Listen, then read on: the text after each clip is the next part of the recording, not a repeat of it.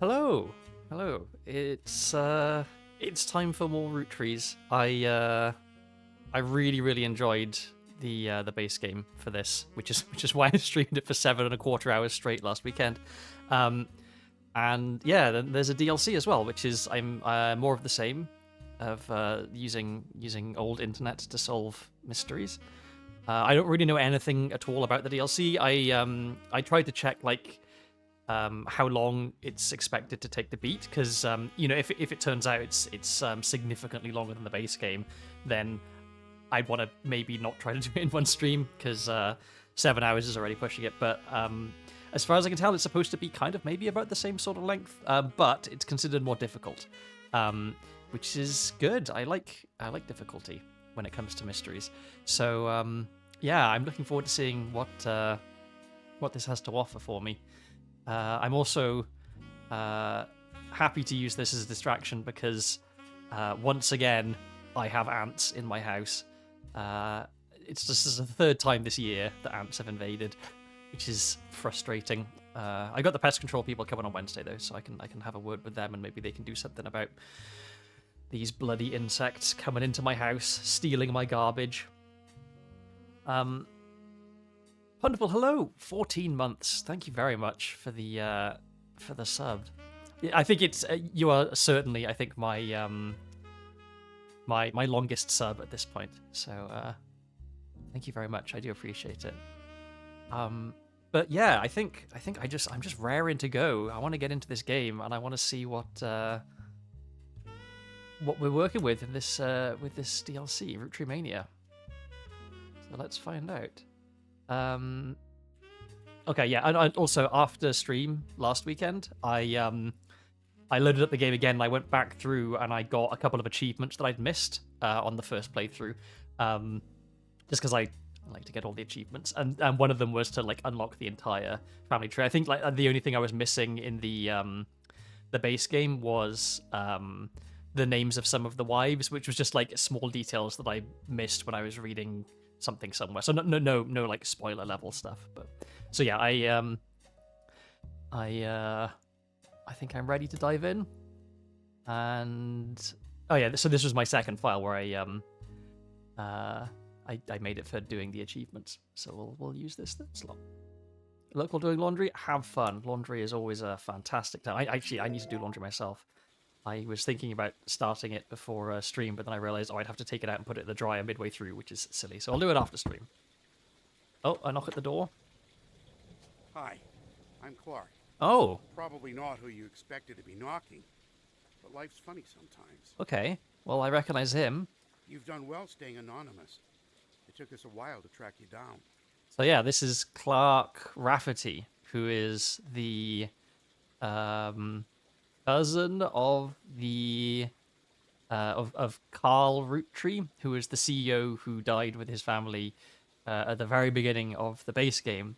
So yeah, he's the guy who was in a band with what was the other guy's name?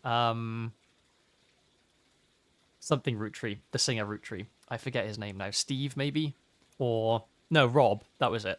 Robert Bob Roottrees was in a band with Diamond LaRue, who was his wife, and Clark was in the band as well with a different LaRue, Jean LaRue, I think, who was Diamond LaRue's sister. But then, shockingly, he got caught sleeping with Kim LaRue, the youngest LaRue sister, who he then went on to have a family with. So that's the background on this guy. A lot has happened in the last year.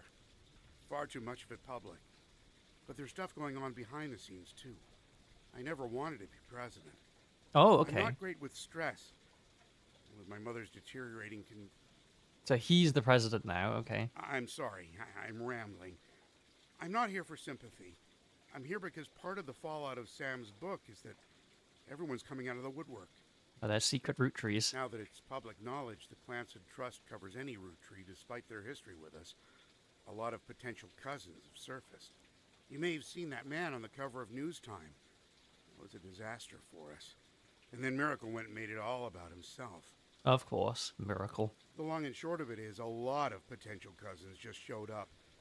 Sam's helping some of them, but she's not really going about it the right way. and she's not taking calls from anyone in the family. I let it slip through a mutual friend that I found you, and I was stopping in. It's manipulative, but I'm hoping she'll reach out to you. You can let her know I'm on her side. In the meantime, if you're willing, I can share our files with you. Pass them along to Sam if she reaches out. I'm genuinely hoping she'll realize I'm an ally. Okay. Feel free to do your own research. I've been told you enjoy things like this. To each their own. Alright, so we are right back into it with more stuff. Notable events. Today is August the 3rd, 1999. It has been 8 months since you helped Sam Madsen with the research necessary for her book. Sam is true to her word and paid you an incredibly large sum of money. I'm still living in the same house, though, apparently. She never mentioned you by name, however, so you managed to keep a low profile. The Roottrees, on the other hand, have not. Below is a summary of notable events since the book's release, though you can refresh your memory in full detail by searching online. Okay. 6 pieces. Sam Madsen's book about Elias Roottree was released in February. It was a bestseller for a few months. At the time, Carl had not yet been replaced. In March, the Roottree Company stumbled publicly as they attempted to respond to the book's release, with multiple conflicting press releases and a clear lack of leadership. Clark Rafferty LaRue. Clark was announced as the permanent successor to Carl Roottree and welcomed Sam Madsen to the family officially. The company hired an outside legal group to handle the changes to the Clancid Trust. This included any other new questions of lineage. 5 Ps? After announcement, there was a rash of different people claiming to be Roottrees, mostly dismissed as opportunists and scammers. The highest profile of these by a wide margin was a rapper named Felix Fellows, who changed his moniker to 5 Ps as a publicity move at the same time. 5 Ps is the only notable person on the updated tree. Roottree Mania, which is the name of the DLC. In another high-profile misstep, Miracle Roottree publicly and vehemently denied that 5Ps was a Roottree. Roottree's legal team then offered to do a DNA test to get 5Ps to drop his claim, and in a moment that caught what seemed like the entire world by storm, the test proved he was a Roottree. Suddenly, the world was obsessed with the Roottrees. Anonymom and Jane Doe Roottree. In July, an anonymous woman, who the press began to refer to as Anonymom, appeared in interviews with her face and voice disguised. She claimed that an affair with the Roottree led to the birth of a daughter, aka Jane Doe Roottree. If true, this would make her daughter yet another secret Roottree, and therefore entitled to a share of the Clancid Trust. Nobody knew it at the time, but this would turn out to be the last chapter in the Roottree saga. As more and more of Anonymom's story came out, people began to notice how much it echoed 5Ps in nearly every significant way. The court of public opinion began to turn, confirming the world's suspicion the DNA test, orchestrated by lawyers on both sides, proved that her daughter was not a Roottree. This final event caused public disappointment, smugness from doubters, and countless accusations of the entire ordeal being an elaborate hoax or attempt at fraud. Things got a bit ugly, and the fun of Roottree Mania seemed to disappear overnight. Now, a month later, it feels like a distant memory. Okay, so we have to Google these things. Previously on the Roottrees Are Dead. This is a new investigation with a new focus. After many months of newfound interest in the Roottrees, it's recommended that you try to catch up with some of what happened since last time. Since web searches may yield new or different results, and some books and magazines from your previous investigation may be relevant to your new one. It's also a much more widespread search. The list of first and last names you can choose from will contain red herrings. Not all of them will be used. Aha. Below is a reminder of some of the most notable beats of your initial dive into the Roottree family tree. All evidence from before is still available, and for your convenience, any searches that do not lead to new information still function as they did during your first investigation. Okay. The Roottree Candy Company was founded by Elias and Gwyneth many years ago. The entire family has a financial reliance on the health of that company. Most of the action took place in or around Butler County, Pennsylvania, where the company was initially located. Elias, Carl, and Raina were on the cover of magazines. Other notable Roottrees, such as Lauren Roottree, Miracle Roottree, and Jim Roottree, had physical media such as record albums, books, and movies associated with them. Lauren's 2 diaries were probably the most useful resources overall, mentioning many of her relatives directly. The 5 pieces, Elias's children, could be identified based on the initials of the original candy flavors. There were 5 presidents of the Roottree Company, many were featured in periodicals. Stephanie Jones and Brian Jones are featured in campaign posters, and led to Caroline Warden's art book, which enabled you to fill out more of the tree. Many of the younger Roottrees were found by following a complex rabbit hole through a conspiracy site that led to finding a searchable web address for Chris Rafferty, Laura's grandson, Chris Raff 75. November Roottree was really difficult to place. Her occupation could only be found via Brian Jones's company website. Ronald and his brother Robert Roottree go by Ron and Robbie. Both worked on a TV show called Brother Trouble until Robbie embezzled money and fled to Paris. Ron unsuccessfully tried to have Robbie removed from the Clancy Trust. It's kind of bizarre that he would embezzle money if he's already in the Clancy Trust. Like, how much more money do you need? You're already a millionaire, presumably. Sam and her father were cryptically mentioned in a book about historical letters. There are also a few dead ends and red-out herrings. Aloysius Herring at Roottree, who claimed he was a Roottree but was not. Family Man, a book about Elias Roottree, turned out to be propaganda and not useful. Lauren's other books, historical romance novels, were not very useful on their own, though could lead to other information. And Caroline Morden's sculptures were not useful. Okay. And so this leads us to things. So we have more to look up here, I guess. And then, yes, this is just a recap. Today, August 3rd, 1999, there was a knock at your door. Clark Rafferty LaRue, the current president of the Roottree Candy Company, explained that multiple people have come out of the woodwork to claim to be Roottrees. He's been trying to work with Sam, but she has not answered his calls. He also handed you a letter that he said you could share with Sam that said the following. To both of you, the company I hired to help us with the Clancy Trust is busy pouring through the entire family's history, as well as people they may have had contact with. That said, the family is not particularly happy with this, and they're doing their best to slow things down. Many of them are actively avoiding our interviews. Skeletons in the closet. What are people hiding? Every time there's a high-profile public case, it causes headaches, so please, I don't mind if you do your research, but I ask that you stop going to the press. Instead, we have a highly trained team of lawyers to back you up. We're ready and willing to verify anyone and everyone you believe could be realistically part of a relationship that led to the birth of a new Roottree. Just tell us who to investigate by filling in the new sections of the tree, and we'll take the time to handle verifying that the timeline checks out. But keep in mind why we're here. If someone didn't have a child, or has already been disqualified by our lawyers, like in the case of the girl with a negative DNA test, there won't be a place for them in the tree. We're not just looking for affairs and infidelities, we're only looking for the ones that led to potential new Roottrees. Some spots in the new section will be marked with a tree icon. Those areas are reserved for members of the original family tree you filled in 8 months ago. Just like last time, be sure to use birth names for everyone you add. Married names or nicknames won't be enough. To start sorting out the infidelities, I recommend you turn your eyes to the men in positions of power. I'd love to say that's only because it would have been a lot harder for the women to hide 9 months of pregnancy and birth without the family noticing, but I can't. It's because men in positions of power are often bastards. I'll be blunt. I'm no stranger to infidelity. Yeah. I wish I could claim that I was a perfect husband, but you've seen the family tree, so why pretend? Some of us learned how to wield our family name and fortune to our benefit. Consequences be damned. I can't change the past or unhurt those who I betrayed. Instead, all I can do is be honest with myself and to you, refuse to make any more mistakes, and do my best to sort out the various messes we've left behind. So please, fill in the tree, and together we can figure out how to begin to make amends. Good luck, and thank you both, Clark. Okay, so, note of let's start here. It seems like a good place to start. So, yeah, we can start looking up stuff from this, but first I want to have a look at our new tree. Okay. Oh, it's just below the original tree. Okay, so we still keep everything we had before. Okay, we need to fill in 4 before we get more stuff. Oh, and there's a top secret bit as well. Have to be extra sleuthy this time around to deduce the truth. Pay close attention to what you find. Be sure to look into loose ends. Okay. So this is an infidelity. So we've got someone from the original family tree and then some new person. Oh, and they've got dates as well. Okay, so 1921, 1949, 1975 to 1982. And this was... Wow, this... Oh, okay. This person was busy. This is 5 affairs, all of which may have led to children. And then...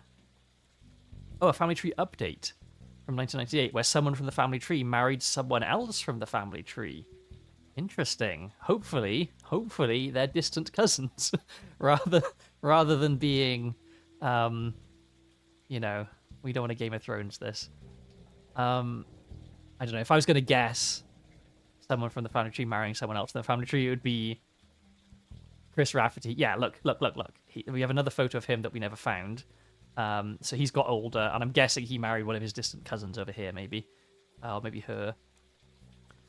Because, like, this is, you know, they're still part of the same family tree, but when you got to go, like, what would this be, like, 1, 2, 3 up, and then another 1, 2, 3, 4 down. Like very, very distantly related. I think they're probably safe there. Okay, let me just make sure also that there was nothing. Yeah, no photos. Okay, no faces to click on. Okay, so. Ah, wonderful.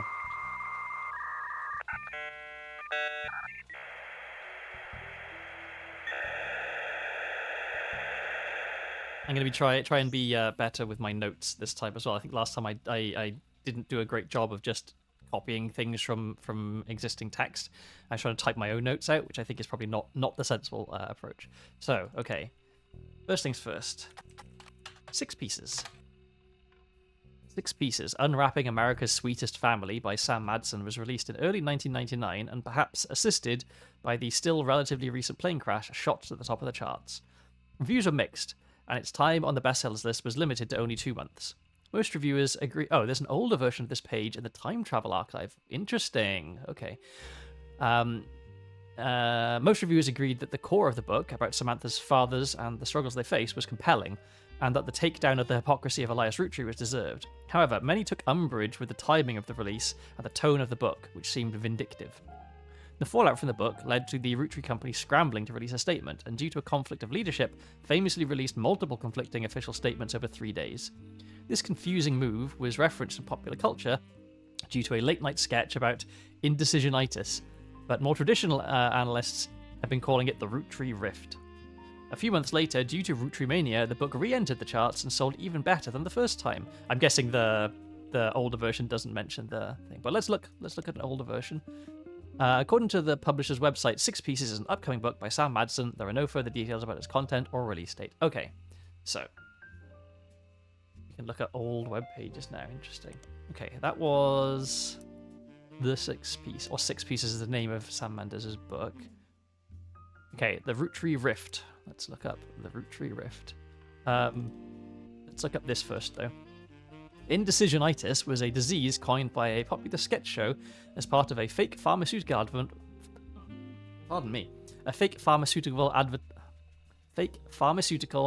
advertisement for Jit Together.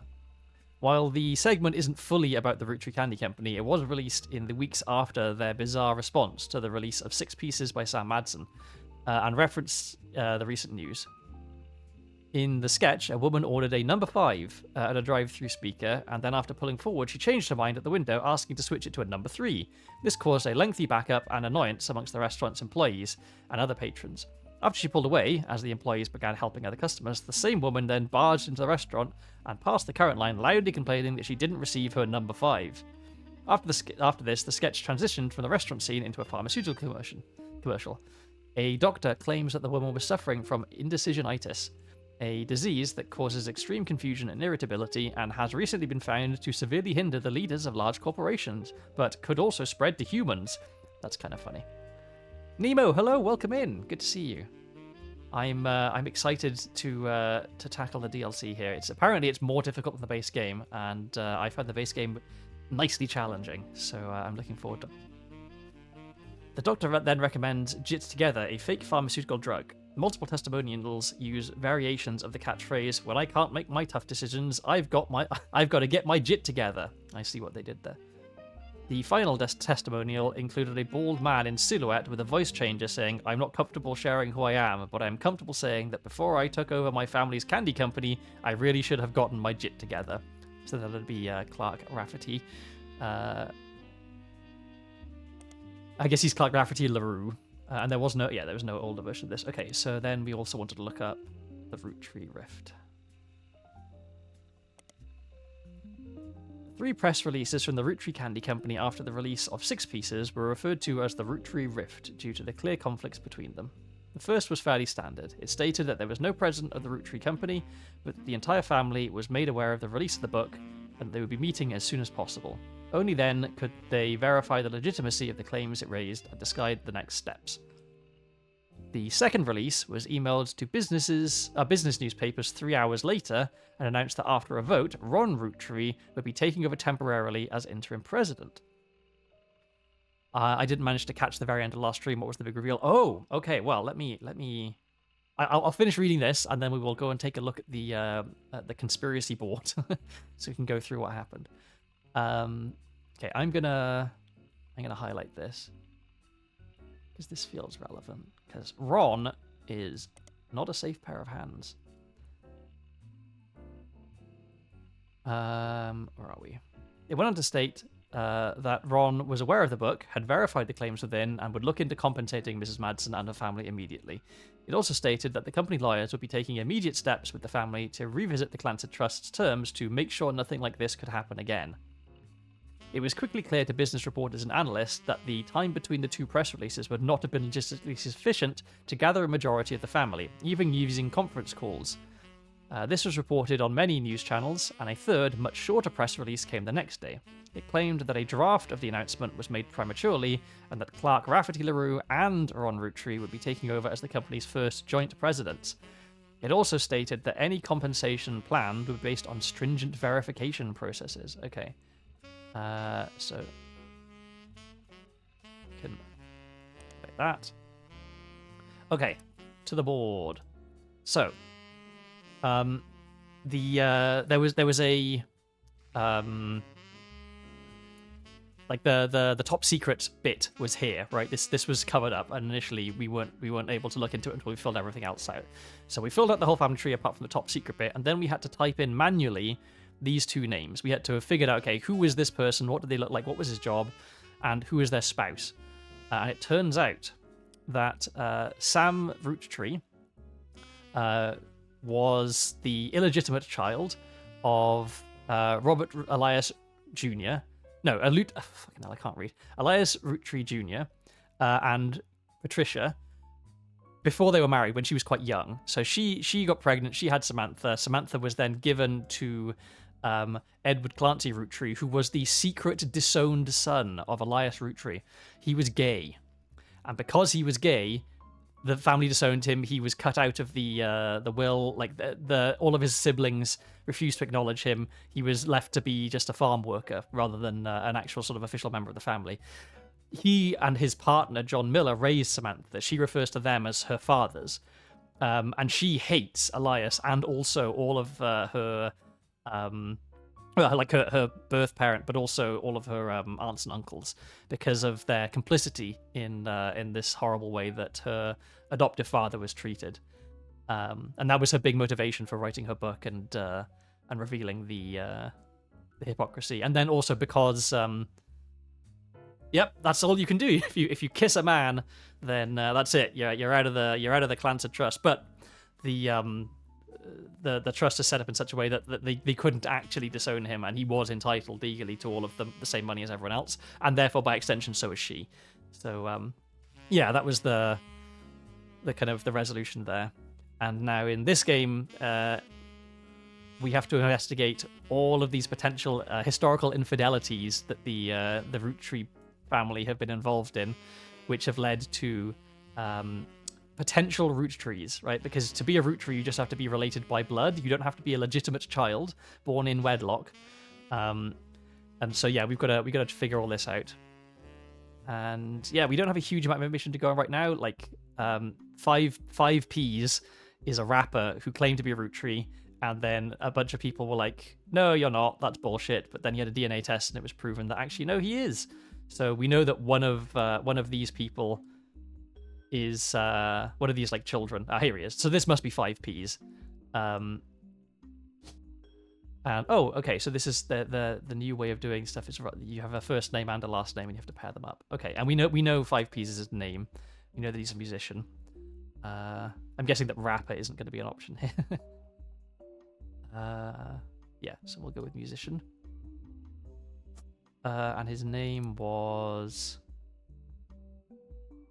Felix Fellows. And I'm sure we'll be getting a photo of him very shortly. So I guess what this means is that this is his mother, who had an affair with this person, who had lots of affairs. And that, yeah, he's not actually... Maybe his parents, like, well, his father no, his stepfather, I guess, his cuckolded father, split up with the mother after this was revealed. Possibly, I don't know. We'll figure out the details maybe, but yeah. So yeah, we got to fill on this. And I'm very curious about this situation because this means that this is someone from the original family tree, and this is also someone from the original family tree who got married and had a kid. And while I suspect that it's going to be like, her and him or something, it's not outside the realm of possibility that it's like siblings, It would be a bold choice for the game, but it could happen. So yeah, got all this figured out, and we've got another top secret thing here, which we will, once we fill everything else out, but this I guess will be revealed. So with that in mind, I feel like let's do Clark Rafferty LaRue as our next search because we're working our way down this. Okay, Clark Rafferty LaRue is the new president of the Roottrees Corporation. This does not include a Root, which appears to have its own new leadership. Okay. Root appears to have its own. Well, we'll want to figure out who is the new leader of Root. Whoops, I didn't mean to open that. I'm going to be try and be better about making notes of anything that I need to come back to later and figure out, because I think I went too far down rabbit holes in the first, in the base game, and forgot that there was stuff that I needed to go back to. So I'm going to be using the notes very heavily this time, I think. Okay, in early March of 1999, about 5 months ago, it was announced that both Clark Rafferty LaRue and Ron Roottries would be taking over what was essentially described as a transitional period in the aftermath of Six Pieces. About 2 weeks later, the company released a press statement that thanked Ron for his work, but announced that Clark was the new permanent president. Well, yeah, okay, well, Ron is a liability, so that's not surprising. Most of the information about Clark you knew already. Many descriptions of him tend to focus on his advertising career, and that his mother was Lauren Roottries. Few seem to touch on his complex and volatile marital history. For a reminder of what that was, here's Clark. He was initially married to Danielle Franks, and then they split up, and then he was married to Jane LaRue, and they had a kid, and then he was caught sleeping with Jane LaRue's younger sister, Kim, so he and Jane split up, and then he and Kim had 2 more kids. So, yeah, busy guy. And I guess we'll be getting a new photo of him at some point, because he's older now, maybe? Or maybe we'll get a younger photo of him. So yeah, we get a new photo of him, we'll get a new photo of Chris Rafferty. I think that's... Oh no, we'll also get a new photo of Zach Morden. Okay. Which makes me think that maybe Zach Morden is one of these people. Because why else would we get a new photo of him? This inheritance structure is the same thing that caused the Mosuo people of remote China to adopt the practice of brother marriage. All the brothers in a family marry one woman and raise the children in a group to prevent land inheritance from breaking apart. Having played Crusader Kings, I can see how that would be a very helpful approach, because it's not uncommon when I'm playing Crusader... I haven't played Crusader Kings for ages, actually. I should play it again. But it's not uncommon when I'm playing to have, my wonderful golden son, who I've been grooming since childhood to be the best monarch ever, and then he's got 4 utter fuck-up siblings who, on my death, will inherit several large parts of the kingdom and then cause lots of trouble. And so what I need to do is murder all of his brothers, because you can't have everyone marrying the same person in Crusader Kings, unfortunately. So yeah, infanticide is my only option, or become the son and then commit fratricide and hopefully prevent them from having any sons that could inherit from them. But yeah, brooding the family tree is an important gameplay aspect in Crusader Kings, because you can't have idiots inheriting. Okay, we've got an older version of this page, which we will look at. Oh wait, did I skip something? Hang on. I did skip some. Oh yeah, I was just talking about his complex volatile marriage. Yeah. So, since taking over, Clark has tried to remain out of the spotlight, but did have one notable foray into the public eye. He gained a lot of support when his first move was a statement in favour of accepting Sam and her family into the trust.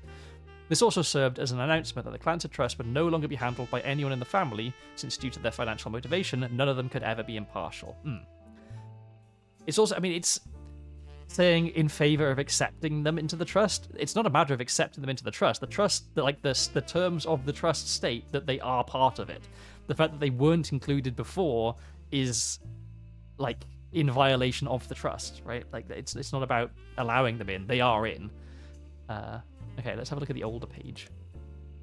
A few fan sites for the band Jim and Diamond seem to mention that he used to make music with Clark Rafferty. They mentioned an album called These Times. Okay. That was, I think, from the base game. That's such. Okay, so the next thing we want to look up is there. Here, 5Ps.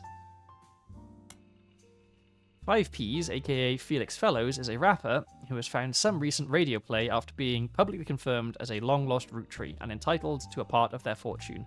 His alias, 5Ps, is a play on 5 pieces. An article you find on a website known for their particularly harsh reviews of modern music gives his most recent album, Root of All Evil, 1 star out of 7 for whatever reason, with the headline, "More poser than my action figure collection." Okay. Let's see. Let's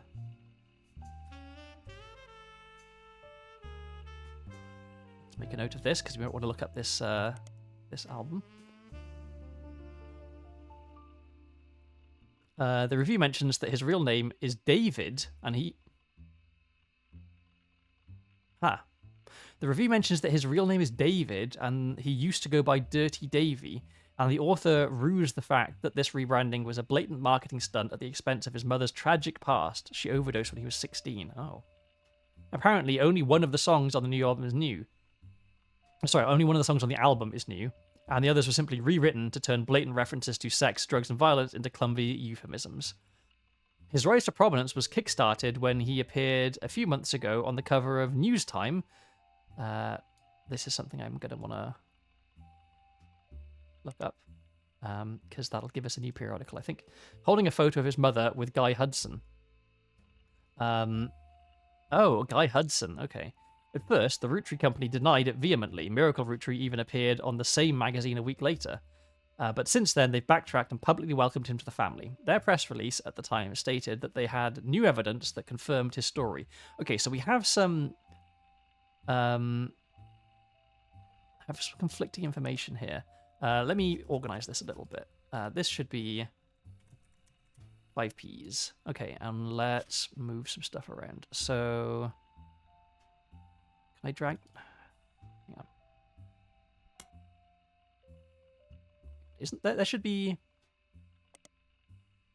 Hang on a second. Hang on. I swear there was a way to reorganize your notes. Like, I should be able to move this stuff around. I can delete notes. Why can't I move them? Oh. Okay, here we are. So, 5Ps. There. There. And this can be about...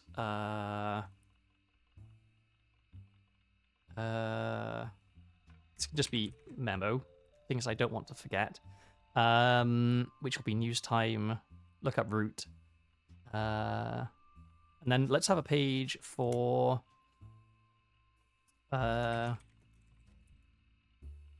root company. Root companies. Root tree companies. Okay. And so that'll go there. That'll go there. Okay, cool. Right, yeah, because 5Ps. The highest profile of these was a racket named Felix Fellows. So, is Felix Fellows not his real name then? And his real name is actually... David? David Fellows, maybe? Let's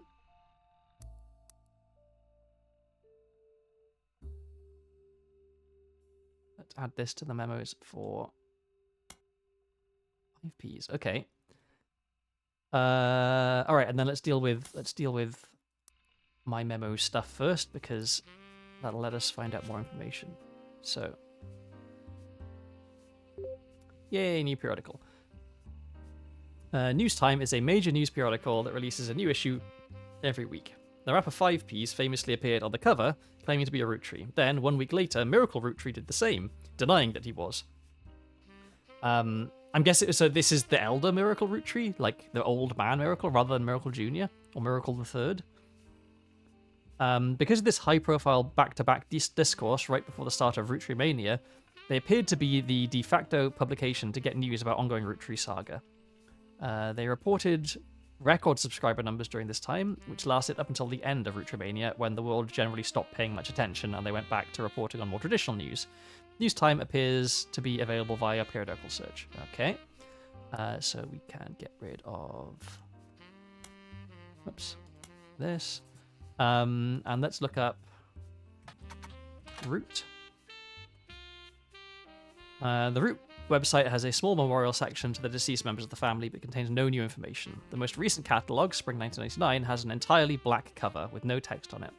On the leadership page, you learn that Root is currently managed by a designer who is apparently Brenda White's second in command. You don't recognize her name, but she seems unrelated to your search. Okay. There's also a scholarship page. On it, you find information about the Roottrees Sisters Fashion Scholarship. It's awarded to 3 underprivileged high school girls each year who wish to pursue a career in fashion. Apparently, it also gives them an opportunity to show off their designs on professional models on a real runway. According to the site, the fund was created directly from shares that would have contributed to the inheritance of the Roottrees Sisters if they were still alive. Like other aspects of the Clansed Trust, it's managed by Ruby Legal Enterprises. Okay, let's add a note about that to... yeah. And then let's also... research this. Ruby Legal Enterprises is the name of the law firm that has been hired by the Roottree Candy Company. The company is named after its head lawyer, Ruby Spratt. Add a note about her. I assume her. It could be him, I guess. You can't find much about the company from before this year, though all of the articles tell the same tale. After the fiasco of Six Pieces and the revelation that the Rootree's internal law group was complicit in such a cover-up, they hired outside counsel. The Ruby Legal Enterprise Group now seems to have ties to multiple aspects of the Roottree Corporation, including the Candy Company and Root. They were recently in the news due to a high-profile lawsuit they raised against Cicely Sanchez. Okay, well, we will... well, I guess we may as well just search this right now. Cicely Sanchez is an author best known for Portrait of a Changed Man, released in 1979. Okay, I'll add this to memo, I think. The follow-up, Foreign Gospel, 1984, did not perform well critically, but still sold quite respectably. Okay, I'll add another about that. Things to follow up on. Okay, we did follow up on that, so we can delete that. She's written a few more books since then, including a biography of Van Gogh, but her first 2 are her claim to fame. According to a site about authors, Cicely is known for her non-fiction, with a focus on exploring darkness in the human psyche. Recently, Cicely appears in a magazine called Picotee, which we'll be searching next, with an article about a book she had been commissioned to write for Guy Hudson. The magazine and Cicely herself were immediately issued a cease and desist due to its inclusion of pictures that she never had the rights to publish. The issue was pulled from store shelves, making it an instant collector's item. Okay. Right, well then let's search this.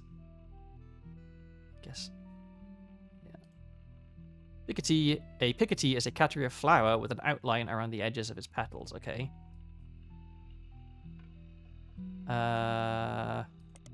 Maybe that's relevant, but let's see. Okay, a magazine. Okay, well, can we do Picotee magazine?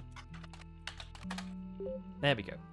Picotee magazine. Okay, so we probably don't actually need this. A Picotee magazine is a publication that, as far as you can tell, has no consistent theme. It tends to contain tabloid-esque articles that appeal to a wide variety of audiences and appears in many grocery stores near the checkout line.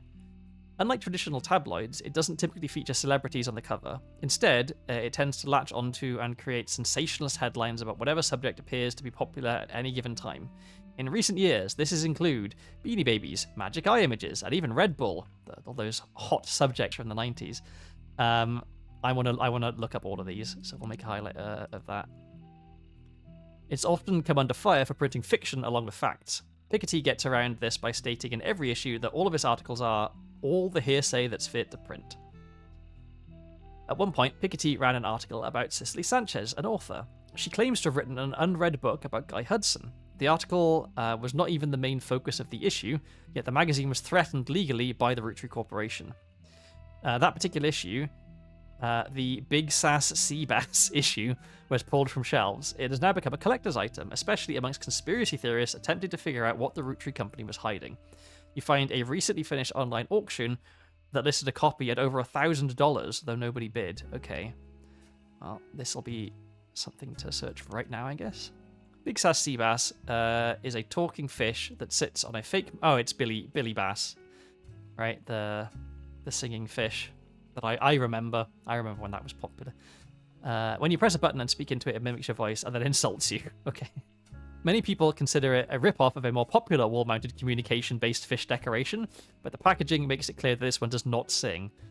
Instead, what the advertisements say sets Big Sass Sea Bass apart from its competitors, a sardonic and sarcastic wit that will leave you reeling with laughter. It's oceans of fun for the whole family. You'll be hooked on his big sassy bass. The words reeling, oceans, and hooked are conveniently bolded to ensure you recognize how clever the copywriter was. Recently, it appeared on the cover of Piketty magazine in the same issue that a Roottree-related article appeared. That issue was removed from stores after the Roottree sued the magazine. The issue has become a collector's item and ripe for conspiracy theories about what the Roottrees were trying to keep from people. Okay. Alright, what to look up next? We looked at Piketty. I'm just gonna do it. I'm gonna see what it has to say about Beanie Babies, Magic Eye Images, and Red Bull. Nothing relevant for Beanie Babies.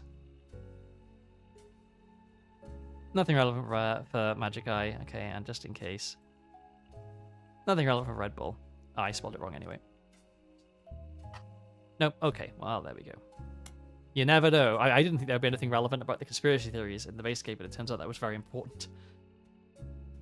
You're in the closed donation phase, and you happen to look over to see a text document on screen and panicked, thinking it was a short... No. I would never, ever, without express permission, share anyone's work on stream. Okay, so we have some periodicals. Okay, so one thing I want to do, I want to look up 5Ps in Teen Blast. Oh wait, no, 5Ps. Because we can get a photo of him from here. 5Ps is popular and attractive enough that even though his music is not targeted towards teen girls, they seem to be paying attention anyways. While he hasn't done any interviews with the magazine, they've listed him among the hunky hotties for the past few months, with small bios that tell you various facts about him. This includes his real name, David, his birthday, February 9th, 1977, his star sign, Aquarius, and where he grew up, foster care in Portland. I wonder if that is Oregon or Maine. Okay, well, we can have his birthday.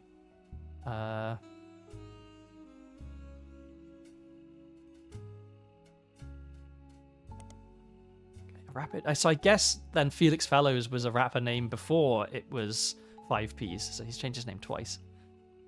A letter to the editor also claims that it's not possible that he was born in 1977, as he claimed on a song called 17 Magazine, that he turned 17 in 1992.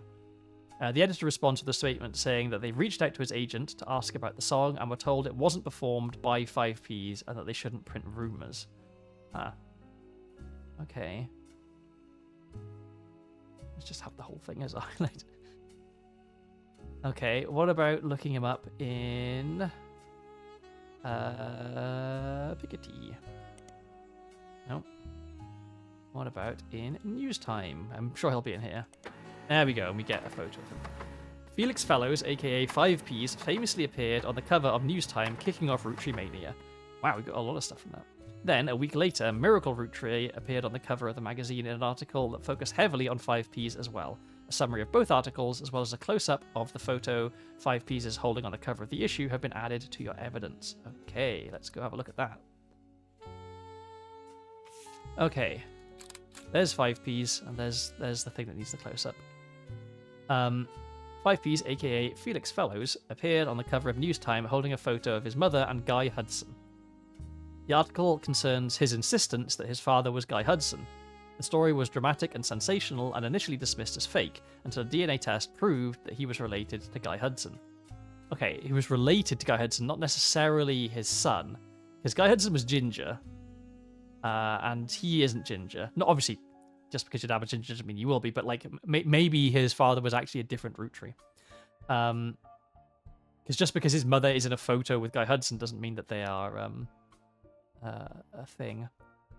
Okay. Wait, hang on.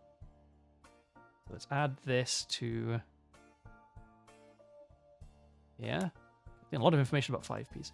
5P says that his mother, Joanna, was Zach Morden's secretary when he retired. Okay, so maybe his father was actually Zach Morden.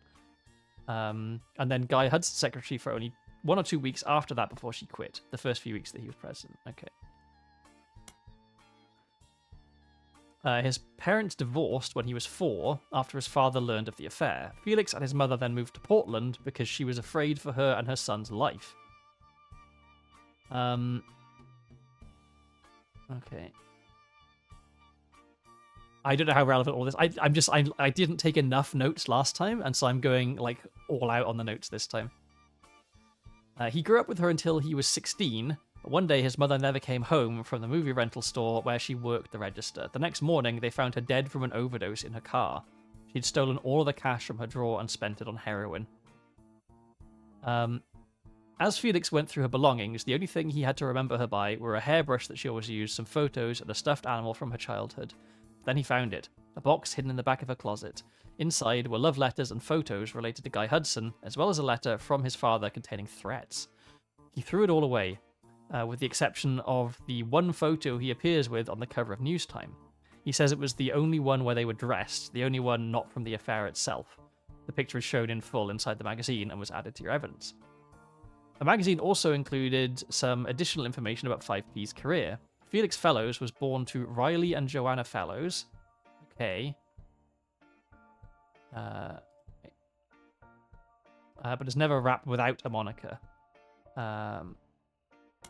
So yeah, his real name is actually David Fellows, I guess, rather than Felix. He tried to find success by opening for other artists and even by selling CDs on street corners in Portland.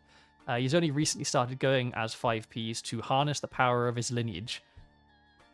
The writers did some research into the truth of these claims and were able to confirm that Joanna did work for the Roottrees Company as a secretary sometime during the early to mid-70s. It also confirmed she died of a drug overdose and that Felix went into foster care soon after. They were unable to track down his father.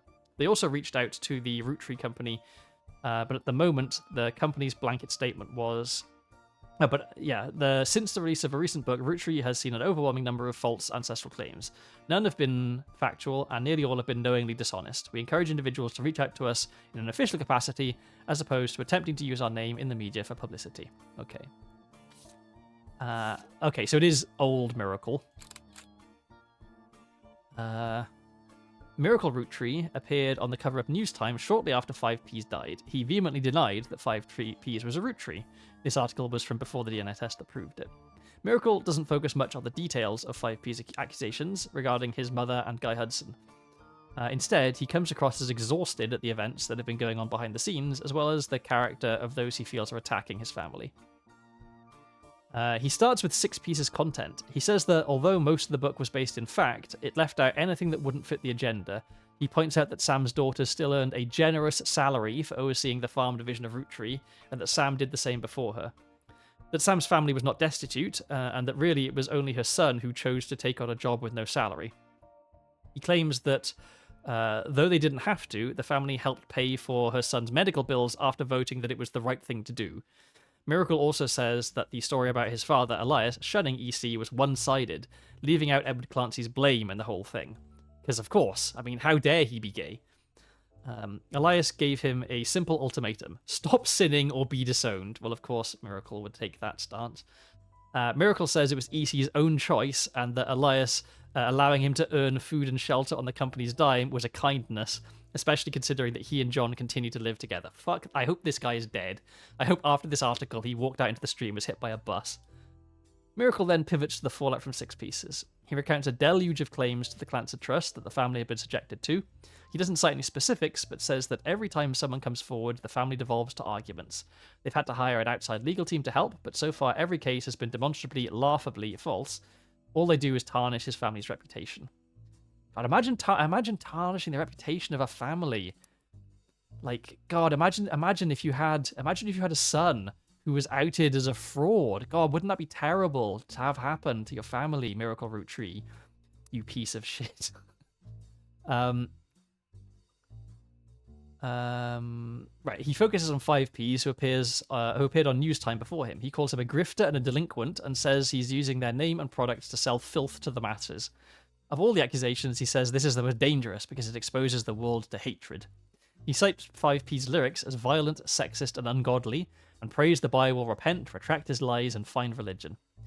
Lastly, he turns to the future. Miracle states that those that wish to hear the true story can join him on his farewell tour this upcoming fall.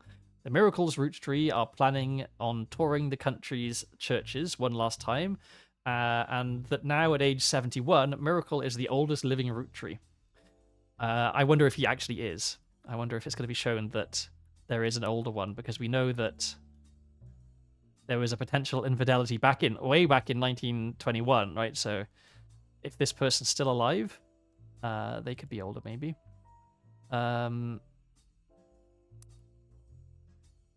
While he plans to continue preaching at his own church in Butler County after the tour, this is your last chance to hear the truth of the man with the most complete recollection of one of America's most notable families in your own hometown.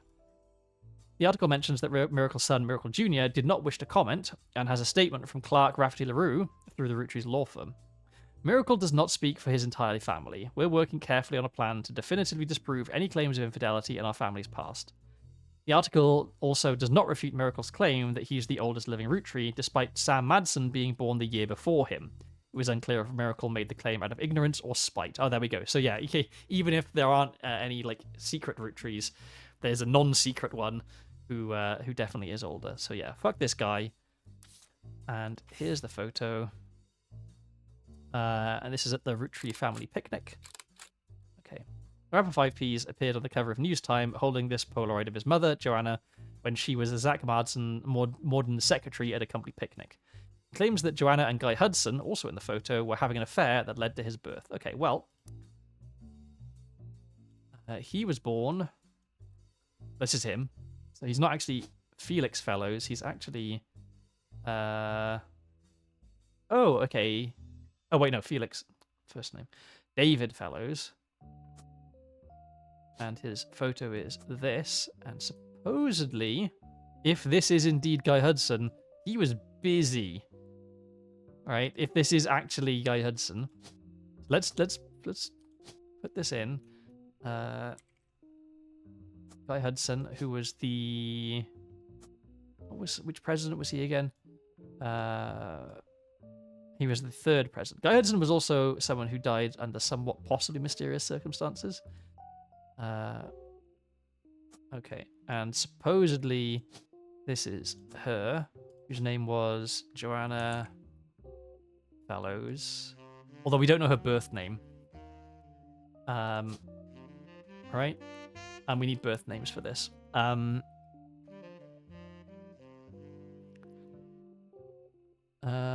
Okay, so this is not needed anymore. But it's possible that he wasn't actually born here, and when he says he was born. Okay, his father, Guy Hudson. Okay, his mother, Joanna, was Zach Morton's secretary. His parents divorced when he was 4. Riley and Joanna Fellows. So Riley Fellows, certainly. But we don't know her maiden name. She's Joanna something, but we don't know what. Okay. And we have a new photo of Miracle, which we can't put in for some reason, which is interesting.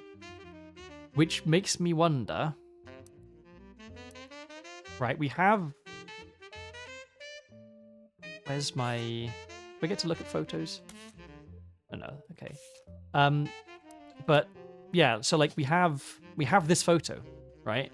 So either we're going to have some leftover photos at the end that never got used, or, which I think is possibly more likely, Miracle Roottree is one of these people here, right? One of these people who had committed an infidelity. Although it is interesting that we can't put this in here, because we can put a new photo in for Clark, right? So it's strange that isn't the case of Miracle. Okay. All right. Let's see. What do I also need to look up? Miracle Rootry would absolutely be featured in your stream. I think all of the 3 generations of miracles would be.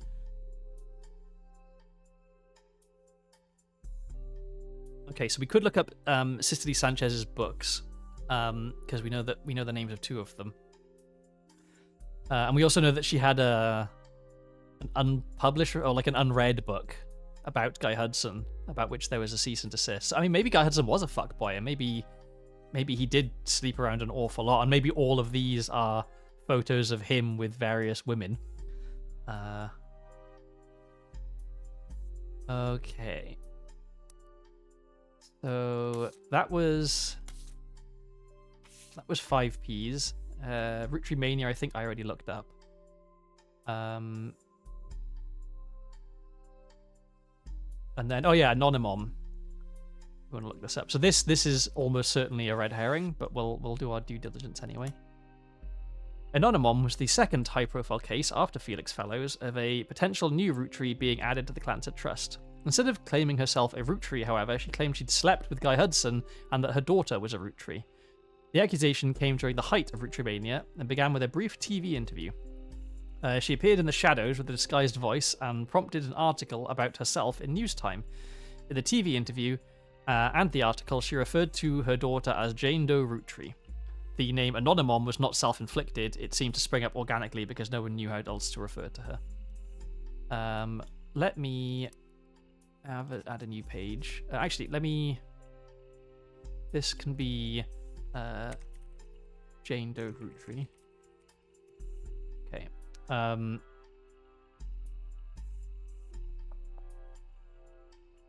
Which, yeah. I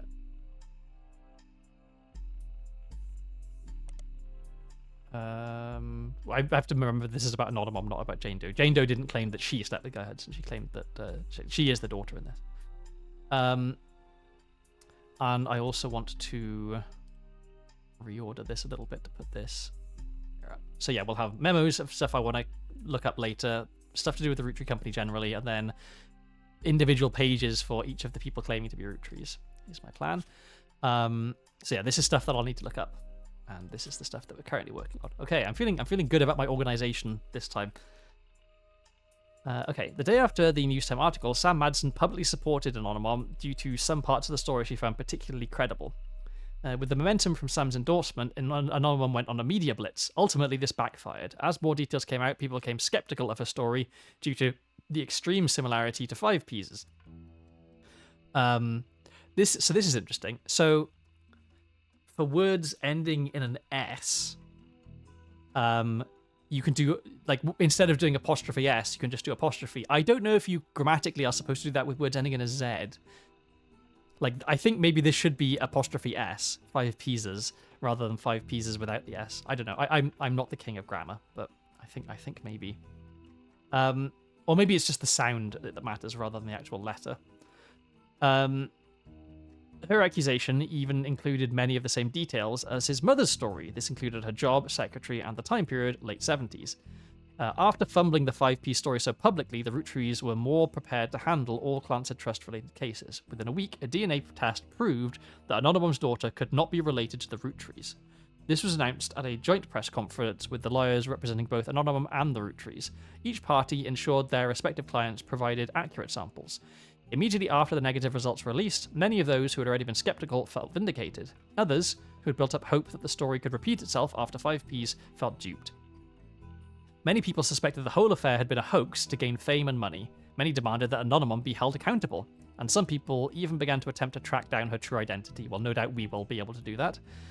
The Roottrees Company felt pressured to put out a second statement to curb some of the backlash, even going so far as to say, though it was scientifically proven that Jane Doe Roottree is not a Roottree, this doesn't mean that her mother and Guy Hudson were not involved in an affair. She had every right to make her claim, as it has been verified that her stories about Guy Hudson were not exaggerations. Please leave their family alone. Okay, this feels like a thing we should include. So, okay, that... But also, okay.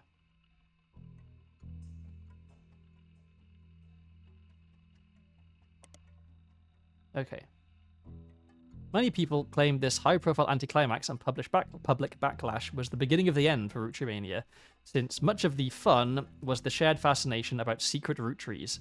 That feels like a thing to look up. Others think that, like any fad, it just ran out its course naturally.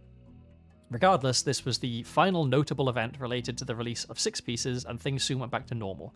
Jane Doe Root Tree has already been eliminated as a potential new root tree by the company's lawyers, who are the ones verifying her work. Anonymous Affair does not appear on your updated tree. Okay. So, she isn't a root tree, but her mum did have an affair with Guy Hudson, so Guy Hudson was a fuckboy. Okay. And then... okay, and that was another one. Okay, so... what are we looking up next? How are we filling in any of this other stuff? Like, what are the threads for us to pull on? I guess maybe we end up finding this book about Guy Hudson, and that'll fill in a lot of this thing, and then we'll get more stuff. But I also think if we can look up David Fellows, maybe we can find his mum's maiden name. And what? Oh, she was a cashier. That was her job. Okay, so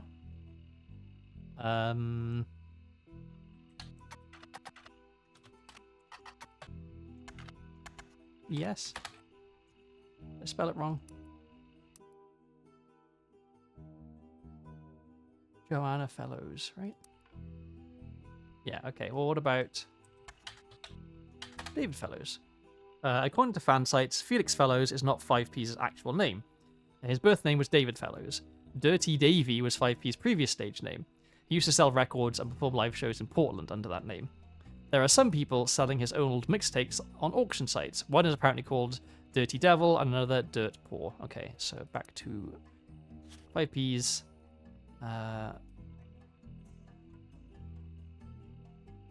Okay. So let's look up Dirty Davy. Okay, that just takes us back here. And he used to perform live shows in Portland. So do we have... I mean, he's not going to be in Starlet, I don't think, or Teen Blast with that. Maybe here? Did I spell it right? Dirty... oh, that's the... okay, the album is called Dirty Devil.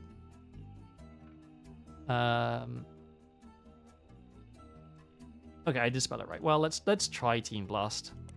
Oh. I guess News Time will just take us... no, okay, nothing but the County Times. Oh. And he's not going to be in there, and this Music Monthly is a defunct magazine. So...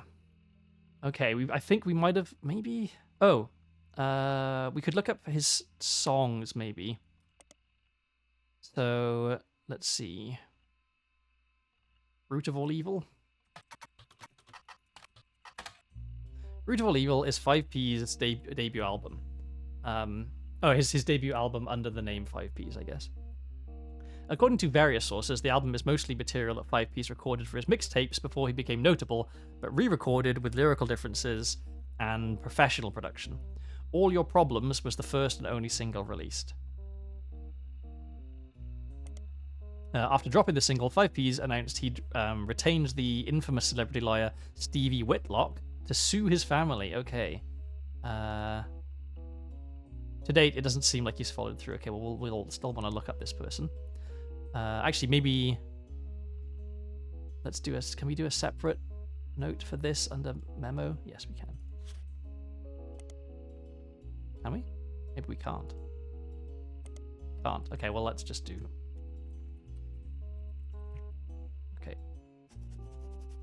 to date, it doesn't seem to follow through. At first, the single didn't make much of a splash, but Whitlock, known for publicity stunts, paid thousands of teenagers a few dollars an hour to call and request the video on MTV, which increased his profile.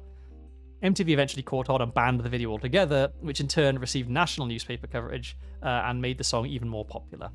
Okay. And we've got other things. 17 magazine. 17 magazines. Oh, did I... Oh, sometimes referred to as 17 Magazine, is the title of an unreleased and controversial song by Dirty Davy. There's mentions of it on a few sites, claiming that it was the first release of his first mixtape, but was removed. Oh, it was on the first release of his first mixtape, but was removed. There's no audio or visual evidence of it existing, but there are independent accounts from people who have claimed to have heard it, and they do generally line up. According to their recollection, it was about many different loosely connected occurrences of the number 17, mostly violent. The intro states that it was written on Davy's 17th birthday and involved a fictional but glorified series of murders at a fashion show for a teenage magazine with a similar name to the song title. The person doing the violence was apparently trying to beat Dahmer's high score. Jeffrey Dahmer had pleaded guilty to killing 16 people in 1992. Due to major acts of gun violence in schools earlier this year and the subsequent backlash against violent music and video games, it was generally considered in very poor taste to bring it up. Most of the people that enjoy mentioning it online are either trolls trying to shock people or come from the morbidly curious corners of the internet. Okay. Interesting. So...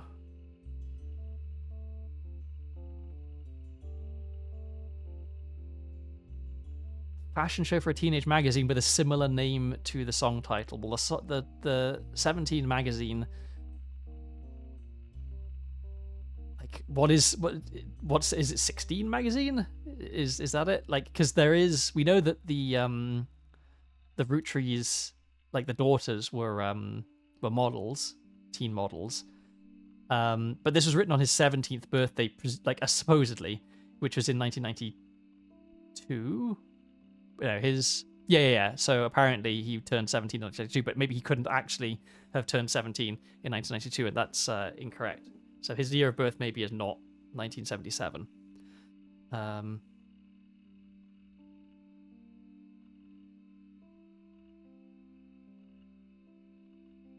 But maybe he just said that he turned 17 in the song because the song is about 17, the number, and it wouldn't work if he wasn't 17.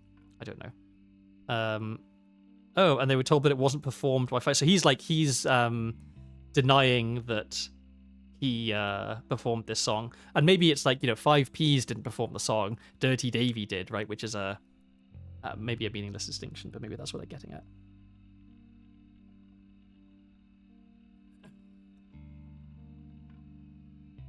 at. When was Columbine? Is this like a veiled reference to Columbine? I don't remember when Columbine was. Okay.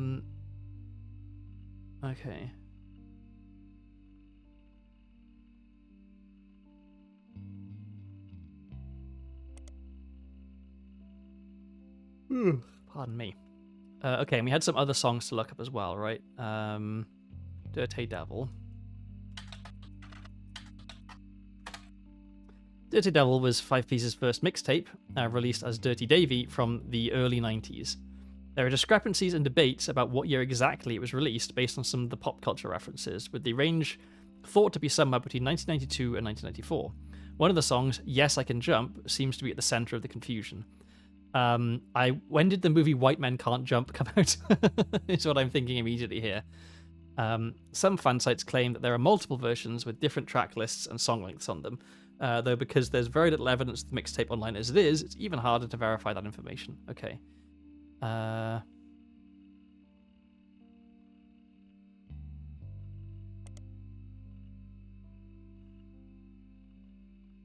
Just highlighting everything. I can delete stuff if it turns out it's not relevant. Dirt Poor was a mixtape by Dirty Davy released in 1996.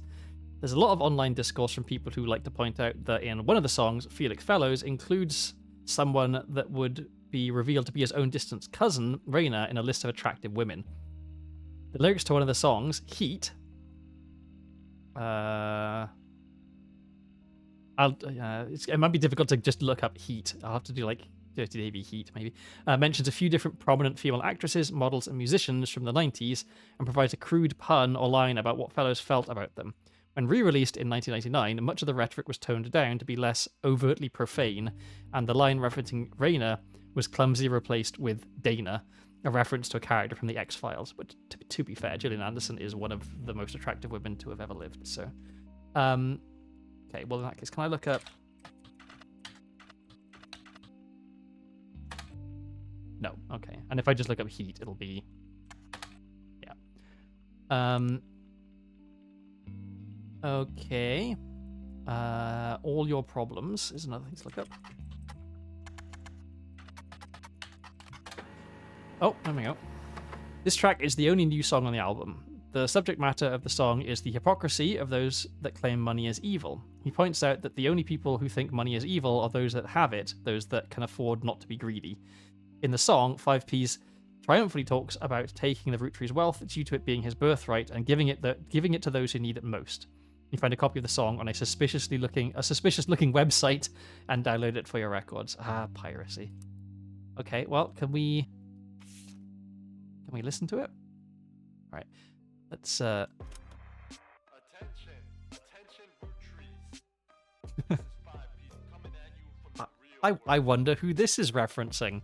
the place you ain't ever lived in. You say money is a root. Oh, we have the lyrics here. It received some airplay, but didn't make a big splash critically and commercially. Still, it's kind of catchy. Man, y'all are hypocrites. Sitting back in your massive estates, built from the cash that your ancestors gave you. Acting Okay. like you somehow deserve it. So we've got Wish.com Eminem in this game, which is not something I anticipated. Money, or you might burn bright in hellfire someday, like that Madsen chick and her two dads. My pappy's cleansing trust should keep you away. Yo, it's disturbing catching a sermon from a geezer who's never known hurt, but blurts out these claims that somehow we're sinners because we didn't earn it. When all of your worth it came free with your name, you expect me to. I wonder who did this, because I know that in the beginning of the base game, the news reporter on TV announcing that the Roottrees Are Dead is actually the developer of the game. So it would be funny if you're gonna make a cringy Eminem reference rapper in your game, and then you do it yourself, right? But maybe he hired someone to do this. Okay, so it doesn't explicitly say the lyrics are not relevant to the case, because it did do that for some of the other songs in the base game. So I should actually read these and make sure if there's anything specific in here.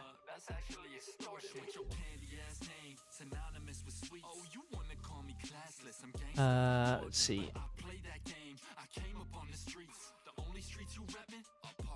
I want to know, is this I assume it's Portland, Oregon, because that's like the bigger Portland, but most of the game takes place, or is like the company is based in Pennsylvania, right, which is much more East Coast than the Portland is. But I have to imagine that there's not that many rappers from Portland, Maine, so, let's see. Is a root of all your problems. Let me take those problems away. You say money is a root of all your problems. Let me take those problems away. Okay, well, I'm not seeing anything You say jumping out at me from there. is a root of all your Can we stop this? Let me take those Can I play a different thing? Let's go back to some nice jazz. Not that I don't appreciate the music, but better vibes, I think, with the jazz. Okay. Oh,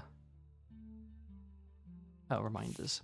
So there's 8 things in this reminders that I can get information from.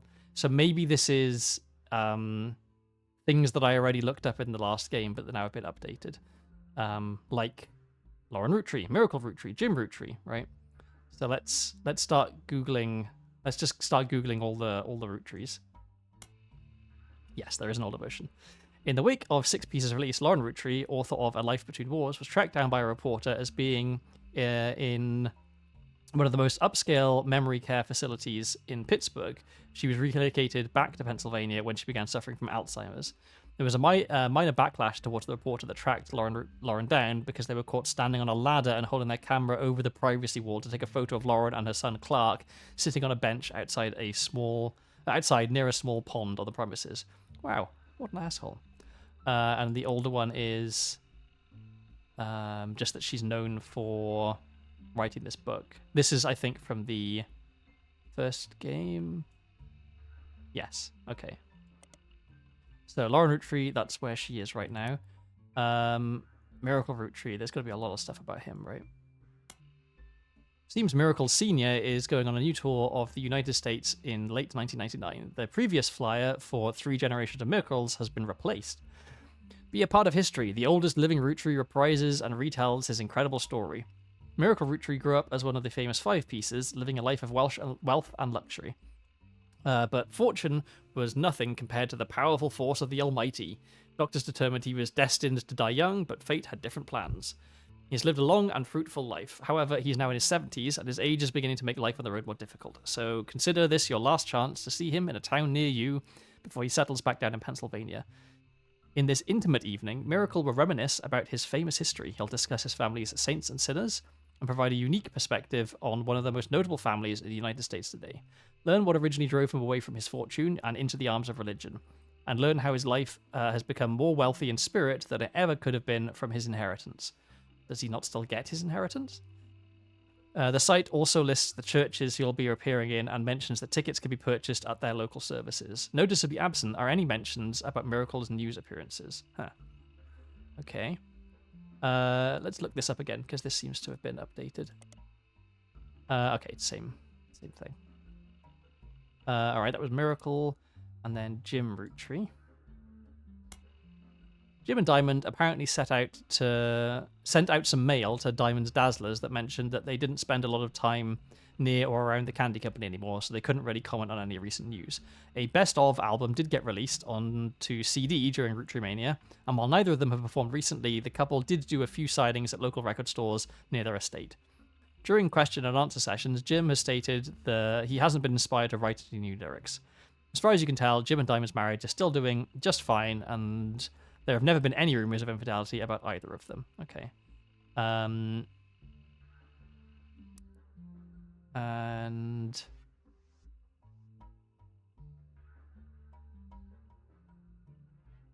Elias and Gwyn. Yeah, I guess probably a lot has been written about Elias Rootree since the book was released. So let's.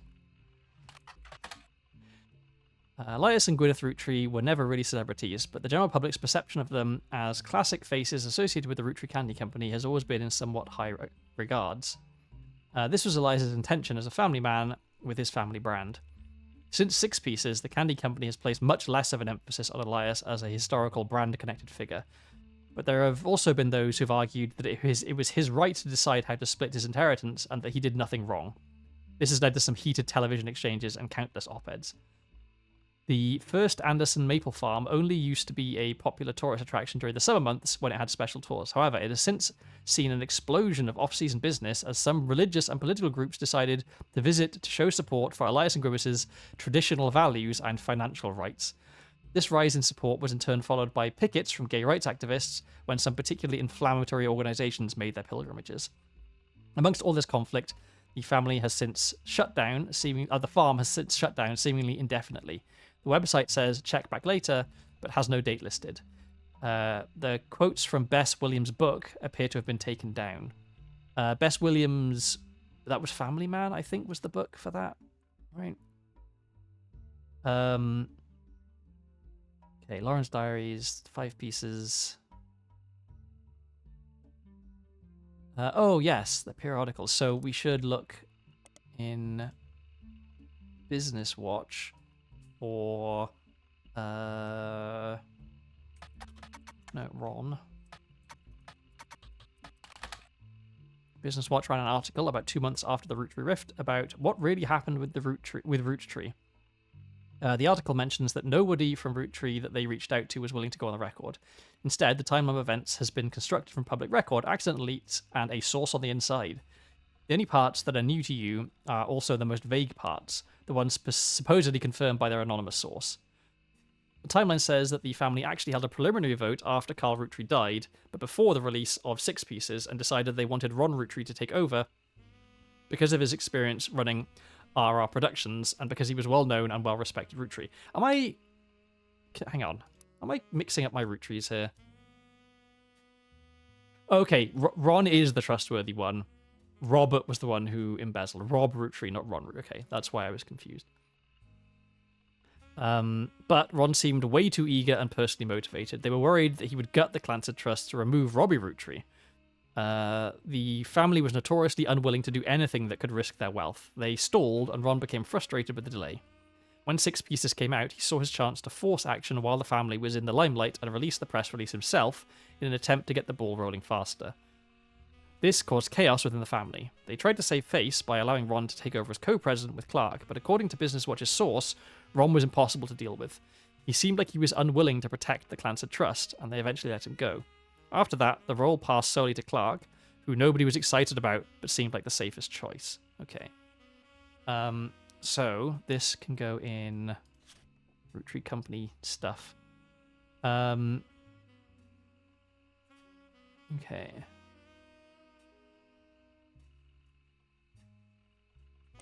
That, and then... okay.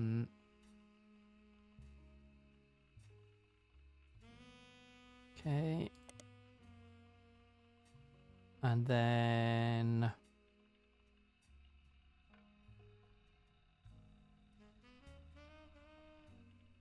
okay. So there's a lot of internal drama going on in the company and family.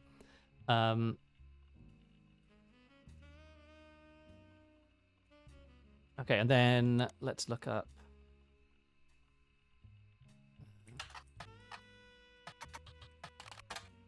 oh, but he's not... he's Rafferty, isn't he? He's Rafferty LaRue. There we go. Clark Rafferty LaRue, as well as Ruby Spratt and her company Ruby Legal Enterprises, were featured in Business Watch after the company took over as the keepers of the Clancy Trust. There's an article about that process that interviews both Clark and Ruby.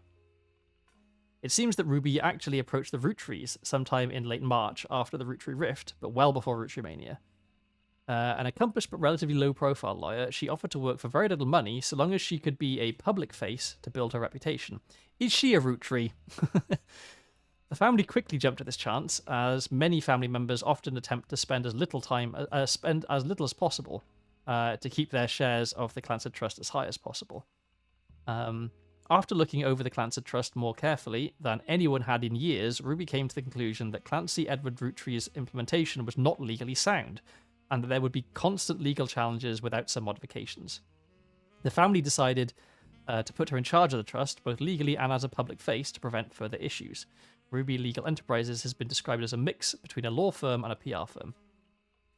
Their first move, as a sort of trial run before she was even hired permanently, was to help them draft a public statement accepting Sam into the family and declaring that they'd begin to address the Clancy Trust.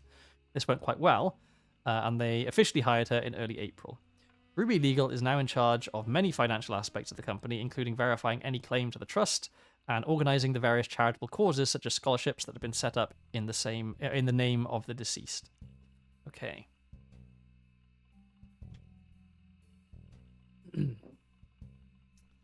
And there's an older version of this, which is... oh, this is about the Clancy Trust. Okay. All right, and if I look up Ruby Spratt, I'm guessing it's taking this to the same page. Yes, okay. Well...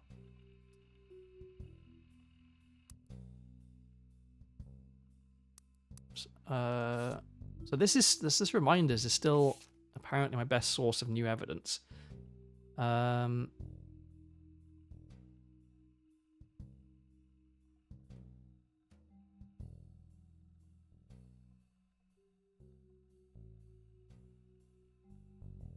wondering if somewhere in here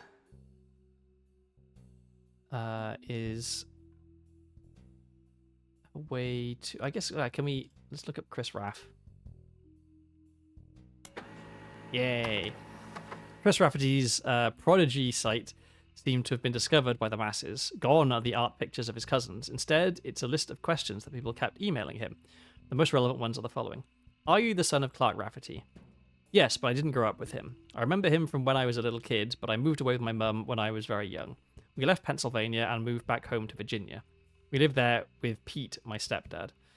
My dad and I spoke a few times when I found his phone number on a check he sent us in the mail when I was 15. He was happy to hear from me, and now he calls me once a month and came to visit me at college. He tells me about things I don't remember and people like Guy Hudson and Ernie Madsen.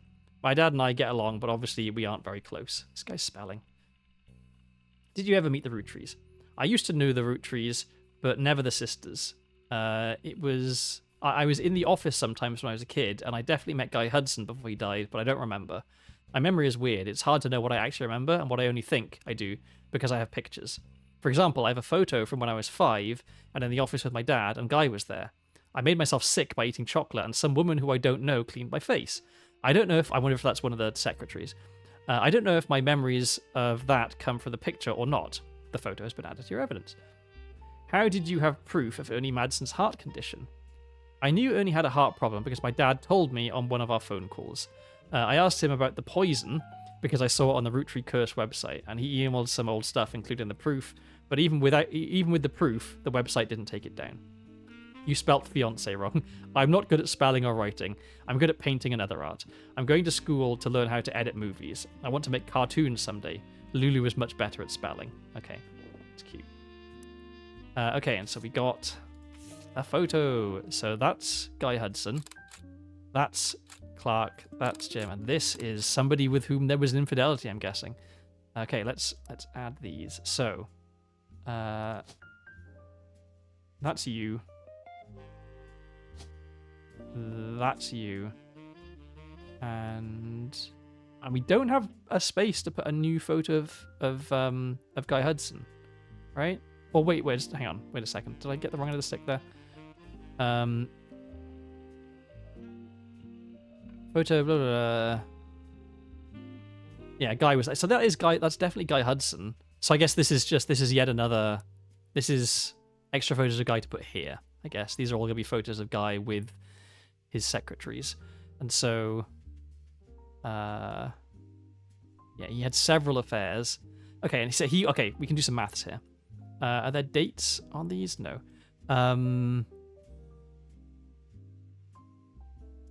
So we know when he was 5, this photo was taken. So this is him at age 5, and he was born. Do we know when he was born? Is that in the family tree? No. But we should be able to figure it out.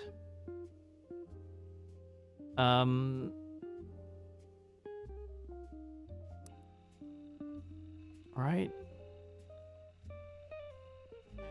Because he's in college right now. Oh, there's an older one. Can we figure it out from this? Oh, because he's...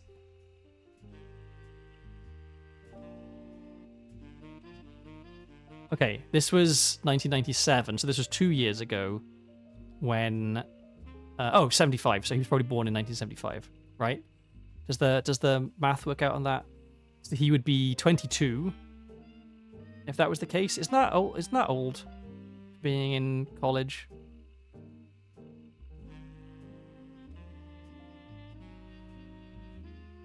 So if he was 5, then this would be 1980 when this photo was taken, which would be like not the first one and not the last one. So one of these, if he was having another affair with another of his secretaries, it would be one of these.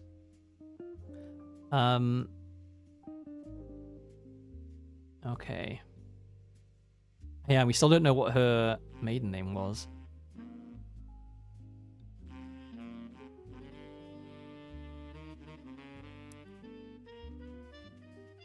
Okay, but that did get us some more information. Okay, so what else can we look up that we had already looked up previously? Stephanie and Brian Jones. Yay! It seems Brian Jones has been busy updating Stephanie Jones's campaign website. 2 new sections exist. The first is baby photo. There you see a picture of their new family together in the hospital. According to the site, our daughter was named after her grandmother, which ended up being very fitting considering she was born the night before Christmas. So Eve, I'm guessing, is her name. Let's add a new page. This can be...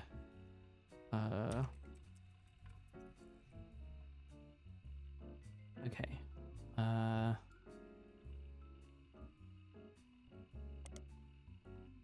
The second is what's next. There's not much of substance there right now, but it lists some small accomplishments and finishes with the recent rise in popularity and controversy surrounding my extended family, There has been some extra attention on me. Stay tuned for announcements in the coming months about how I plan to use this publicity to accomplish bigger and better things. Oh, in that case, then I wonder... This must be the family tree update, right? That this is Stephanie Jones, this is her husband. We've got new photos of them, and this is their baby Eve. I'm guessing.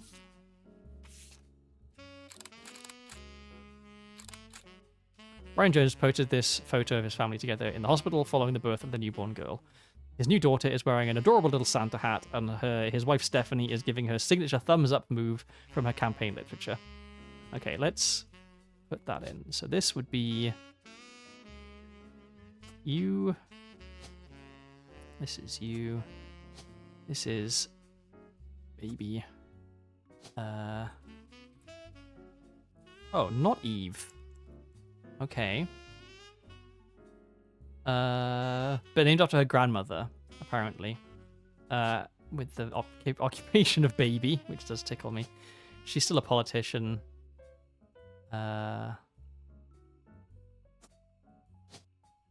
This is... Wait. Jones... Oh, Brian Jones, right? Yes. And you're... Oh, no, you weren't born Jones, though, right? Because, yeah, you're Stephanie... Fuck me.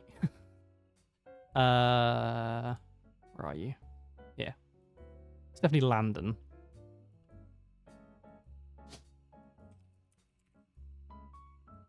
Okay, and... Okay, so, if I can get her name, then that'll be 1, 2, 3, 4 filled in, and then we'll get confirmation. So, let's figure out her name. Our daughter was named after her grandmother, which ended up being very fitting considering she was born the night before Christmas. So I would have thought Eve, right? But her grandmother. So Caroline, right, would be her grandmother? Because Stephanie is her mother, and Stephanie's mother was Caroline. Oh, Caroline. I get it. Okay. I get it. Oh, just... Okay, Carol Jones. Hooray! Okay, progress is being made. And hopefully the optional ones. Yes, got some photos. Hooray, okay. Oh, and then yes, we get more stuff. Oh, there's Sam. Has Clark reached out to you? Well, let me give you a short history lesson about the last few months of my life. 3 different people contacted me, claiming that somewhere in their history, they might be Roottrees. First, that young man, the rapper. I ignored that one. He seemed dubious. But then I saw the news. I felt terrible. So I began helping the others. Because my doubts with Felix were so misfounded, I ended up putting too much faith in the second person that approached me. I went to the media prematurely. I admit my mistake there. Just fucking up left, right, and center, Sam. Jeez. But the third person who contacted me also had a credible case. Before I could help, the company got to them somehow. The fact that the family silenced them doesn't seem to fill me with hope when it comes to Clark's intentions. But you're making progress based on the leads he gave you. It's really hard for me to get a read on him. I'll let you handle it. I've sent you the case I've been working on, and some Gina company records Clementine, I managed to track down. Oh. Ooh. Company records. The records are quite dense, but hopefully they're useful. Okay, Good I'm luck. guessing the company records are going to include, like, who was Guy Hudson's secretaries. 7 new things. Okay. So... Yes, okay, this is done. Let me just... Okay, and we can also that's you. Okay, so one of these people here has to be Miracle, I think. Because... Well, either that, or... Maybe... Miracle isn't actually a root tree. Wouldn't that be so good if Gwyneth had an affair and that Elias Roottree is not actually Miracle's father? Oh, I'd love that. That would be so good. That'd be very narratively satisfying. Okay. Oh, and there's still 2 things we can get from this? How are we getting 2 more pieces of evidence from this photo? Oh yeah, but no, I wanted to double check. Okay, was there anything that I put in as like one of these optionals that was not right? I don't think so. Because it was just this photo here, that one. Yeah, okay. So I think all of my optional stuff was correct there. Oh, I want to get you disowned, Miracle. I want you cut out of the family tree so badly. Okay, we've got a lot of stuff here. So first things first, photos. This photo was given to you by Sam Madsen. A woman named Regina Clementine came to her and claimed that her husband has confessed he thinks he's a root tree. The details of this case can be found in your evidence. Stuart is the older boy wearing a vest. The woman in the photo is Mary Beth Clementine, a singer who may have had an affair with Miracle Root Tree. There we go. Okay. So, who's this? This is the older one, then who's this? Oh, because that's not Miracle, because Miracle always wore, like, rainbow tie or like, glasses or whatever. So I don't think, yeah, we'll have to figure out who that is. Okay, so new page in the notes for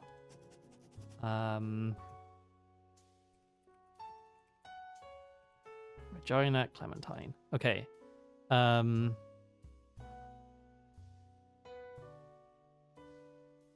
Okay.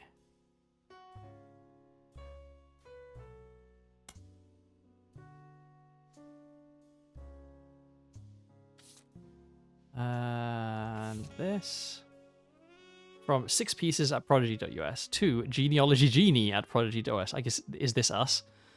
This is all the information I have about Regina Clementine née Salazar. Okay, from New Orleans, Louisiana, and her husband Stuart Clementine.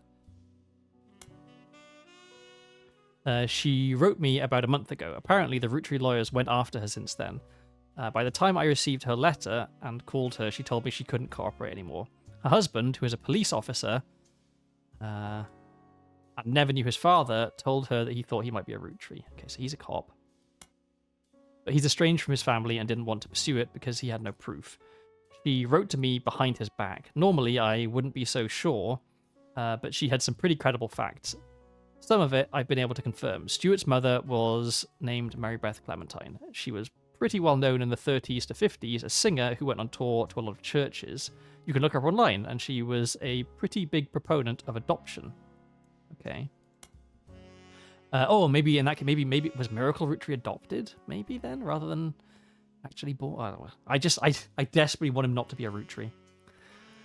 I know for a fact that she came to Butler County a few times. I remember her from when I was younger. And Regina said that Stuart told her that they always seem to spend a lot of time at the Miracle Church. She sent me a photo to prove that she's who she says she is. I've attached it to this email. Sam Adson, 6 pieces. And this is just her header. Please can save. I remember when this used to be on emails.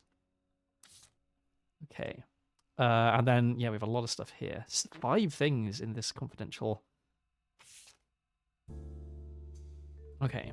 We were given some partial staff records to cross-reference by Sam Madsen. These records are based on old tax mailing information and only detail the employees that work directly for Root Tree or in their corporate office. The many labourers on their farms and in their factories are not listed. You're not sure how helpful it will be, except for cross-referencing Guy's secretaries and visits overseas. Spider-searching people, just because they're listed in these books, will likely be very time-consuming and a waste of your time. Okay. So... Root Tree Company stuff, I think this is going to be. So... Do we have a year for when this was? Company Records 1975. Okay, yeah, so well, let's do separate pages per time period, maybe makes sense. Because I think Zach is someone who has an illegitimate child here, maybe. Okay, so this is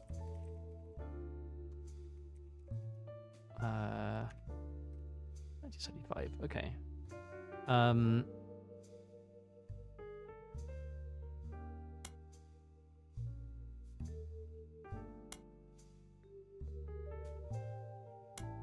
I mean, it probably doesn't make sense to copy everything because I can just come and look at this. But I feel like if I have everything in one place, it'll be easy for me to go through rather than having to remember which piece of evidence had which piece of information.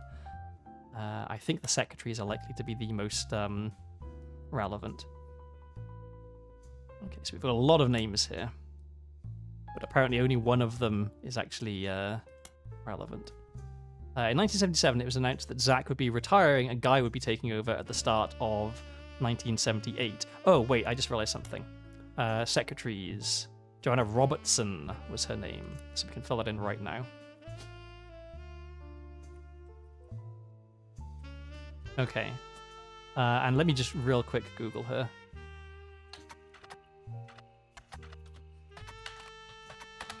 No, okay, I didn't think so. I'm guessing that's what the one there was for her surname.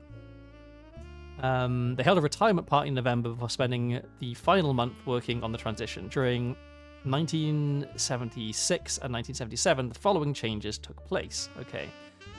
Actually, then, in that case, let's just have a page for staff. Okay. Okay. Patrick Decker was hired. Eli C is no longer employed. And then he changed spots. Okay, and then all of these changes for secretaries. Okay, so she got married. And then her and Beth Knox both left. And then Christine got married. John Miller was fired. Or rather, he was no longer employed. Maybe he passed away. This was Sam's other adopted father. Here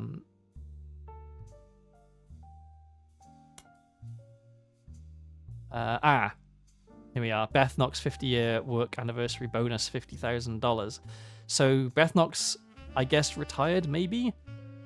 And that's why, because, I mean, if you've been working for the company for 50 years, or she was paid off. Maybe this is hush money.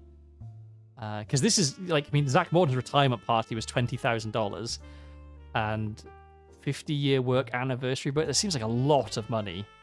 I'm wondering, is this just to keep her quiet? Okay. And then, in 1978, Guy Hudson took over. This began a particularly volatile period in the company's staffing. Many travel expenses were listed, and Guy began trying to develop new 5-piece favors. The following changes were recording. Okay, so we know about this. I need to bother copying this. In fact, I probably shouldn't have copied everything I just did. Let's see. Oh, I guess he took over special management, and then he became president. Because Ernie was going to be... Like, Ernie should have been the president, right? Because he actually knew what he was doing. But then they put Guy Hudson in, even though he was incompetent, because he was a quote-unquote true Rootree. Yeah. So Ernie was just kind of... yeah, he was moved to product management rather than special management. Okay. Edward Rootree, Elizabeth Cravensworth, and Lloyd Carpenter are no longer employed. Okay. And Raffatunes was brought on to do advertising, I guess. So this could be relevant. Albert Cross and Fred Cross are no longer employed by Rootree. Cross. Have we seen the same Cross anywhere? No. Okay. Are these brothers? I guess. Beatrice Watson, Corinne Schwartz were hired. Julian McCullen and Doris Mays are no longer employed. Okay, so maybe high turnover in secretaries. Okay, there's Sam.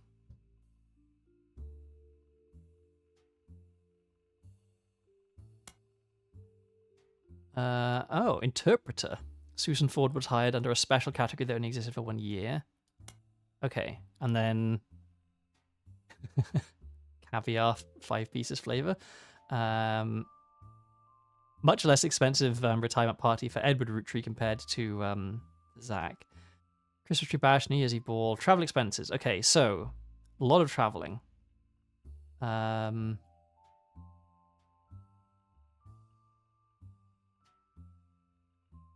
So let's get this, because I'm sure on one of these trips there was an infidelity abroad. Yeah, and he spent a lot of money refurbishing the office. I don't think that's going to be relevant to our case. Volatility continued. Many new employees didn't stick around for very long. The following changes were recorded. Terry O'Connor was hired as office staff. Susan Ford has been moved to office staff. Okay. Douglas Rosenberg is no longer employed. Edward Morrison and Robert Andrews were hired. Edward Morrison is no longer employed a year later. Okay, a lot of coming and going. I think it's the secretaries that are going to be most important. So I'm going to put them in for everything.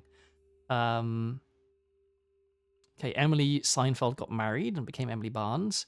Gwyneth Madsen got married and became Gwyneth Cattrall. And Susan Ford, okay, but we already know that she left after a year, and then or probably got more. Although I am wondering, is one of these like a slush fund, right? Was there never actually a development going on for one of these flavors? Because we know that caviar was. Butterscotch and strawberry sound like reasonable.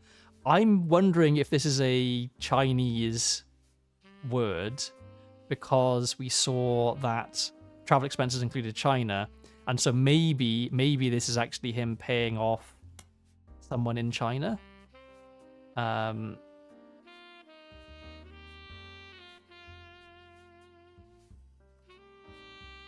Grandorf Dove donation. Okay, what is that? We'll be Googling that later. Guy Hudson died in May of 1982, so the first few months of that year continued along the same pattern as they had always been. Things quickly changed when Ernie took over. Most of the extraneous expense had ended, and all of the secretaries, most hand-picked by Guy Hudson, were let go. Sam Madsen left Roottree in 1984, so this is the last set of books you have access to. Okay.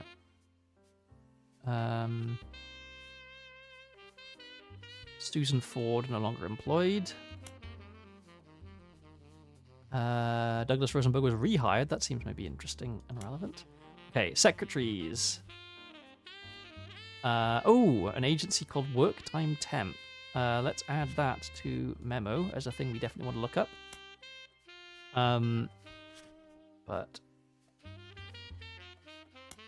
okay. I don't know how relevant any of this is really, but okay. Oh, so there was a lot of money being spent on these various flavor developments, including this one, which I'm wondering if it was ever actually real. But they were all cancelled. Sugar Plum, is this also another? Because this is more than any of the other development, right? Like this is twice as much, $20,000 a month. Was someone paid off? Root clothing. Oh, and that's right, because Carl Roottree put up his own money to fund the Root clothing company, and then the company like paid him back in order to have a stake in it themselves. Okay. Okay, so that's that. Right, we've got some stuff to Google here, I think. Still 7 things from notable events that we can maybe get things from, but I wonder what.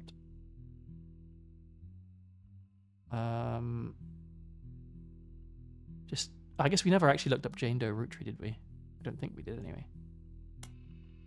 Oh no, we did. Okay. Okay, so let's go through some of our memo stuff. Cicely Sanchez and her book. But let's look just the name first. Oh, okay, we already got that. So, public library. Let's try and find her Guy Hudson book, which I imagine is going to be very important.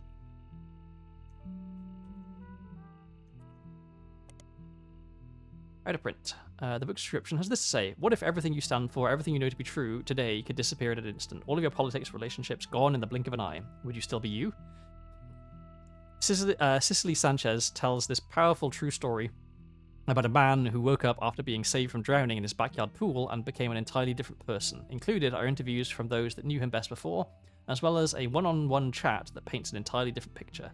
You won't be able to put this down without wondering, what if that were me? Okay. And then Foreign Gospel. A follow-up for... is this a direct follow-up? Or is this just her second book? Foreign Gospel tells the tale of a man from the Catholic Church who claims he was told by God that he should travel to Thailand and began to preach, specifically with the goal to convert 10,000 people. He returned to the United States after just over 2 years, claiming to have succeeded. This book tells his version of the story, but the author, Cicely Sanchez, also traveled to Thailand to investigate these claims and talked with some of the so-called converted. Okay. Is this miracle? I'm curious. Are these relevant or not? Okay, nothing relevant for Secret Roottrees. Get rid of that. Stevie Whitlock. Stevie Whitlock is a lawyer with a history of publicity stunts and grandstanding. Still, Stevie is a woman. She's that my implicit bias being shown up there. Still, she's managed to rack up quite a few legal victories for C-list celebrities and athletes. She became famous in the mid-80s after successfully suing a multinational sandwich company whose 12-inch subs were actually an average of 11.5 inches long. Stevie argued that since the company sold 1 billion sandwiches per year, that was enough missing sandwich to make a sub long enough to span from New York to Los Angeles. The jury awarded her a paltry $5,000, but the news coverage of her crusade turns out to be priceless. Unfortunately, none of this seems to be related to the Roottrees. Okay. Alright, and what can we say about Worktime Temp? Worktime Temp is a company with many offices all over the United States. The Rootree Candy Company is listed on their site as one of the companies they do business with, though it's far from the only one you recognize. As far as you can tell, there's no connection between Worktime Temp and anyone related to your search. Okay. So we just know that they stopped hiring secretaries directly because this guy Hudson was fucking all of them. All right. Okay, so we've filled her in. So we need to... we have to get to 12 for our next piece of information. Okay, but we're still groups of 4, I'm guessing. Right, will it tell me... Isn't it supposed to... There's supposed to be a thing somewhere telling me how many I need to fill in before I get confirmed. I guess it's always 4s now. So we'll need 3 more to fill in. Okay, so maybe we need to start tugging on the Miracle Root Tree thread then, because we have... this. Regina Clementine, whose husband, Stuart... Okay, can we Google Mary Beth Clementine? Mary Beth Clementine was a singer most popular in the years between 1942 and 1959. She traveled around the country performing at churches. Her repertoire was a mix of religious and popular songs, and although she recorded a few records, they seem lost to time. The only one you find mentioned was a cover of He's Got the Whole World in His Hands, released under the label New Edison. Okay, well, let's... yeah.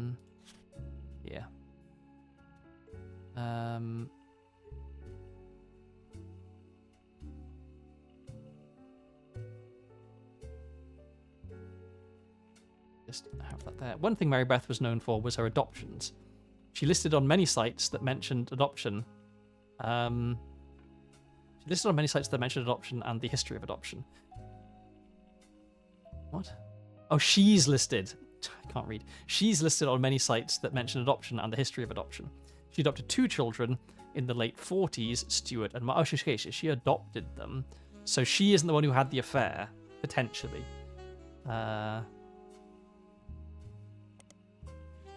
She also spoke as an advocate for the benefits of adoption in front of the United States Congress in 1949, who were convening to debate and discuss the then recent first adoption of an African-American child to a white family in the United States. She was specifically there to detail her experience going through the system to adopt Stuart. Her other son was adopted later, and according to a single line on the adoption site, under unusual circumstances. Okay.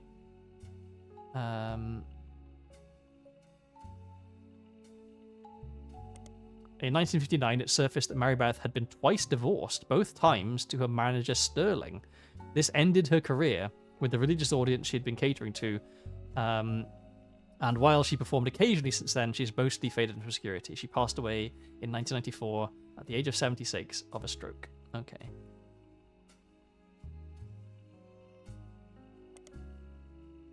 All right. Well, then, okay, I wonder, is she in Modern Music Monthly, which is, it is an old music magazine. Yeah, it is. Okay. She was reviewed and advertised many times in Modern Music Monthly, but the most popular recording was the release of her cover of He's Got the Whole World in His Hands. It was released under the label New Edison. Modern Music Monthly had a very positive review of her cover, and the writer complimented her voice and the tone of her guitar. The review had nothing to say about Marybeth herself, so it's not of much use for investigation. There was also some other Marybeth Clementine releases that appeared over the years. One of them was The Old Rugged Cross, which is the only song that was advertised but not reviewed. Okay. The Old Rugged Cross is a popular hymn that has been covered by many, many artists. You won't find much relevant information about it online. Okay. Nevertheless, that to our notes for Clementines. Okay, any other places where... I mean, maybe Butler County Times? Yeah, she came to Butler County a few times and played religious hymns at the Miracle Congregation's church. She's mentioned 2 times. Though the first visit from 1949 was significantly more substantial. When did she adopt her children? The late 40s, so 49. Miracle Congregation welcomes Marybeth Clementine with open arms. The article mentions that the church's leader was moved when he heard Marybeth's recording of one of his favourite hymns, His Eye is on the Sparrow, and reached out to her personally. His Eye is on the Sparrow holds a very personal meaning to me. As you know, I've had a very difficult upbringing, and it's no secret that my own eyes have always been a source of struggle. The song is about overcoming sadness and hardship through Jesus. If God can find a way to watch over every sparrow, he can certainly watch over those made in his image. My family's fortune does me no good as a man of the Lord. It's much better spent spreading his word, and I felt a kinship with Marybeth ever since I heard her voice. When I learned her personal story, I knew I had to help her in whatever way I could. The Bible is full of adoptions, from Moses to Esther. Spending your life taking care of those helpless to help themselves is incredibly noble. She and her son are welcome to stay in our guest home. The second visit was a few years later, in 1953. Okay, so maybe it's her younger son who is the child of Miracle. The article mentions that her first visit was a massive success, and at the insistence of Miracle's congregation, she's returned for an encore performance. It also mentions that the unusual circumstances of her second son adoption have prevented her from touring recently, but doesn't clarify. Okay. So yeah, I'm wondering if she had her first visit and got knocked up by Miracle, and then had a secret baby, and then unusual circumstances of her second son's adoption. I wonder, what's going on there. Okay, does any of this need to be put in my notes? Okay. I've just so much more stuff in my notes than last time, but I don't know if this is actually a sensible thing. Okay, and we've got Regina Salazar, who is the wife of the person who's claiming to be potentially a Rootree. Yeah, so Marybeth had an affair with Miracle, but I don't think it's Stuart is actually... because Stuart's adopted, but like properly adopted, and maybe it's Mark who Mark is maybe the actual son. Okay, so we'll bear that in mind, I guess. All right, so what else? Okay. Yeah, Cicely Sanchez has a mysterious book about Guy Hudson, but we don't know what its title is.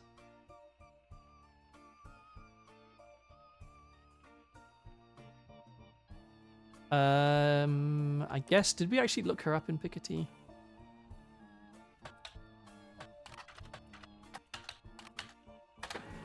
We didn't. Okay, there we go. In an issue that focused on a talking toy fish and the demonic messages it supposedly said as the batteries ran low, Piketty had an article about a cancelled book by Cicely Sanchez. The book's subject was Guy Hudson, and the issue was said to contain pictures that Cicely did not have the rights to publish. Because of the pictures, the issue was pulled from store shelves, making it the subject of some conspiracies and an instant collector's item. Due to this recall, the version found in these archives is incomplete. Okay, but we did find something. Okay, the fish does not appear on the family tree. This is an issue of Piketty magazine that contains an article about Cicely Sanchez. The story concerned an unreleased book that she had written about Guy Hudson. It seems that it used photo of Guy that Cicely did not own the rights to publish. Unfortunately, the magazine was issued a cease and desist by the Roottrees lawyers. The magazine was pulled from shelves, and the version you found in your periodical search had the relevant pages removed, rendering this magazine useless unless you want to read about a potentially demonic toy fish. Nevertheless, apparently this leads to 8 things.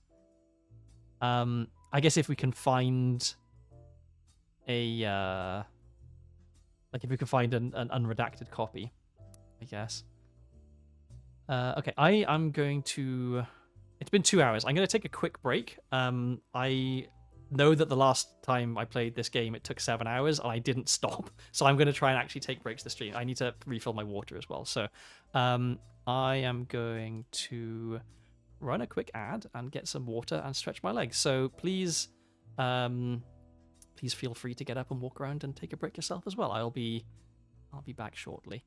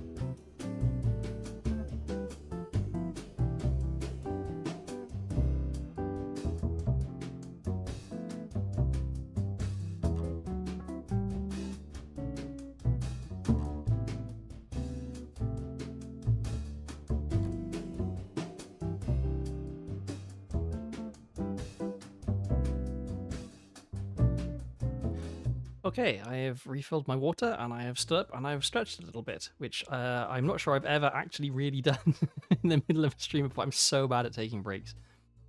Okay. So, tried to find out more about Cicely Sanchez. We got a little bit of stuff, but the magazine we found was kind of a dead end. I feel like let's look up some more stuff in Piketty. Let's look up this. Nothing relevant, but go. I spelled it wrong. Okay, that's the thing we just found. Okay, so anything else that we can look up in Piketty? Oh, I don't think we need this page anymore. Yeah, yeah, okay, this can actually be deleted. Okay. And then the Roottrees staff. There's a lot of stuff here. Probably way too much information, but will be useful at some point.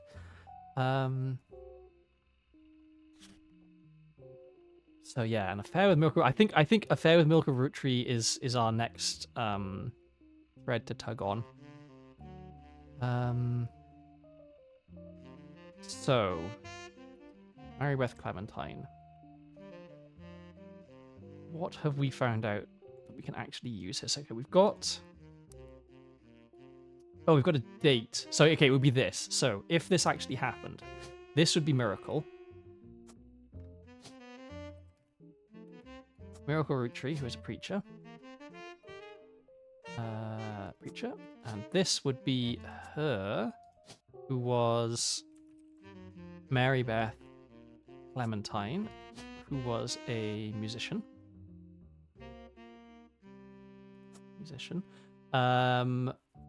Her spouse was her manager, right? Sterling. Oh, but was she what was her birth surname though? Because it might not have been Clementine. Because this would have been Sterling Clementine, I'm guessing.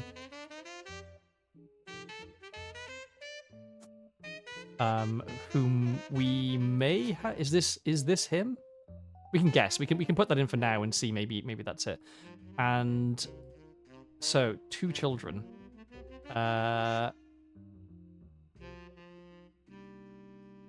One of whom might be a Roottree and one of whom might just be adopted. One of whom we have 2 photos of. Who would be the younger of the 2? So that would be the younger, whose name would be Mark Clementine. And this would be Stuart. Oops. Clementine. And his photo would be this one. And do we know what he does? Stuart Clementine. Oh, and he's married to Regina Salazar.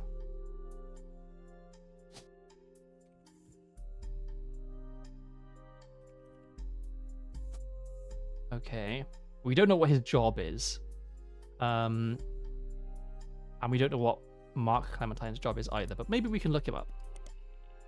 So. Yay. Wow, Crocodile Clementine is listed on a website titled The Infamy List. It's a massive list of criminals who are known for odd crimes. Although Mark's nickname would imply he hails from Florida, a lot of others on the list come from here, or Australia, Mark is listed as being from Los Angeles. He has a pretty big entry. He seems like a real piece of work. Does this match with... I mean, yeah, if he was married, maybe he did get divorced because he's a criminal. There's a very small note about him being the basket baby of 1950. Oh, okay, so she adopted him because he was found in a basket, but maybe he wasn't actually. Let's add this to memo of things to follow up on. But most everything else comes from his adulthood. He lost his job in 1975 as a pilot for a regional airline. After he tried to board the wrong airline's plane, he was drunk. He was charged with trespassing and assault. Okay, so is criminal an occupation here? No. Okay, so we'll say pilot. Okay, and so what do we have filled in? I'm trying to figure out when we should expect to see something pop. Okay, so we have this. So that's 1, 2, 3. Okay, so if we can get either her birth name or his job, then we should expect to see, congratulations, you did it. Here's the information. Okay. In 1982, he was arrested for transporting smuggled animals over the Canadian and Mexican borders for an illegal reptile supply in Los Angeles. He was apparently quite successful for the first 4 years, but was caught when he had to make an emergency landing in Portland. Okay, so this would be Portland, Oregon then, because you wouldn't be anywhere near Portland, Maine if you're going to LA. After he was bitten on the foot by a crocodile, hence the nickname. Apparently, the Portland Telegraph, I'll follow up on that, is credited as having given him his nickname. His mugshot from this incident has been added to your photo. So Portland Telegraph will be someone we can look up, the rapper as well. In 1993, he was released on parole, but his freedom didn't last long. He was arrested in 1994 in San Diego for violating it in an attempt to visit his daughter's graduation. He famously punched the principal, a man named Billy Sims. This incident received national press. Okay, well, let's just quickly Google this. Billy Sims is the principal of Sandstone Canyon High School, who had his 15 minutes of fame in 1994 when he was punched by Crocodile Clementine at a graduation ceremony. Pretty much every news organization from Trustworthy to Tabloid seemed to have their own take on the altercation. It wasn't the punch that captured the nation's attention, however. Instead, it was Billy Sims' matter-of-fact response to the threat and his comments afterwards, as heard in a now famous audio clip from someone who was recording the ceremony. Billy saw Mark hop onto the graduation stage and said, "Sir, you'll want to sit down or we'll have a problem." At that point, Crocodile reportedly sucker punched him in the face. Billy, apparently only slightly dazed, said, "All right, sir, I guess we'll have a problem." That's a pretty good response.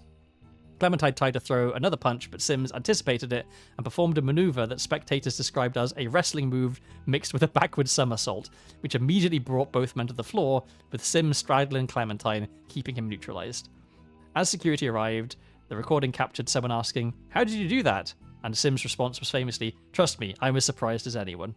Okay, so we'll want to follow up on this in all the periodicals, because they'll probably have the name of the daughter. So,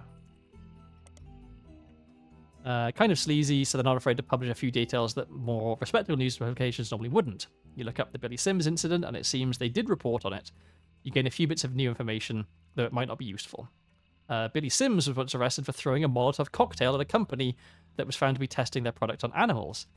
According to police paperwork, Crocodile Clementine's bail was paid for by Tostarito Jacobson. It was fairly expensive, okay? This is something to follow up on. Actually, wait a second. We should add this to here. Piketty interviewed other students that were at the event to find out if anyone knew anything, and the word going around was that Mark Clementine showed up because his daughter Mary was graduating that night. Okay. So he has a daughter, Mary. But we also think he has another kid. Yes, he has 2 children.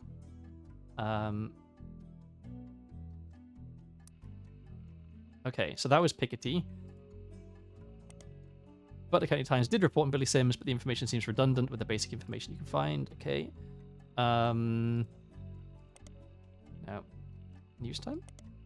Newstime did a small piece about the fight between Sims and Crocodile, but tried to approach it from a different perspective. Their goal was to paint a picture of 2 men involved from others who knew them best. Not only did they manage to interview Sims' wife, Carla. Okay. Sims' wife, Carla? Is this relevant? Oh, here we are. Colleen Webb, Mark's ex-wife. Okay. Colleen Webb, Mark's ex-wife. Let's just put that in directly.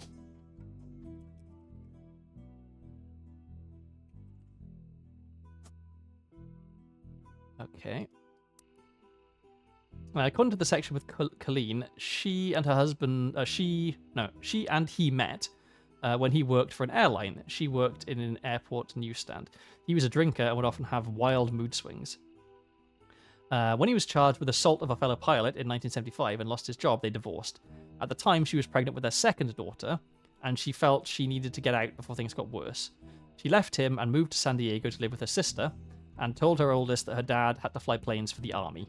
She raised them both by herself, and although she never went through the trouble of changing their names legally, they used the Webb name so that no one would connect them to her ex-husband. Okay. Okay.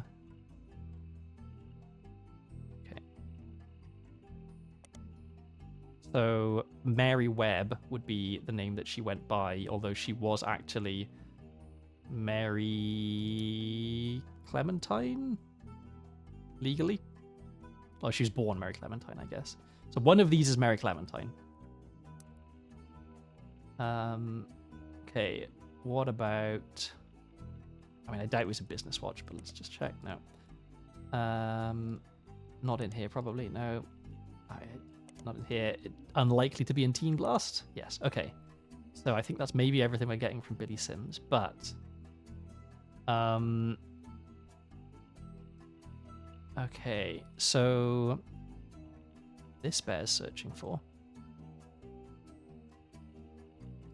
Fuegos Fiesta, a regional Mexican fast food chain, held a competition in 1993 that offered free meals for life to anyone who legally changed their name to Tostarito. Tostarito is a burrito with a cylindrical tostada shell inside the flour tortilla. According to a few different sources, Tostarita Jakobsen used to be named Lucinda. Okay, Lucinda Jakobsen. So let's highlight that, and we can remove this.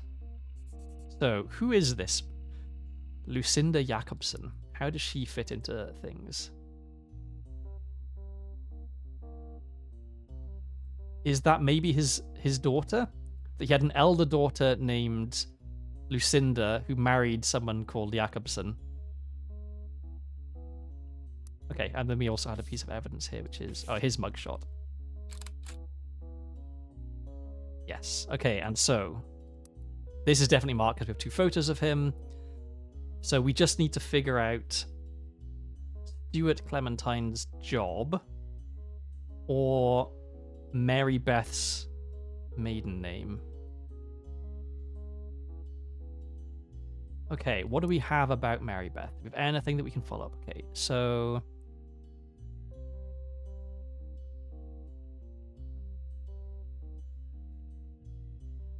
oh, he's a police officer. We knew that. Okay, there we go. And before I do that, let me... We know it is not Clementine. He is a cop. There we go. Okay.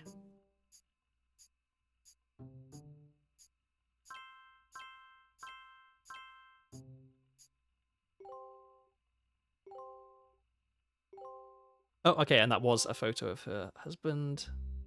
Okay, let me... Oh, and his name was not Sterling Clementine. His name was something else. Okay. Sterling isn't a surname here as well, is it? No, okay, so he was Sterling something, but it was not Clementine. And we know that her name wasn't Clementine either, because if it was, then it would have been enough to fill in the stuff. Okay, so that's him. Okay. All right, did we have any optionals that we'd put in that didn't get filled out? Doesn't look like it. Oh, right. So it feels like we should be able to do some stuff here if we can follow up on that. Okay, so what can we get rid of? So this is confirmed. We don't need that anymore. Yeah, we don't need that. I don't think we need this. New Edison, I think maybe is worth looking up. Let's do that. Actually, let's look up Lucinda Jakobsen. Maybe it'll just bring up the same thing, but yeah, okay. Who is this Lucinda Jakobsen? Where does she fit into things? Okay, this no longer needed. Yeah. Oh, yeah, that's right. The basket baby.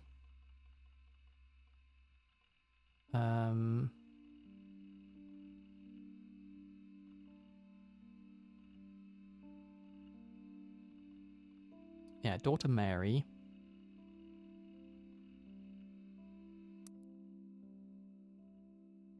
Okay, and so we're now done with this bit because they don't have any kids. So anything about Stuart is no longer relevant. But Mark, we still have to follow on that. Where was... Oh, it was, yeah, Basket Baby 1950. Oh, yeah, and Portland Telegraph. Let's look this up because this will be useful for other stuff as well. There it is. The Portland Telegraph is your run-of-the-mill newspaper based out of Portland, Oregon. They have a website with a lot of dry statistics about how many subscribers they have, how many issues there have been, and awards they've won. The website doesn't appear to have any useful data, but you can look up this here. The Portland Telegraph has an article slightly longer than most about the Billy Sims incident, mostly because the assaulter Crocodile Clementine had appeared in the paper before. Because of the somewhat comedic sensationalism of the events in question, and because their readers were already familiar with Mark Clementine, they filed it under a special banner called Croc Watch. It mentions that our good friend Croc Clementine was actually in attendance at the high school graduation because his daughter was walking the stage. He was apparently not allowed to attend. His ex-wife had a restraining order filed on behalf of her daughter, but did so anyway. It was unknown to the school staff, including Sims, at the time who he was, but a security guard recognized him, and that's when the trouble started. Clementine was approaching the side of the stage to try and avoid the guard when the exchange between him and Sims took place. The article finishes by facetiously asking, what will Croc get up to next? Stay tuned for more Croc Watch. Unfortunately for investigation, as far as you can tell, there were no more instances of Croc Watch. Well, can we look up Croc Watch? Okay, same. And...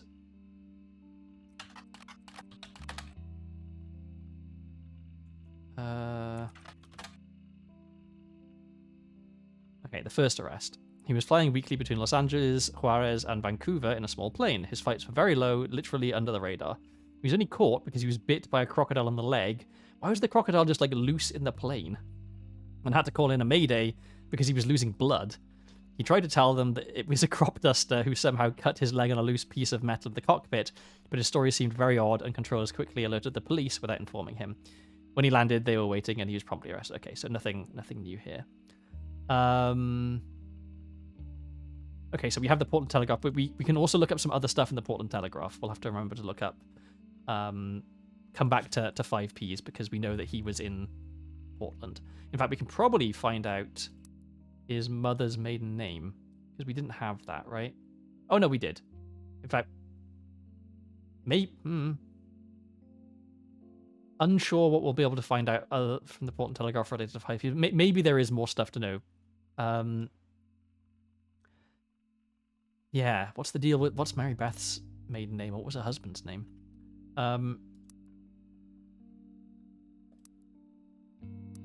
Okay. In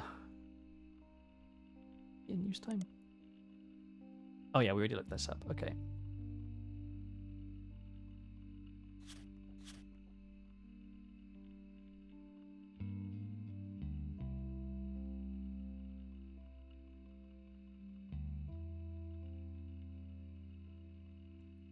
I think maybe we should look up the basket baby.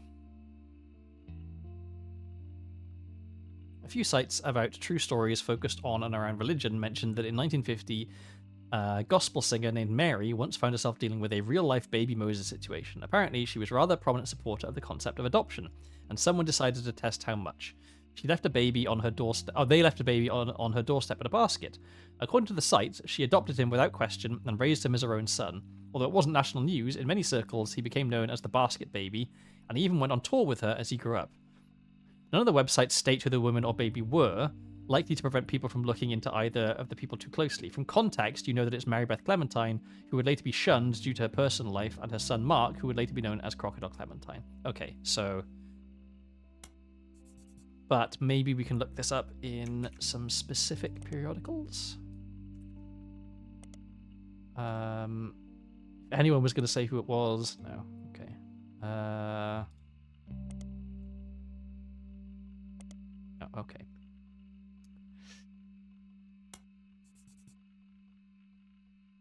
So... We know he has 2 kids. Is one of them this Jakobsen?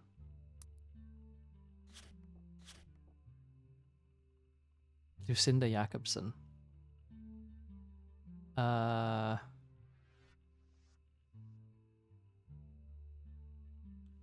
was...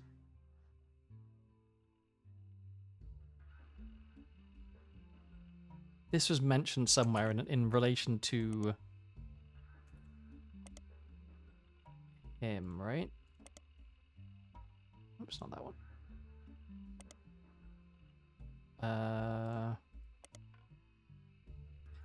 Where was it? Where was it? I found this. Where was I forget? Because they bailed him out. Oh, it was the Sims thing, right? The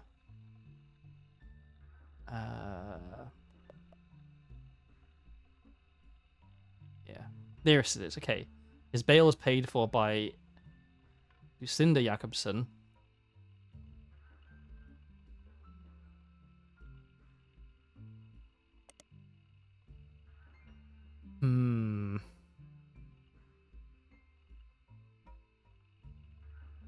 So his daughter Mary was graduating. And when did this happen?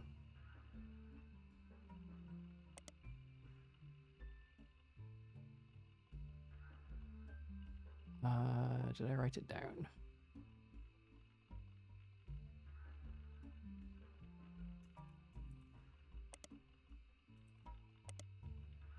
$1994. Okay. So...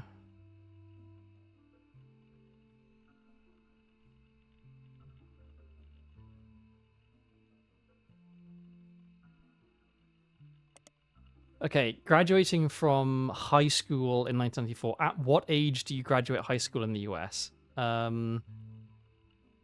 Is it 18? So if she was 18 in 1994, then she would have been born in 76.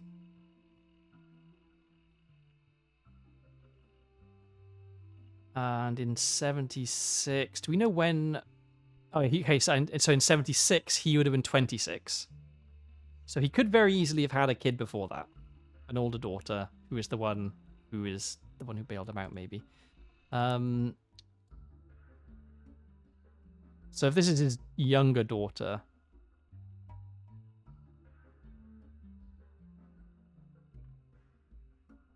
Okay, and we know that they were using... There it is, okay. And Mary Webb in San Diego has a website called Web on the Web. Apparently, it's a personal travel diary that also doubles as an advertisement for her travel agency. There are descriptions of Mary's services, including booking flights and cruises. Let's remember that she's a travel agent. It seems Mary is the #1 agent when it comes to booking spiritual vacations aboard ghost ships and in specific hotel rooms that are said to be haunted. There's also a dedicated section for more traditional modern cruises that cater to specific groups, such as fans of boy bands. Interesting. In the diary entries, she talks about the trips she's personally taken and uses that as an opportunity to feature descriptions of amenities and excursions that the ships offer, even when you're on them to see a specific band or a ghost. There's also pictures of ships, hotels, landmarks, and places she's visited, as well as a picture of Mary herself, with a ship in the background. One of her diary entries actually mentions the day that the photos were taken. She was allowed onto the ship on a port day in San Diego with a professional photographer she knows. The photo of Mary has been added to your evidence. There it is. Okay, so, whoops, I forgot to read it. Mary Webb from her website, Web on the Web Paranormal Travel Agency. She's apparently found a niche booking vacations for lovers of the strange and unknown. In this photograph, this is a photograph of Mary in front of an alleged ghost ship from the 1800s. It was lost at sea and turned up without any crew several years later. The name of the ship is the Obra Dinn, because this game is heavily inspired by the return of the Obra Dinn. Nobody knows exactly what happened, but fans love to tour it and come up with their own paranormal theories. A company called Corporate Composition Photography is listed on the top left. Let's just search that immediately. Corporate Composition Photography is a photography studio that was listed on a few different sites for businesses in San Diego. It seems to have been possible to hire them to take professional quality photographs for businesses of all sorts. As far as you can tell, it appears to no longer exist. The company is also mentioned on a photography site with some IRC chat logs. It seems like the site is the personal page of a member of an IRC photography channel. They have archives of logs they've been saving since 1993. One of them was from 1996, when Val, the former head photographer from Corporate Composition Photography, did a Q&A with their users about taking pictures for promotional materials and print ads. Most of the questions and answers are pretty technical. They not only seem irrelevant, but generally go over your head. One of the questions, however, mentions that Val was on the cover of Telephoto and asks about Iraq. This is a thing to look up. The question was quickly shut down by the person running the Q&A, who said Val does not wish to answer any questions from his photojournalism days, nor does he wish to talk about LBP. LBP. Please keep on the subject of commercial photography. Okay.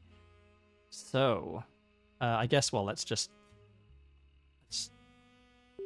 Yep, new photography magazine. So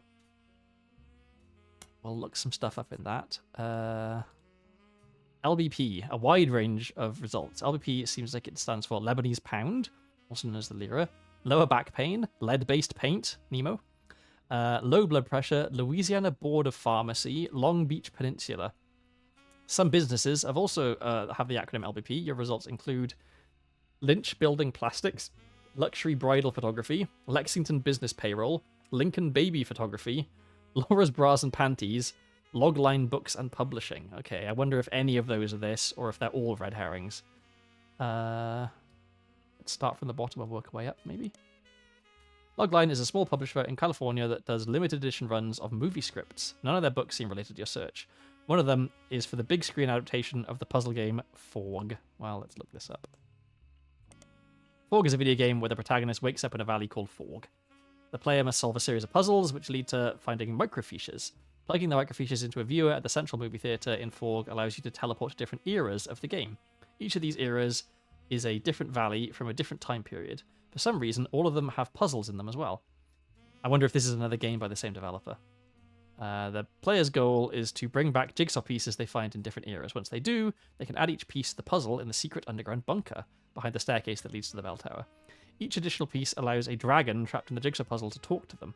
The player must finally decide whether or not to trust the dragon, who is asking them to finish assembling the jigsaw, which will bring a tasty snack. Warning, the next paragraph contains major spoilers for Fog. The surprise twist is that if the player decides to feed the dragon, it turns out they're actually the snack. A quote in the box says, "Fog is the masterpiece that will become your universe." And another one says, "It's remarkable how Fog bears no resemblance to any other game that has ever been released, past or present."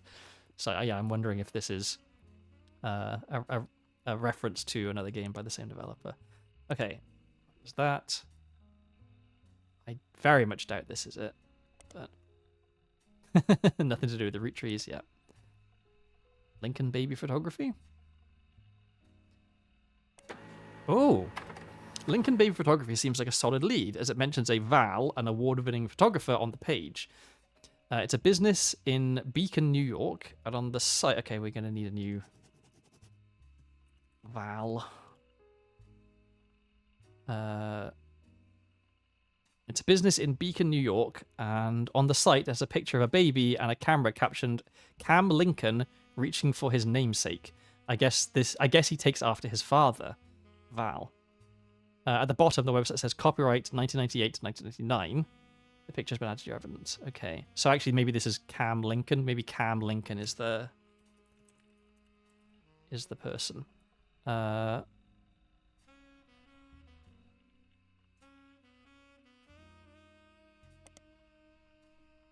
wait, I should hang on.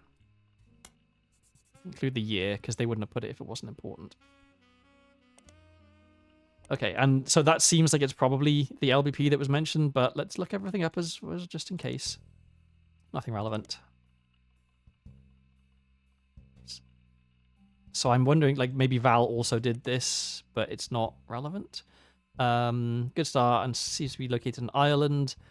Another name, Nicholas. He goes by Nick Luxury, but you doubt that's his real name. It's very unlikely this is related to what you're looking for. I mean, I'm going to look it up anyway, because it sounds interesting. Mr. Luxury has a website. I don't know if you find a scan of some paperwork that proves your suspicions correct. He wasn't actually born Nick Luxury, but rather changed his name legally last year. His birth name was Michael Luxury. That's kind of funny. Yeah. And okay, so Lynch Building Plastics, probably not relevant. Oh. Long Beach Peninsula, also probably not relevant. Louisiana Board of Pharmacy, probably not relevant. Nope. Low blood pressure, lead-based paint. Maybe there's something about how it's delicious. All right, so I guess we found what we were looking for there.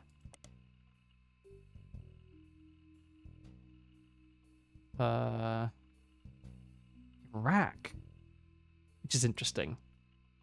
Like, why Iraq? So... travel expenses. Where's the travel expenses? Okay, didn't ever travel to Iraq, but maybe someone else did. Okay, so we've got that. And let's look at our new evidence.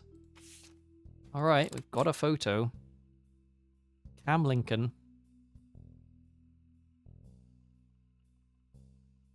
Where's Cam Lincoln? I guess he takes after his father. So whoever his father was a photographer? What's our... okay, so our most recent affair is from 1982.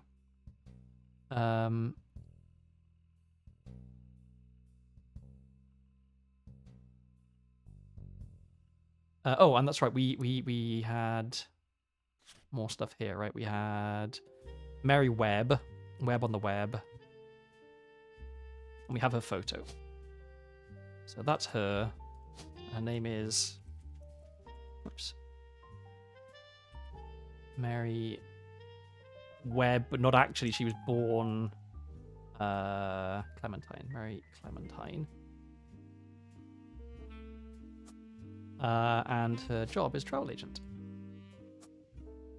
Okay, so reasonably sure on this one. Don't know about this, although I suspect that... I mean, we must have Jakobsen. Oh, we don't have Jakobsen as a surname. Interesting. So then, is this just a red herring? Lucinda Jakobsen. Because we can't put in Jakobsen as a name. Okay, what about Lucinda as a first name?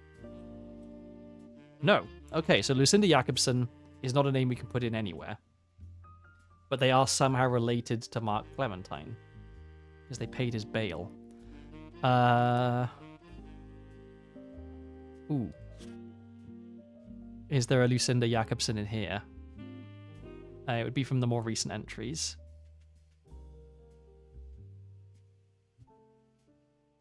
Which probably would have been... I don't know. Let's see.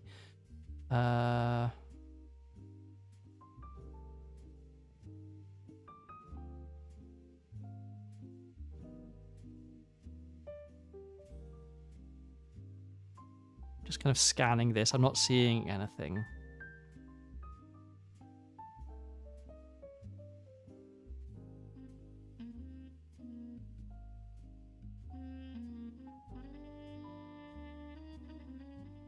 No, okay.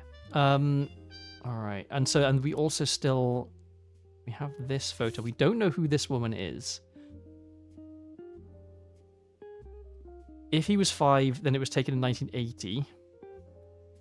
Who was Guy Hudson's secretary in 1980? Because maybe that's who that is. Okay.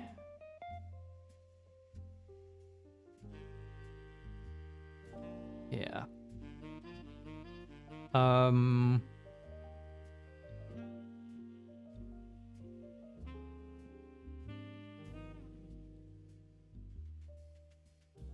So Linda Lewis, Angela Ingram, then Lisa. What? Linda Lewis, Lisa Lewis?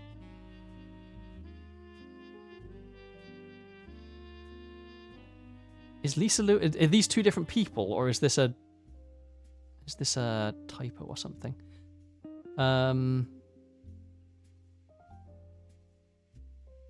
Lisa Lewis and Valerie Ewing were hired. And then later, Lisa Lewis and Valerie Ewing were no longer employed. Linda Lewis, does she pop up again? Linda Lewis. No, okay, so they are different people, but maybe they're sisters? Lisa and Linda Lewis? And this was when they were cleaning house after Guy had died. Okay, I should have looked this up previously.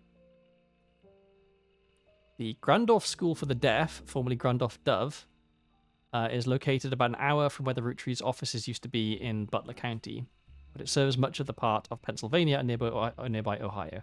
According to their website, it was formerly named Grandorf Dove from 1923 to 1990 because Grandorf was the last name of the founder and Dove is the Danish word for deaf. Okay, so here is the Jakobsen connection, maybe. The founder had issues with government translators, leading to an odd transcription issue. So it was actually supposed to be Grandorf Deaf, but in Danish. In 1990, it was renamed to better represent the school's purpose and to correct the embarrassing lack of effort and awareness demonstrated by the government officials in those early days. The staff is listed on the website. You scan through all of the biographies and find that the principal, Ms. Ford, is fluent in 5 languages, including ASL. She's been working at the school for 15 years. Ms. Ford's bio also mentions she's not deaf herself, but rather learned sign language to communicate with the deaf. It mentions that she was responsible for securing funding for the Hudson Wing. So, okay.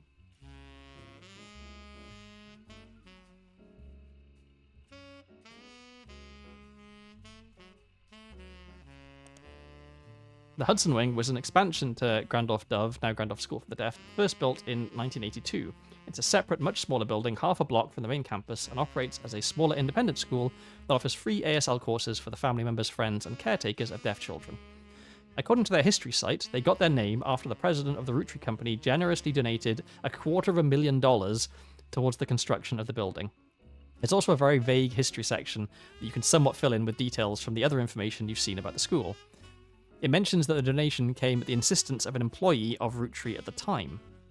It mentions that she learned ASL from the main school before the Hudson Wing even existed to surprise her future husband, who is deaf. After realizing how useful a service like this could be to non-deaf people that wished to better serve those with hearing issues, she convinced Roottrees management to invest in the school. The Hudson Wing opened, and she became the first teacher at the new campus. At first, it only operated on weekends, but since then, it has added afternoon classes on some weekdays. Okay, so this feels like another payoff, right? Should add some notes about this then. So this is what was the Grandorf Dove? Which actually should be up here. Okay.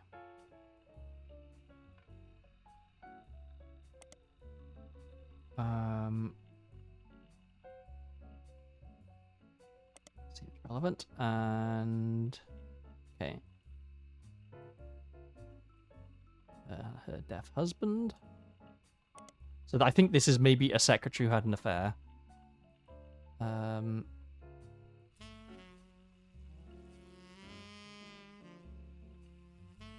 Okay, and so she became the first teacher. The staff is listed, and principal, where she's not deaf herself, but then, yeah, so this is probably her. Yes.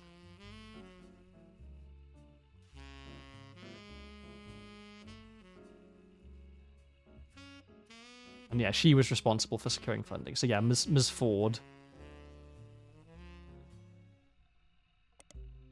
Okay, and so back to this. 1982, right? Ford, Susan Ford. So in fact, we can change this. All right. Can we look up Susan Ford?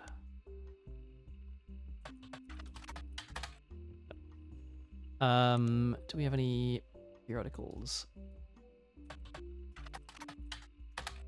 No.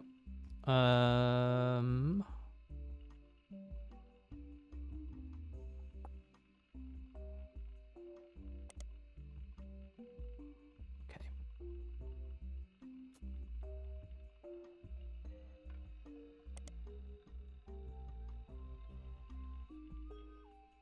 So, is it possible that this is Susan Ford? I think the timing works out. Because she was employed there in the 80s, right? When did she stop working there? Susan Ford was moved to office staff in 1980. I'm not quite sure what the difference between office staff and secretary. Like, what does office staff mean exactly? Like, would office staff be this? I guess is what I'm getting at.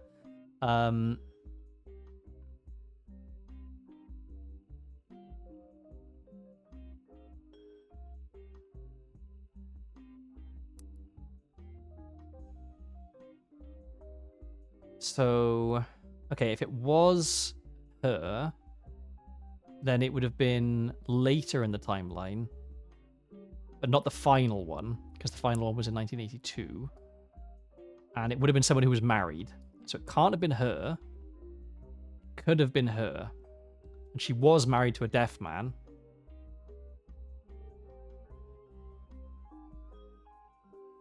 But it could also have been her, I guess. Like, if all of... I mean,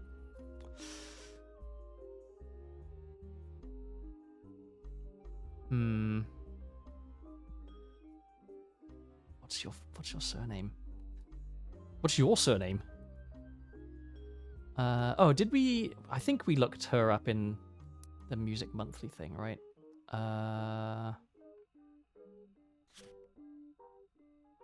Yes, we did. Okay. All right, what do we got in Memo? Nothing in Memo right now.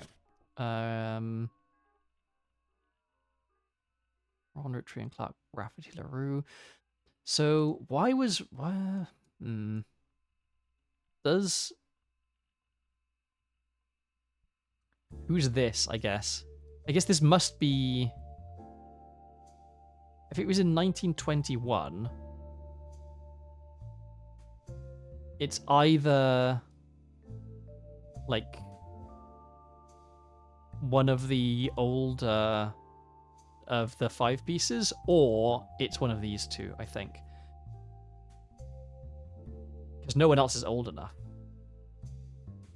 Because, like, Miracle was born late. But, like, not that... Like, in 1949, he was old enough to be having affairs, I guess. So, 28 years earlier than that? I feel like it must be Elias or Gwyneth. What photos do we have? Okay, so we have this random baby we don't know about. And this woman who we're starting to suspect might possibly be... a secretary who had an affair with Guy Hudson. Okay. Who might be Susan Ford, who's a teacher. How would we figure out her child? How do we tug on this thread some more?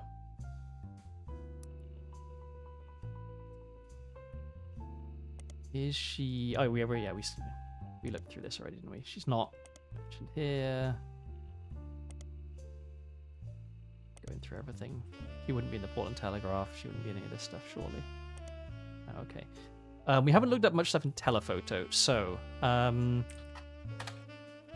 No, okay. What about... Iraq? No. Cam Lincoln.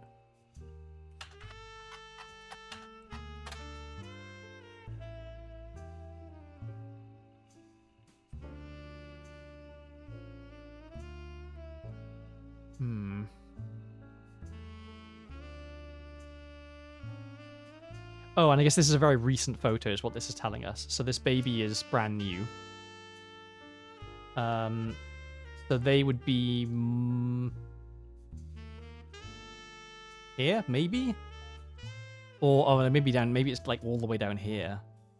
Like multiple generations. I guess we don't have much to go on here. We've just got... His father is a photographer. Okay. It's likely that all of these people were secretaries during the period of time that Guy Hudson was there. And if we can get 4 more people locked in, then we'll probably get some more information. Okay, so this one, reasonably confident. Need to know her maiden name to do anything there. And then, yeah, we don't have anything on anyone else at the moment, so we definitely need to figure out some more stuff. Okay. What is the evidence pointing us towards, I guess? So this has 8 leads? I mean, is it Cicely Sanchez's other books, maybe. Or that we're supposed to infer something from Cicely Sanchez. Where was Cicely Sanchez's stuff? This was just under, yeah, under mem. Okay, maybe we need a second thing for Cicely Sanchez.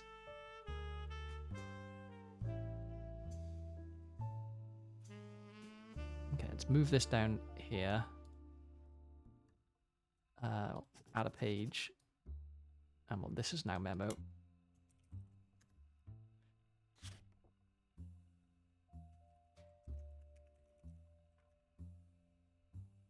Okay. Because we did look this up, but there wasn't an awful lot to go on.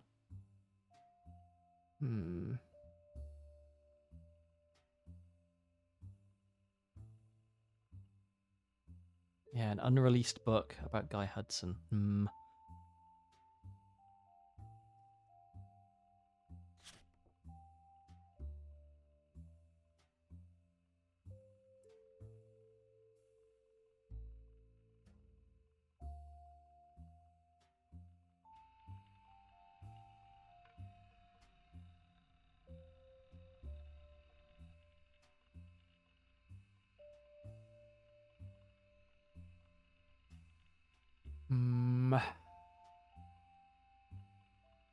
She's been working at the school for over 15 years.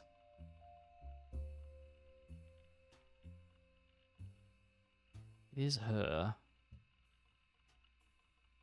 It was built in 19... Yeah, so it was built in 1982, at which time she started working there. That was over 15 years ago. Yeah. Okay. Her name is Susan Ford. Or her name was Susan Ford when she was employed... Was she... Okay. Maybe we can find out her maiden name. Let's see. Susan. Because we know that she was moved. Yeah. Susan Ford was hired under a special category that only existed for 1 year. Then she was moved to office staff. And then she was no longer employed. We don't know what the special... Oh, it was interpreter. Okay, so there was a deaf employee. Her husband, maybe?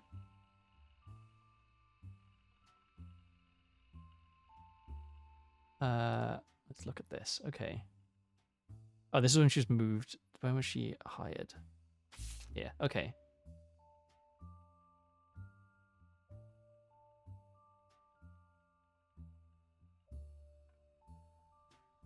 Yeah, interpreter. So she was sign language. She was hired to because she knew sign language. Oh,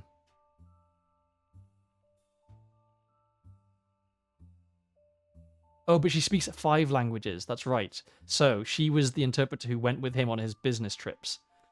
To Australia, China, France, and Brazil. Okay. Oh, actually, yeah, that reminds me of something. I should have, and I don't think I ever did, look up this word. Chinese word for watermelon. Okay. Where do we want to add the note for this? Guess this is all under this. Okay. But why were they developing a Chinese watermelon flavor?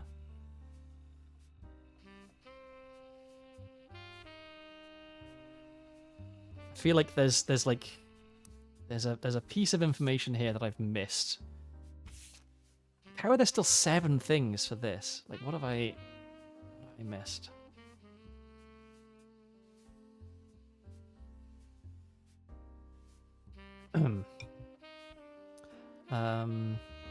Oh, maybe I should look up just to see what's there. I should look up in the Portland Telegraph. I should look up what's his name? The rapper.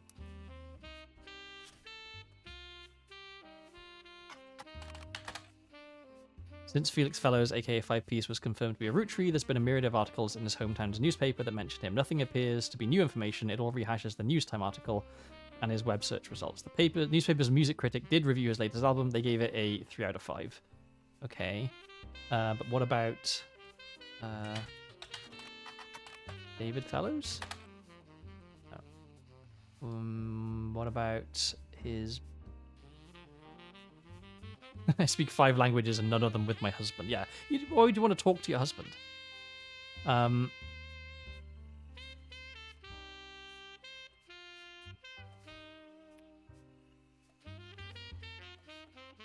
Joanna was his mother. She's mentioned briefly a few times around the time of her death. First time was about the discovery of her body. The second time had some other details about the night she disappeared. It reiterates some of the things that were mentioned in the News Time article about her son. She's a single mother who worked at a video rental store. She died of a drug overdose after stealing from the cash register. The rest of the details seem unimportant to you, etc. Okay, so maybe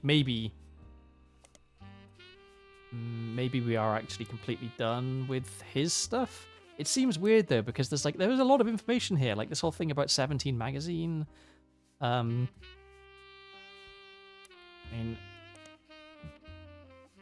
oops. Is it 18 the magazine? Oh, okay.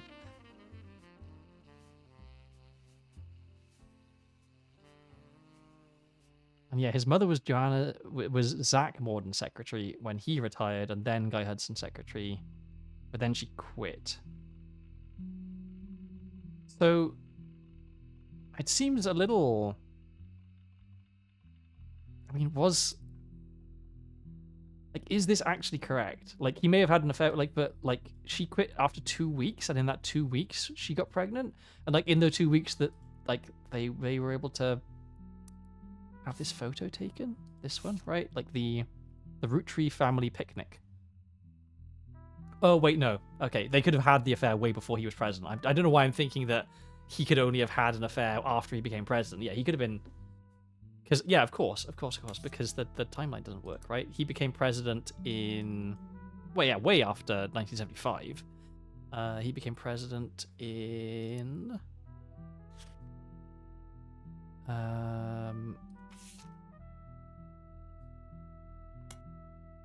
Yeah, 1978. So yeah, 3 years before he became president, this affair happened. Although it is interesting that immediately he became president, she left.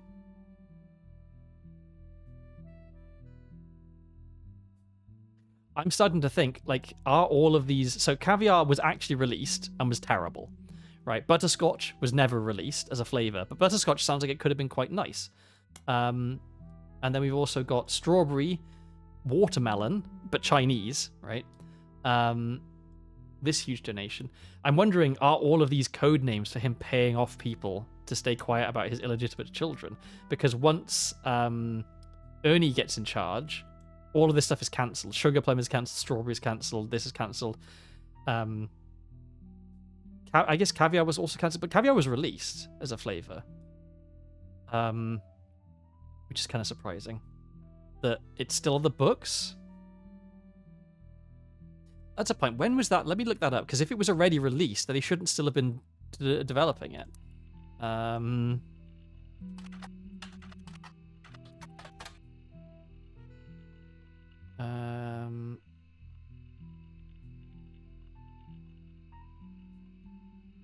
Oh, show older. Fancy flavors. Here it is. Less than a year in 1979. So, if it was added in 1979 for less than a year, then why was it still on the books here 3 years later? I think all of these flavor development things are, yeah, I think they're all bribes for people to stay quiet from him. Because there would have been, 1, 2, 3, 4, 5, 6, 7 children that resulted from his infidelities. So let's see, does that tally? So 1, 2, 3, 4. Right, 1, 2, 3, 4, 5. Okay, 5, but then also the big payoff for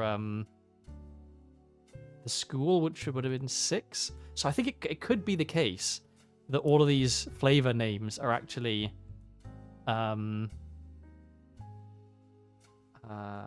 like referring to the children who are being and it could also be that, like, you know, like there was an infidelity here, but then also this person was married, so like maybe one of these children is his and the other one is the spouse's. And like similarly here, it could be the case that not both of the children are actually as a result of the infidelity. So I think all of these flavor research things are code for stuff. Okay. Well, then in that case, no, all right. So when they started being made, I guess, would be an indicator of when the infidelity started taking place. So yeah, because this was after Caviar had been released and their payments are still being made. And there was none of that stuff previously, right? They only started having these expenses after Guy Hudson got in charge. If Knox, I should look up as well, because that's a lot of money for someone. Just real quick. All right. So yeah, Guy Hudson becomes the leader, and in that same year, these payments start happening. So at this point, he already definitely had one illegitimate child, right? And then he did his traveling, and he also started. Okay, in 1779, he started doing these butterscotch payments, and the caviar payments continued. So in 79, he must have had another kid. Okay, we need a new page for this, I think. Okay.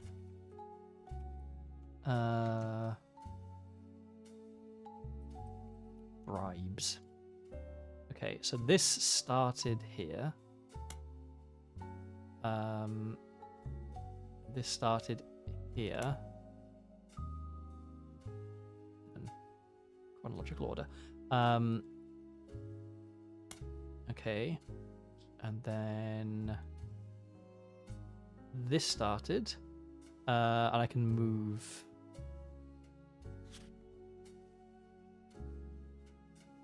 this one to bribes. This can also go to bribes. Put that after that. I put that in there. Okay.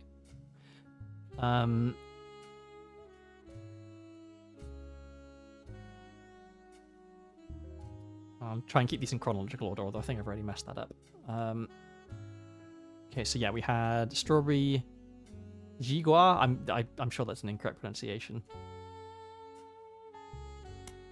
That goes there. Caviar continues, but that's we'll leave that because we're only interested in when things started. Oh, but okay, so butterscotch had also already been going.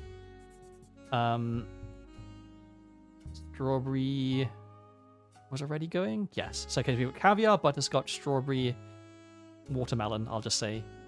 And then Sugar Plum only ran for a bit of 1982, it looks like.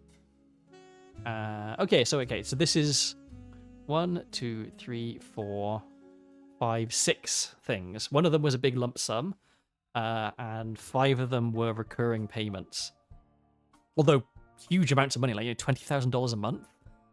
So, maybe this was 2.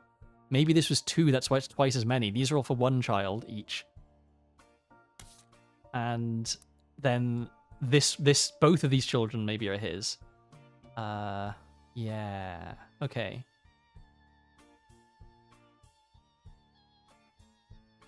Okay. You have to do a lot of inferring of information here, I think. So, okay, so who got hired in 1982 as a secretary?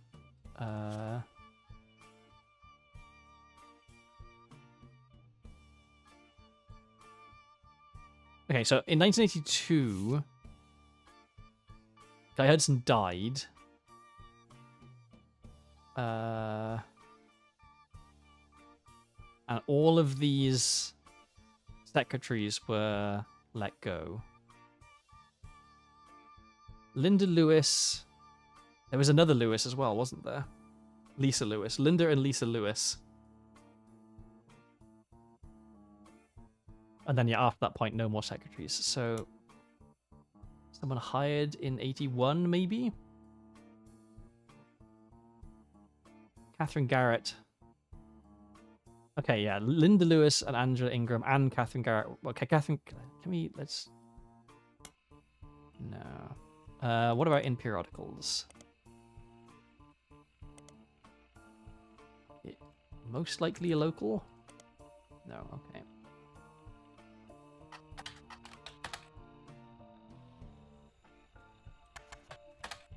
I'm pretty sure that it said, like, don't bother searching the names. I'm wondering... Okay, what about... So there was someone who was let go but then rehired after... Douglas Rosenberg was rehired. Okay, so who is Douglas Rosenberg? Can we figure that out? Because getting rehired seems maybe relevant. Business Watch? No.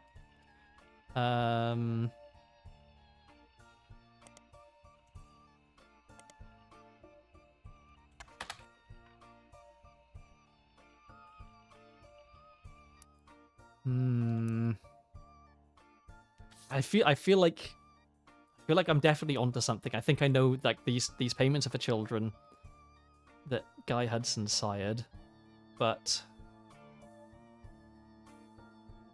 how is this 8 things that this leads to? I mean, it must be Sicily and the book, right? But how do I get the book? We've got Piketty magazine. Maybe we just need to search lots more stuff in Piketty magazine. Maybe that's it.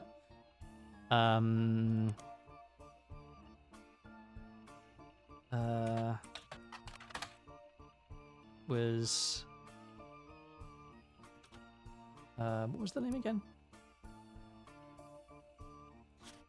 Sanchez.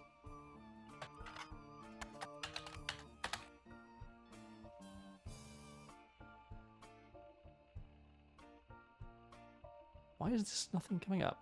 Right, it said... Oh, this was the art issue of Piketty magazine. I'm just spelling the name wrong.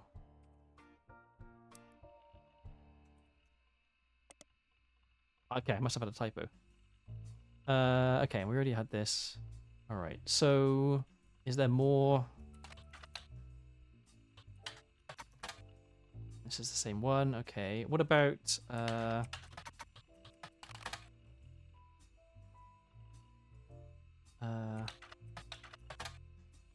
I spelling his name right? Probably not.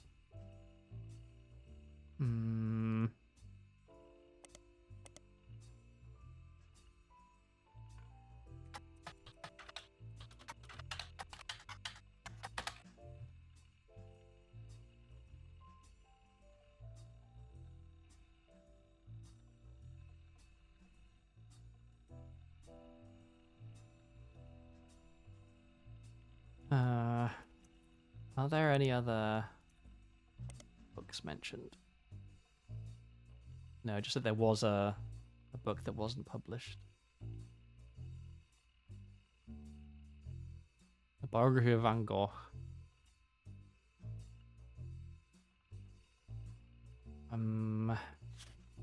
Nothing currently in memo. Have we looked up Ruby Sprat? I guess we probably haven't. Maybe.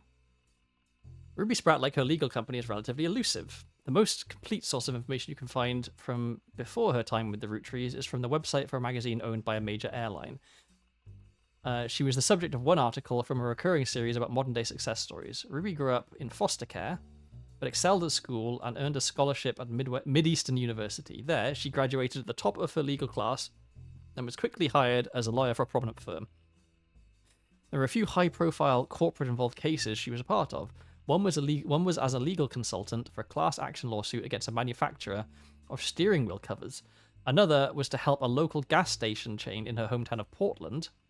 Hometown of Portland. And Portland keeps coming up with a rollout of a promotion that allowed gas station customers the ability to bet on the price of gas. The blurb ends by calling her new firm a double threat. Her company services are a cross between a traditional lawyer and a PR manager. I feel like a legal company would be legally obligated to not be elusive. Yeah. So, I mean, does she appear in this? No, but she probably appears in this. Ruby Spratt was featured in the Portland Telegraph when she was in high school in an article called Local Teen Making Change for Foster Care System. Okay, so she maybe is also a root tree. So maybe we need a page for her. Maybe that's why the family hired her on, because she's outside, but she isn't actually outside. She's actually technically a root tree. So maybe we need a page for her. Okay.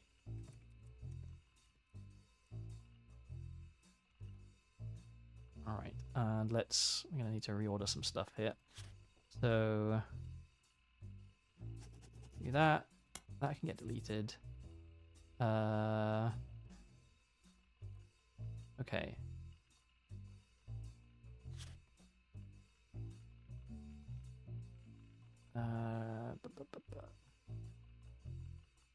Was apparently the valedictorian of a school and was a Girl Scout who, at the time of the article, was earning her Gold Award. This required a project to help the community, and Ruby chose to raise money to build a fountain she called Foster Fountain. Okay. The fountain has a few small pedestals that stick up high above the water. People are expected to toss coins into the fountain for good luck, and will be encouraged to aim for the top of the pedestals. All the coins scraped from the bottom are slated to be donated to Portland's foster care system.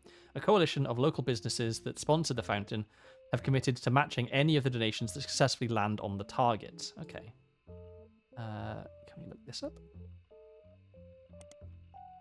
The Fountain of Youths, also known as Foster Fountain, is a fountain found in a small park in Portland.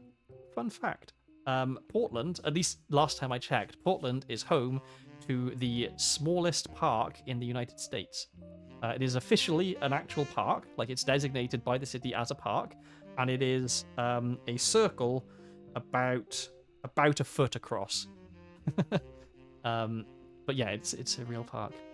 It's classic weird Portland. All proceeds from change thrown into the fountain are donated to the foster care system. A website for Portland's Parks and Recreation mentions under a trivia section that the Fountain of Youths was originally conceived by Ruby Spratt, an alumni of the foster care system. The correct grammar would be an alumnus. Alumni is the plural. As more businesses signed up or signed on as sponsors, it grew in scope, even beyond Spratt's original hopes. The fountain is unique because it has special targets that visitors can aim their coins towards. If the coin lands on one of the targets, each of the sponsors' businesses matches it. This isn't a huge amount of money from each business, but more than 100 businesses have agreed to participate, so each penny becomes $1. That's cool. I mean, I don't think it's real, but I wonder... Oh.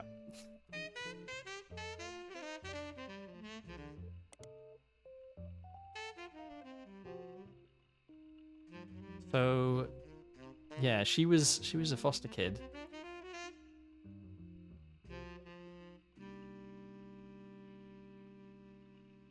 Is she a secret root tree?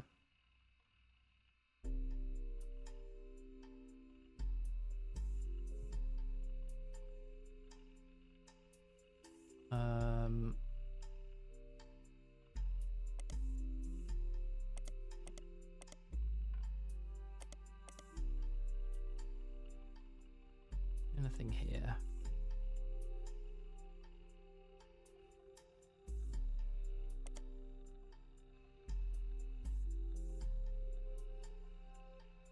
Everyone laughing until I show up my commemorative 50 golden eagle coin. But the sweaty palms, though, as you try to aim for the targets. Because if you miss, then the kids just get that money. Which is, that's also fine. But if your intent is to ruin businesses, then your aim has got to be good. I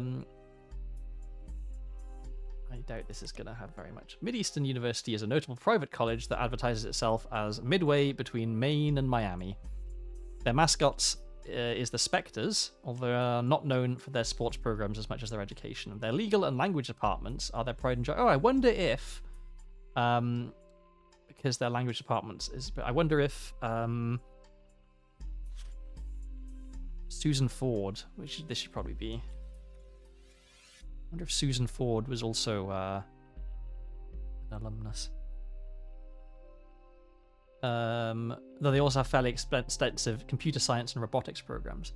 Along with other prestigious schools that haven't quite reached the notoriety of Ivy League schools, some refer to it as a Little Ivy.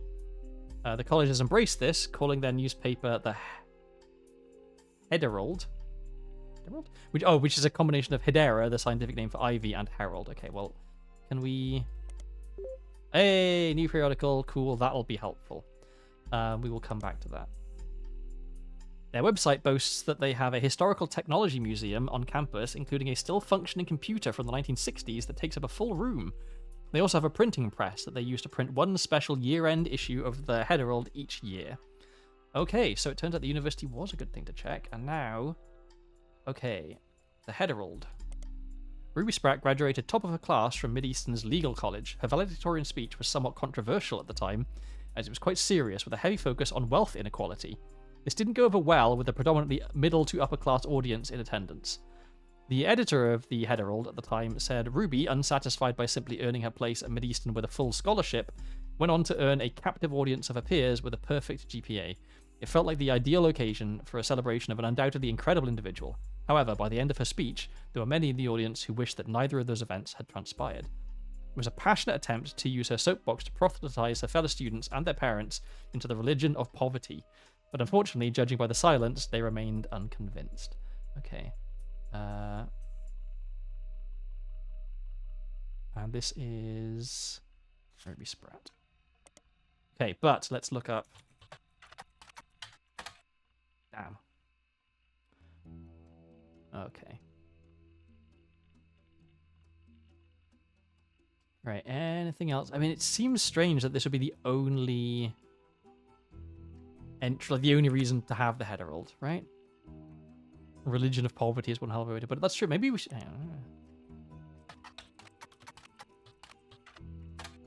No, okay. it was a very standout term. So yeah, maybe there was something. But... Okay, anyone else who might have attended the Herald, the Mid-Eastern University?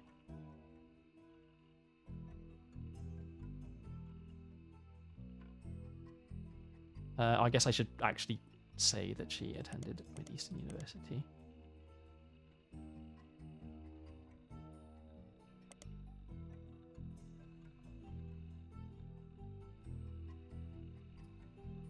So, yeah, she's definitely a secret root tree. She went into law.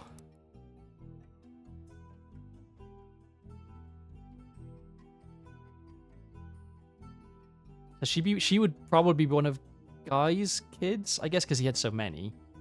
When was she? What's her dates? A year for that. No year for that.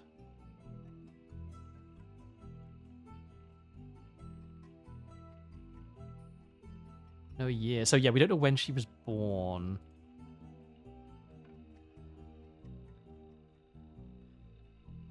Roottrees Sisters Fashion Scholarship. Maybe we should look up this as well. Okay,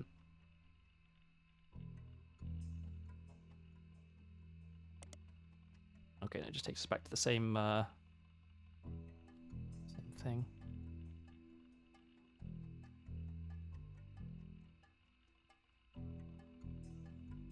Yeah, she's not even from here.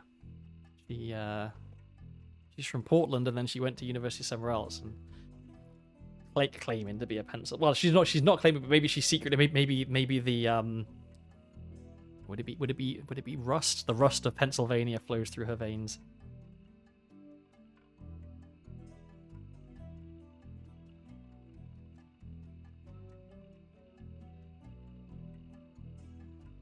So she would have been the child.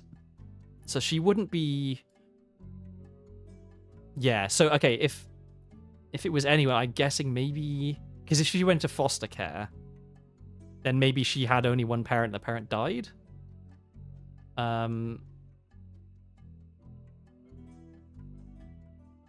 So it's either her or her, I think. Must be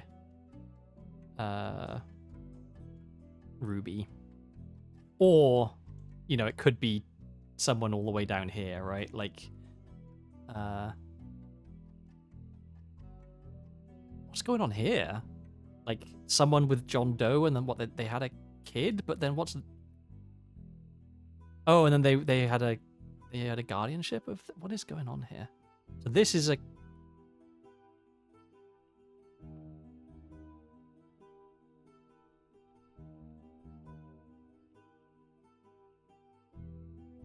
What is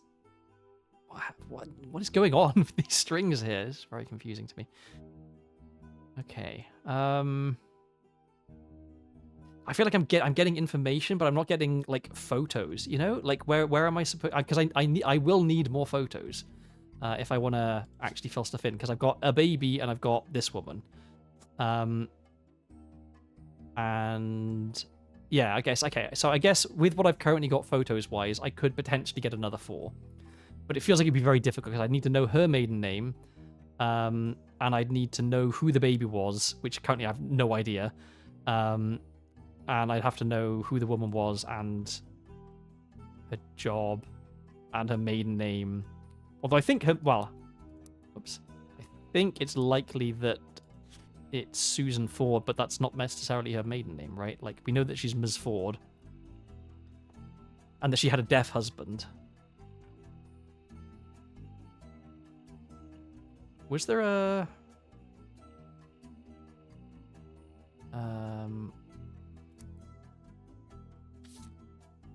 For this. Was there a Ford anywhere?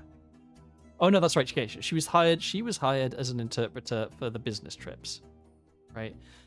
Maybe she isn't one of Guy Hudson's affairs. Maybe she knew about the affairs, and the bribe was to keep her quiet, right? This one, right? This huge donation.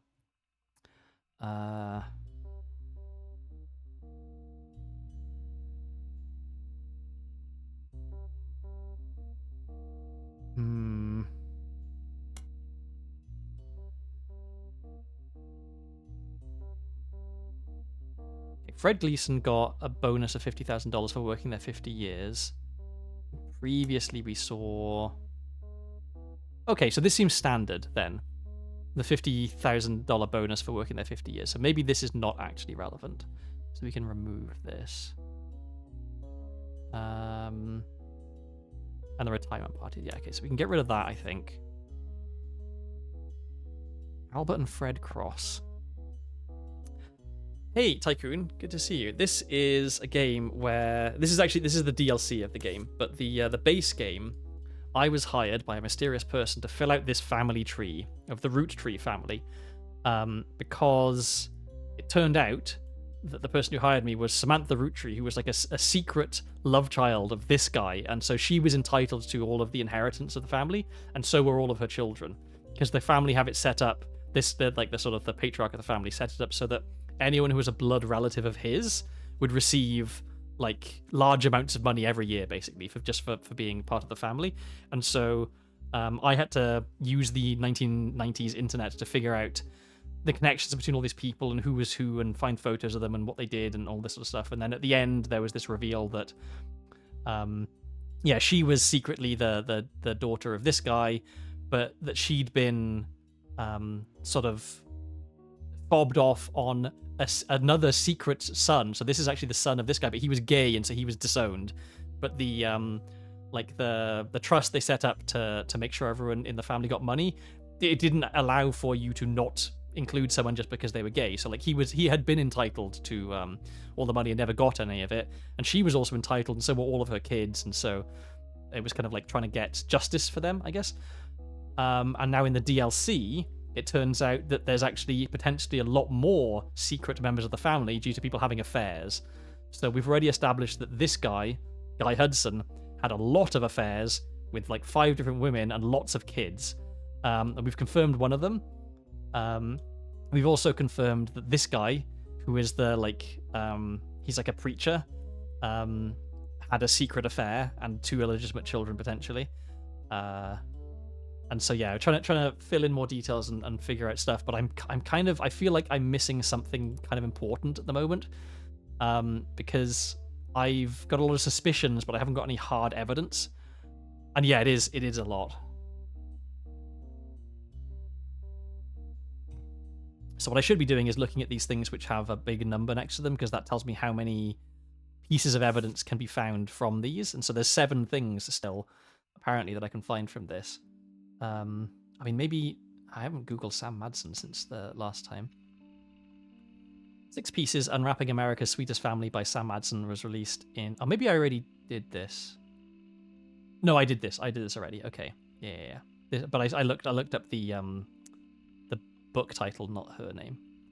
And the older version was... Yeah, there was a thing coming out. Okay. I'm guessing if I look up Gwyneth Roottrees, the same thing. Yeah. I'm guessing if I look up this.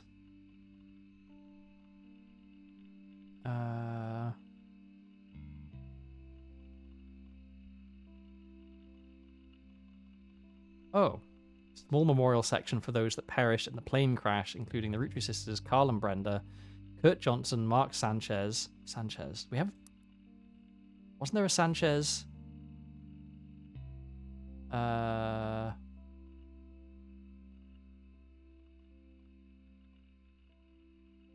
Wait, wasn't there? I swear there was a... Yeah, Cicely Sanchez. Unrelated, maybe? Kurt Johnson and Mark Sanchez were the pilot and co-pilot of the Roottrees jet during its crash last December. Although the NTSB investigation has not been released, foul play has been ruled out. Trish King was on the cabin crew of the Roottrees private jet. Elizabeth Nicholson, who went by Eliza, lived in a house with her family about 200 yards from the section of the woods where the plane crashed. She reportedly had a heart attack during the commotion, and her family were unable to reach emergency services due to the overwhelmed phone lines and the ongoing storm. Her son-in-law managed to flag down an officer responding to the plane crash, but it was too late. Okay, so these are the other people who died as a result of the plane crash. Okay. I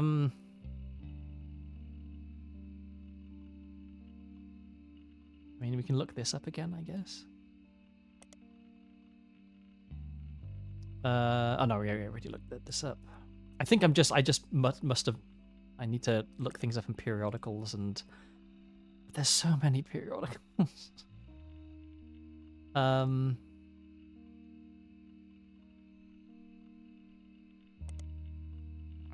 I didn't expect that to work.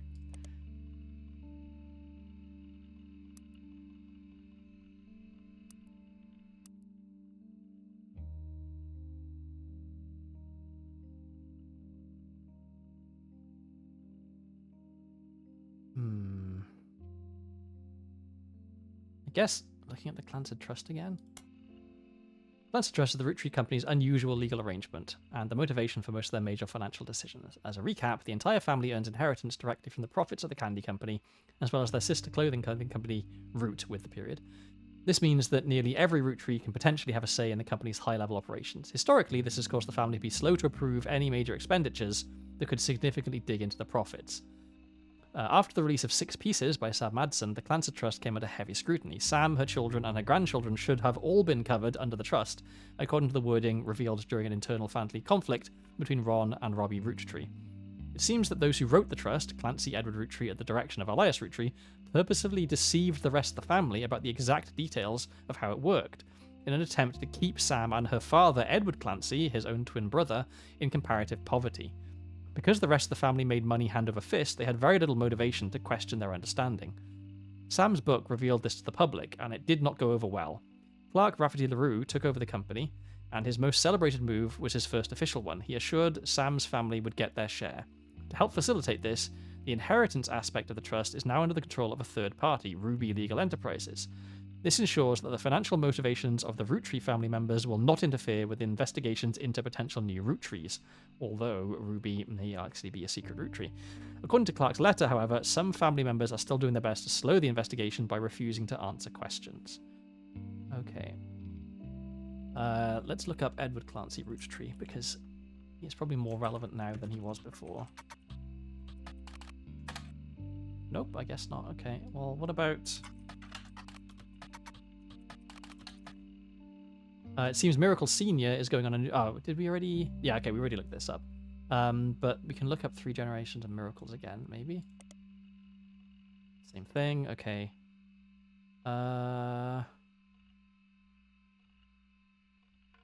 Is there anything we can search for here? It doesn't seem like it.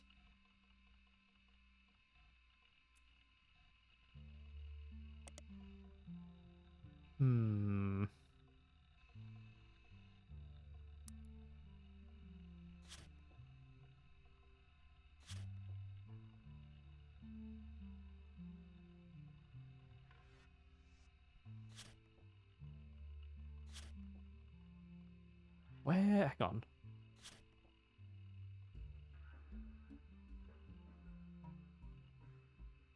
Val, an award-winning photographer. We don't have any name other than Val, is the thing. How did we get to this? This was... Oh, Mary Webb, that's right. Web on the web.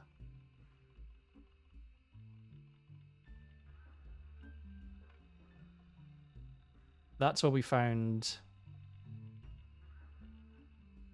Oh, no, it was from... That's right, it was from this is where we found it. Corporate composition photography. So let's put that under...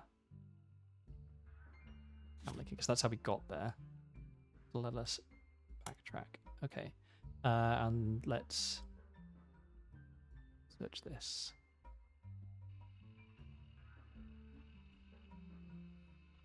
Okay, it seems to no longer exist. Val, the former head photographer. The Q&A with their users. Telephoto Iraq. Val was on the cover of Telephoto.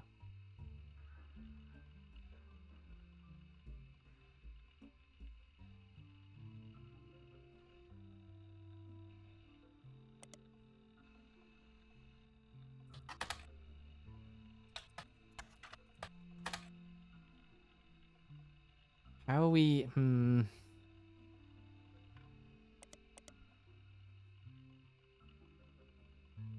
Maybe this in Telephoto?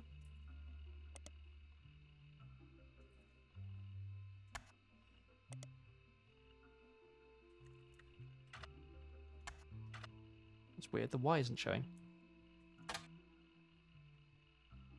Maybe it's too long.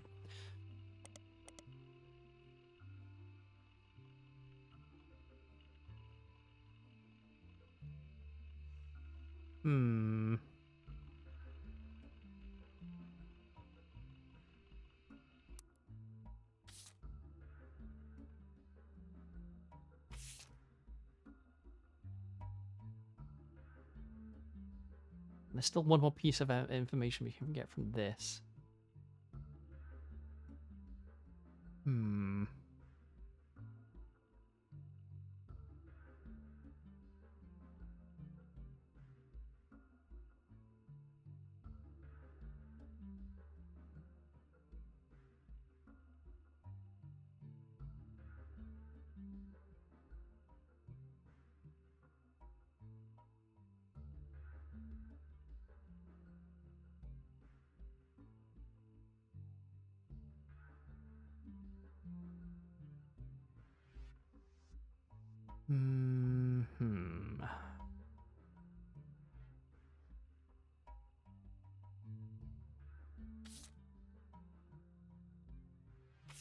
It's in reminders.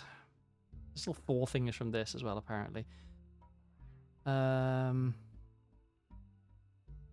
yeah, and red herrings and dead ends.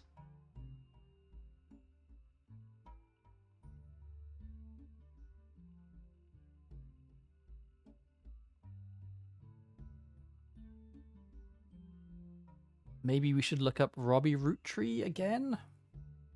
Maybe November Roottree. Maybe there's something new about her. Nope. Okay. We already looked up Chris Raff again. Caroline Morden, maybe? Yay! Okay, more stuff. After the release of 6 Pieces, Caroline Morden did a television interview. Someone has uploaded a partial transcript of that interview on the television section of a messaging community.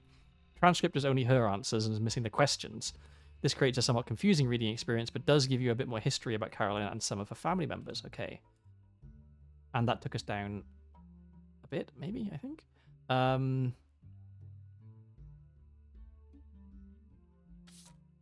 I just realized something. What was I just looking at? I was looking at this. Okay, so the 5 Pieces. Elias's children could be identified based on the initials of the original candy flavors. Okay, so naming candy flavors after the initials of your children is a thing. So C, B, S, G, maybe, for the Chinese, and then S. So there's no D for David, which would have been, would have been this one, but no, okay. I thought I was onto something there. Damn. Maybe it still holds up though. Maybe there is something like the candy names have to mean something. Okay, this was a cable news interview. A transcript of only Caroline's answers has been posted on the site about television. Thanks for having me. Some sort of question, and then I've never really fit into the family, so it didn't surprise me. And this apparently doesn't have any clues. Okay. She could have put me in if she wanted to talk about the time during my activism days when I almost got arrested for stealing the spark plugs out of all her tractors, but I don't really think that fit her narrative. So this is like why she wasn't included in the book, I guess. Yes and no. They never tried to kick me out or send me to live on a farm, if that's what you mean, but I was already pretty unpopular, and once everyone learned why I divorced my husband, because she was gay, few people paid me any attention. She's my wife. Not legally, but we've been together for half our lives. Call it what it is. I was 20 and I just had my daughter. I hate to look back on that time because I was a terrible mother the first few years. I left my daughter with my ex-husband and followed Guy on a private jet to Europe. He lost a tooth and a client. Okay, so this... I found love and a better understanding of who I was. So on her trip to Europe, which would have been... where are the business trips?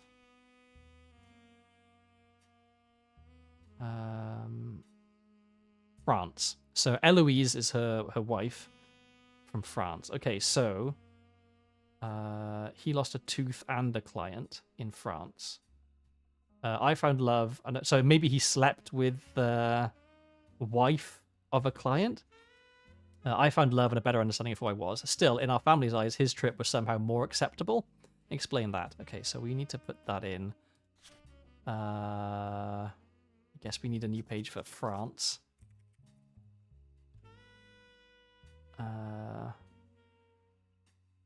I was 20, so we know when we can know when this happened, because I think we know when she was born.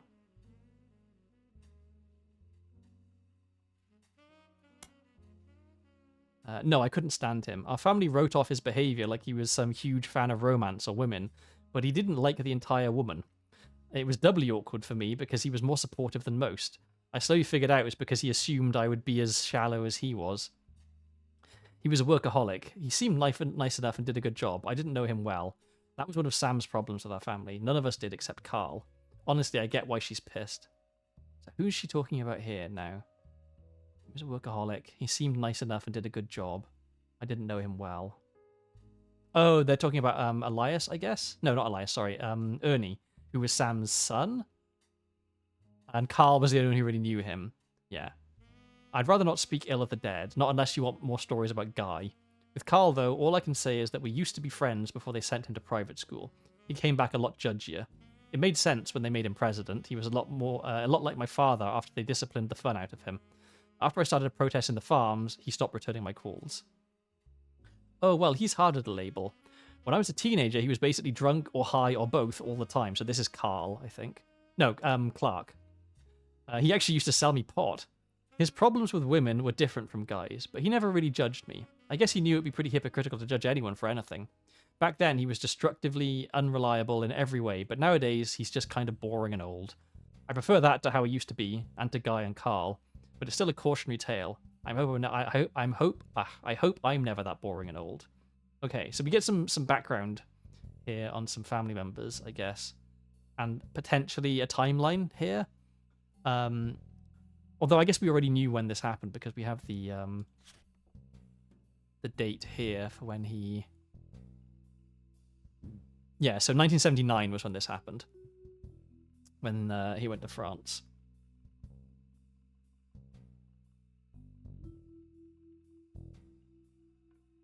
And yeah, Carl.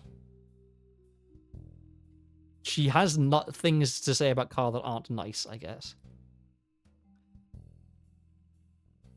Okay, so that wasn't as revelatory as I hoped it might have been. Okay, but we still have more things that we can look up. So there's still. Okay, that did take one thing off reminders at least, but there's still a lot of things in notable events. I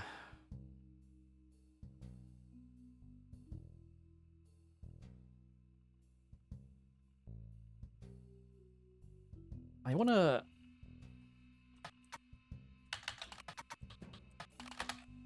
Roottrees was released from French prison. Ah, he's in France. Okay.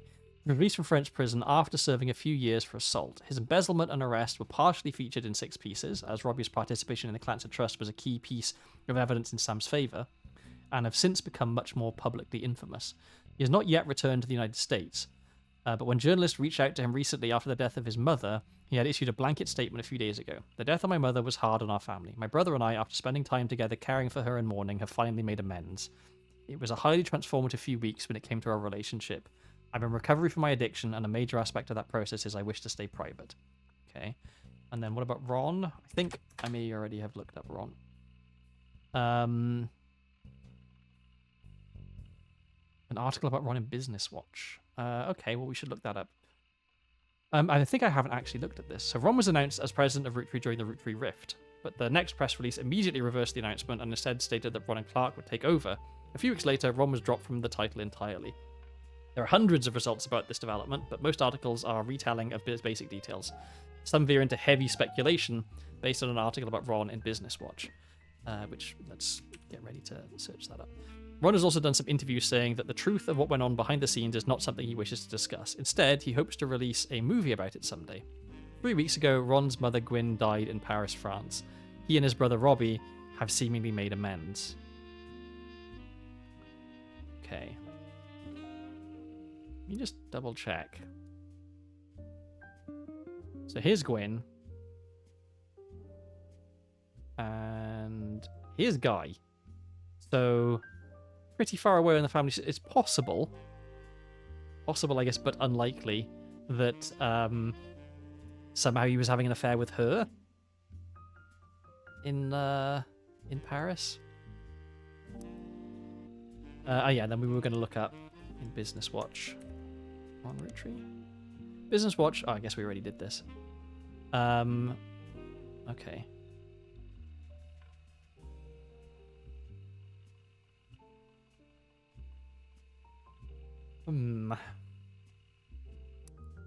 What am I missing? How are there 8 things from this? There's not any information here other than just that Cicely was writing a book about Guy Hudson. Or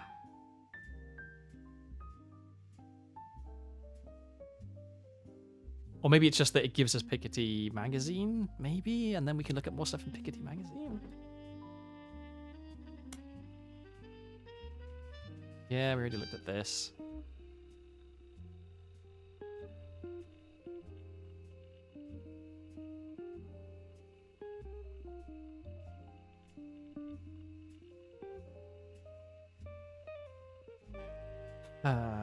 And so someone has a copy of this.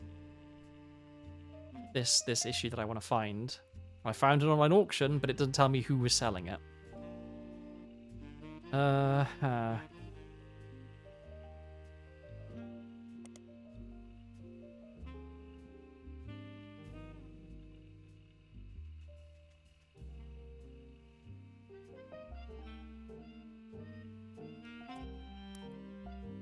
I feel certain that I'm missing something really, really obvious here.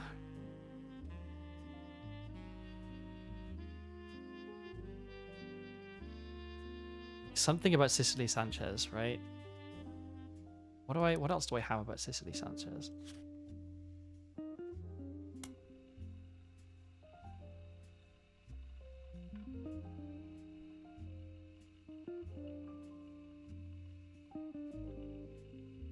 Shall I just start looking her up in all the periodicals?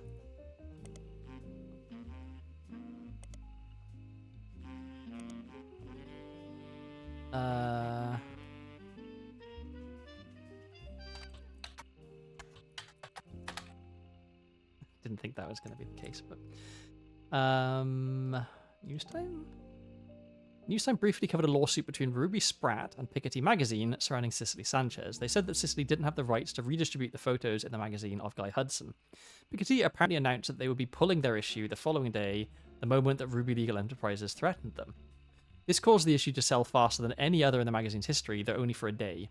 Even people that would never have normally published it went out of their way to buy one, just in case it would be worth something someday, especially caught the eye of conspiracy theorists who were assuming that anything worth suing over would have been hiding something. An expert legal analyst from Newstime states that it was unlikely that Ruby could have had the story pulled if it had gone to court, and Piketty likely got more eyes on it than it would have if the Roottrees just ignored the story. Okay, I'm curious.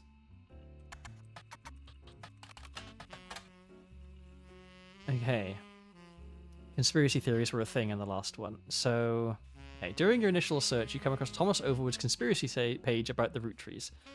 8 months later, the page still exists and is thriving. The visitor count has reached 7 digits. Many older articles have been replaced. It seems that the recent uprising in Roottree news has left Thomas Overwood with a constant stream of events to base new theories on. More than one of his theories involve Rootree deaths being faked. According to Overwood, statistically, when you have this many high-profile people who have died in a family, the odds are that one of them faked their deaths. It's just math. This newfound focus on death faking seems to coincide with a post mentioning that he's been believing the guy's not dead theory. In his own words, okay, I think we should add this to things to follow up on.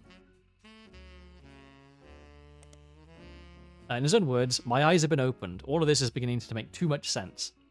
One of his posts details the belief that Ron Roottree is still in charge.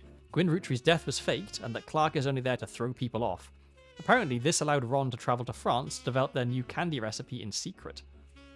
Another is about the rapper 5Ps. He can't possibly be a Roottree. One of his first album songs, when he was performing under the Devil name, actually mentioned that he wanted to have sex with Raina. Not even Sam Madsen is spared. According to Overwood, the author of Six Pieces isn't real. Sam Madsen is an anagram for Am Madness. They're purposely leaving hints for us. He claims that by using Six Pieces with Lauren Roottree's book as a one-time pad, he has begun to decrypt a cipher.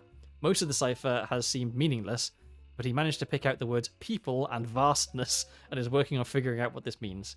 There's also a request at the bottom. Next year, 2000, is a leap year, and Overwood is looking for funds and volunteers to catch the Roottrees red-handed in Operation RT29, which is the conspiracy theory that on February 29th, due to a loophole in the law, any crimes you commit are like, you can't get punished for them unless you get caught the same day, which is obviously very silly, but he specifically mentioned not to volunteer if you've ever drunk Spirit Cola, but doesn't go into why. That's because there's another conspiracy theorist that Spirit Cola has like mind control stuff in it.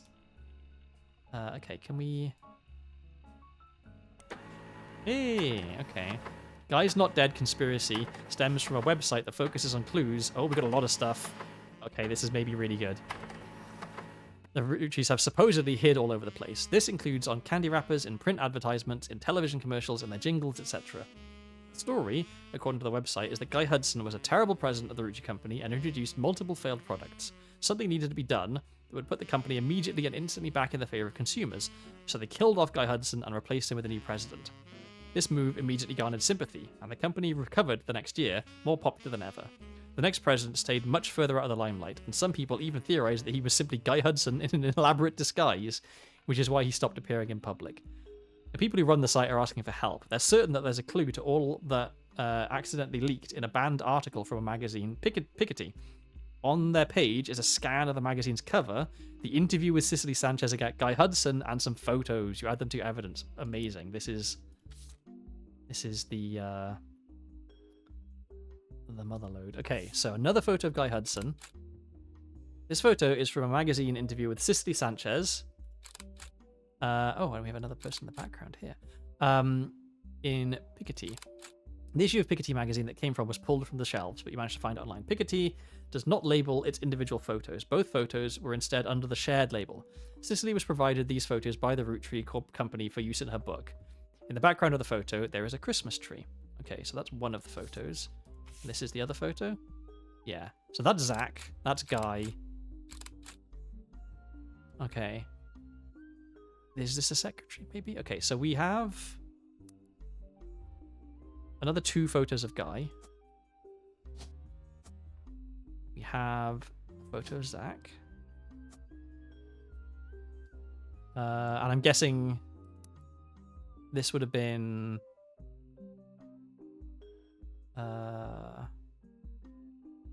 when Guy was Guy had just got, where are we? In here somewhere, right?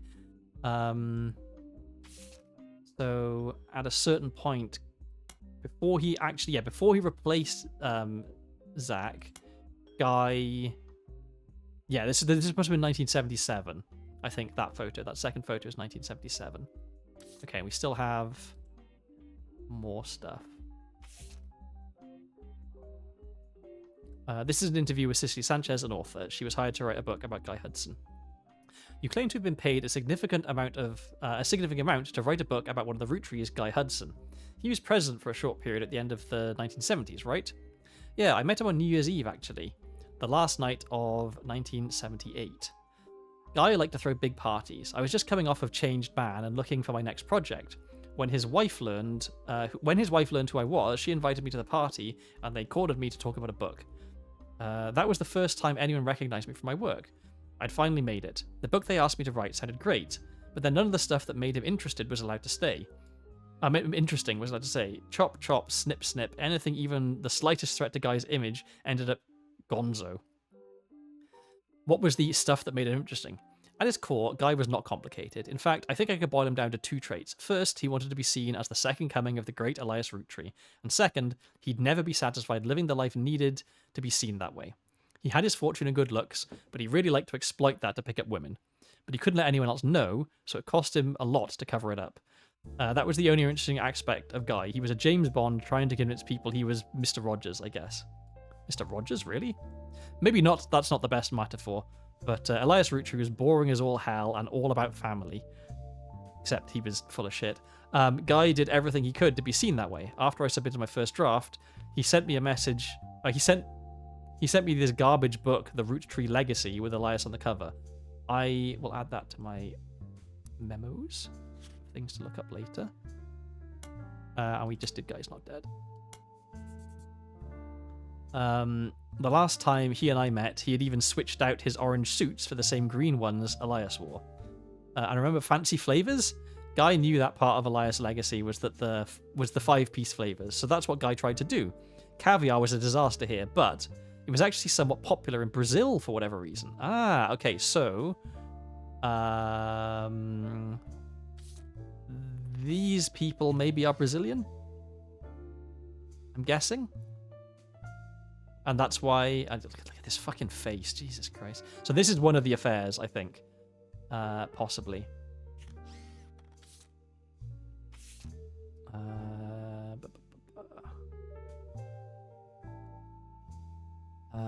Yeah, and we also want to look up this. In Christmas 1979, he went to Brazil to open the Roottree Brazil factory. Guy was always hopping around the world trying to recreate that success. So how come the book never came out? It's complicated. I had an out in my contract. Surprisingly, Guy signed the contract my lawyers wrote without running it by anyone in his legal department.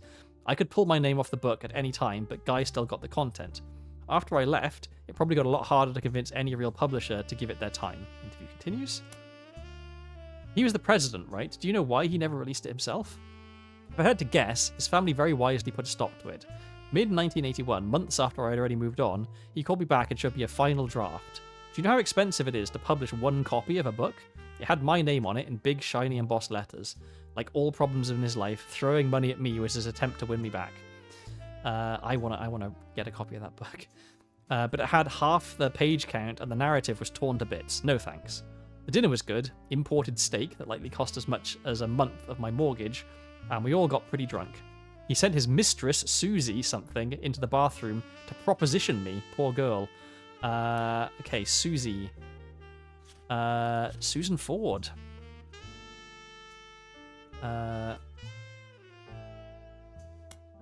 Okay. We'll keep that because it links to this page.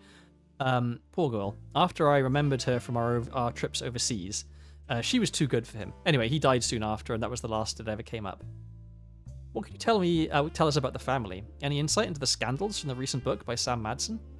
I actually haven't read it. I just skimmed the sections on Guy to see why people were suddenly calling me up to ask about the man. Pardon me.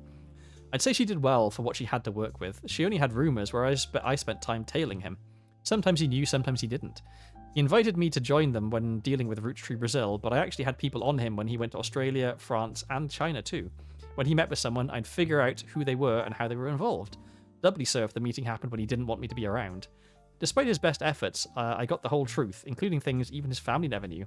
For example, the daughter of his business partner in Australia, I think her name was Robin, he and she certainly spent a few nights together that he didn't want his family to know about. But I did. Okay, well, that's another... Let's do Australia. And we've got the daughter of his business partner, whose name was Robin. Madsen got things wrong? Sam mentions Guy's affairs and treats them like most people would logically think to treat them, like the infidelity was a problem for Patricia.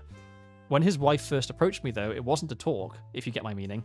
On paper and in public, it was a marriage like any other, but in reality, it was more of a mutually beneficial arrangement. They both got what they wanted out of it. The same thing. What was that?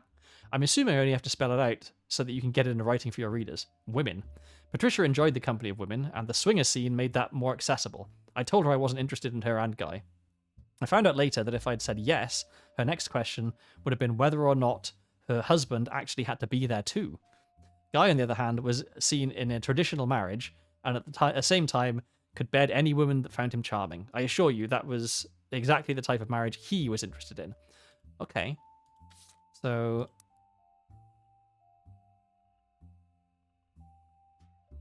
Patricia. Into swinging, apparently. Okay, so that's some good info there.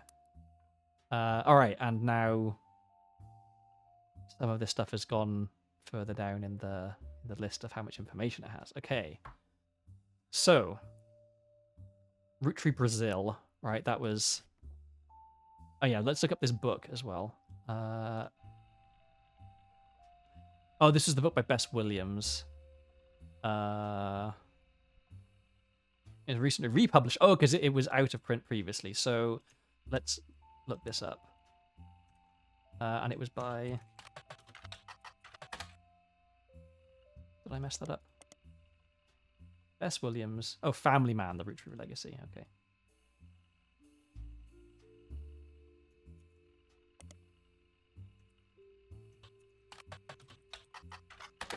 Yay! A reprinting of an old book about Elias Roottrees. It's blatant corporate propaganda. But will there be another photo? Aha! Aha ha ha ha! Fuck you, Elias. I knew it was you. As soon as I have the photo, I knew. Okay. Alright, but what does it say? The dictionary defines propaganda as information, especially of a biased or misleading nature, used to promote or publicize a particular political cause or point of view. But if they were to replace that definition with a picture, it would be a picture of this book. The book tells you nothing about Elias, and from what you know of his true feelings about some of his extended family, you're not sure it tells you anything true about Elias either. The reissue of this book was so lazy that they reused the famous photo of Elias from Business Watch, whose copyright had expired. The best thing it had going for it is that it's only 85 pages long. Okay. We got the photo, and that, I think, has confirmed, for me at least, that, yeah, he had an affair as well. Okay, so then the next thing we wanted to look up was... Roottrees Brazil. Roottrees Brazil, sometimes erroneously referred to as Roottrees Brazil with a Z, is one of the companies created to manufacture and distribute Roottrees candy. It was developed as part of the Roottrees Everywhere initiative. We'll be looking up that as well. Near the beginning of 1979. Unlike some of the other Roottrees Everywhere results, Roottrees Brazil seems to be a success. I'm guessing there was a Roottrees France, a Roottrees China, and a Roottrees Australia. You do some rough translating and find a significant amount of information about it. So I guess we need Brazil. Brazil was the only region in which candy-flavored 5 pieces released at the end of 1978 were a hit. The primary reason the factory still exists to this day is solely to create that flavor, which comes in its own standalone 5 pieces bag with Portuguese writing. A small town named Alvalagos, near the municipality of São Bernardo. Can't fucking read. Near the municipality of São Bernardo do Campo, became the location chosen by the Roottrees Candy Company after a newly elected local politician named Edson Soares heard that they were planning a new factory and petitioned them in early 1979. So, guessing that this is that politician, and this is that politician's wife, with whom Guy had an affair. The factory was controversial as locals did not want it there. The Roottrees visited Brazil around Christmas and managed to break ground on the project. Since then, however, it's been operating relatively smoothly except for 2 incidents. The first was Incendio do Boro in 1982, and the second was an unsuccessful strike in 1995 that involved all of the factory workers being replaced. This will be added to things to look up later. The factory was originally built and run, according to paperwork at the time, by a small company called Nova Corporação des Doces Brasil, which literally translates to New Brazil Candy Corporation. This company no longer exists. Not much information has ever existed about it, and the Roottrees now run Roottrees Brazil entirely. Okay, well, we will look that up as well. So, that was Roottrees Brazil. Roottrees Everywhere. An expansion in the late 1970s. It coincided with some other large changes at the company and had mixed success. As far as you can tell, the different companies related to it were all formed in very different and sometimes haphazard ways. There's minimal organized information about the history of the expansion itself online, but you can glean the following. Roottrees candy had been distributed globally to certain markets approved by Elias as early as the 1940s. This includes places like Canada, Mexico, and select countries in Europe, mostly the UK. Roottrees Everywhere involved Roottrees' expansion to other major markets that were assessed to be ready for Roottrees. This started with 4 that had no share in: Australia, Brazil, China, and France. Each of the countries had an entirely new company formed, mostly by making deals with local distributors and manufacturers. Okay, so we will want... We have one for Australia, so let's add this to that. Roottrees Brazil we've already got, but we may as well remember. And then France was Roottrees France, and then China Roottrees. So we'll want another page for China. Oops. Alright. Which do we want to go for first? I feel like Brazil maybe has more stuff right now, so let's go. So that was Roottrees Everywhere, which we just did. Let's search this. It translates to Maple Fire. In 1982, the factory was deliberately attacked in a clear case of arson. The fire was brought under control after destroying about 2/3 of the production floor, and locals claimed that the air smelled like a mix of burning plastic and maple syrup. The factory was rebuilt and continues production to this day. At the time, it was unknown why this happened, but last year, a news special did list this incident, as well as a few others in the small town, as backlash to perceived corruption in the government at the time. According to the report, the mayor of the city was found to be receiving a cut of the factory's profits. Okay. Okay. Edson Suarez was a Brazilian politician.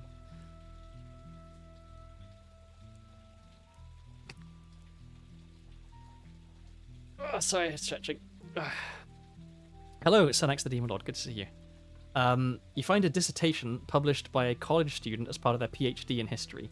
It focuses on the rise of democracy in Brazil. It seems up until 1988, Brazil was run by the military, and the politics during that time were often a hotbed of corruption and nepotism. The paper tells of a few politicians at the time, including Edson Suarez. Edson is a former mayor of Alvalagos, Brazil. Yes. Before politics, he was a manager at an automotive manufacturing plant for a major American car company. He was put in charge of I'm going to stumble over this word every single time. Alvalagos by the military government in 1973. As mayor, he used his manufacturing background and knowledge of American businesses to establish new factories, distribution plants, and other business ventures in the area. This had two side effects. First, he became quite rich. Second, many locals were forcibly relocated. I'm good. So, like, is this history class, but if the teacher was a gamer? This is doing online research class, I guess, if the teacher was transported back in time to 1999. We're using the old internet to try and find out secret information about various affairs and illegitimate children out of wedlock from a very rich family, because the family has this thing set up where anyone who is a descendant of the family is legally entitled to like a large amount of money every year, basically. And so we're trying to verify all these people who might either be entitled to money or might be claiming that they're entitled but aren't actually. So we're doing all this research.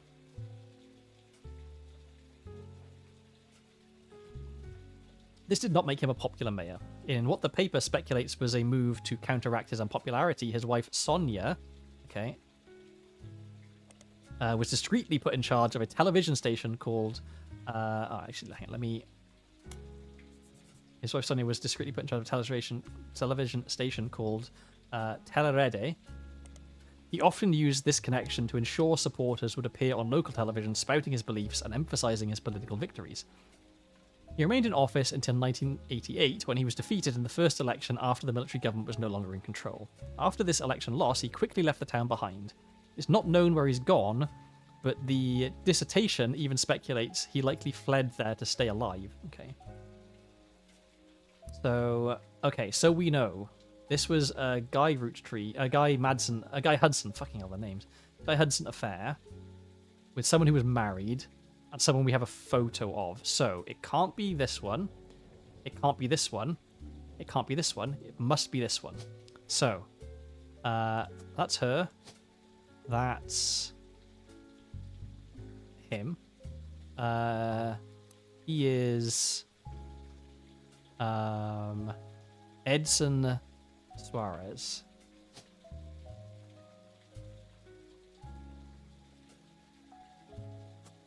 And she is Sonia, but we don't know her maiden name.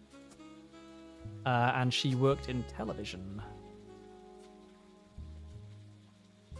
Right? Is that an option? No. Put in charge of was she a CEO then?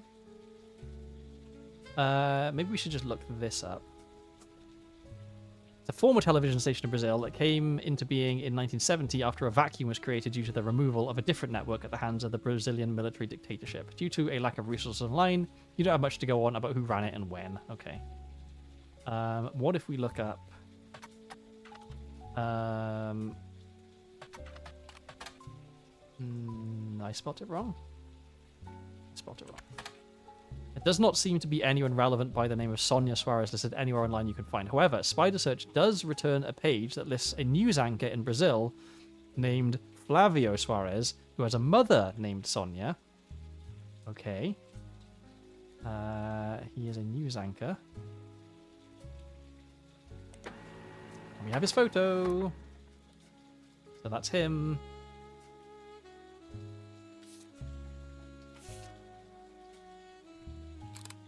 Flavio Suarez is a Brazilian news anchor. This is a signed photo of him sent to a fan you found online. Flavio Suarez.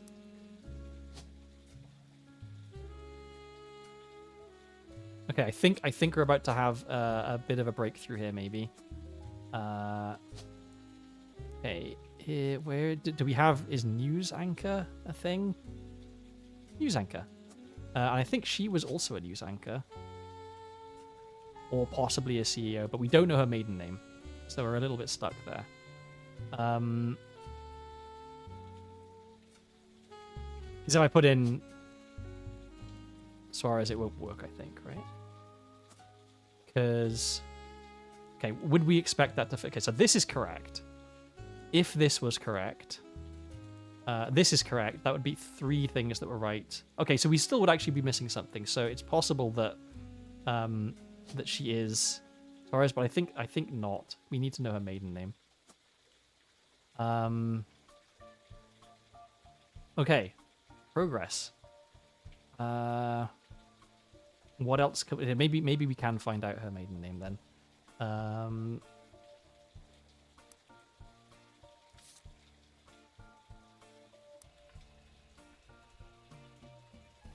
He's a young Brazilian newscaster with a bit of a cult following. The discourse surrounding him is, to put it in polite terms, lewd. There is a website about something called fan fiction that has a small section dedicated to him. It seems that women, and some men, of a wide variety of ages and writing skill, tend to find him worthy of inclusion in their stories.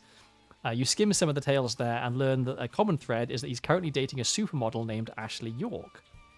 We'll add that to things to look up later. Many stories either seem to ignore her existence or get her out of the picture rather quickly. There are also other more traditional fan sites that list some things about him, including his age, 18. We should probably add this to the Brazil section just in case. Oh, wait, hang on. Let's highlight that. His mother's name is Sonia, yeah. And his name means golden haired.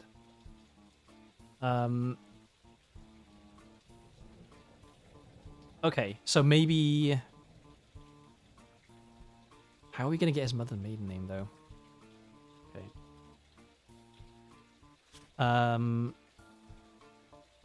Ashley York is a British supermodel who does ads for perfume, clothing, and jewellery. She's been the subject of some controversy in the past few months, having been protested by PETA for wearing fur on the cover of some magazines. She's dating a young Brazilian news anchor named Flavio Soares, which brought them both somewhat into the limelight. But yeah, she's, I don't think, relevant to our search, so I'm not going to bother including her right now. Okay. And we looked up this.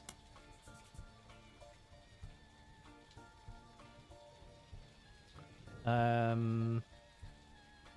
and this is just the same information we just had.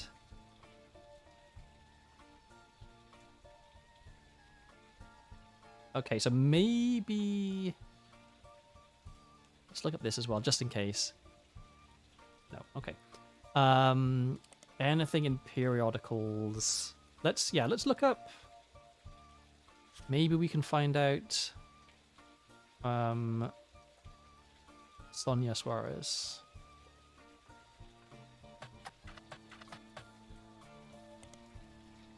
What about in Piketty? What about in Business Watch? Okay, what about... What was his name? Edson. Okay.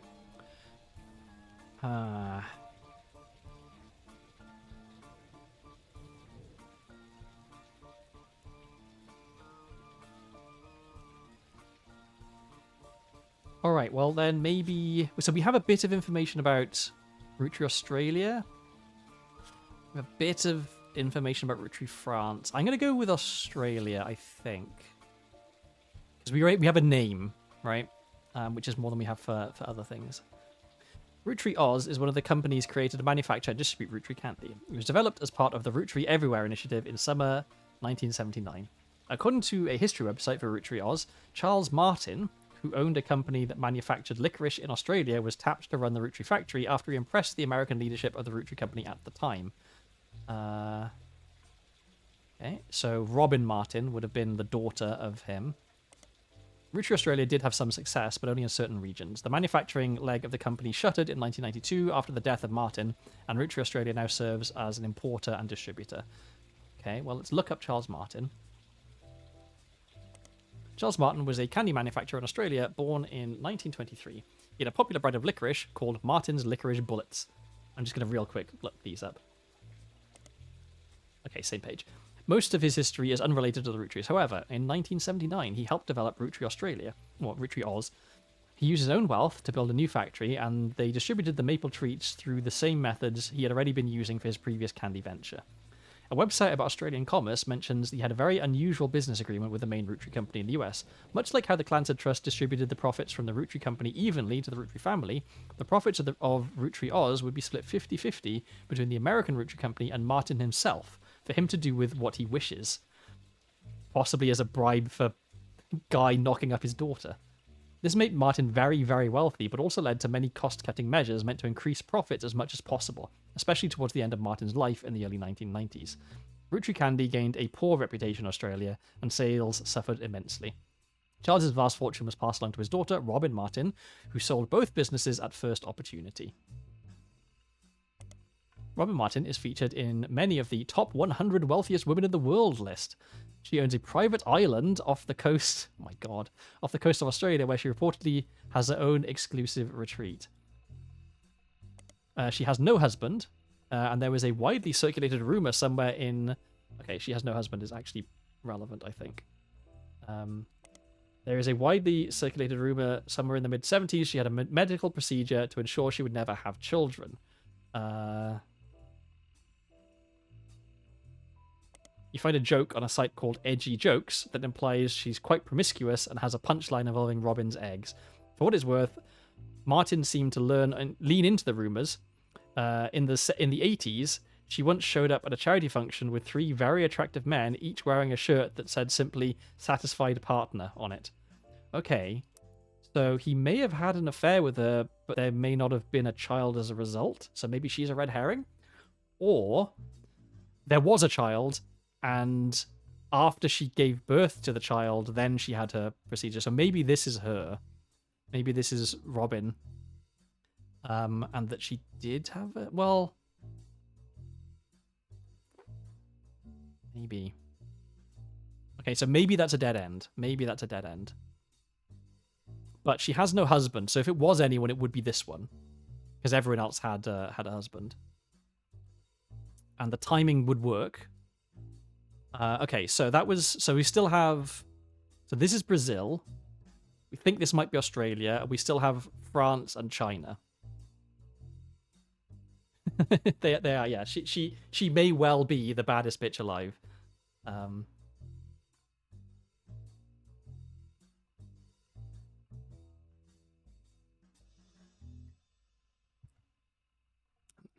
Okay, so that was Australia. Let's do France next, I guess.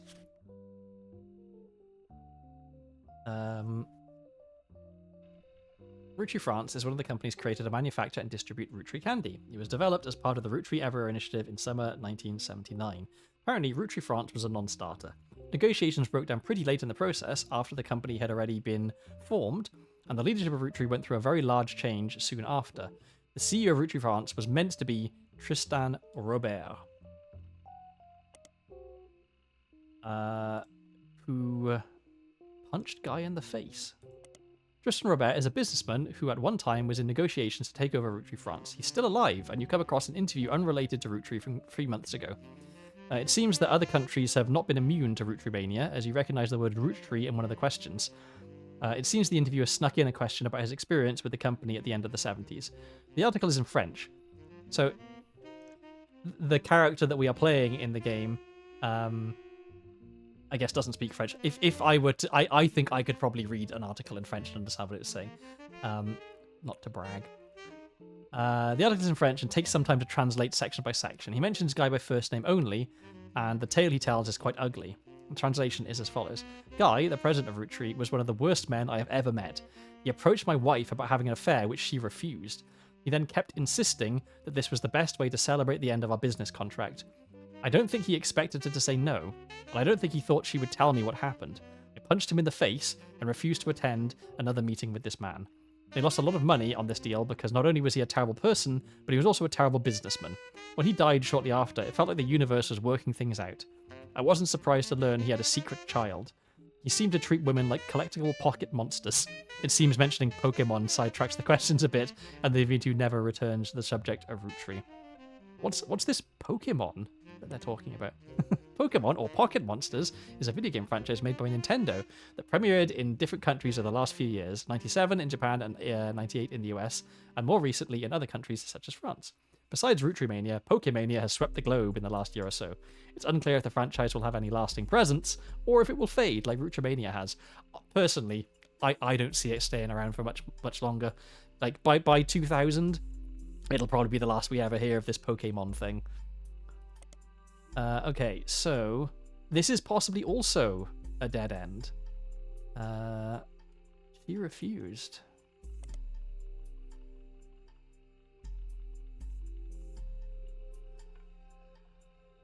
Okay.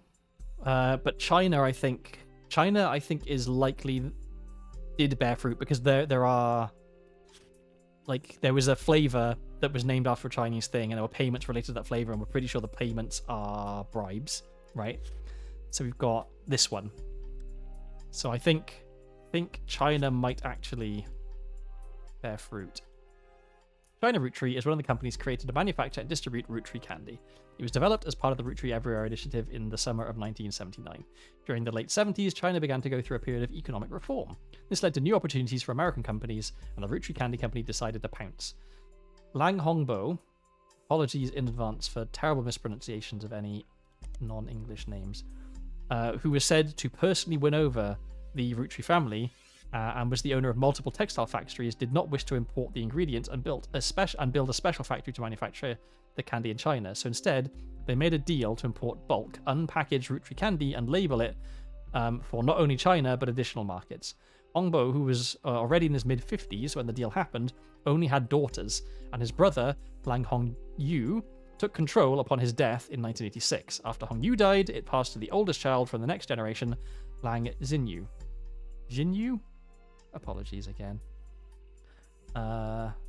Okay, that seems all relevant. Okay, so first things first. You come across a website for the Langtai Textile Corporation. Just in case. We'll, actually, no, if I search this, it'll take me to the same page, won't it? Let me just... Yes, okay, so no need to add that to things to look up. And we already looked up this. But maybe I'll look it up in Business Watch. Okay. Which is a company that helped expand Roottree's product to China since the late 1970s. The company seems very accomplished. The site has quotes from many different reporters and news articles listed on it in nearly every language. Okay. Actually, we can add this to here, and we can say we should remember to look it up in various newspapers. It's also mentioned quite often on websites about Chinese businesses, but those mentions are company-focused and not people-focused and don't offer any information useful to your investigation. The page contains a very rudimentary leadership timeline with names that prove the company has been in the Lang family for a long time. Kind of looks like a family tree. It goes back at least 250 years in some form or another. During the period when they began the Roottree deal, Lang Hongbo in China, the family name comes first, so Lang is his last name, was the CEO. He died before the internet was widespread, so there's not much out there other than his name on this website. His younger brother, do I have... Oh yeah, I have all this already. His younger brother, Lang Hongyu, is featured on the history section directly following him. This also seems to be the only mention of the man. The current CEO is a woman. This is simply as Xinyu. Is the currency? Oh, but we already have that. The site doesn't list her last name, although she does appear in the family tree below Hongbo. Langtai has a few American logos on its page. One is the Roottree logo, another is Tranquilt, and the third is Peace of Asia. Okay. I wonder if we look up this, is it just same thing? And if we look up this, is it the same thing? Oh, no. Lang Xinyu in China, the family name becomes first, is a businesswoman currently running the Langtai Textile Company. She was recently listed in an article on a website written by and for women. The article, entitled Empowered, is about the recent rise of women entrepreneurs in China. The article states that due to her lack of brothers, she has a younger sister. A younger sister, okay.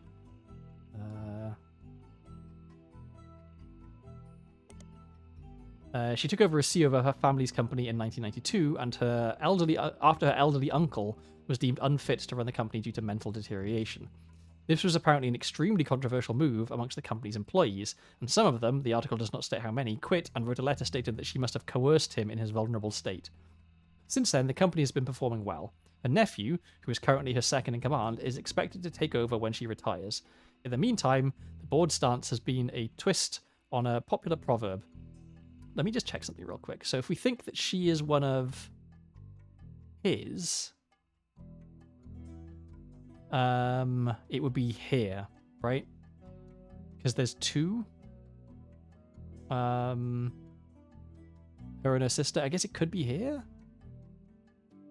But that's the final one, and that's at 1982, maybe? So maybe... Okay.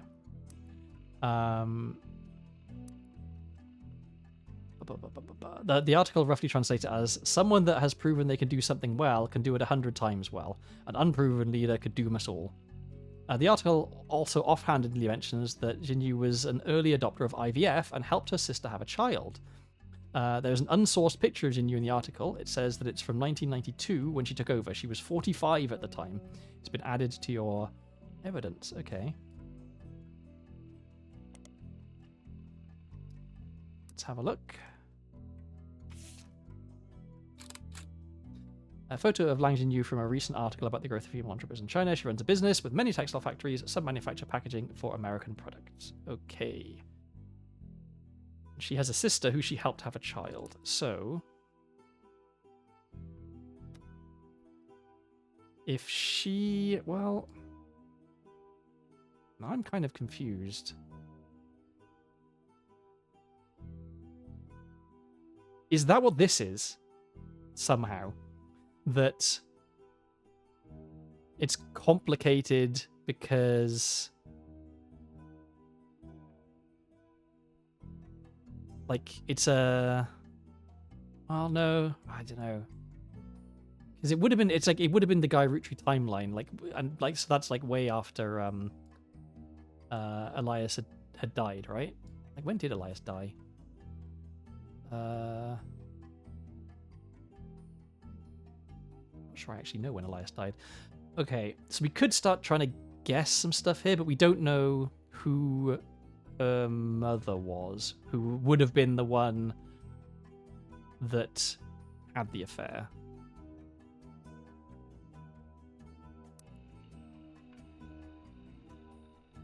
Okay, so what am I... Okay, we've got that. We've got more things to follow up on here, maybe. Oh yeah, Tranquilts and Peace of Asia. And we should also look in the periodicals. Seems Tranquilts is a play on Tranquil and Quilt. The name is ironic considering the loudest quilts you've ever seen. The main quilt feature on the website is a flaming unicorn soaring through space with peace symbols all around it. Although they were listed on the website for the Langtai Textile Company, they don't seem to have much of a connection. It appears they import cloth. Okay. Peace of Asia? Peace of Asia is the American arm of Langtai, located in Pittsburgh, Pennsylvania. According to their... Okay, well, let's... Because this might be relevant. According to their site, the Thai in Langtai translates to peaceful, so they chose their name in America to match. there are a lot of other companies listed here, too many to investigate, as very few of them seem to have any relevance. It seems Piece of Asia is nearly as accomplished as Langtai. They offer fabrics and cloths at wholesale prices. You don't spot anything out of the ordinary. The business is said to be owned by husband and wife Jerry and Linda Han. Their Chinese names are listed too, and from using an online translator, it seems that Jerry is Han Junwei and Linda is Lang Jinyao, which is her, right? Yeah. No. Different. Jinyu and Jinyao. Okay, so this is the sister. Okay.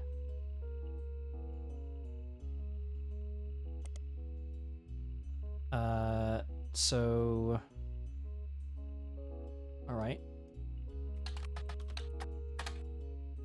Jerry, Linda, and Mark Han appeared recently on a website called Focus on Philanthropy under the headline Hangin' with the Hands. The Hands were chosen because they donate significantly to causes that further Chinese-American culture. Jerry and Linda were both born in China and fell in love during college. Linda's father led a large company, this article never names it. After it expanded to the US, Linda's father approved their marriage so long as Jerry took over the US portion of the business.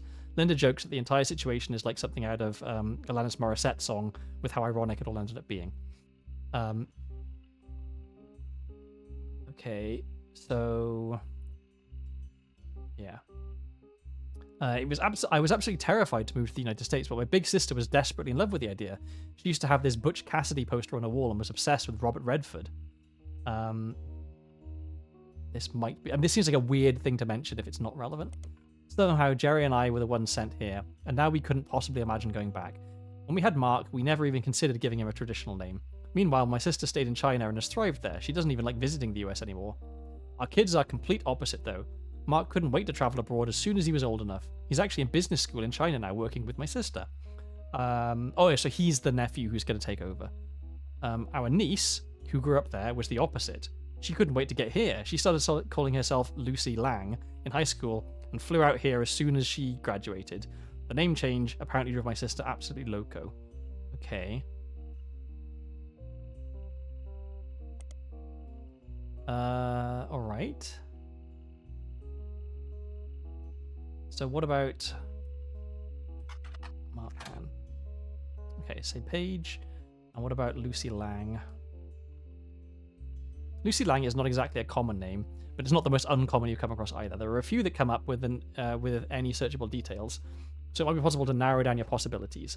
Lucy Lang is mentioned on a robotics website as part of Team Talonclaw. Team Talonclaw are one of only 2 teams from the US participating in a new robot-based show in the UK. That's Robot Wars. I loved Robot Wars when I was younger. Yeah, I used to watch it a lot. Another Lucy Lang is part of a small women's a cappella group in Los Angeles called the Gin and Tonics. A third Lucy Lang works in New York for a business called Corporate Synergetic Solutions Unlimited. Okay, well, let's start at the bottom and work our way up. I hope it's the Robot Wars one, but I suspect it's probably not. Corporate Synergistic Solutions Unlimited is a company located in New York City. Lucy Lang is lead synergy and engineer, who is listed as being ranked one of the top facilitators in the world by Business Watch magazine. Oh, maybe then she has a photo. As far as you can tell, CSSU is a company that other companies hire as consultants to increase productivity. It's unclear the exact services they provide. The site is light on details. There are a few high-profile companies listed on their site as former clients. You recognize their names, but none of them are related to your current investigation. But nevertheless, let's look up this in Business Watch. Lucy Lang was listed in Business Watch for her work with Corporate Synergistic Solutions Unlimited. She's in the article about consultants that corporations hire to facilitate large internal changes. Each person featured on the article has a small bio section, followed by a longer section about why they were chosen.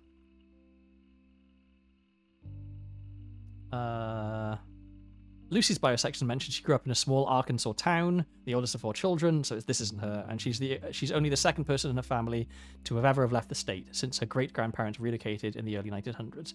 She earned a degree from a prestigious New York college, started as a junior associate synergy engineer, and in 8 short years has worked her way up to the company leader. Now at age 32, she's the youngest lead synergy engineer in the company's history. The article calls her one of the top facilitators in the US due to her work on a merger between 2 regional dial-up service providers. As a direct result of her organizational changes and policies, the new company managed to eliminate over 200 redundant positions as part of the merger, making it an instant success. Wow, she sounds fantastic. Okay, the Gin and Tonics. Is this her? The Gin and Tonics are a college a cappella group out of Los Angeles.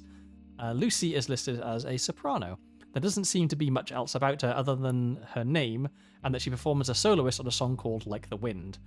The group were featured on a CD compilation called Bossa, performing a cover of popular boy band song. It doesn't seem relevant to your search. Is this her? Subways of Your Mind by FEX is an early 1980s pop song. And it was a #1 hit in many countries, although it peaked at number 6 in the US. It's still played to this day on contemporary stations around the world and is often found on compilation discs of popular music. One reviewer at the time was quoted as saying, "Subways of Your Mind is one of those rare songs that feels like it has always existed, and the artist just plucked it fully formed from the collective ether. It's hard to imagine a world in which this modern classic wouldn't become a regular part of our audio landscape for the next 100 years. What a sad, empty world that would be." FEX has many follow-ups that were just as popular in European countries. This is a long article. Although their continued success was significantly more limited in the United States. Their next single, Talking Hands, only reached number 24, and their third single, Modern Danger, failed to chart at all. How did we... Oh, I see. Due to Subways of Your Mind famously starting with the catchy opening phrase Like the Wind, and perhaps also due to its somewhat lengthy title, those seeking it out or requesting it often search for Like the Wind. Many lyric sites and music hosting sites even label it incorrectly, making this mistake even more common. When searching for combinations of Like the Wind and attempting to narrow it down to results that include the Roottrees, you find that an obscure Irish band called U2 once cited both FEX and Jim and Diamond as inspirations. As far as you can tell, neither FEX nor Subways has anything to do with your search, and seeing as U2 is relatively unknown to anyone outside of Dublin, the connection seems to be an odd coincidence. Wow. Okay. So then is she on the robotics team? Team Talonclaw is the robotics club of Mid-Eastern University. Ah. Their robot, also named Talonclaw, has been selected for appearance on the second season of a British television show focused on robot fighting. A small blurb mentions that robot fighting leagues have existed for a few years, but there have been recent moves to televise it. Talonclaw was one of the 2 teams selected from the US. The robotics club has a text-only site you can find linked from the university's student section. The site seems like it's used mostly to announce the schedule to its members. The club is supposed to meet every Tuesday and Thursday, but the last 8 dates have all been cancelled because a few members of the team are currently in the UK filming. Another date from a few weeks back was cancelled for an interview with the school's newspaper. At the bottom, the travelling members of the Talonclaw are listed as team captain Jaya Patel and supporting members Lucy Lang and Kurt Hauser. So I suspect that if we look up Lucy Lang in the... Here. Yes! The Herald has a story about their school's robotics team, Team Talonclaw. It lists 3 student members and talks a bit about each of their history, including their interest in robotics. The only one that catches your attention is Lucy Lang. She grew up in China as Min Lang, but came to the US specifically to attend university. She says she grew up around factory-scale machines that assemble products that will be shipped all over the world, and the moving parts and automation fascinated her. However, as she's progressed through her major, she's become obsessed with smaller, more powerful hydraulics, such as the mechanism that closes Talonclaw's weapon. In addition to robotics, she loves linguistics. One of her hobbies since coming to the States has been collecting accents. In her spare time, she practices not only removing any trace of her native inflection, but also quickly switching between multiple different regional accents. She feels her personal best is the Southern Belle, but her favourite is the Valley Girl due to its use in popular culture. The article has a picture. How in your evidence? And so, there she is. On Robot Wars. Okay, so how does this all fit together? So we have her photo,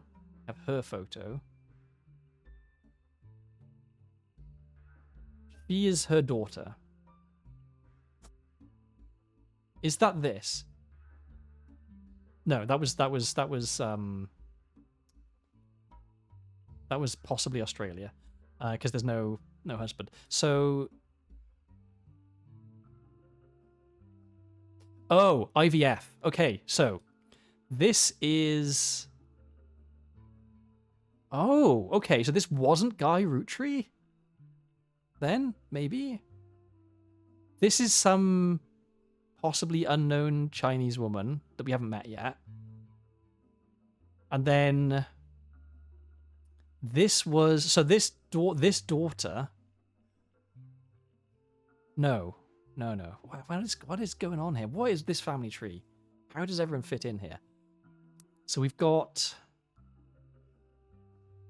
Okay. So okay, we've got. Okay, Jerry and Linda Han, who have a son named. Did I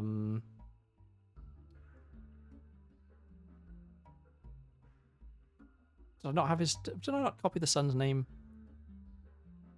Yes, I didn't. Okay, well, let's go back to that.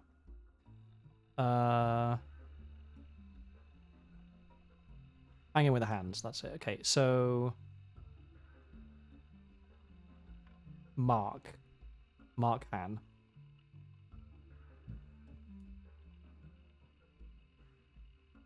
Okay, so we've got one woman who's married and has a son named Mark, who moved to the US, and we have her sister, who has a daughter, right, called Lucy. Now called Lucy, originally called Min.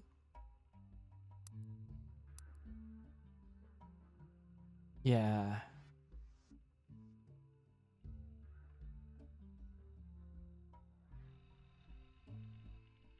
Our niece who grew up there was the opposite. So,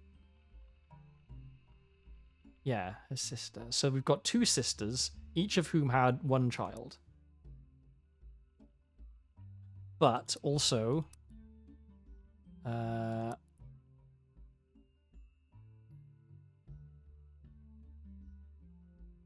she was an early adopter of IVF and helped her sister have a child. So she used IVF. So I think that's what this is, right? An unknown man who, like, you know, they were never together, right, had a daughter. And, hang on. And helped her sister have a child. So...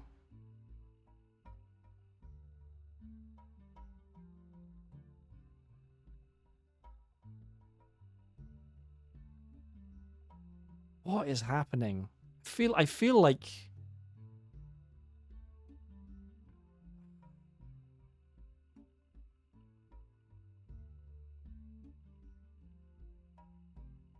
this is so confusing.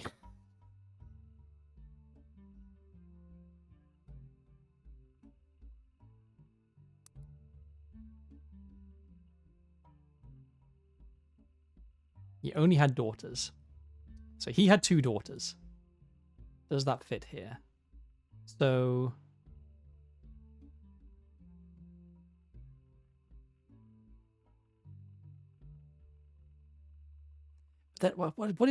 what's going on here? So, married, didn't break up, but then married again and had another kid. So this person must have died.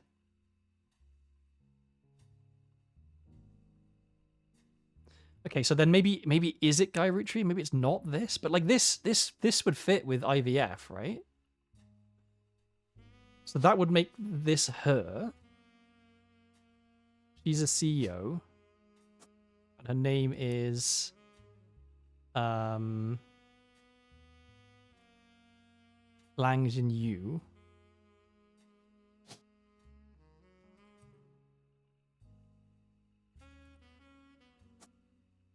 Okay. I think that's correct. But then this gets really confusing. Like, where's her sister? Is this the sister? Because we don't have a photo of the sister. And this would imply that this isn't the sister, this is actually the daughter? But the daughter should be... But this can't be the daughter, because she's too... The daughter's too young, right? The Min is too young to be at this point in this family tree, and to be the daughter of here. Like, Min would have to be at the bottom level, right?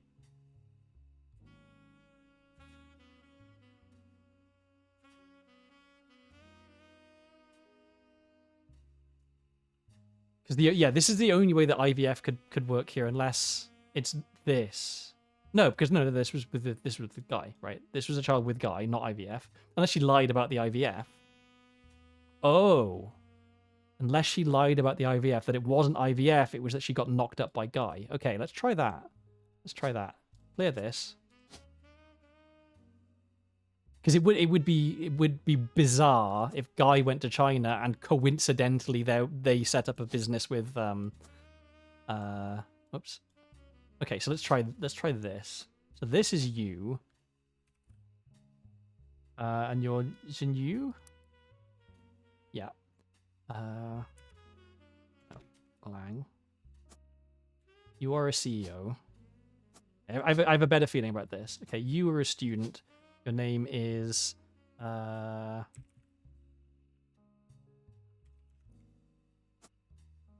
yeah, you're a university student. Fingers crossed, everyone. Yeah. Oh, I puzzled it out in the end. She's okay, so that wasn't Australia. And yeah, she lied about IVF. Okay, and hopefully...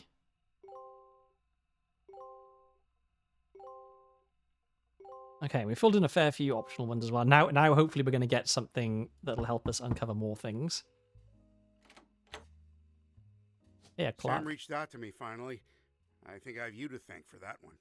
My family's in a bit of a rough patch. Even though the candy is selling better than ever, everyone is fighting over the trust. The majority of us want to dissolve it. On paper, it seems like the right decision. The arguments about what to do next are endless and heated.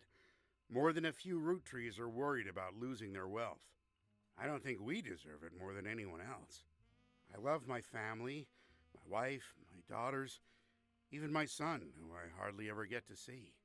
I want to keep them safe and secure, but I didn't do anything to deserve this fortune. Hell, I probably deserve it less than most. It took me way too long to get my life together. ... Okay, enough about me. Here's the deal. I can't stop the majority from voting one way or another. If you keep passing along potential Roottrees, I'll keep adding them to the list. On the other hand, there's been some leaps forward in genetics. It may sound like science fiction, but we can actually determine who's in the family just by testing their DNA. Wow, amazing. Imagine that. What you've done so far has been very useful. Just keep filling out the tree and we'll prepare for the tests. Oh, okay, so we don't get anything new. All right, so we have enough, I guess, to identify 8 more people? Jeez. Okay, yeah, we don't know her maiden name. Was anything incorrect?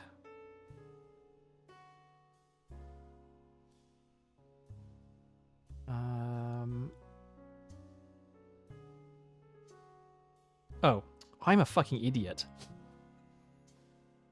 Why didn't I put this in earlier? Okay, it'll be good to confirm this.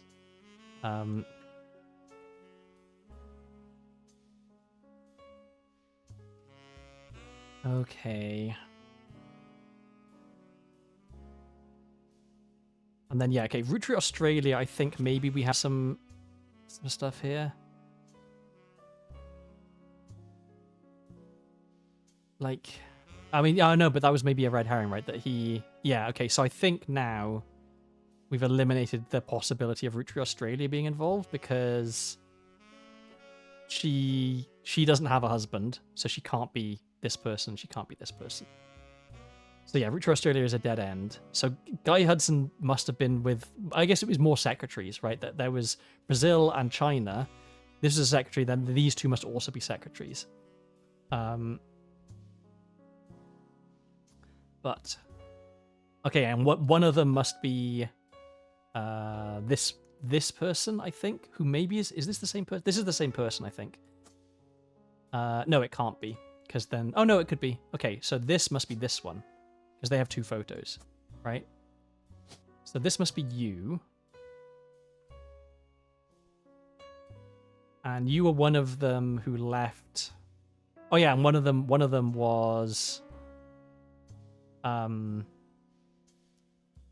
the translator who was hired on to help with this stuff.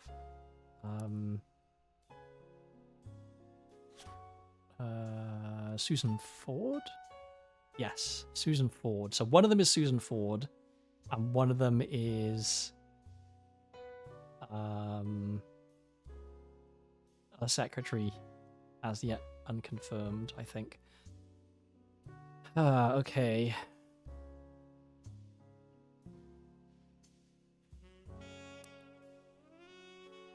Still 6 things in notable events.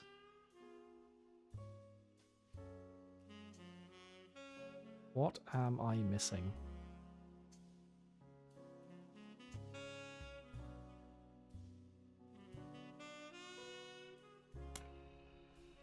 Many websites and articles eulogize Carl Rootree along with his daughters and wife Brenda. As far as you can tell, Carl and Brenda Rootree never had any marital issues.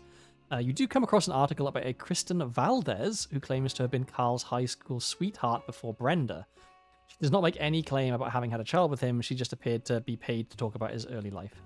Most of it is boring. She says they met when he was sent to a private school near her hometown and broke up when he graduated and moved back to Butler County. Okay, well. Many news websites and news articles eulogize... Oh, no, this is the same one. Okay. His high school sweetheart. Private school near her hometown. We don't know what this private school was, do we? No,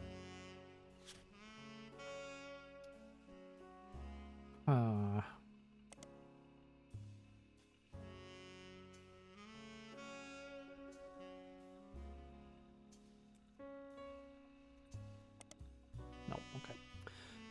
No,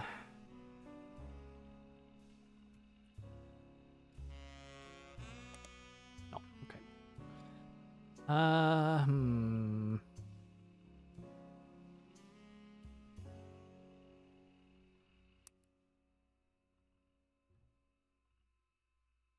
So I think that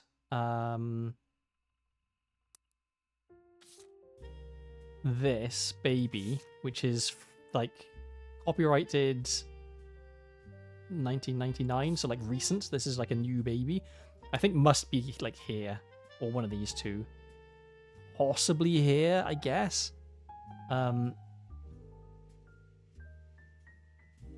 We still need to figure out who bailed out Mark and why, because and yeah, what Mary Beth's maiden name was.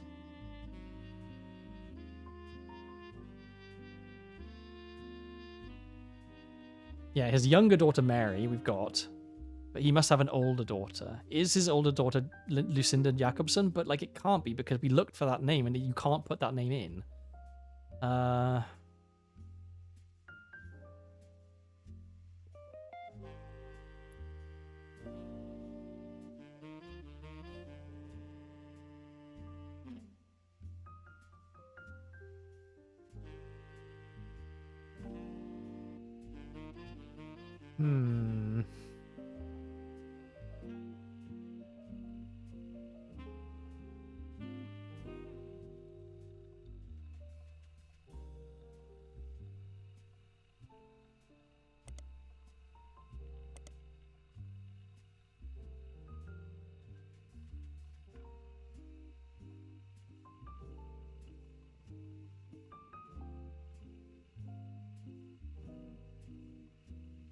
What if I look up Mary Webb in some periodicals?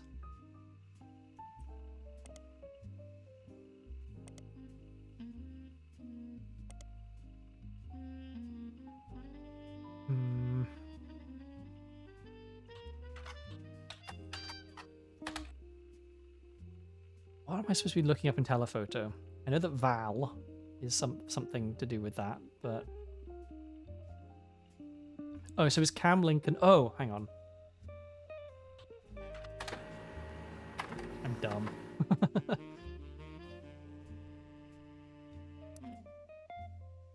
This is his son.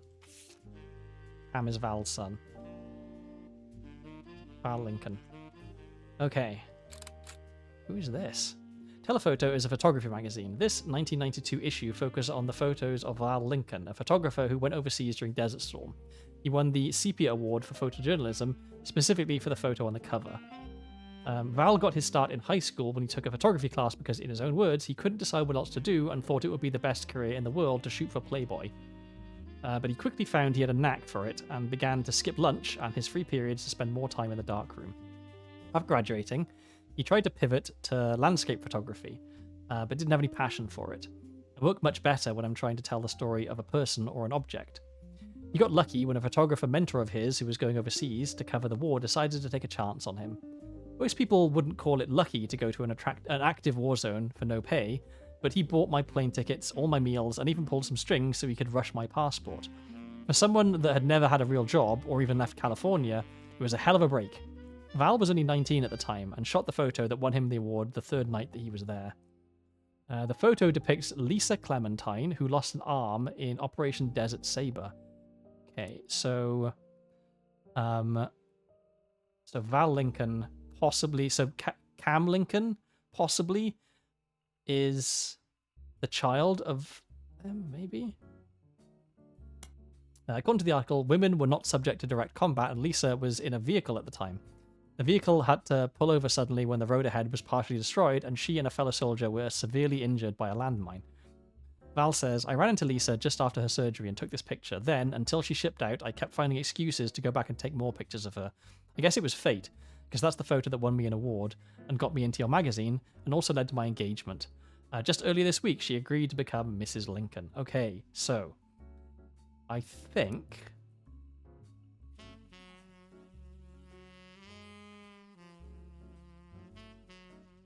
Where is this? So that could be...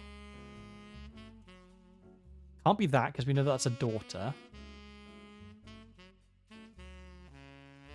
If he'd been married before, then maybe it could be this. Maybe that's him, but we still have a photo of him. Because...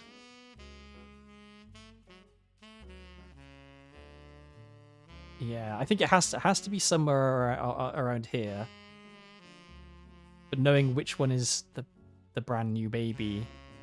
If I know, okay, the brand new baby must be this one, right? Because you're married and then you broke up and you're married again, right? So I think the only way it makes sense, I think, is for that to be her. For this to be him, who is Cal? Cam? Was it Cam? What's the name? Cam. Cam Lincoln, whose job is baby. And for this to be Val Lincoln, whose job is photographer. And whom we don't have a photo of. Photographer? Is photographer not an option?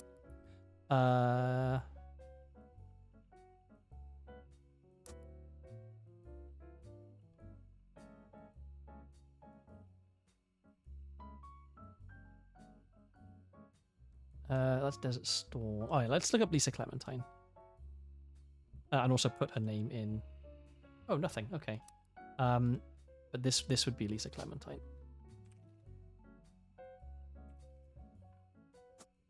Okay. So photographer isn't an option. Is artist the same as photographer?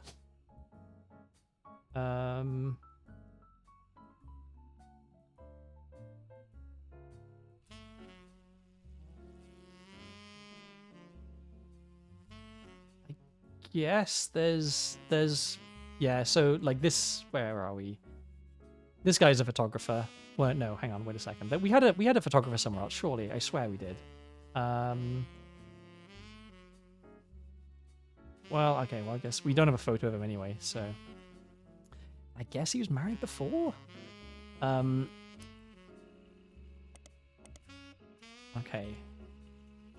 Can we just spider search him? The only Val Lincoln with any kind of is Valerie Lincoln, a realtor in Michigan. As far as you can tell, there's no connection between Valerie and the Roottrees. Okay, so Val Lincoln, the photographer, doesn't show up here, but does in telephoto. Okay, and then the other thing here, Lincoln Baby Photography. Oh, okay. So Lincoln Baby Photography is his new company. Yeah, Val Lincoln.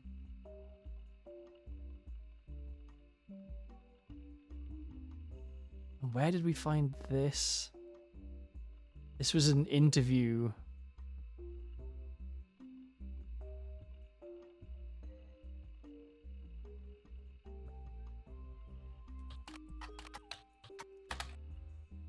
Okay. I'm trying to remember how did we get to...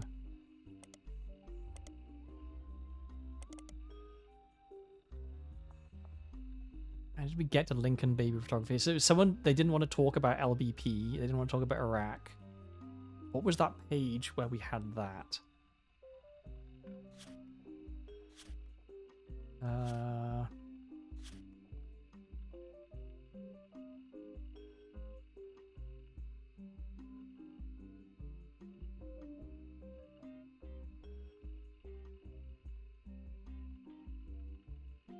Never looked up this. Yes, I Can Jump is a song that was on Five P's mixtape Dirty Devil. It seems to be the only song that didn't make it onto a studio album that people thought should have. In it, he references a popular movie from 1992 called White Men Can't Jump.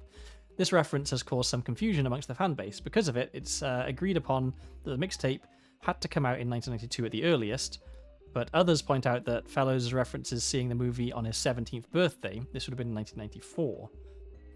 So he's actually 2 years younger than he claims to be. Or 2 years older than he claims to be. Some take this to mean that the album had to have been released in 1994 at the earliest. Others claim that he was just trying to make himself sound older, since in response to some of the more questionable lyrics, he has stated multiple times that he was just a dumb kid when it was released. Okay.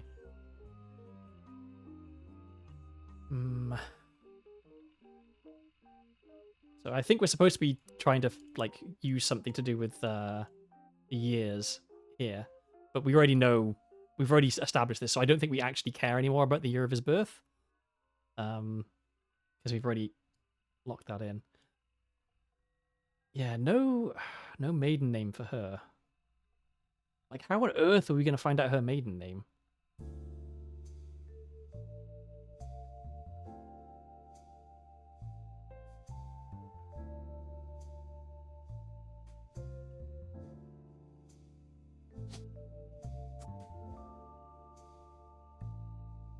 I guess we could just start trying to guess which of the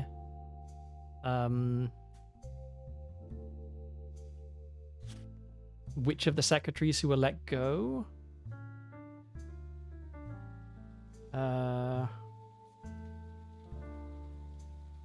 Yeah, these three secretaries were all let go, so she's one of them.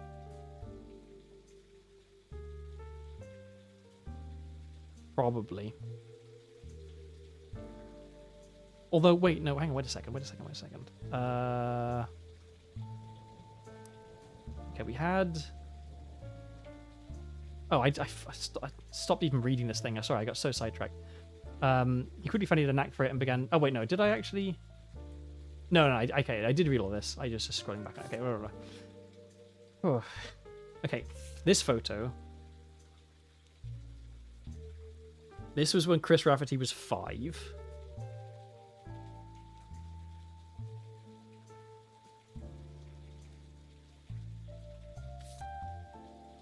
And Chris Rafferty was born, we think, in 1975. So this would have been 1980 when that photo was taken. So if this is taken in 1980... Oh. Okay. That seems relevant. Didn't notice that before. Where was the other one? Also, who's this?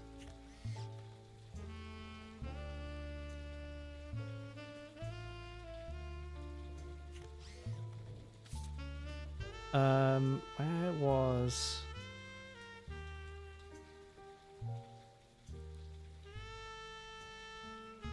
Oh, here.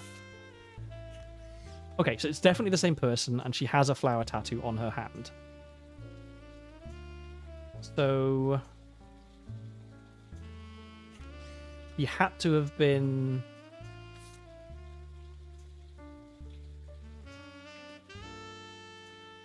she had to have been around here and also here. So in 1980 and also here. This was Christmas. So this was...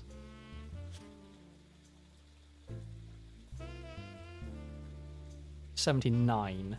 So whoever it was, she was at the company for a little while. We have 2 photos of her. So, okay, so it has to be her.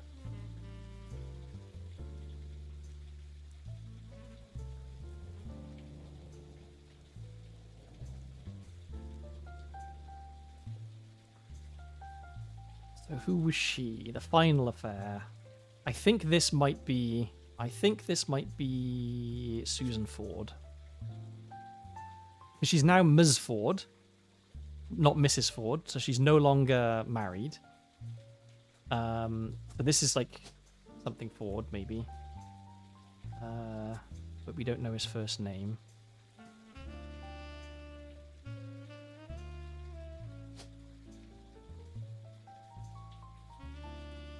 But Ford might have been a married name rather than her maiden name. And she was... she was not a secretary, right? Oh, but she now is a teacher, right? The first teacher. But teachers isn't an option. Principal? So there's so much that could be wrong with that. Okay, so this is correct. I'm pretty sure this is correct. So that would be 2. So yeah, we would need to get another one. I could try guessing last names of Mary Beth, but that seems like a really bad idea.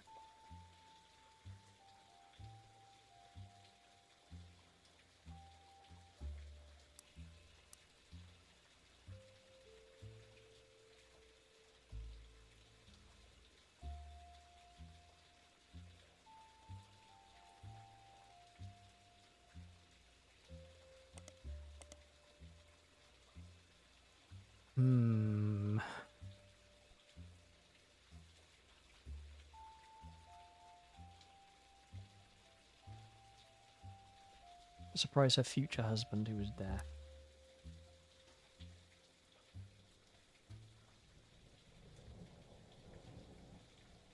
Is she actually the principal, though?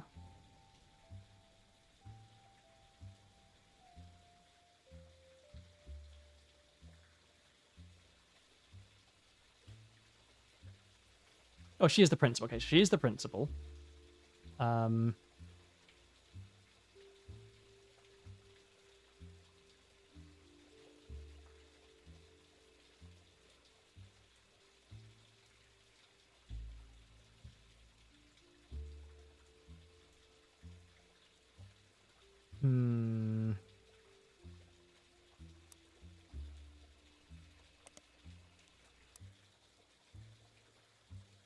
So this is correct. Why don't we know anything about her children? How do we find out about her children?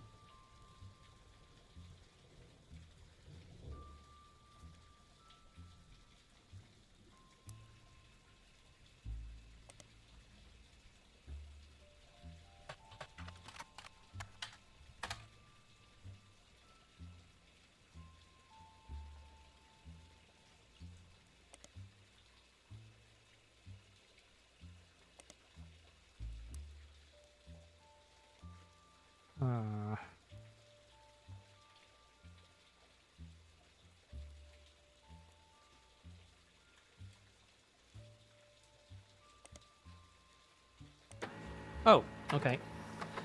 Randolph School for the Deaf has made a few odd appearances here and there in Butler County Times since 1990. It's not too many that you can't look at all of them. And so after scrolling through a few pages, you manage to find something incredibly useful in an article that isn't even focused on the school itself. Local students provide key evidence in scientific study. The article from March of this year, 1999, mentions that the Ford sisters, who attend public school in Butler County, are one of only a handful of identical twins in the world who suffer from two different genetic issues. One of them has asthma, and the other has a deadly allergy to peanuts. Their mother, a Miss Susie Ford, who was principal at the nearby Randolph School for the Deaf, was originally contacted by researchers looking to identify if there were any sets of twins where one was born deaf and the other was not. While she didn't have any twins attending her school, she asked if her daughters Melissa and Heather... Okay. Alright, we're getting somewhere. Melissa and Heather. Could be useful. And it turns out they were. She says they couldn't be more different. My youngest, we all call her that even though it's only by about 15 minutes, is shy, but essentially hasn't stopped running from the moment she learned to scamper. Asthma has kept her sister off the soccer field, but she's the definition of extrovert. And is even performing in a local production of Is There Life After High School later this year. The article includes a picture of the girls added to your evidence. Okay, so the youngest hasn't stopped running. So the youngest is the one with a peanut allergy. Okay, I feel like we're about to get more people in there. Okay, so you are the asthmatic and you are the peanut allergy.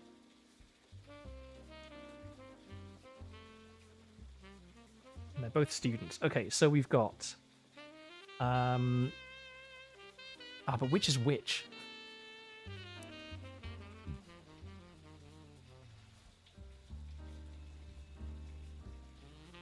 As in the names, which is which. Like, I know... I mean, I guess we can just try both, right? Process of elimination.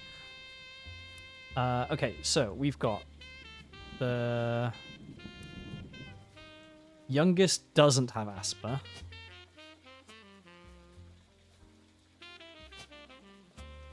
The eldest... No. Yeah, no, wait, hang on. Yeah, the eldest has asthma, the youngest doesn't have asthma. They're both students. And they are Fords. And one of them is Melissa? Melissa and Heather. Okay. Alright, so let's swap them round. Actually...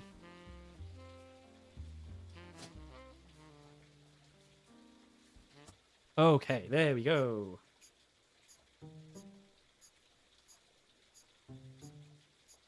More progress being made. Yep. Fucking Elias Roottrees, you scumbag. Okay, no optional ones. Did I have any optional ones in place that could have been... Ah! Okay, so this is wrong. This is all wrong. Okay. So then...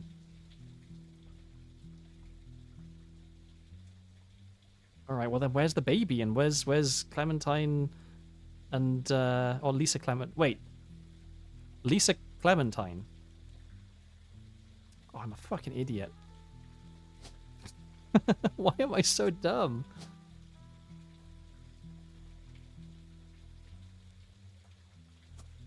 Of course. Military? Is that an option? Yep. And, okay, she married... So Val is not the Rootree. She married Lincoln. Lincoln, and this is... Okay. That was a... Missing out the Clementine as being... I was so focused on Val being the Rootree. Okay. Good to get that cleared up. Okay, so this is him. His job is baby. This is Cam Lincoln. Okay, so now that's two more locked in that we are now know are correct. We need to know her maiden name. We need to know her maiden name. And we need to figure out which other secretary this was. Okay, and we also know this is her, and we don't know what her original spouse's name was, which maybe we can find out. But they're split up, right? So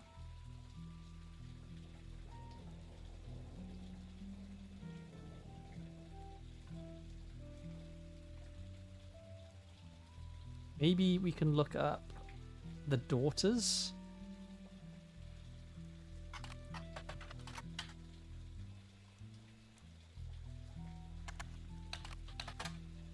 It seems like a high school in Butler County performed Is There Life After High School near the end of April 1999. Cast has mentioned some names, including a Heather Ford. Oh, I guess that's how we would have figured out which one of them was which, because they said that the eldest was the one who was the extrovert.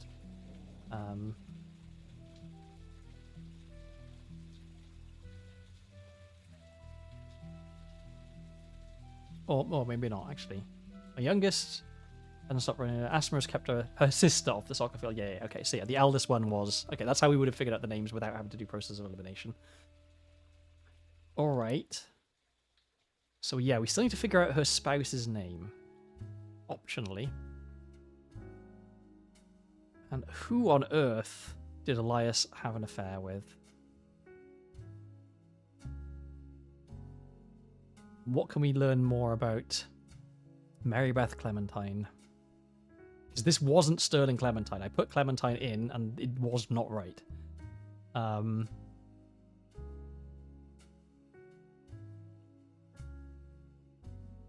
Unless she kept... yeah, maybe that's why. She was Clementine. She didn't take his name, maybe. Oh, because... her marriage was secret. That's right. Okay, so she was Mary Beth Clementine. Okay, so now we just need to figure out her. Sonia what was she?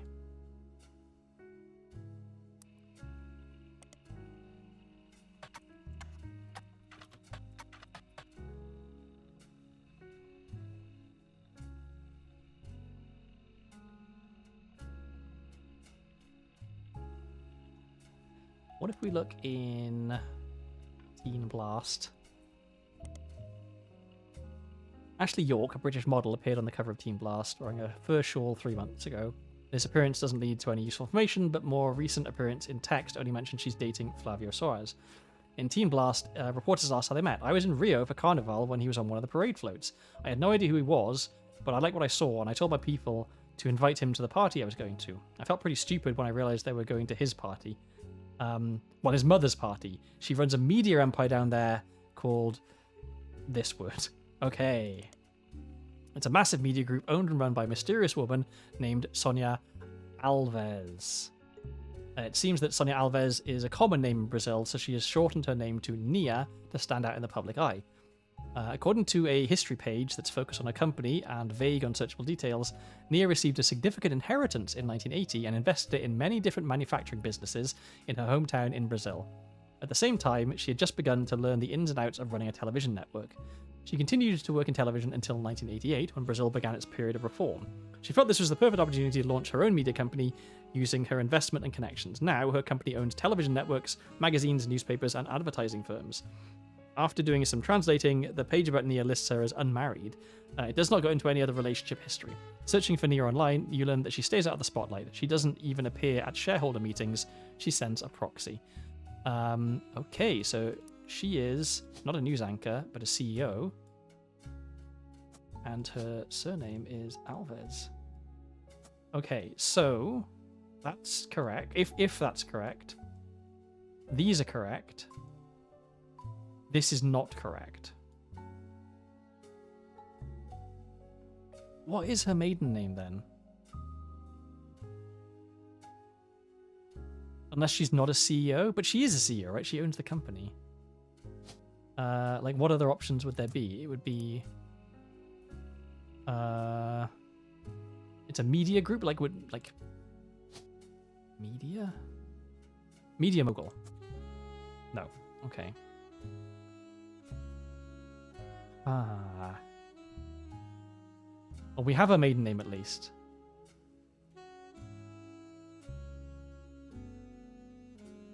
This is wrong, her surname. Okay. Okay, Australia was a dead end. France was a dead end. Ruby Sprat. I think Ruby Sprat is over here somewhere, maybe. I guess she could be here.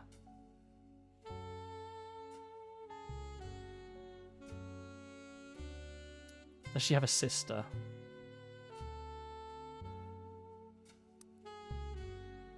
Hometown of Portland. So there was a Portland connection here.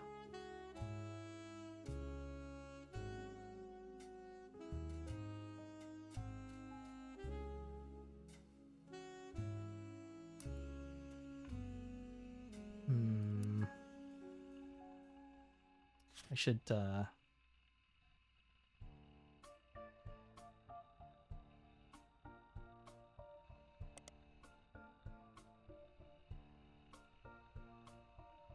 okay. So this is okay, but she was fostered. She was in foster care. So maybe this is not Lincoln.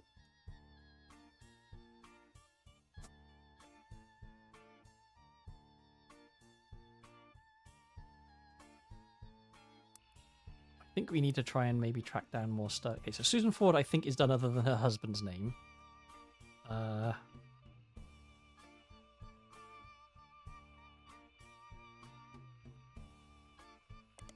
Did we ever look up? I think maybe we just did, didn't we? Oh, she's not in the Butler County Times. Okay.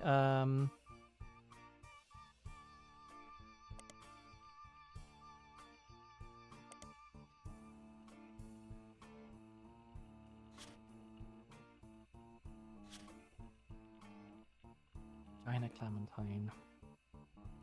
Mary Beth Clementine. What can we figure out about Mary Beth Clementine?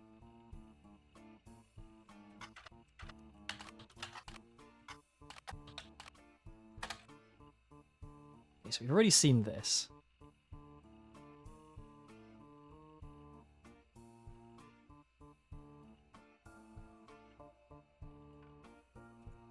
But what if we look her up in news time? Nope. What if we look her up in Piccadilly? Nope. I doubt she's in Silver Screen. No. She's probably in Starlet. Very much doubt she's in Teen Blast. And we already saw, yeah, she had a couple of mentions here.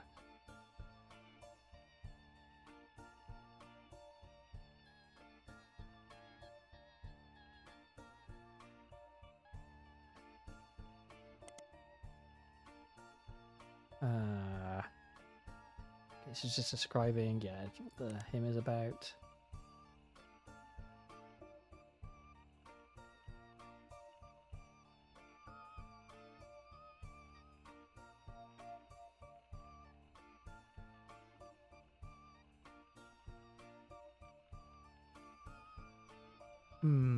Oh, I just had a thought. I wonder if this top secret bit is going to be like you have to identify which of the people are actually descended from Roottrees, because we know like this guy is, but this guy isn't, right?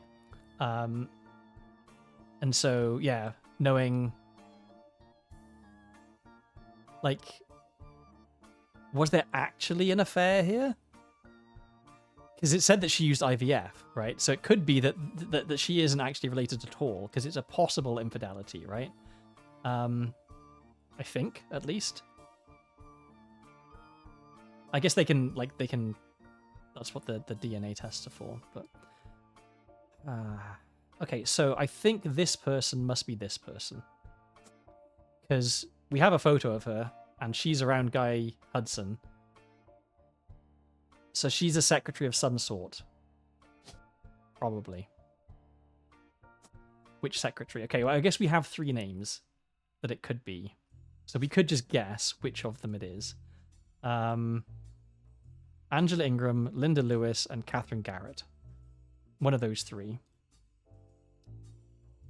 Maybe let's search those names. I don't know how helpful this will be. Okay, nothing. I think I actually already searched these. Nothing. Maybe we can search Butler County Times.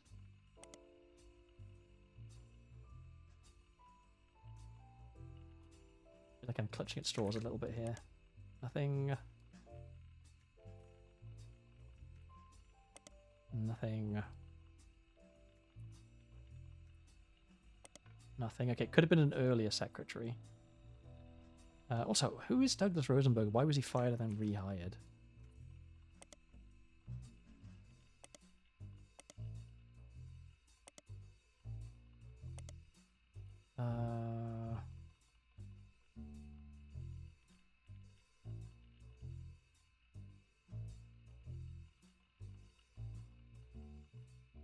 Oh, William Sams, Billy Sams, who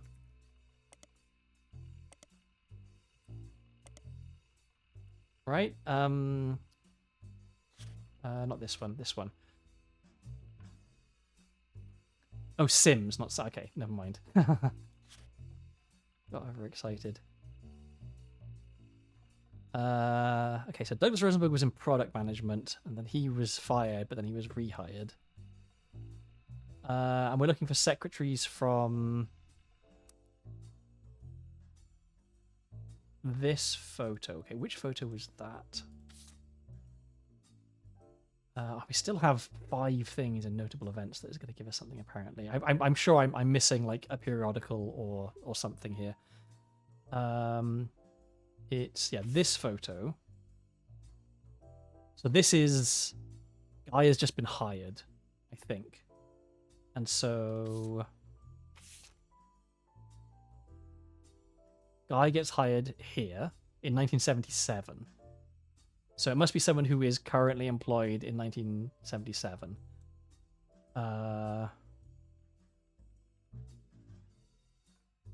Christine Farrow, who then got married and became Christine Garland. So it could be her, Christine Farrow / Christine Garland, because we know that whoever it was, they were married. So let's try that. Actually, let's put in... Oh, we don't know his surname, but... his first name, rather. Okay. Is she CEO then, not media mogul? No. Okay, maybe it's a different secretary. Wait, back over here. So it is someone who is married. So Joanna, okay, we already know it's not Joanna Robertson because we already got her in there.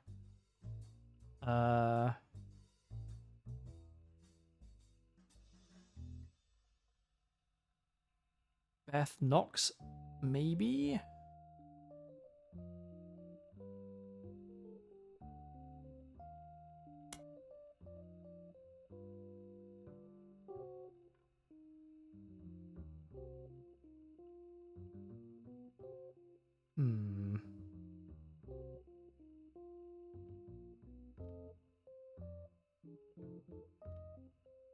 Because yeah, it had to be before this, because Zach was dead here. That's why he was replaced, because he died.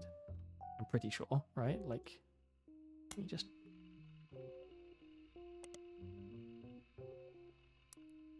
wait.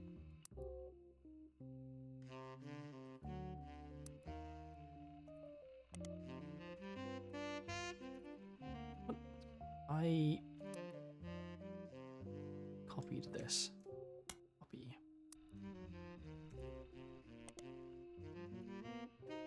Am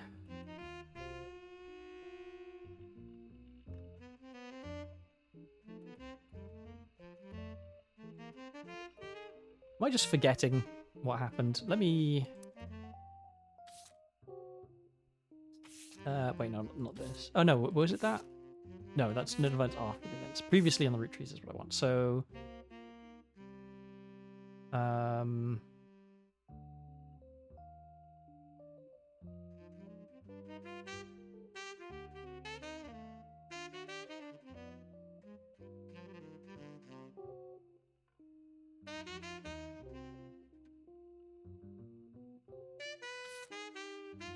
Why can't I remember or find out information about when he stopped being president? Like did he die or did he just step down?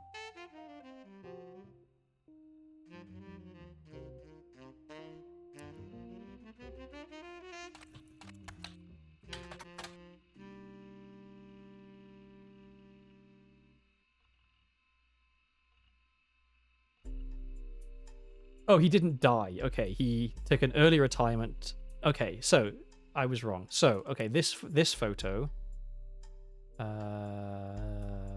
this one, this would have been when Guy became CEO. Okay, so this is actually,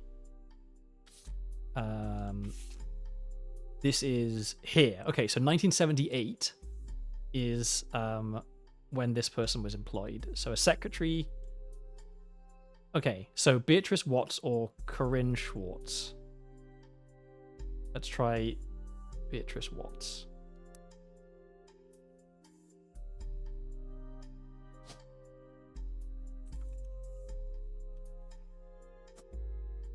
Okay, let's try Corinne Schwartz.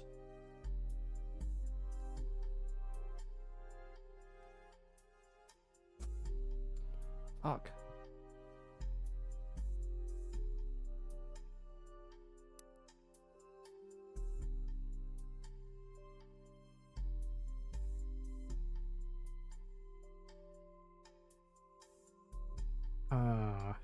Although she may have been married, in which case... Okay, let's look to see if anyone changed their name. So Beatrice and Corinne.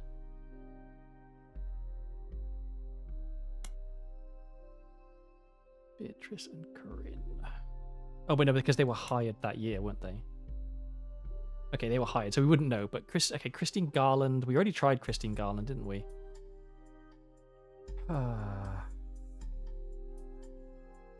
Okay, maybe she wasn't a secretary. Maybe she was office staff.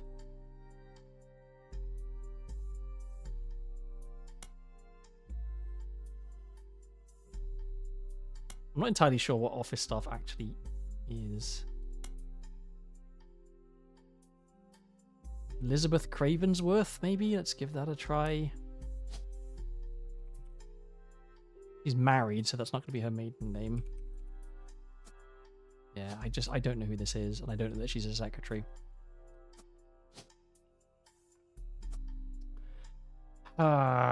Frustrating. Okay.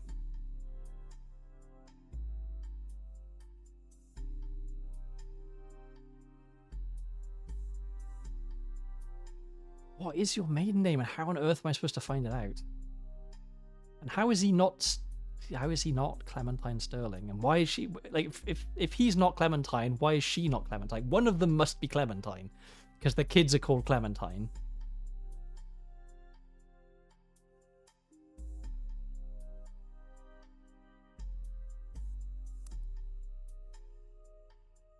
I think it might be time for another break soon as well, because I'm gonna have to have some food. It feels like I'm just missing like one thing that's gonna crack this case wide open, you know, from notable events, presumably, because there's still 5 things. But yeah, it could be another while before I actually crack this.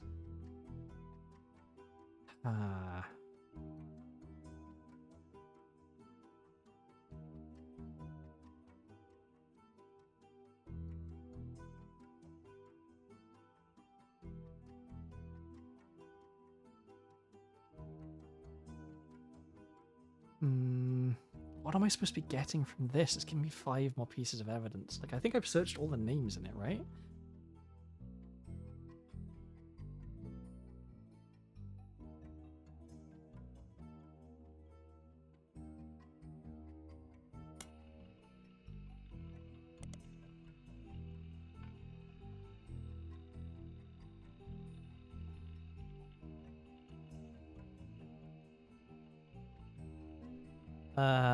Oh, okay, well, here's some details about Anonymom.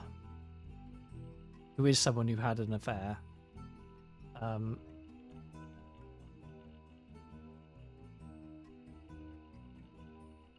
Oh, Corinne S.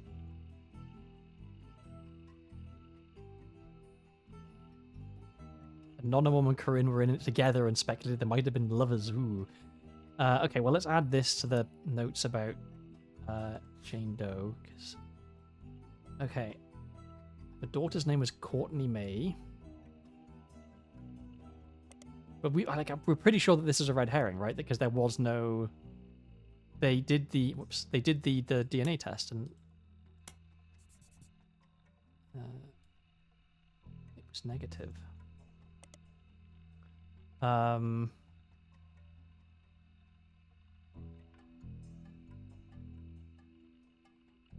The woman that vouched for her famous cover story is Corinne S. That's Corinne Schwartz, I think, right? We looked her up just now, and that she had filed for bankruptcy. Yeah, Biggity is not a credible publication. Her investigation wasn't particularly actionable. Very few people seem to notice or care. Okay, nothing from that. We looked up the. How did I not look this up before? Oh my god. An anonymous woman. We have a photo. Okay.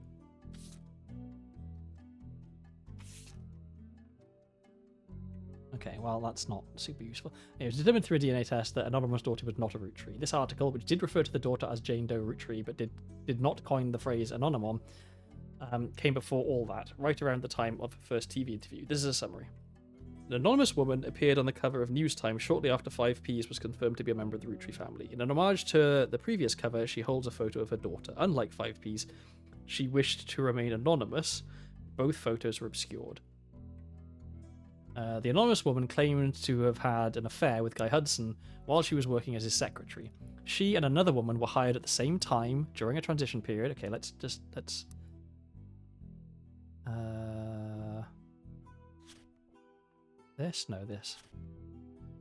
I should change this to just staff so it's easy to figure out which one is which. Okay, so they were hired at the same time, and one of them is Corinne S. Corinne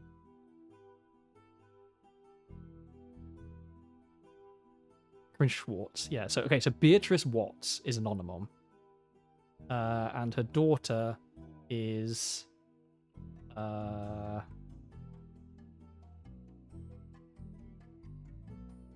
let me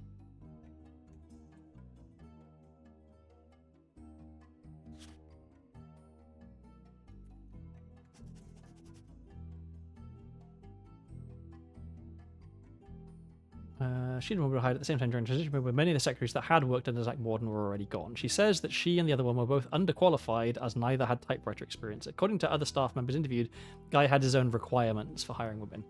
Guy Hudson liked to throw lavish parties, and the longer he was president, the more excuses he found. The anonymous woman posits that these parties mostly seemed to be an excuse to have after parties at Guy's home, featuring much more alcohol and other substances. She claims she slept with him at one of these after parties. She confronted Guy when she found out she was pregnant. Guy didn't seem fazed, and they came to an arrangement. He paid her a significant amount of hush money on a recurring basis under the table. She used it to move away and start a new life with her daughter, Courtney May. When Guy died, the money stopped coming, and she assumed things had run their course. She went back to work at the department store and hoped that no one would ever look too closely at how she paid for her house. She told everyone that her daughter's father walked out one day and never came back. She claimed that after seeing the fantastic article in News Time, she realized that she wasn't the only one this happened to. While she never worked at the Rootree Company at the same time of 5P's mother, Joanna, their stories seemed eerily similar, and she knew Felix was telling the truth right away. The article presented no tangible evidence of the anonymous woman's time at Rootree, and almost all of the payments were allegedly made in cash. However, using details that she provided to News Time, their reporters were able to reach out to the other women hired at the same time, or the other woman hired at the same time, who also remained anonymous. They successfully fact-checked the timeline of both women and confirmed the existence of the infamous after-parties. 5P's case was strengthened, and this news story was subsequently published.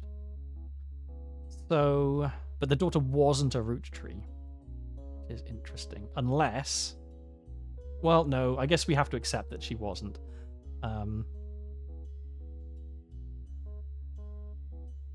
I was gonna say, like, unless there was a cover up, because we know that the lawyer is somewhere in here as well. I think.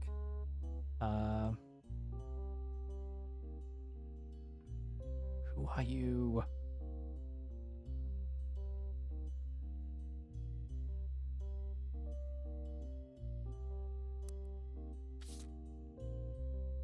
There's still 5 things there. 2 here? What am I missing here? Operation Desert Saber? Oops.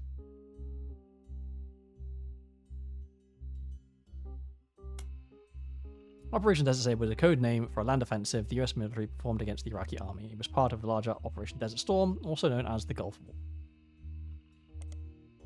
I'm guessing this also just leads to the same place. Yeah.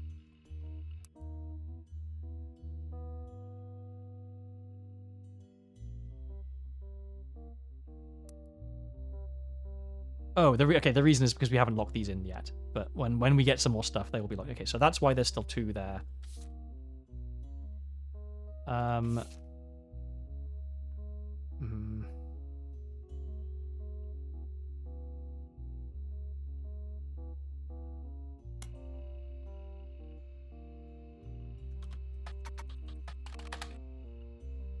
The website you used to initially place Raina, Rose, and Riley is still up, although instead of the cheery pink background with purple text, it's now a more traditional black text on a white background.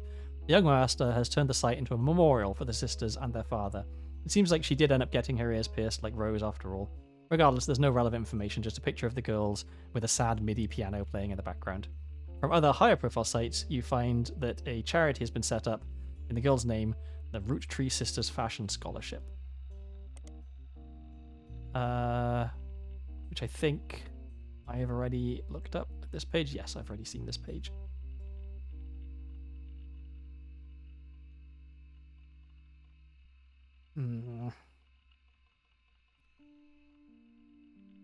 Ruby Spratt.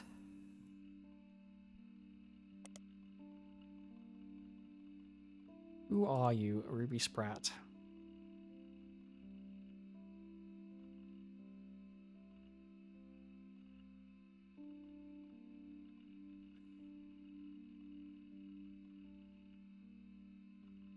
She went to Mid-Eastern as well, which I'm pretty sure we've looked her up in here.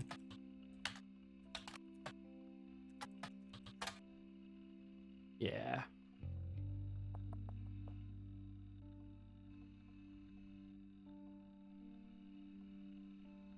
Coincidence that she went to the same university as another person with a link to the Roottrees.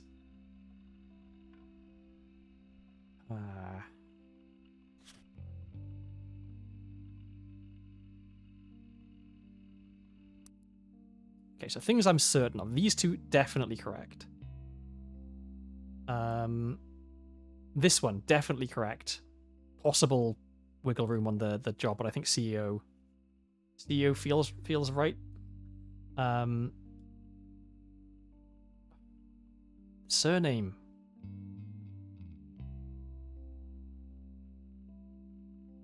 How on earth do we even begin on this?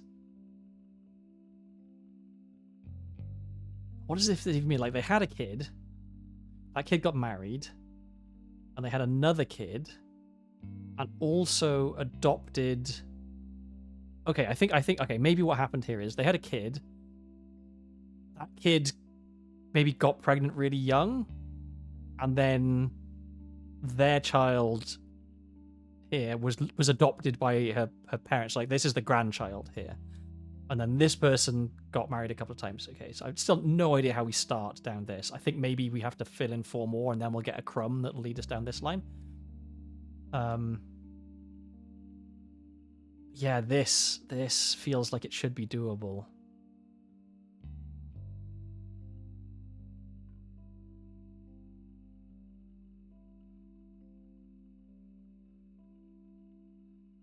This.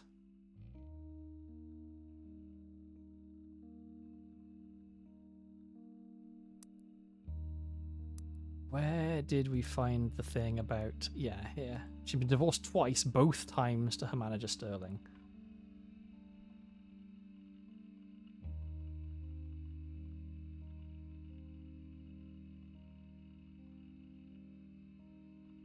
Sterling what?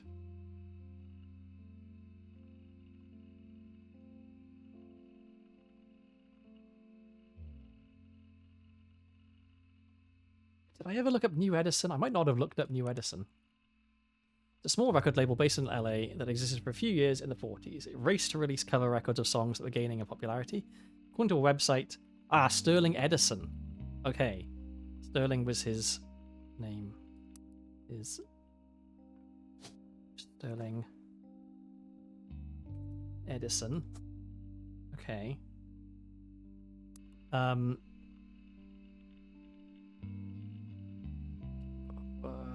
On the website, the history of blah, blah, blah. It was named after his founder Sterling Edison. Its biggest claim to fame was being sued by the estate of Thomas Edison in Edison Records versus Edsel.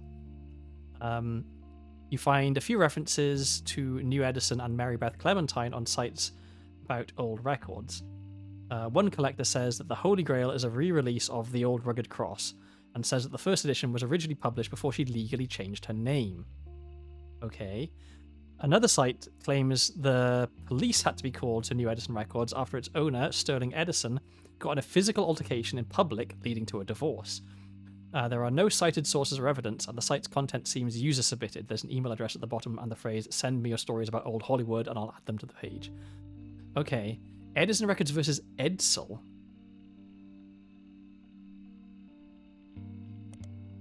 Edison Records was... A website about lawsuits mentions this as a fun case because the name of the lawsuit was actually the biggest problem for the person being sued. A record producer who called himself Edison was immediately outed as not actually being named Edison. He was actually called Edsel. Okay, Edsel was a German name, and at the time of the founding of the company, the US was at war with Germany. The company's founder immediately settled to try and get the case to go away, but the damage was done. Okay, so Edsel, not Edison. Okay. And her name was not Clementine, and we wanted to try and find a re-release of The Old Rugged Cross.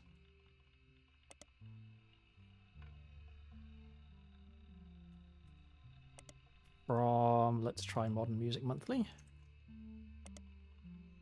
Mary Beth Clementine released The Old Rugged Cross for New Edison, and it was advertised quite a few times. When it was first reviewed, it was listed the artist as Mary Beth Quaker. There we go. Okay.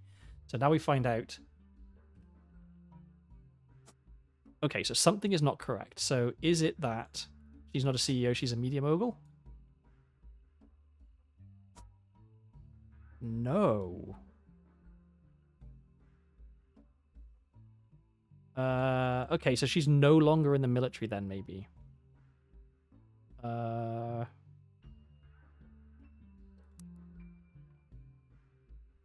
are we? Oh, here. It was under Ham Lincoln, right?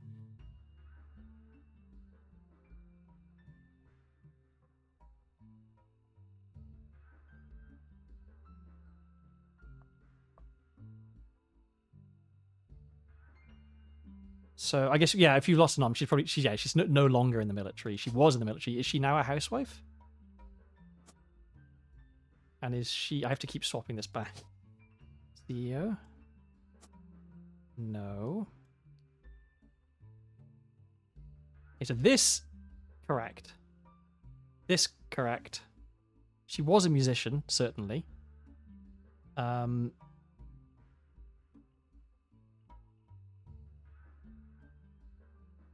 he's definitely a baby.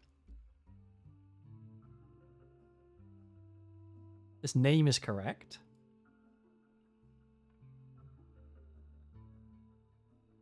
So it must be her job then, Lisa Clementine.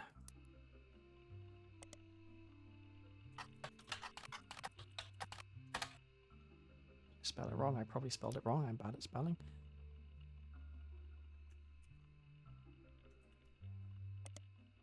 Here, okay. Can I find her in... She was in Telephoto. Okay. What about this? No. What about this? What about Portland? What about this?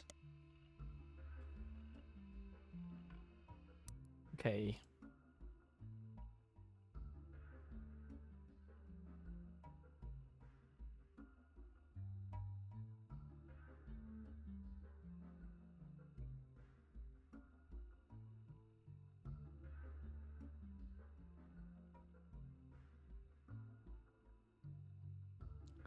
She did marry him. They have a kid. Now he runs Lincoln Baby Photography. She also have, like, well, no, because photographer isn't actually even an option, is it?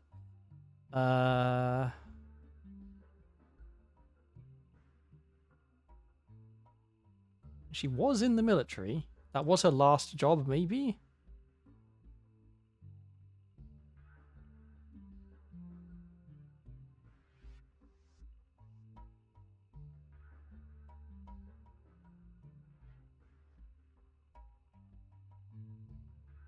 What am I missing? This is correct. Mary Beth Quaker, musician. This is correct. CEO / media mogul. I guess we can flip that if we really need to. This is correct. Like, it must just be her job is the thing that's wrong.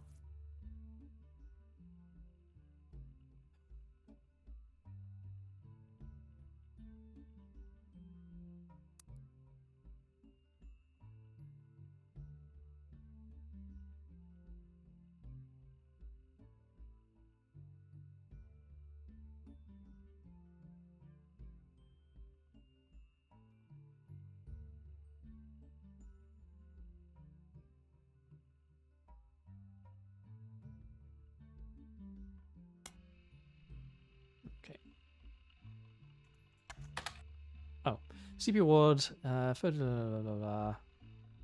okay. What is missing? What is wrong?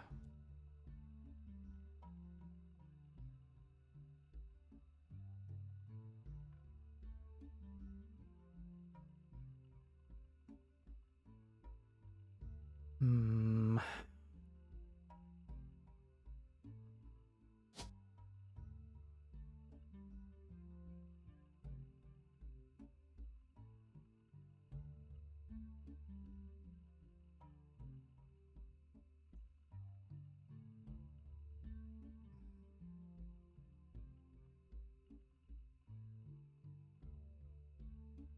Oh. Is she now a public speaker? She runs a support group for fellow veterans in Beacon, New York. She makes another appearance. This is a professor at West Point, a military college. She teaches classes that contribute to their environmental engineering major. Her short biography on the staff page mentions that she had a passion for the military from a very young age due to erroneously believing that a family member was an Air Force pilot. While she later learned that to be untrue, that would be her dad.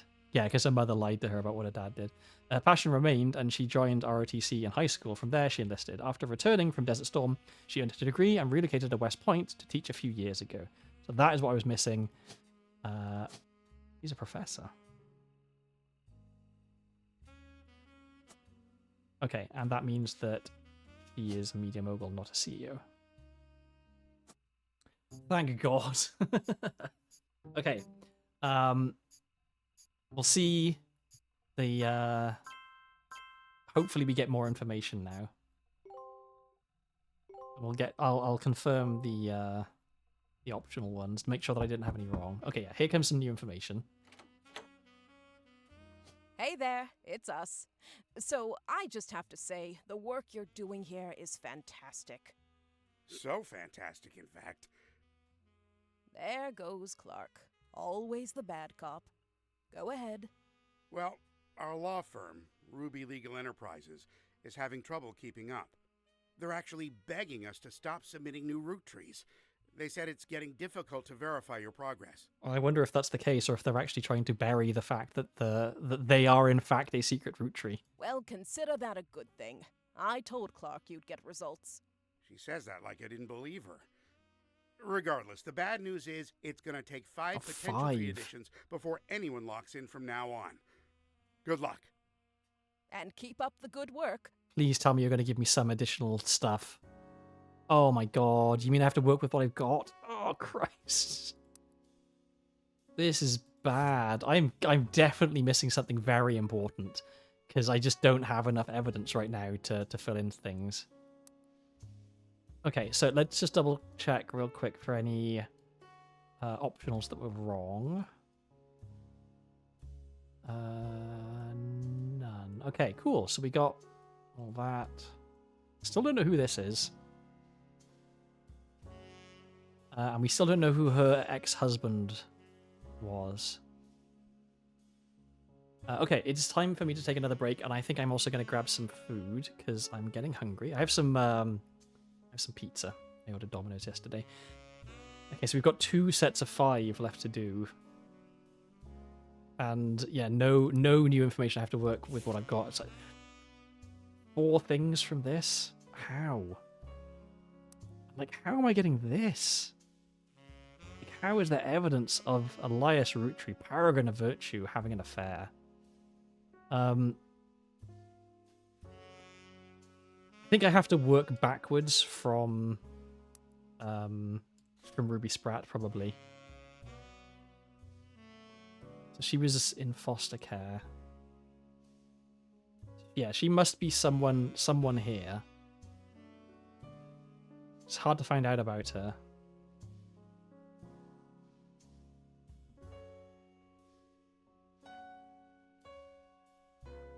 Like, maybe this is her?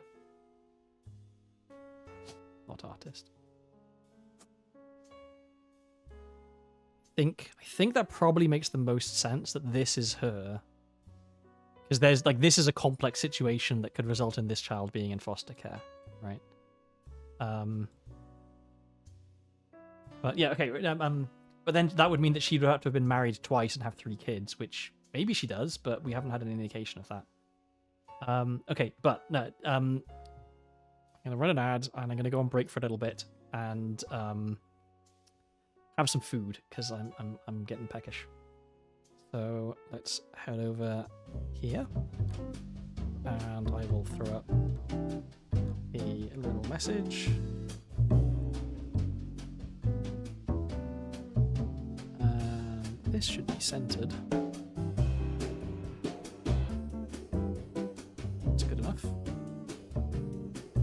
Okay, I'm going to run an ad, and hopefully I'll be able to eat my pizza quickly, because I want to get back to this. I don't want to lose context and focus. So thank you for your patience if you do stick around through the ads, and I'll be back shortly.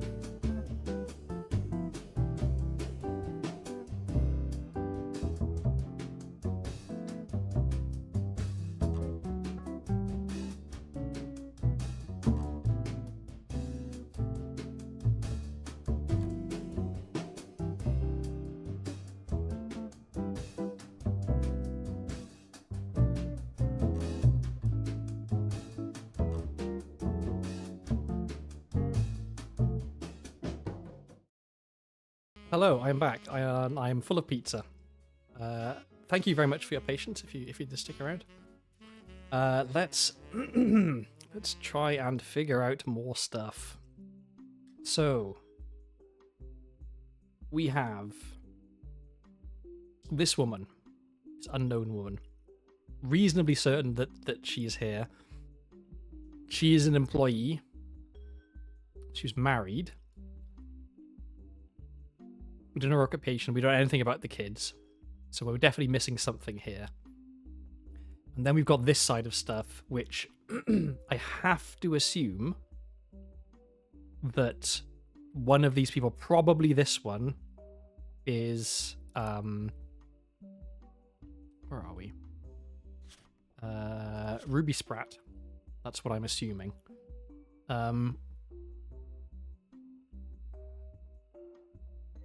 But I've no idea how we go from assuming that this is Ruby Sprat, which I will. I'm gonna put this in. So I think this is the most likely thing. It's just she is a lawyer. We don't have a photo of her, right? So we're definitely missing something fairly important because we're not getting any more like free information. So this apparently is still our best source of stuff. So I just realized something that I definitely should have done a lot earlier.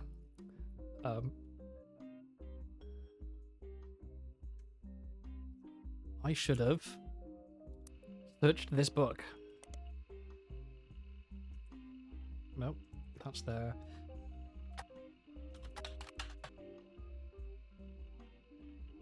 Got the name wrong. There it is. I'm dumb. I didn't think to look up the book. Okay, Sam Madsen's book was released early this year and details the truth about Elias Roottree, as well as Sam's fathers, Edward Clancy Roottree and John Miller. You helped to verify his story, so much of the book's core contents are familiar to you. That said, Sam had some sections on other family secrets and rumours. Much of it didn't matter to the primary purpose of the book, and some of it is new to you and may be important to your new search. These sections have been added to your notes. And all of a sudden, this goes from 4 to 1, so that was very important. Okay. Sam's book has a few different passages about her own history with the company and the rumours and gossip she collected during that tenure. She ran the farm for a period starting around 1968 after the death of Elias Roottree until her daughter Gwyneth took over in 1984. Most of the relevant rumours coincide with the reign of Guy Hudson, who took over as president in 1978. Sam was very much not a fan of Guy, and according to Six Pieces, it was an open secret within the family that Guy was very much not a fan of remaining faithful to his wife Patricia. Many of their hires at the time were young, single women, and Guy often spent a lavish amount of money on private parties. This was 20 years ago, and Sam warns that most of it is hearsay. Still, you find the following information that may be relevant. One of Sam's farm supervisors was named Elizabeth. Elizabeth had a daughter, who Sam never met, but who worked as one of Guy's secretaries. According to Elizabeth, a caterer from a local restaurant called Antonelli's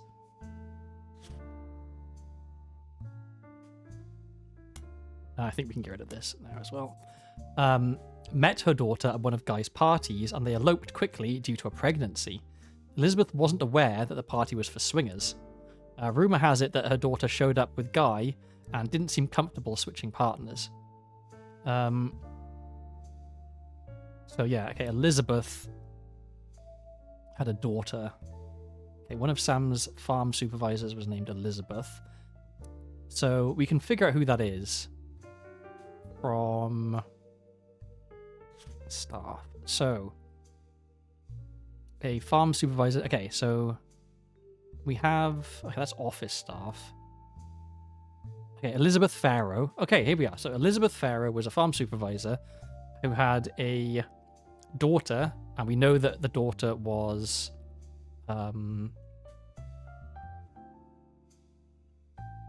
where is she? I think it was Christine, right? She was Christine Farrow, then she was Christine Garland. Yeah, Christine Farrow, then Christine Garland, and then she left.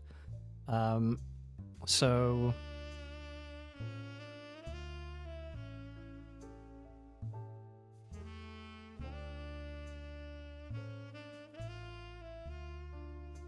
Okay, but they may not... Okay, so she eloped and got married to someone called Garland. Okay, so something Garland married... Okay, so we've got... But...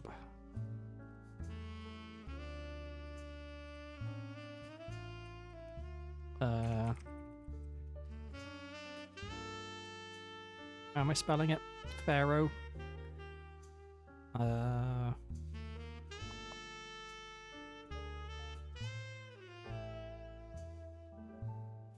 Here.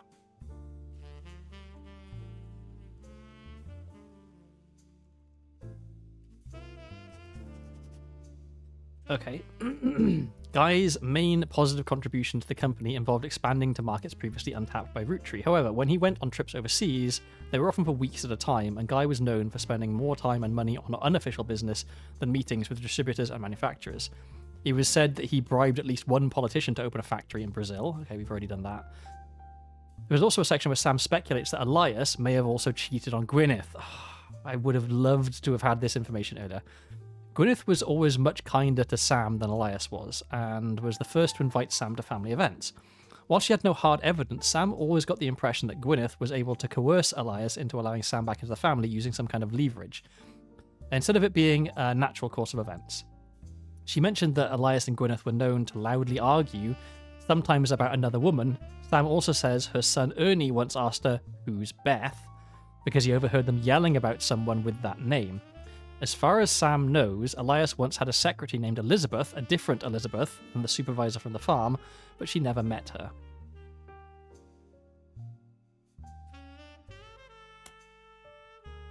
Okay, so...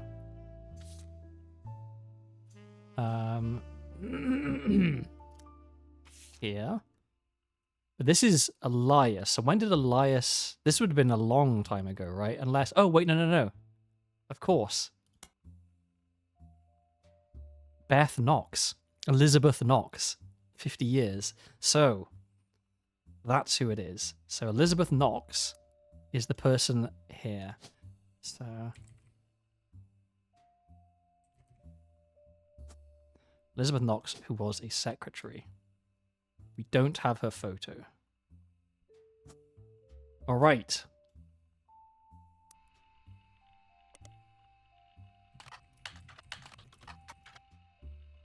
Nothing here. What about just Beth Knox? Nothing here. Okay. In that case, let's look here. No. What about Beth? What else could it be?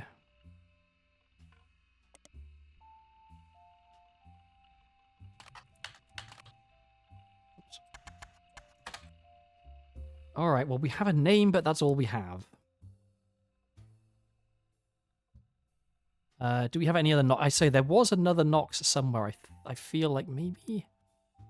So yeah, Beth Knox, 50 year. So that would have been, so she, if it was 50 years, then it would have been 1926 when she started.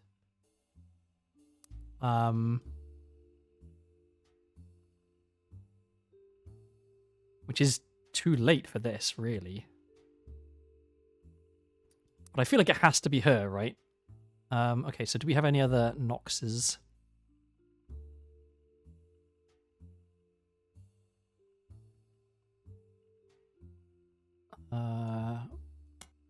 Maybe let's look at this one as well.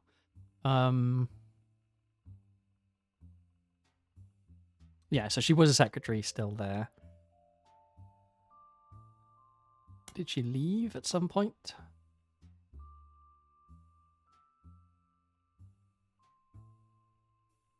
Oh, no, it would have been under secretaries, right? No. No. What about this one then? Okay, so she was let go in 1977. Okay. Let's have a new page for Elias. Okay, and let's move some stuff around, I think.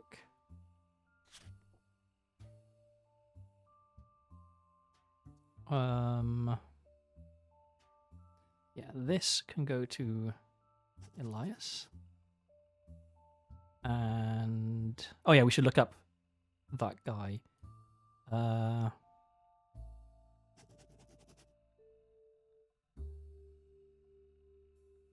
1977, no longer employed.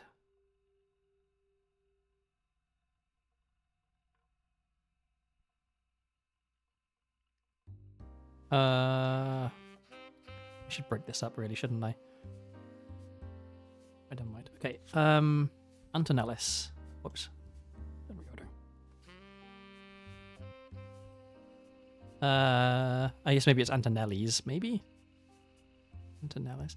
There are a large number of Antonellis restaurants, not because it's a chain, just because it seems to be a common name for Italian restaurants. You need to use a more local resource. Okay, if you're looking for a specific one, so it will be the Butler County Times. Antonellis is an Italian restaurant and it has been in Butler County Times twice. The most recent time was when it closed in 1992. The owner, Rochelle Zimmer, sold the land the building was on, and at the time of the article, she was unsure if the restaurant would move to a new location or if she would retire. Many years before that, there was a puff piece for Valentine's Day 1978 that asked recently married residents of Butler County how they met. Christine Garland responded. She and her husband Steve is his name. So that was... Where was that? That was under...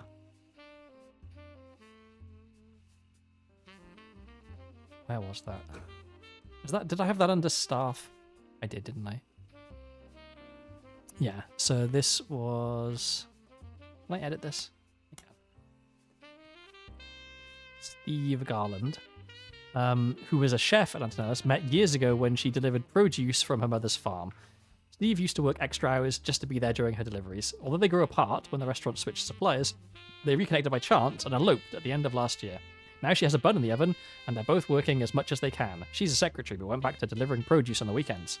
Trying to save up money to move to Boston and open their new restaurant. Okay. So... we've got Rochelle Zimmer. I feel like...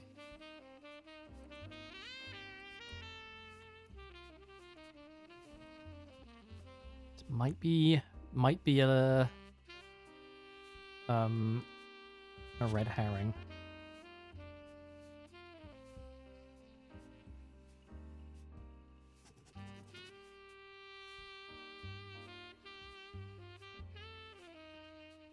Okay.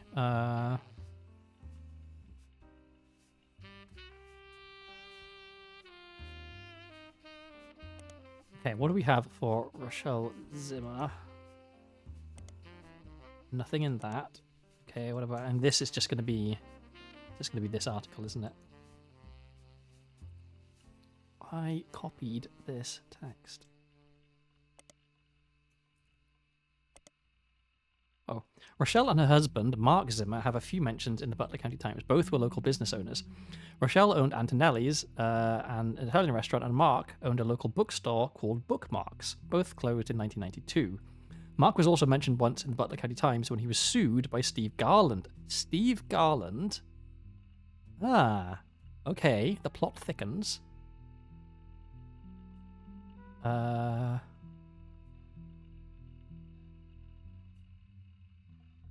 Rochelle and her husband, Mark Zimmer.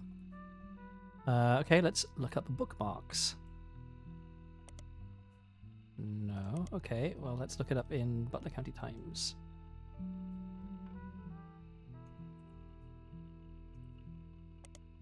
Bookmarks appeared in the Butler County Times many times. All of them were in the form of advertising and listings of events that took place in the store, such as book signings.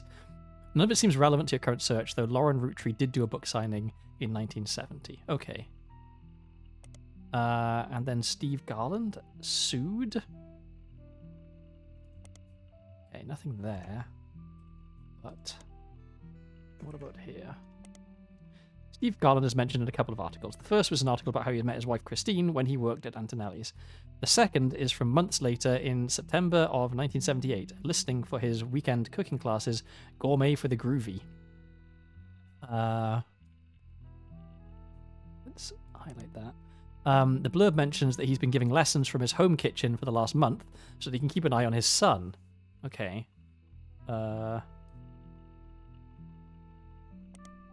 The third was from 1991 and is titled Local Author Sued by Former Butler County Resident. It seems that a local author by the name of Mark Zimmer was sued by Garland after Garland saw Zimmer promoting his book Kitchen Tales on television. Okay. That'll be something to look up. His book was partially plagiarized from the recipes that Steve Garland would give his students during his cooking lessons before he moved. The article mentioned that although recipes are hard to copyright, Garland accompanied each recipe with a short fiction about how he learned it. These usually doubled as a way to remember certain ingredients. Garland's bean salad, for example, involved making a trade with a gnome for some magic beans. Apparently, these stories were found word for word in Zimmer's cookbook, in addition to additional stories that followed the same format. Okay.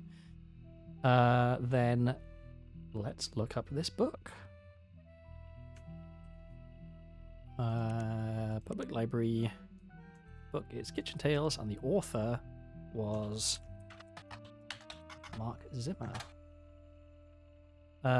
Re-released as Garnishing the Truth.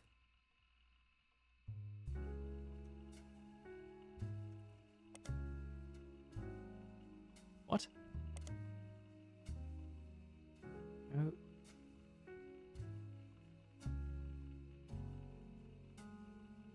Under a different name, maybe? Mark Zimmer?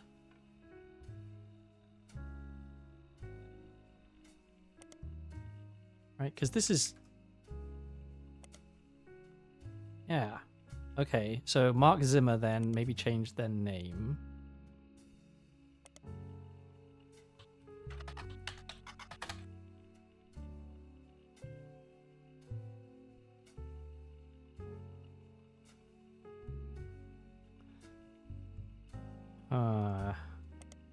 Let's look up Mark Zimmer in... He went to Portland. No, he didn't. Okay. Oh. Kitchen Tales was a story-based recipe book credited to Mark Zimmer that had some success after it was featured on a morning talk show. The book released before the internet was widespread, so mentions are rare. One book collector states that the publishers were unprepared for the demand and there was no second printing, so it's unusual to find a copy in the wild. He found an alternative website which focuses on cooking with natural ingredients. It mentions one of Kitchen Tales' recipes used salt water. The owner of the site includes a scan of that recipe, which is added to your evidence. She says, if you switch out the salt water in the recipe for a mix of 2/3 spring water and 1/3 filtered seawater, it tastes great. Okay. Okay, this says some stuff. Kitchen Tales is a book that combines recipes and stories. It had a mild popularity but seemed to disappear from online marketplaces in 1992. You found a scan of one story on the website. It demonstrates how to bake the plated loaf. For years, two bakers, Flower and Yates, flirted. They grew their friendship, compared recipes, and combined knowledge. She loved his salt and pepper beard. He adored her rosemary cheeks. They thought sweetly about one another, but she was one day whisked away, conscripted to bake the army's bread. By the oil of the lamp, Flower's tears began to salt her bread. The recipe asked the reader to combine flour, yeast, sugar, olive oil, and rosemary. Combine the salt and water together, and add the mixture and whisk until the dough begins to form. It was 10 to 12 years later that they met again, seemingly by fate. Flower's unique dough had earned her a position as the king's personal baker. Yates had found success. Yates had found success as well. He baked for the kingdom's 45 diplomats. One day, they returned from the Dutch Isles with a gift, 450 unbaked loaves, and were sent to the palace bakery to teach a method that required no kneading. Allow the dough to proof for 10 to 12 hours, then spread it out and let it sit for over 45 minutes on a floured baking sheet with no kneading. Next, prepare a Dutch oven preheated to 450 degrees. Upon seeing Yates, Flower was both delighted and distraught. She felt as if she was torn in two. She had not been made aware of the gift and had already prepared buns for the palace ovens. She wished to greet Yates warmly, but was struck by fears that he'd be unable to bake with her. That she'd face retribution for being unprepared. She cried to Yates, adding more salt to her dough. Cut the dough into 2 equal pieces and lightly sprinkle salt across the top of only one of them. Yates eased her pain. He insisted she had no obligation to prepare for a return she thought impossible. But he shared her fear of retribution. He knew that if they did not solve her predicament, they'd miss their final chance to bake together. In the end, instead of wallowing in the present, they worked together to shape the future. They twisted and entwined their doughs and baked them as one. Thus was born the plaited loaf. The plaited loaf. Word quickly spread of this new delight. The king's decree on royal parchment was that it would be considered a delicacy. Roll and twist the 2 pieces to entwine them, then take the twist and wrap it around the inside of the Dutch oven, atop parchment from outside inward to make a spiral. Bankrolled by the king, Flower and Yates spent their days baking together. They travelled for 45 years, then settled down for 15 more. Their souls were golden with no regrets. Lastly, bake for 45 minutes, remove lid, and observe until crust is golden brown, which could take up to 15 minutes. Okay, so this is going to take some translating, I think. Is the bread... I can't take a photo of the bread, okay. So, Flower and Yates. So, Flower, I think, is probably Elizabeth, right? And... Oh, wait, no. Is this... Okay, is this... Or is it this? I think it's this. And I think that this is... Like, what would Flower be?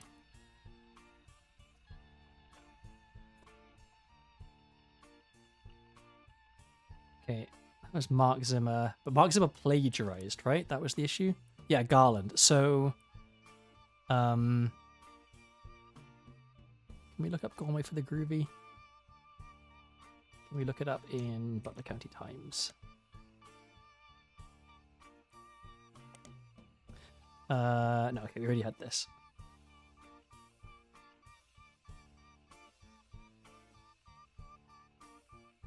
So, okay, the book was republished. Right? Re-released as Garnishing the Truth. But with a different author. Was it by... What was his name? I've already forgotten.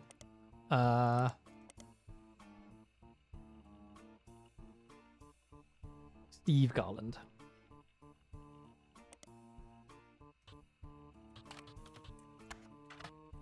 Since the stories were actually his, right?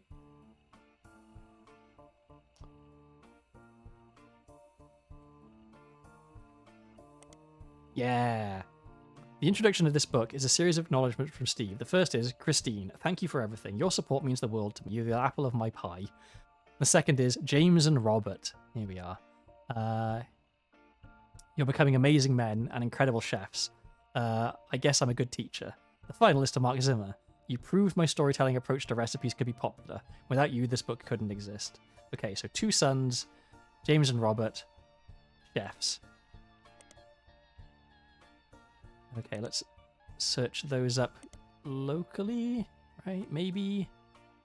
Where did the Garlands end up? They moved, right?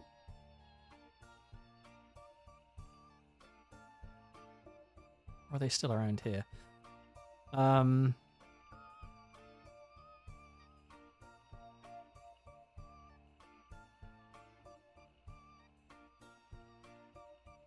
Let's look up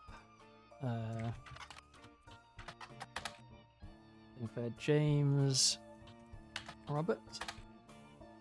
Okay, what about Jim? No, okay.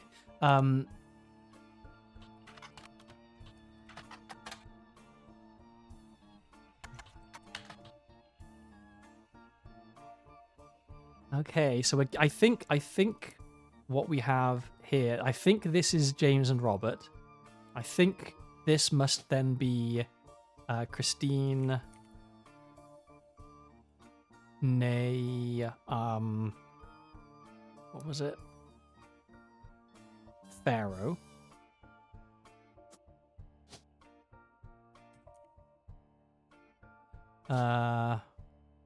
She was a secretary. And so this would be Steve Garland. And then we've got 2 sons who are chefs. We don't know which order they are, and we don't have their photos or a way to find out their photos. So,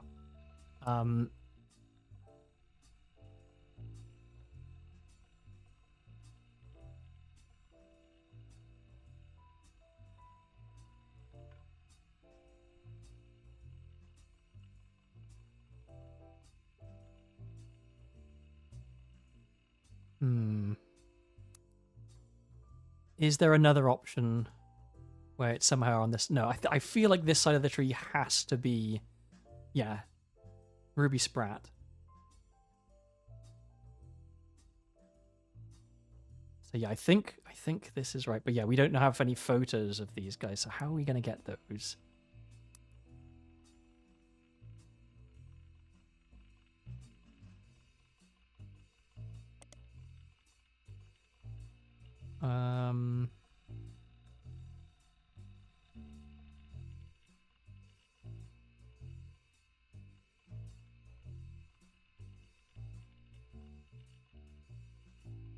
His son.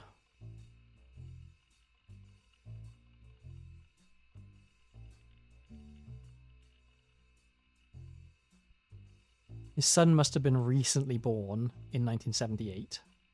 So his son would be 20 now.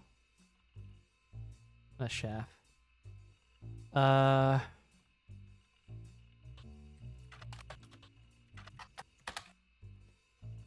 But not in this area, somewhere else.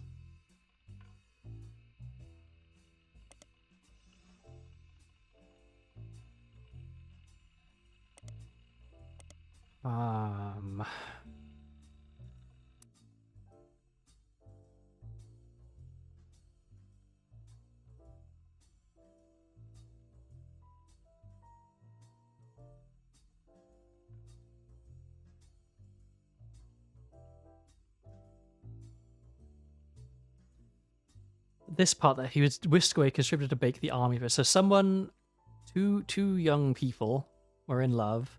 The guy got conscripted. Maybe Vietnam, possibly, if the timeline works out. And then sometime later, they meet again. But she'd been, yeah, she was having Guy had hired her. So yeah, okay, this adds up. How are we going to get photos of their kids, though, is the thing.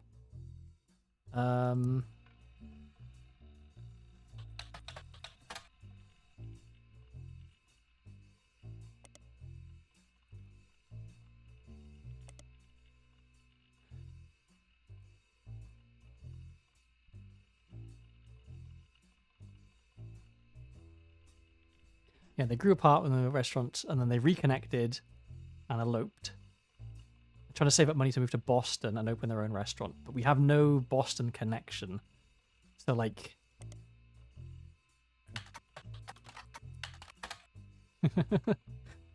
I'm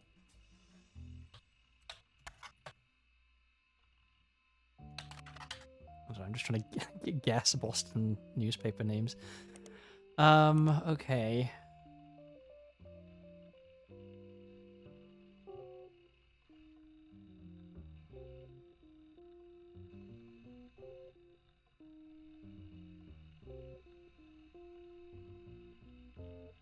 Her mother's farm. So Christine Farrow. Her mother was Elizabeth Farrow. Right?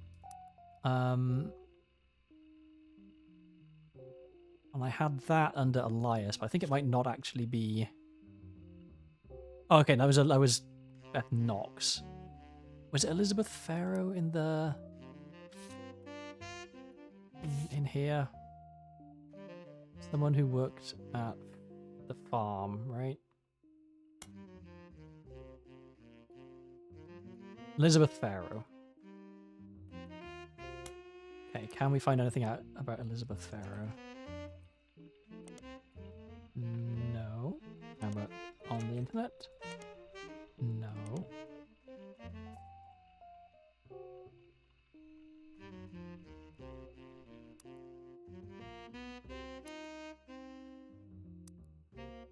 Hmm.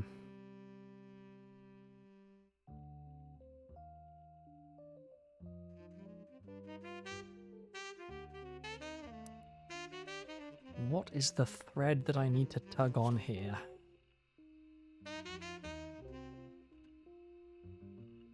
How are we getting photos?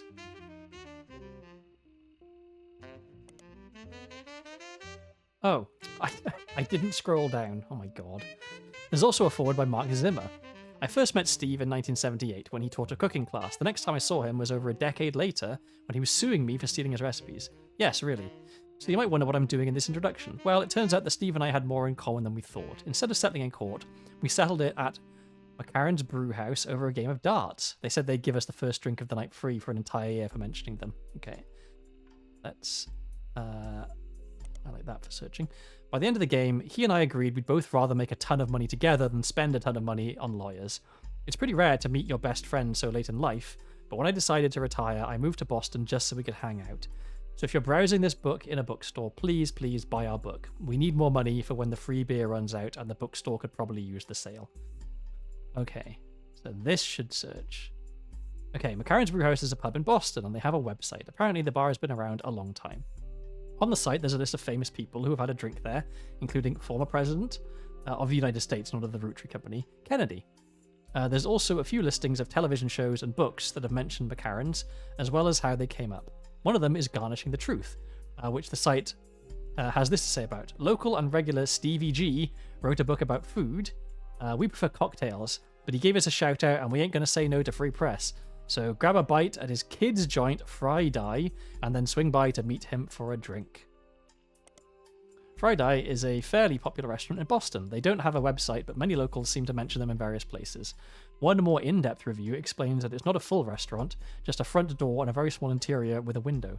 And usually, the restaurant only serves vegetables, but all the reviews say that in spite of that, it's delicious.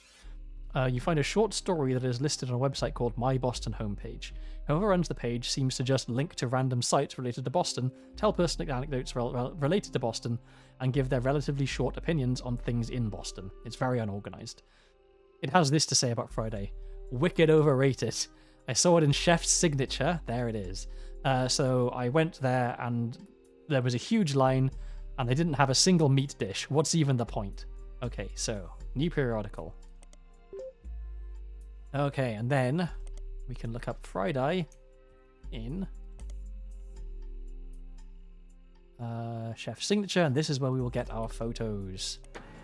Chef's Signature covered Friday less than a year ago, right around the time you were doing your initial investigation.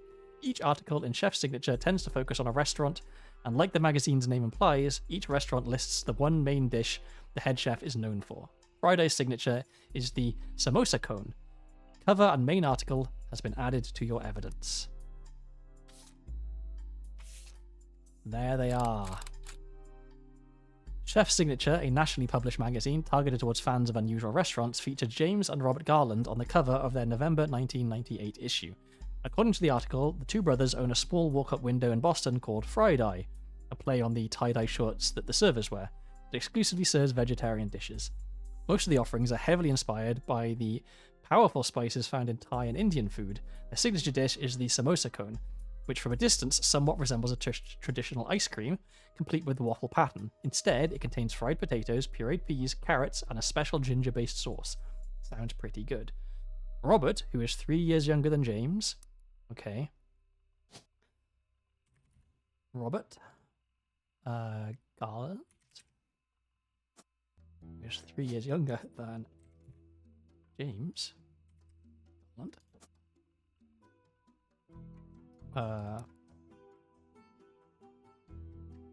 Jokes that the age difference has left him delegated to wear the sous chef jacket his whole life.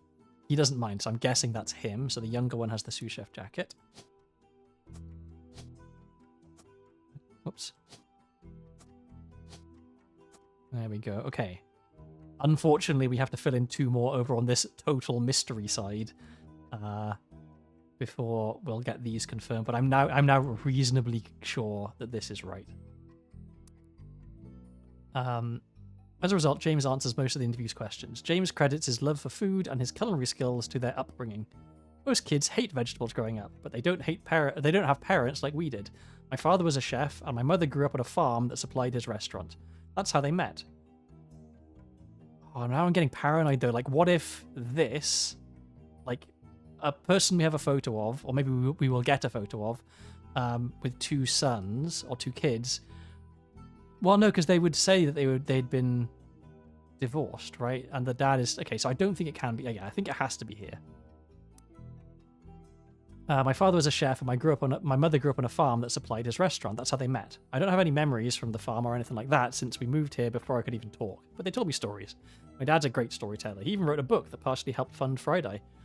When we moved, they were looking to open their own restaurant together. Unfortunately, they never got it off the ground. His line cook gig ended up being less temporary than he hoped, and she had to go back to work as a secretary even after Robert was born. Before we were old enough to go to school, we spent our days with my aunt. Let's have some water.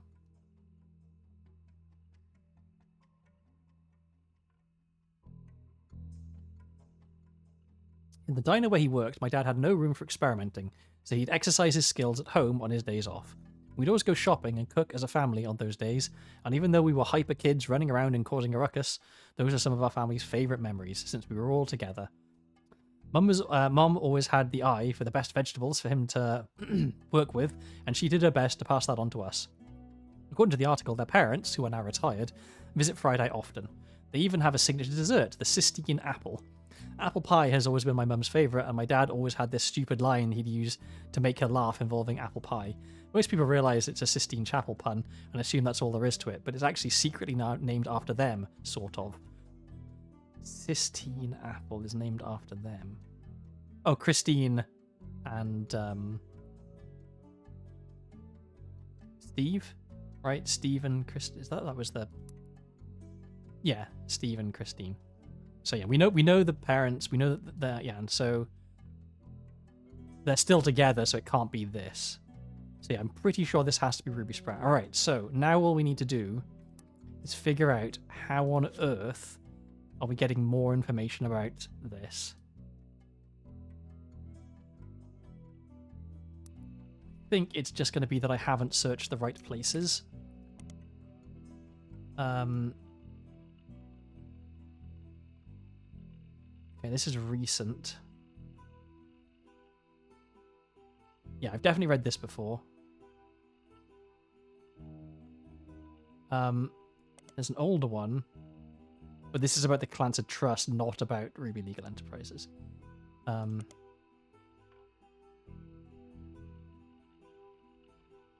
Okay, if we look in here, we look in the Portland Telegraph thing.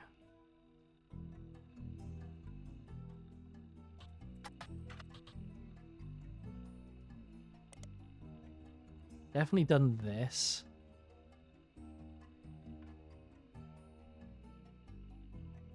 We looked up Foster Fountain.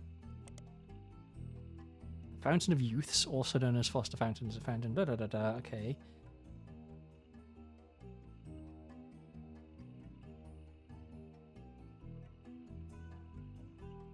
And what if we look up the Fountain of Youths instead? Same thing.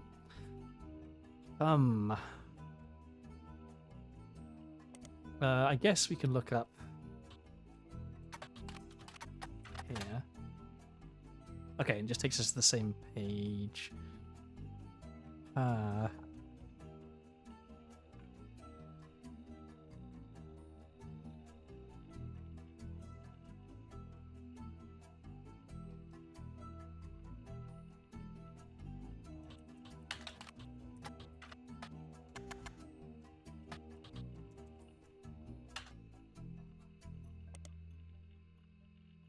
I spell that wrong?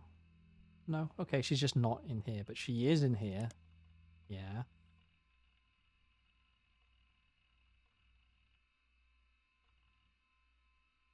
I look him up. Okay, this is new. Oh, but this is just about the Clancy Trust, which I've already looked up.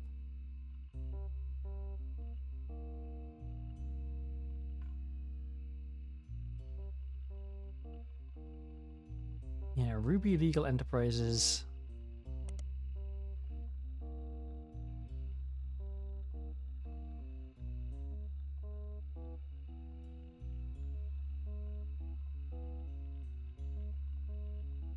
Yeah, and they sued Cicely Sanchez.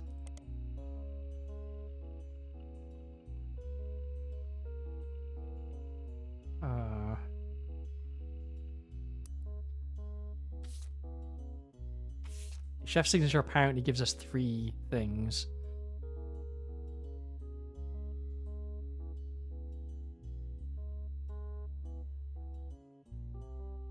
I wonder. I think for samosa cone, okay. What about Sistine Apple? No, okay. So 2 of them are definitely these. I don't know what the third one would be. Okay. There's still 2 things from this.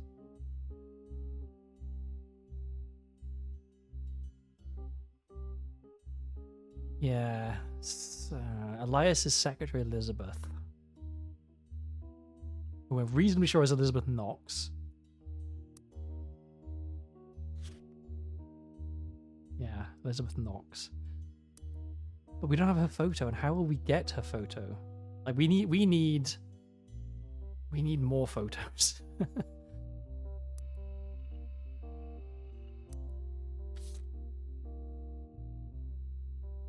Because what photos do we even have that we could put in? Yeah, this is currently the only photo we haven't locked in is this one, and we're sure that that's correct. So we need a source of 1, 2, 3, 4, 5, 6, 7, 8, 9 more photos. Where are we getting that from? At least notable events is only down to 1.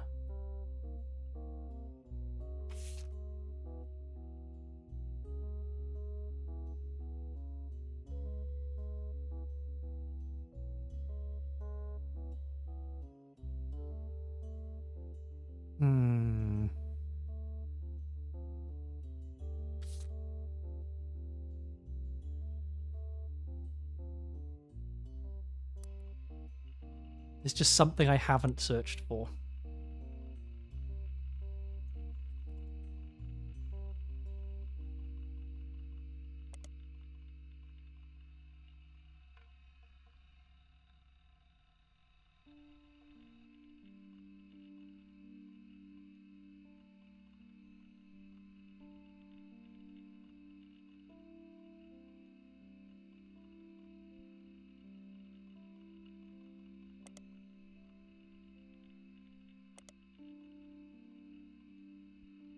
Okay. I think we've already read all of this. Yeah, we already read all this.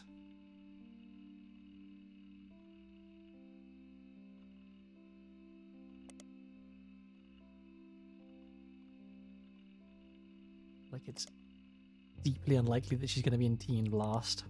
Yeah.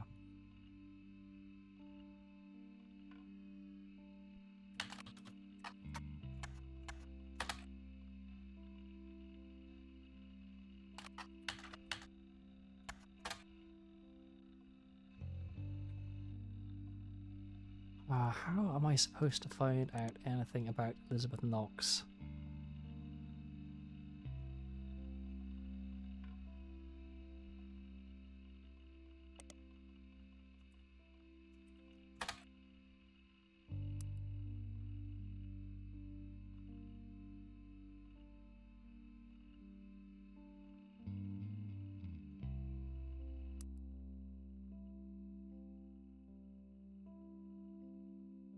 Where is her photo? Okay, if we can get a photo of Ruby Spratt, and if we can get a photo of Elizabeth Knox, then we can at least verify that this stuff is correct.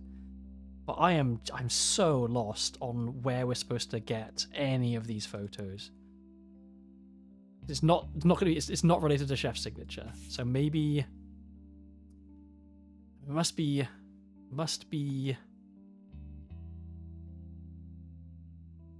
related to this.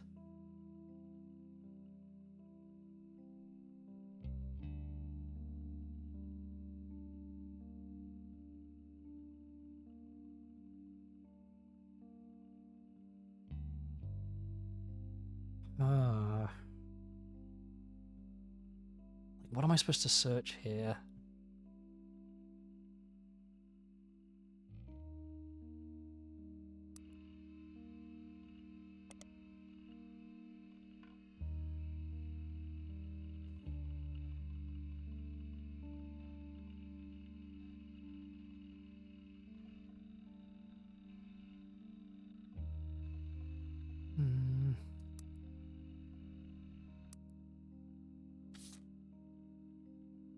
There's still 2 things in the reminders, apparently.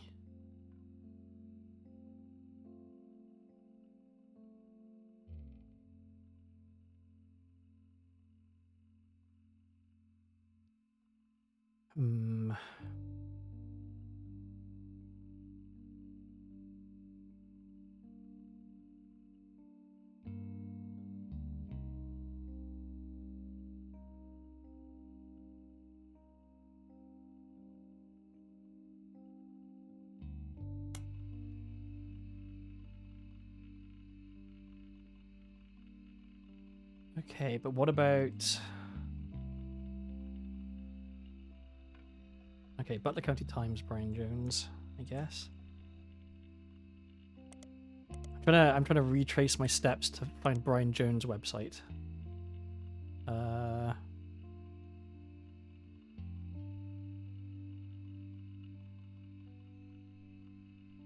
Jones Graphic and Print.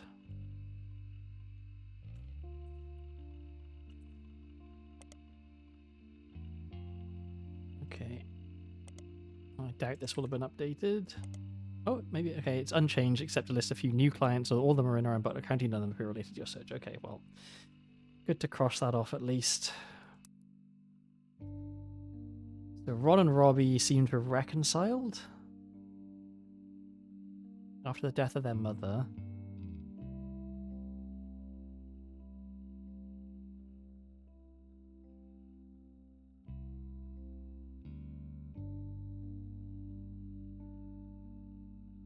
I'm going to search for this just in case. I think probably not relevant, but no, this is just the old page. Okay.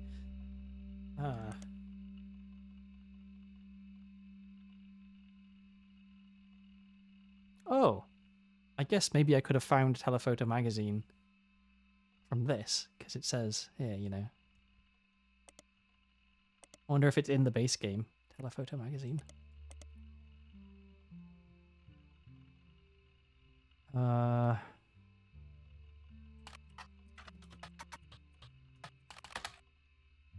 But just Roottrees.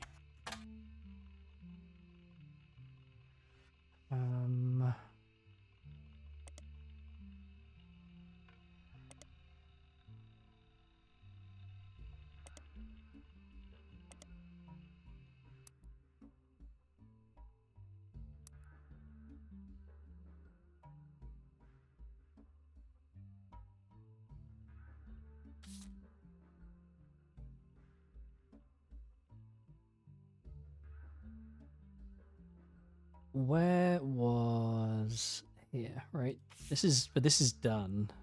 Yeah. There's no more information here apparently.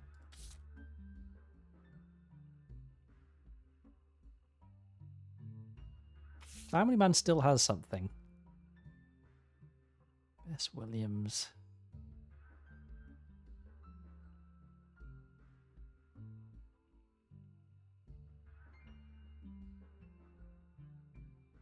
Maybe Business Watch has more stuff now about Elias Roottree.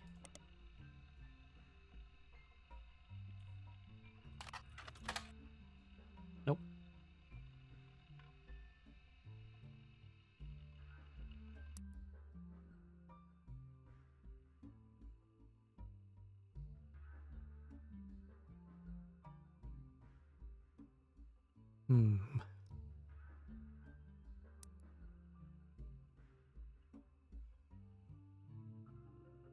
Oh yeah, we still have no idea who Susan Ford's husband was.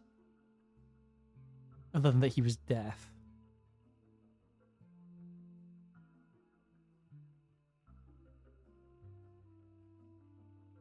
And that they split up, I guess. Before or after the affair, I don't know.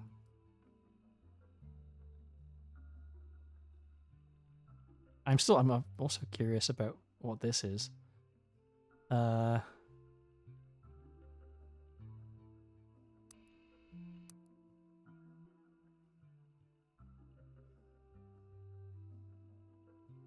Hmm.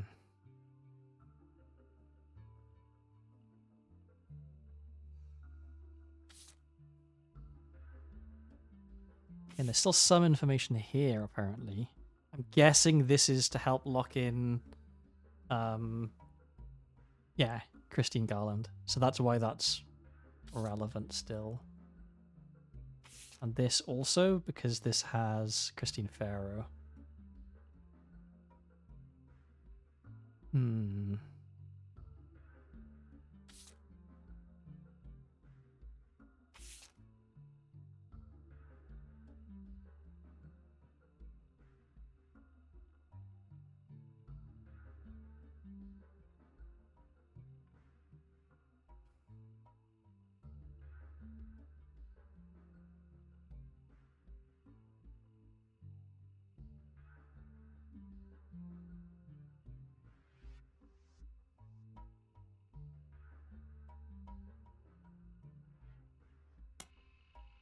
I know I've definitely looked at this before. I just want to see, have I missed anything here? Ernie Madsen, I don't think I've looked up.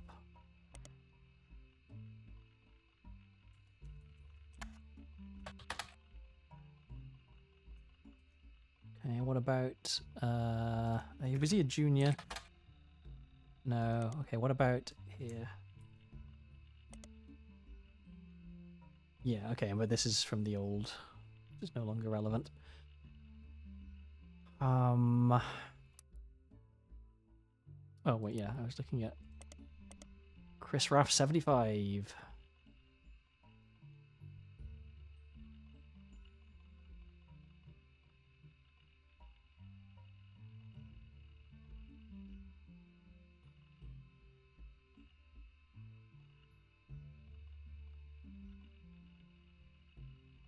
Hmm.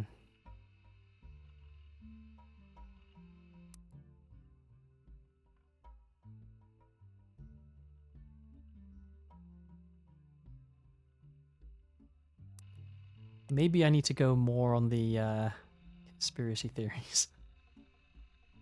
Where is conspiracy theories?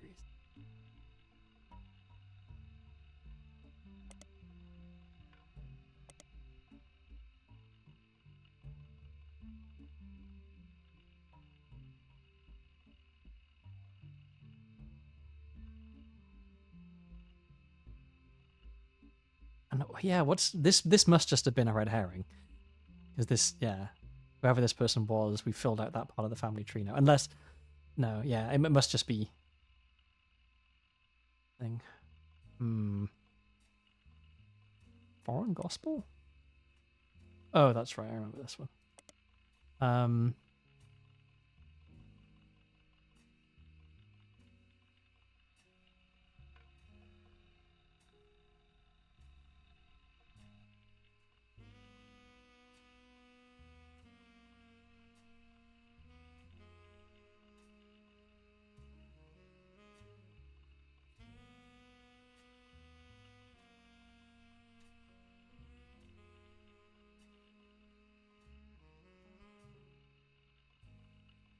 I definitely looked up the Roottrees curse. I don't remember when. I feel like it was a while ago, right?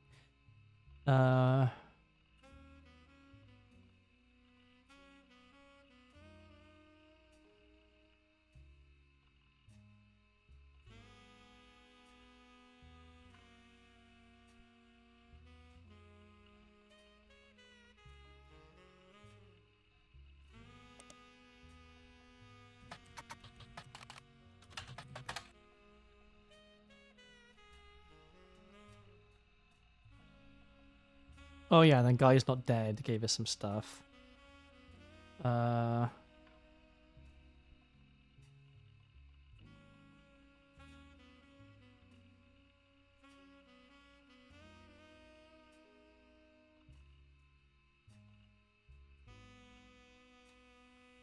And we know Lauren Roottree has Alzheimer's. Yeah, okay, that's not been updated.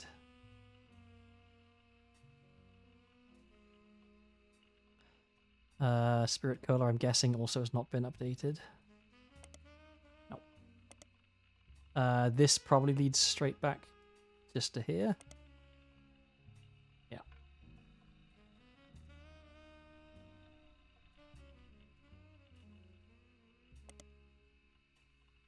Yeah, anything else here? Well, this is where we found the banned Piketty article.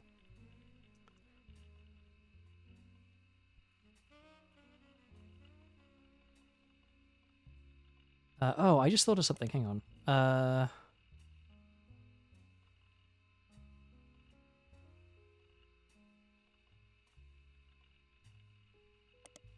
Is it here? So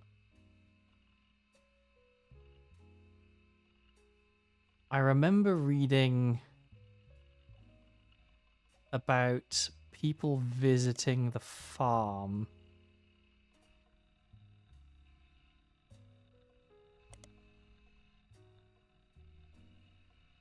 I forget when that was. All your problems? Oh, that's right.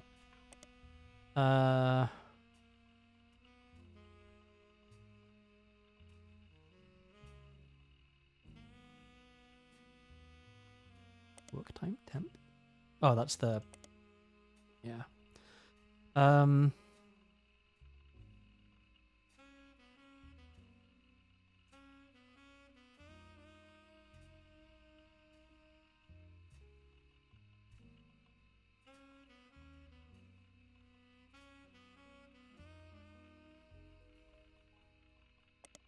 Oh yeah, here I think maybe.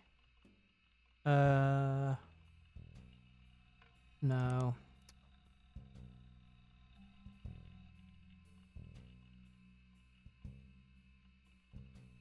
Yeah.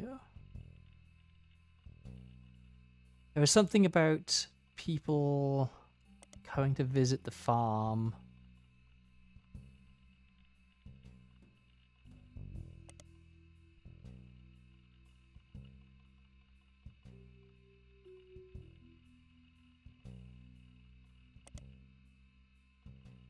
Where was that?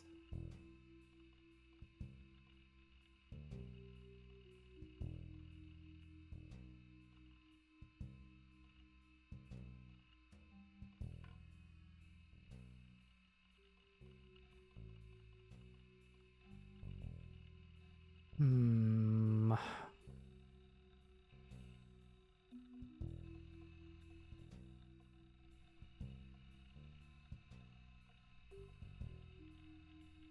swear it was really early on. I looked it up. Maybe it's just not particularly relevant though. Hmm.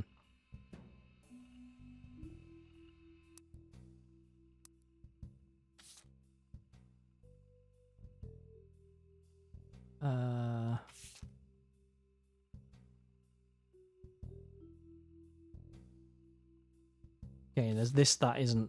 This doesn't have anything, right? An unexpected visit. Yeah, this doesn't have anything. Where was it?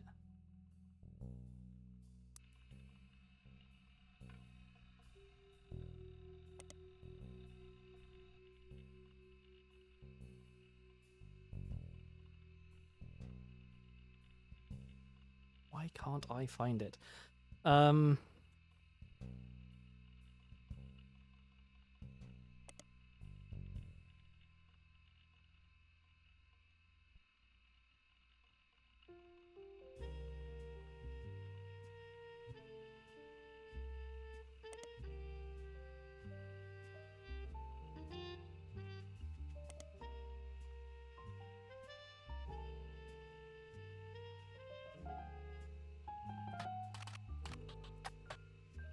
Oh, this has been updated. Once a photo of Clark on it no longer exists, instead it redirects to a site for a telephone number called 1010-250, which frustratingly keeps popping up advertisements in new windows every few seconds. You manage to close them. It sure is annoying. It's apparently a phone number you can dial before making a long-distance call to receive a discount from the phone company. For the past few months, you've been inundated with ads for it and other services like it. This includes TV spots starring celebrities, radio commercials with parodies of popular songs, and banner ads for it on many different websites. It doesn't seem to be relevant to your search. The Raffitunes domain was likely purchased by a third party when the license expired. Okay, so it's just spam.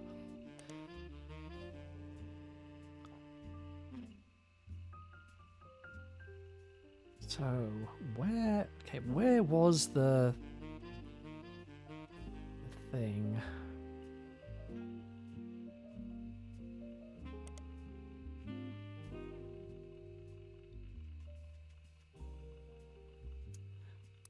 It was... hang on.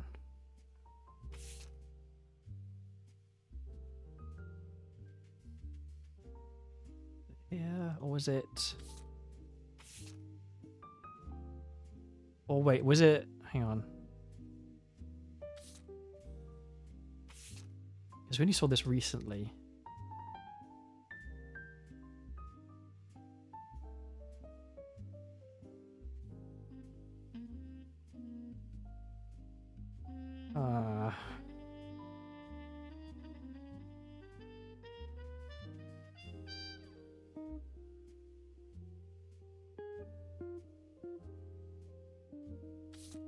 Because I definitely remember reading something where it's like various religious groups were there and there was protesters and stuff at the farm.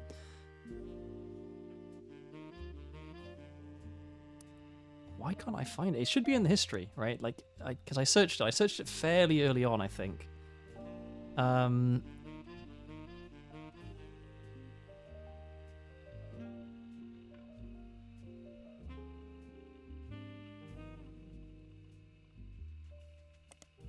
Whitlock. Oh, right, okay.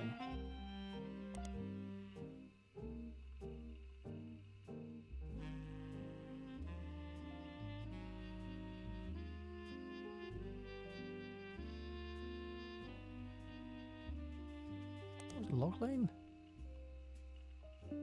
Oh, right, yeah.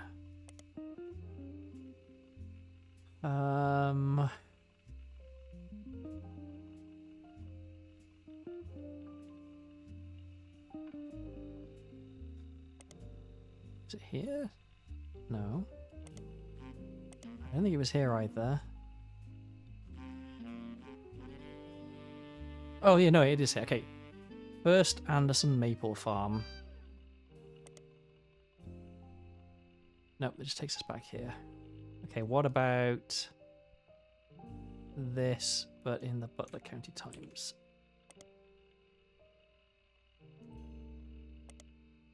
No, okay.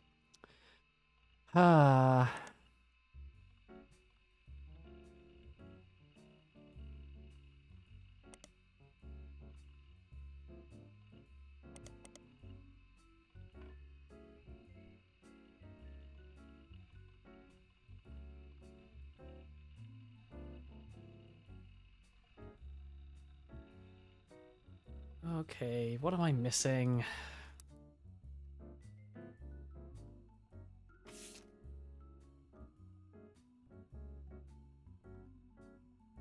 I need so many photos. And it must be connected to... like, the only things I currently have to go on are Ruby Spratt and Elizabeth Knox. We don't have a photo of either of them. And we need photos of both of them to be able to lock stuff in. So how do I find out more about Ruby Spratt?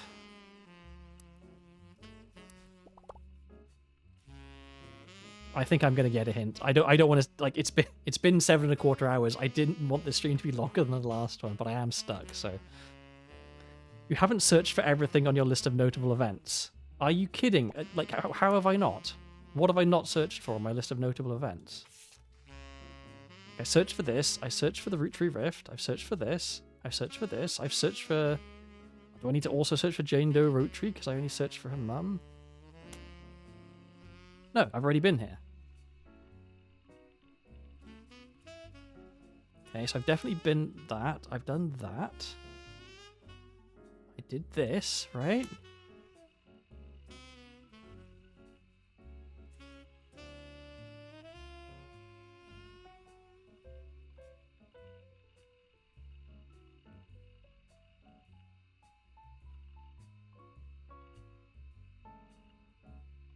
Maybe I didn't search this.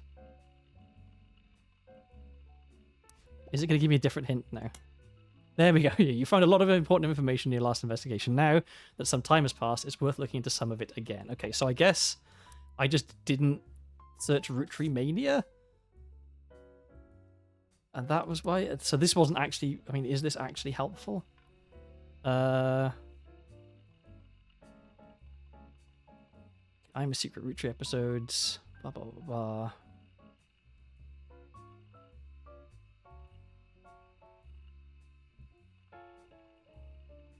Lauren's Diaries. VHS releases of Gwyn's old movies? Okay, maybe I should search Gwyn? Yeah. Unauthorized biographies, which mostly seem to attempt to capitalize on the Roottree sisters Carl and Brenda. Okay. Okay.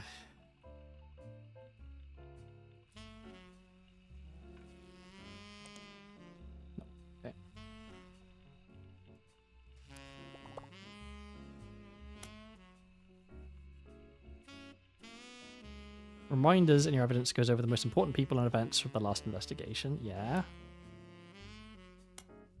Lauren Isett?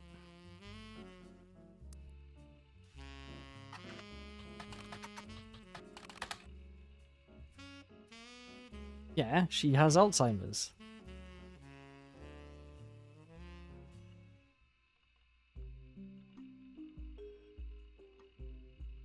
So...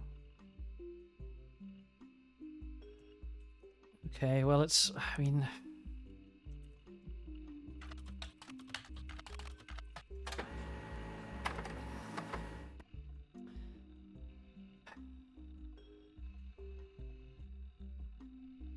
I'm mad. Republished it again, I guess. When revisiting Lauren's book, there's a single passage that focuses on potential affairs in her immediate family. You've added it to the rest of your evidence. Okay. An entry entitled Cruelty from Lauren Rootree's diary, written in 1963. It focuses on the relationship between her mother and father. While it offered only redundant information during a previous investigation, it mentions the subject of affairs and may be more useful this time around. I'm no stranger to true love. Jacob and I married at an age that most deem unfit for marriage, but he was also enlisting at an age that most deem unfit for war. We had no choice. I knew in my heart that our marriage was one for the ages. He and I would still be together today if not for Okinawa. That was nearly 20 years ago, but there is an emptiness in my soul. I do not understand my contemporaries. So many girls I went to school with have taken multiple lovers. So many of my girlfriends' husbands have been unfaithful. If I'm able to remain true to the ghost of a man with no chance of physical reciprocation, no potential for long conversation, how can it be so hard to love someone you can reach out and touch, someone you can joke with? I've not had to deal with such madness at home. My parents are a perfect match, in the worst way. My mother's cruelty is a perfect fit for my father's general spite. In turn, pop status enables her incessant need to gloat and feel superior. I've grown up with their cruelty and disdain for others my entire life. Even my family remains unspared. They make fun of my grandpop and his family sayings. Blood is thicker than syrup, but nothing's thicker than Elias. They mimic Grandma Gwyneth's lisp, and see her kindness as a weakness. Eliath, please remember Tham. Not even our family's maladies and religion go unmocked. Remember, God only put one eye in Miracle. I'm not quite sure what this means. Oh, one eye in Miracle, I see, because Miracle only had one working eye. I can say without a doubt in my mind that my parents have never had eyes for anyone outside their marriage. They're too self-centered to look astray. Okay.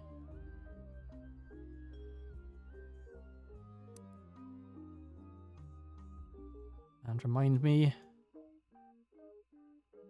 Yeah, Elias and Sam. What did I learn? I mean, the fact that Grandma Gwyneth had a lisp? Oh! Hang on. Hang on.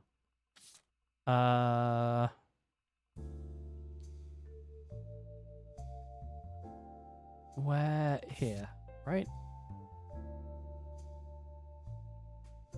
Who's Beth? She wasn't saying Beth, she was saying Bess? Maybe? Maybe. Is Bess an option as a name? Bess is an option. Okay. Okay. So maybe not Beth Knox, but Bess something. Back to here. Do we have a... I mean, Bess is also short for Elizabeth.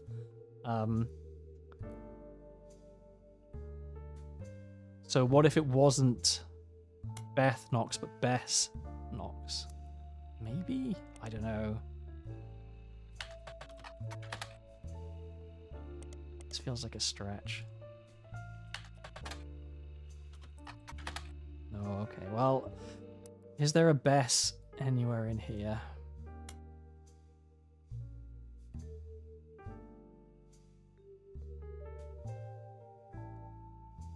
I mean, this is so long after the fact, right? Like, they would have been...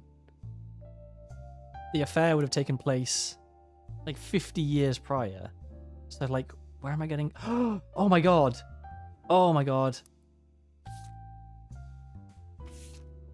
Bess Williams. Bess Williams.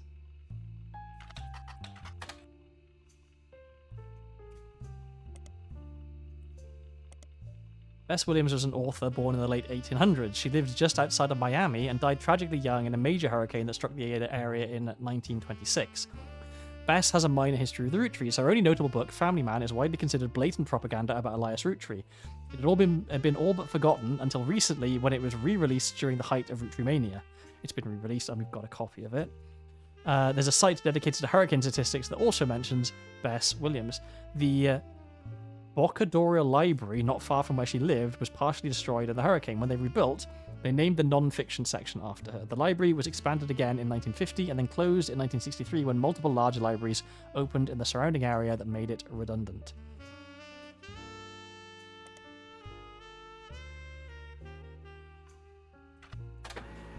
They no longer exist. You find multiple libraries in the area. According to the website for the library systems in Miami, the building where it once sat is now the Miami Print Museum. We'll add that to memos. We can get rid of this. Searching for the Miami Print Museum, you come across their website. It states their hours and list of exhibits. The building is very small, admission is free, and they have only room for a few different displays. One of the exhibits is their courtyard, which includes a fountain as well as a statue of an unknown author. The picture has been added to your evidence. Another is a printing press that was used by the Miami Sunday, a now defunct weekly newspaper. The last is the original print of Cuba by Cubans, an art book. This is important stuff. Cuba by Cubans is a book of paintings of Cuba released in 1963. It's credited to Marcia Barban. At first glance, it doesn't seem related to your search in any way, but I suspect that it will be. Okay, so not that.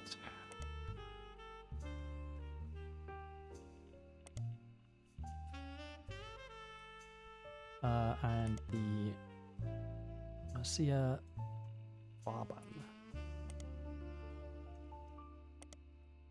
Out of print. On second glance, it still doesn't seem related to your search anyway. Okay. Right. Well, we can look for this, and this will give us a new periodical. Maybe? The Miami Sunday has no records that you can find online or in your periodical search. It merged with another periodical and became the Miami Mercury Sunday, which folded after only a year. Okay. You find a small website about quirky printing history facts that mentions that it was the outcome of merging two smaller failing newspapers. This resulted in one larger failing newspaper, which was only notable to the authors because by combining their names the way they did, it was tied for the longest title for a newspaper, an American newspaper at the time, tied with a newspaper in Jefferson, Texas. Okay, so it was the Miami Mercury. There we go. Seems at some point in this process it was at least partially archived and available via periodical search. Okay. That, and then... Okay, I think this is the thread that we needed to tug on. Okay.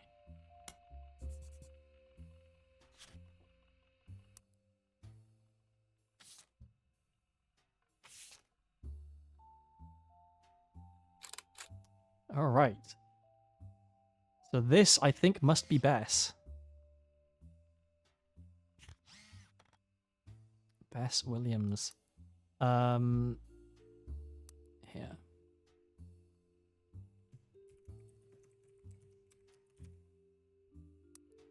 But still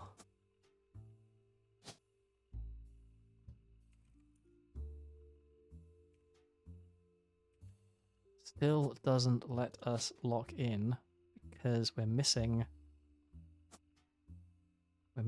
a photo of Ruby Spratt. So we need to try and track down Bess Williams in the Miami Mercury. It mentions that Bess's young son, now an orphan, was in attendance during the dedication. It also had a later mention from 1949, the last year the paper existed, about a bidding war for a planned expansion of the library in 1950. The bidding was won by Wildcat Construction and included a new statue, fountain, and a second room that would double its shelf count.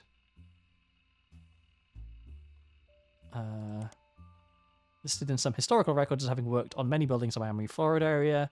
Seems to have ceased operations a while ago. Okay, so let's look for it here. It was also mentioned earlier under the headline, Constructing a Better World. Frank Wildcat Williams. Frank Williams, okay. Left Florida in 1941 a construction worker and returned a hero. He won the Navy Cross for his bravery and sacrifice, having carried a fellow soldier to safety under heavy Nazi fire. Now he and his wife Ophelia, okay, are carrying fellow soldiers through tough times at home.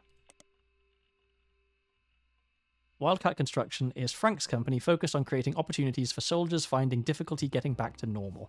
Ophelia has handled outreach to the wives of local veterans, who are often able to provide insight into their husbands' needs and conditions. She has, through such outreach, found 13 veterans of the war to serve as Frank's employees. The community support has been unendingly and overwhelmingly positive. It has gotten to the point where if Frank bids on a project, other local companies have decided to step back and let his soldiers handle it. This has become a bit of a sore spot for local politicians and business owners, as the bids are often not as low as they expected. The problem for them is that essentially Frank has a selective monopoly, but any attempt to circumvent it has caused an uproar and accusations of being un-American. It's uncertain what will become of Wildcat Construction, but at least for now, we're rooting for them. Okay, so let's try Frank Williams. Okay, let's try Ophelia Williams.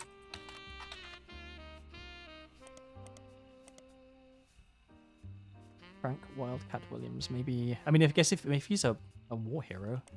Yeah. He's listed on a few different military history websites. He was awarded the Navy Cross Medal in World War II, and the story goes that even after being struck in the arm with a bullet, he managed to carry a fellow soldier through enemy territory on his shoulders for over 2 miles.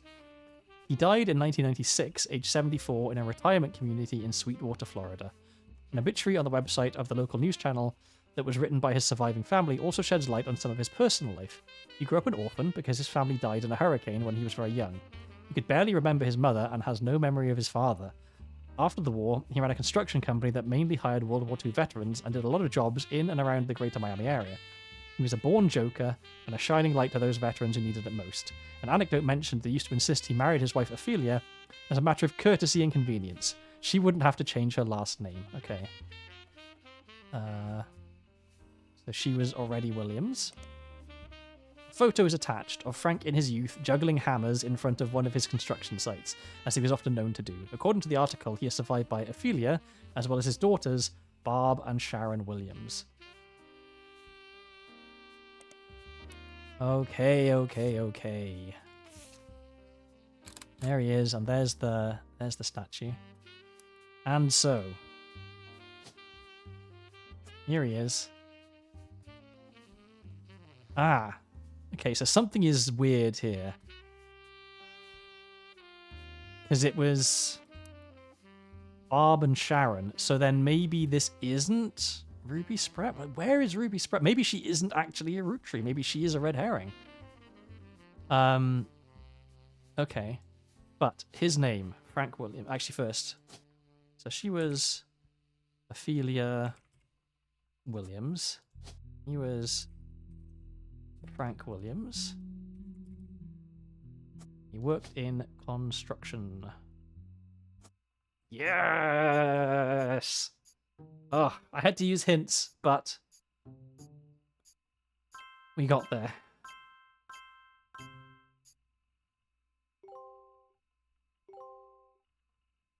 Okay.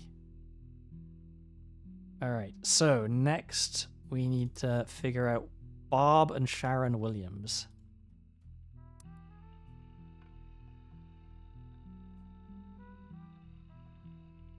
Is it worth checking here?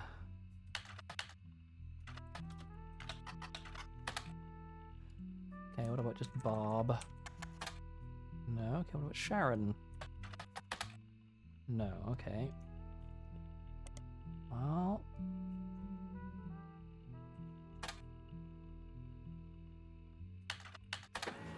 Oh, Barb Williams is a motivational speaker, and she has a website that explains the services she offers. Her company's address is listed as in Coconut Grove, Florida. Flyer has been added to your evidence.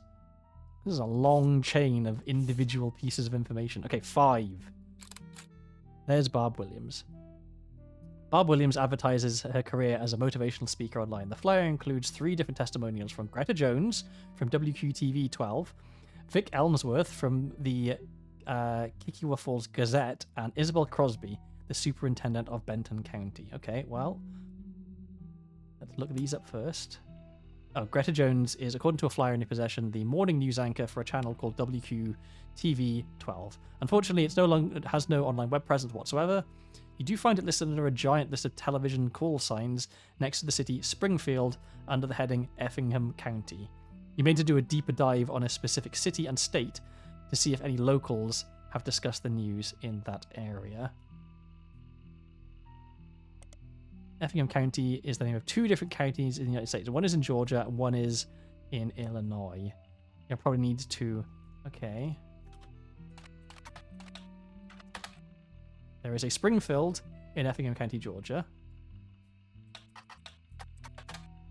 Springfield is the capital of Illinois, but after perusing some of the results, you find that it is not located in Effingham County. Okay, so Springfield in Effingham County, Georgia. This is going in, yeah, here. And before that, we had Greta Jones.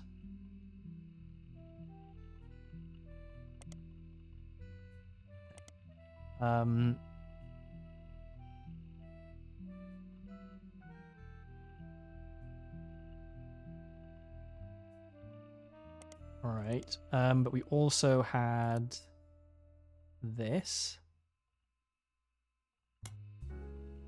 There is no Kickiwa Falls anywhere in the world that you can find. The closest thing to a Kickiwa appears to be in New Zealand. Instead, a man named Chris Elmsworth has invented a small-town newspaper as a conceptual art piece. The Kickiwa Falls Gazette is a series of online articles about small restaurants, shows, and other tourist attractions all across the United States. This is presented as a monthly newspaper of small-town America. What makes the Kickiwa Falls Gazette a bit strange is that amongst the articles detailing real locations are occasional stories that present outlandish, inflammatory concepts in extremely mundane ways. For example, on the homepage right now is an article entitled "Mermaids Strike Back Against Lobster Farms," that, using very dry language, details the idea that the mermaids in Maine have begun to unionize in support of better benefits. There are no punchlines, and the articles are not marked any differently from the rest. Unfortunately, each current issue of the paper is presented on the homepage. There are no archives of older issues. Okay, that's a dead end.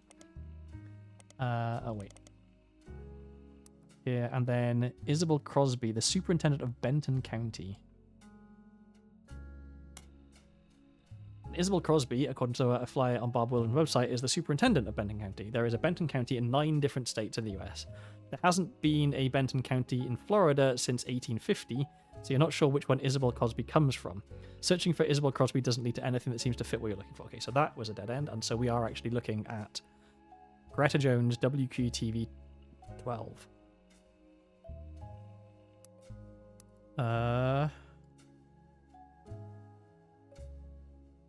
Right. We have this photo.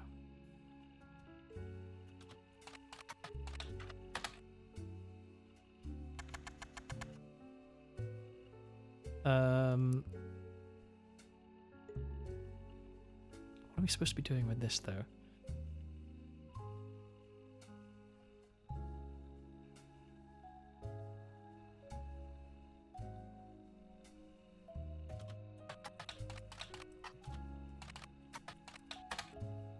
There you go. When you refine your search to television in and around Springfield, Georgia, you come across a website that lists different channels available there. The list seems to only feature broadcasts with female news anchors. The person who runs the website has ranked each using 3 categories, and none are relevant to journalism.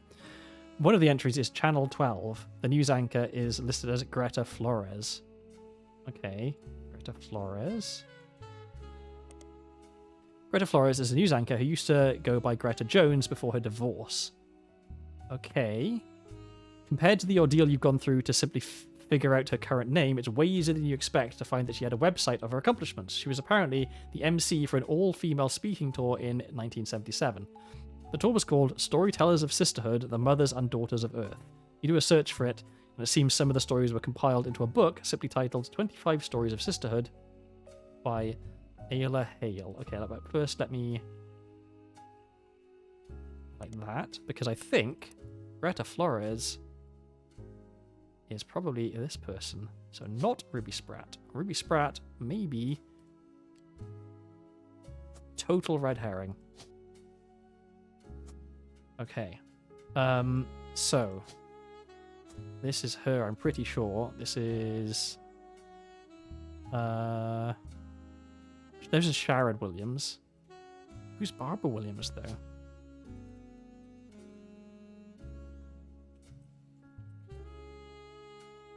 She is a motivational speaker.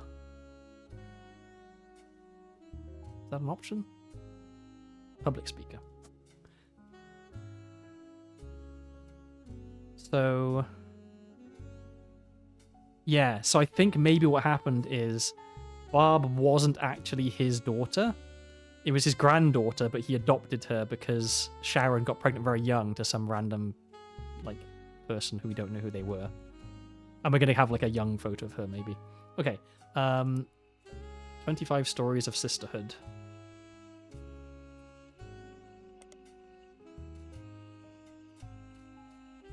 By Ayla Hale.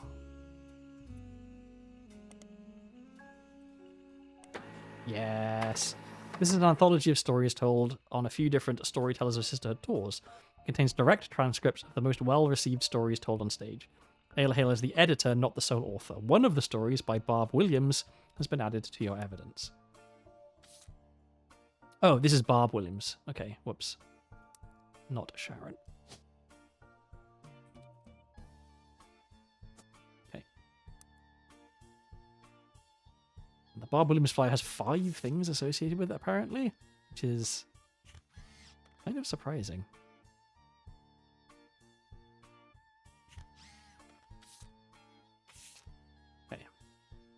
Barb Williams had a transcript of a story she told on stage published in a book. The first part of her story focuses on 2 16-year-old girls. My sister, Sherry, was a brat. Always sulking, often disobedient, never on time. She borrowed things without asking, and even ran away from home, only to sneak back the next day like nothing had changed. My daughter, Sharon, on the other hand, was a beautiful person. She had excellent marks in school, was intensely artistic and creative, and even volunteered at an animal rescue. Sherry and Sharon. Sherry is her sister, but this person doesn't appear to have a sister? Unless... she has a daughter. So something odd is going on here. My daughter Sharon, on the other hand, was a beautiful person. She had excellent marks in school, intensely artistic and creative, and even volunteered at an animal rescue.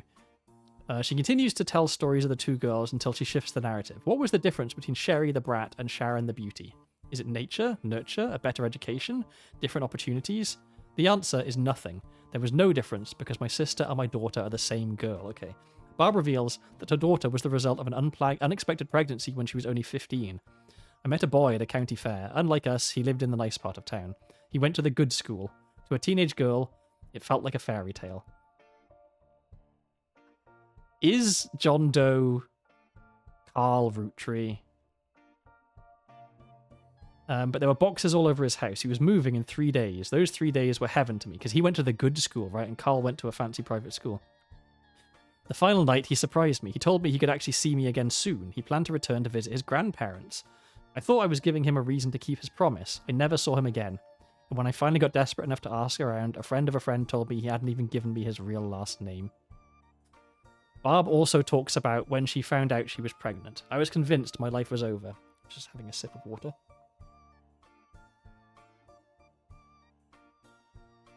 My parents, they took charge. I had to live at home and work a part-time job, but they removed the burden of motherhood. I managed to scrape out a degree in English, and as far as my daughter was concerned, I was her much older sister. Barb uses the story to come to a conclusion. When I was younger, I thought my sister was the brat, and I wasn't wrong. But she ran away from home to work at that animal shelter. She borrowed my clothes for presentations at school, and her creativity allowed her to open up Sherry's hair. That's going in highlights. It took me far too long to realise that beauty was always there too. In fact, the brat and the beauty exist in all of us. It was my inner brat that kept me blind to the truth, and I'd like to say it's the beauty in me that's finally able to see what I was missing. I implore you all to call upon the beauties in yourselves whenever the brat tries to take hold. Okay, so yeah, the good school.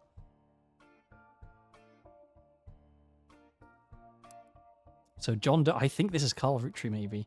And this is Sharon Williams.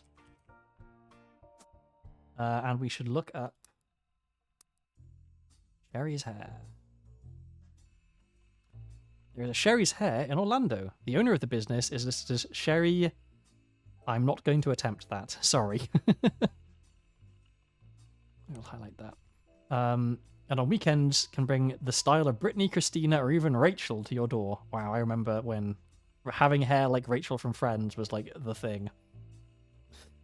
The About Sherry section is very, very long and presented as one paragraph with multiple run-on sentences and no pictures. You get the sense that if she were to do your hair, she'd be doing a lot of talking.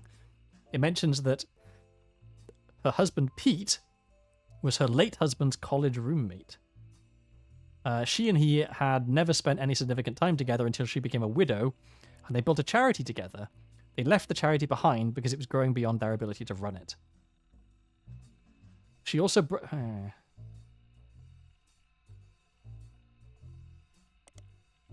about her kids, Tony, Mark, and Cricket.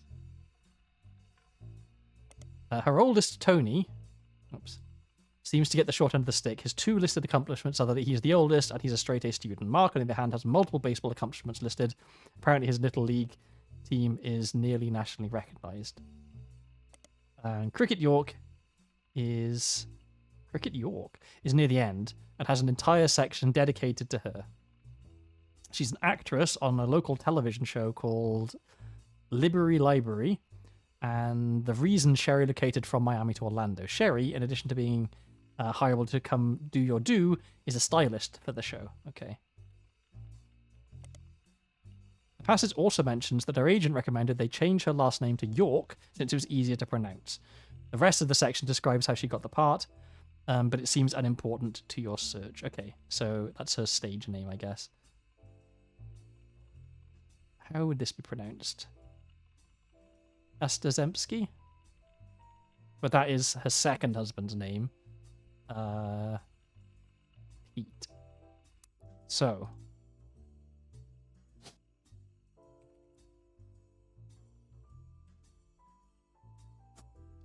Okay. And youngest. Okay, we should. Yeah, we'll get some photos, I think, fairly soon. Wow, it's it's all come together like fairly quickly right at the end, it feels like. Okay. Yeah. Cricket York. Yep. Library Library is a children's show filmed at a studio in Orlando, Florida. It has been on the air since 1991. In the show, multiple adults and children interact with different animal puppets in a small town called Library. Unlike some other popular shows involving non-human performers, this one isn't funded by the public. Instead, it's paid for by donations from businesses related to education.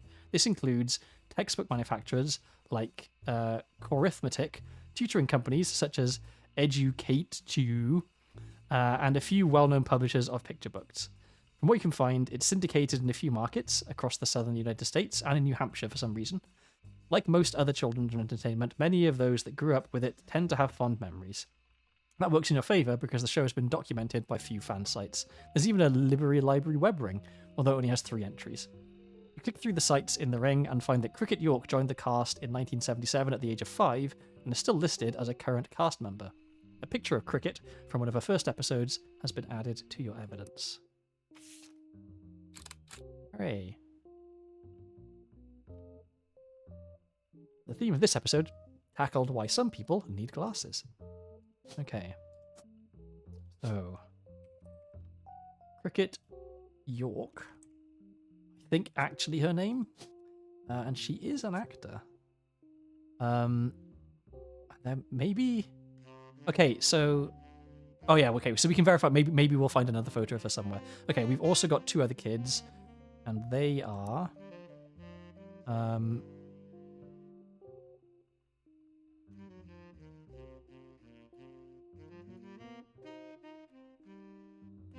So we've got Tony and Mark. This Little League team is nationally recognized. So Tony is the eldest. So this is Tony. Ah, Anthony? Yeah. And he would have whatever last name this guy had, but we don't know what that is. And he is student. And then we've got Mark. And he is also a student. Okay. He is a stylist, if that is an option. Hairdresser an option? Yes. We don't have a photo. We built a charity together. Okay, so maybe we can look up Pete. Long last name.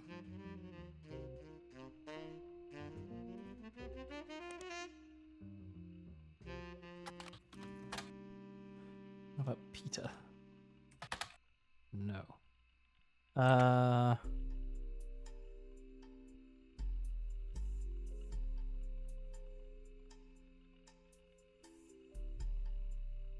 Greta Flores. Oh yeah, that was how we got this. Okay.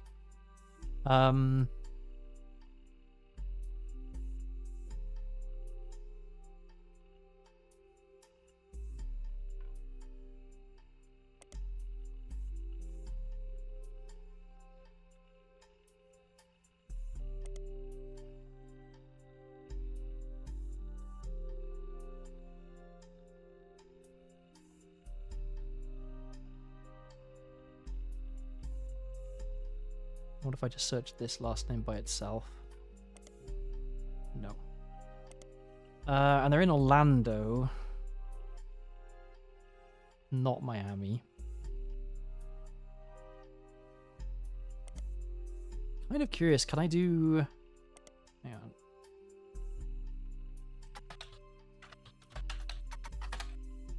No. No, okay.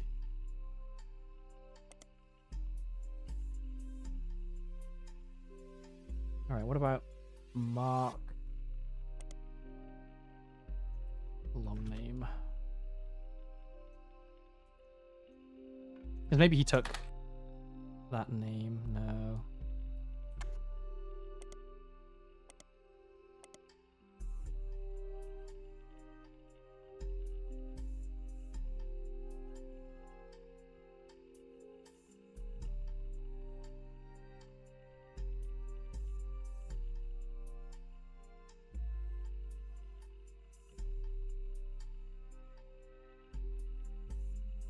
They change her last name to York, but I guess that means that her birth name, which is what actually matters, was not York, but actually this. See, now I'm really, really regretting not finding this side earlier, because I could have locked in some of this stuff, I think.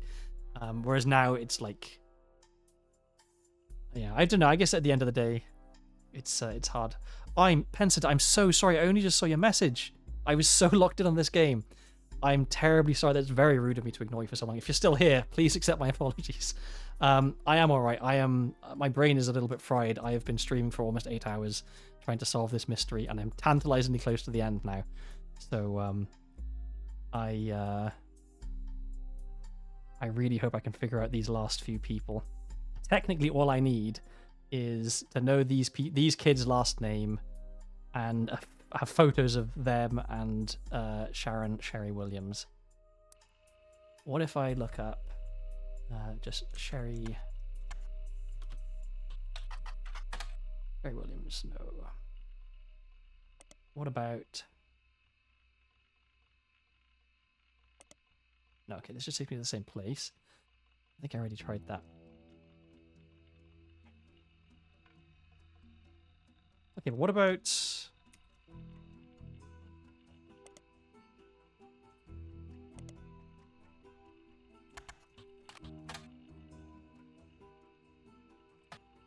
No, okay, maybe there's nothing more in the Miami Mercury for me then?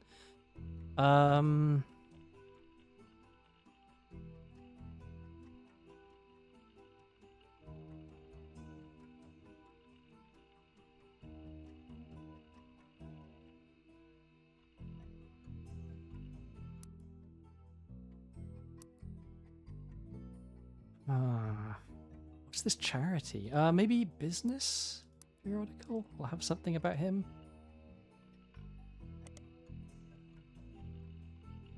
Pete. No.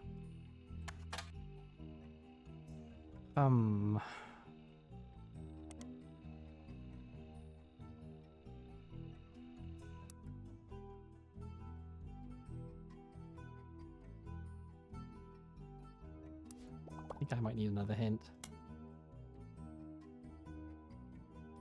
Grandorf Dove seems quite... Grandorf Dove... That's only going to give me this, if anything. That's all the way over here. That is not going to be...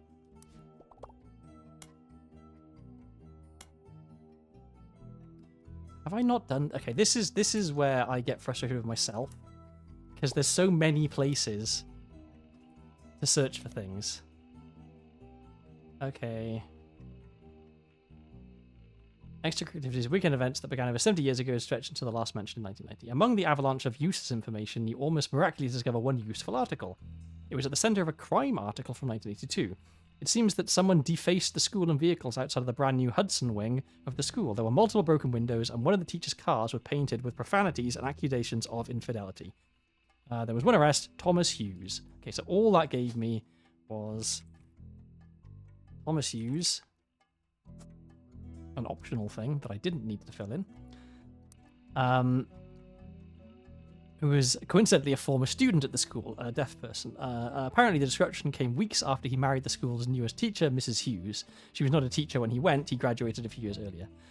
According to the reporter's investigation into the police reports, trials, and restraining orders, Mr. Hughes was convinced that he was not the father of Mrs. Hughes' current pregnancy. He was released on bail, and the school has agreed not to press charges after an agreement was made to pay for the damages and for the couple to begin the divorce proceedings. It seems Thomas Hughes, Mrs. Hughes, and the Hudson Wing have all avoided further appearances in Butler County Times. Okay, fantastic. Irrelevant. The Barb Williams flyer has some quotes of interest. Perhaps they'll lead to more information. So didn't I say... Thought I had...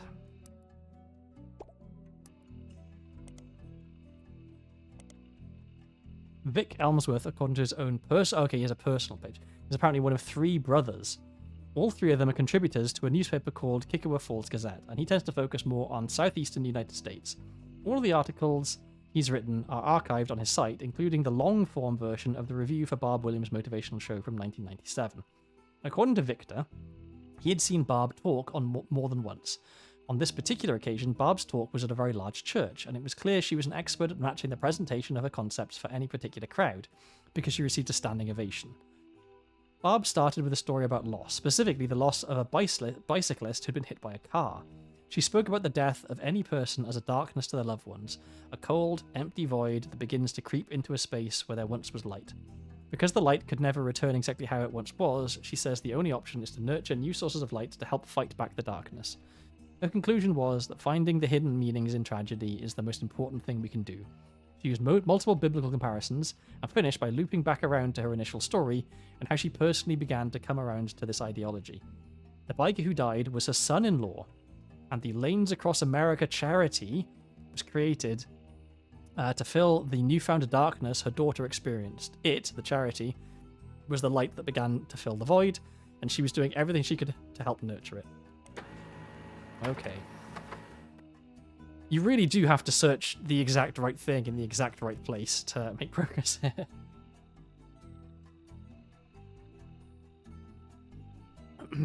Lanes Across America, or LAA, is a charity focused on adding bike lanes to major cities. The pages and pages of news articles that mention Lanes Across America have a similar summary to them. LAA, formerly LAM, Lanes Across Miami, I'm guessing, was founded in 1987 after the death of Drew Smith. So this is Andrew Smith, and this is Anthony and Mark Smith.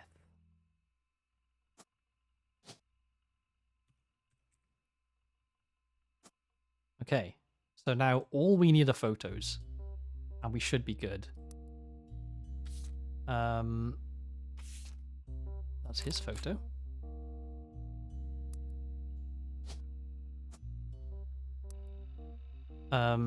Drew was biking home from work when he was hit by a car. Each year since, Lanes Across America has grown, and they now have offices in over 12 major metropolitan areas, including Miami, where the charity began.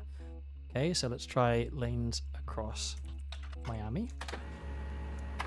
Searching for Lanes Across Miami does narrow down the pages and pages of articles you found earlier to only those with more in-depth history about the charity. You found some additional information. Formed in 1987, became Lanes Across America in 1994, founded by Sharon Smith after the death of her husband. Sharon and some other board members stepped down in 1992, and the current leadership took over. One of the oldest articles has a full, uncropped version of the same wedding photo from the LAA website. It seems that after Sharon left LAM, they began to crop her and the rest of the wedding party out of the photo to focus solely on Drew, who is the face of the charity. The full photo has been added to your inventory. Okay. So, that is her other photo that we can't put in yet. There's Sharon.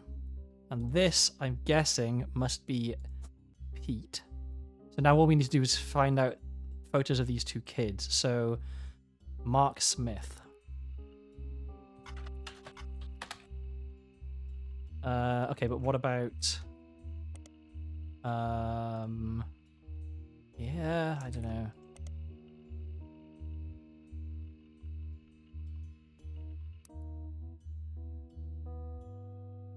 Where are we gonna get photos of them?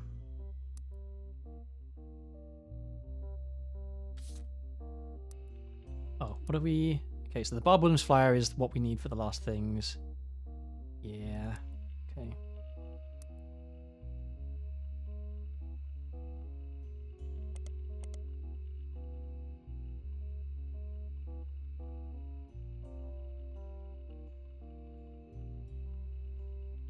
So yeah, the Miami newspaper isn't going to help because it shut down before this was formed.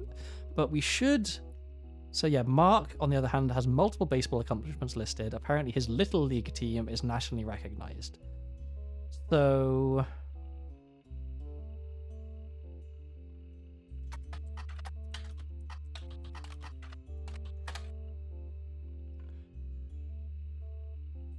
what about just Little League?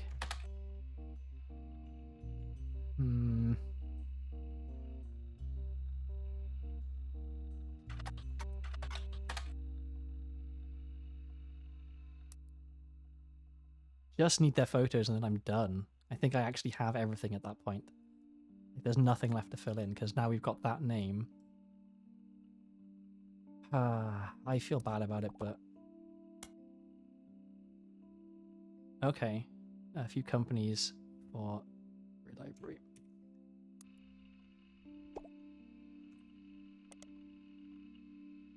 Oh, that's right. Did I put these in my memo? I didn't. I forgot. Okay, let's put that in there. And let's search this. Okay. It's a tutoring service. They have a deal with Library Library and feature some of the actors from the show in pictures on their website. According to the site, they actually provide tutoring for all of the actors and actresses on the show to accommodate their shooting schedules. Included is Cricket York, who is seen in the photo labeled Cricket and her brothers, ready to learn from one of our talented tutors. There it is. If you don't find much else about Educate to You, except that there seems to be a small subsection of Library Library fans who are deeply unsettled by the company's logo, which would appear after the credits of each episode. One writes, I was terrified of the little girl in the Educate to You logo. She looked like there's some kind of demon doll, and I'd race the TV every day to switch the dial before her creepy laugh came on. Okay, so this, I think, is it. So, yep. Guess that's the creepy doll. Here's the straight A student, and here is Mark the baseball kid. And so, this should be it. Yes. Okay, we still have a couple of optionals that we can fill in as well before we get to the secret thing. And I think the secret thing might be, who is John Doe? I think the answer might be that it's Carl Roottree.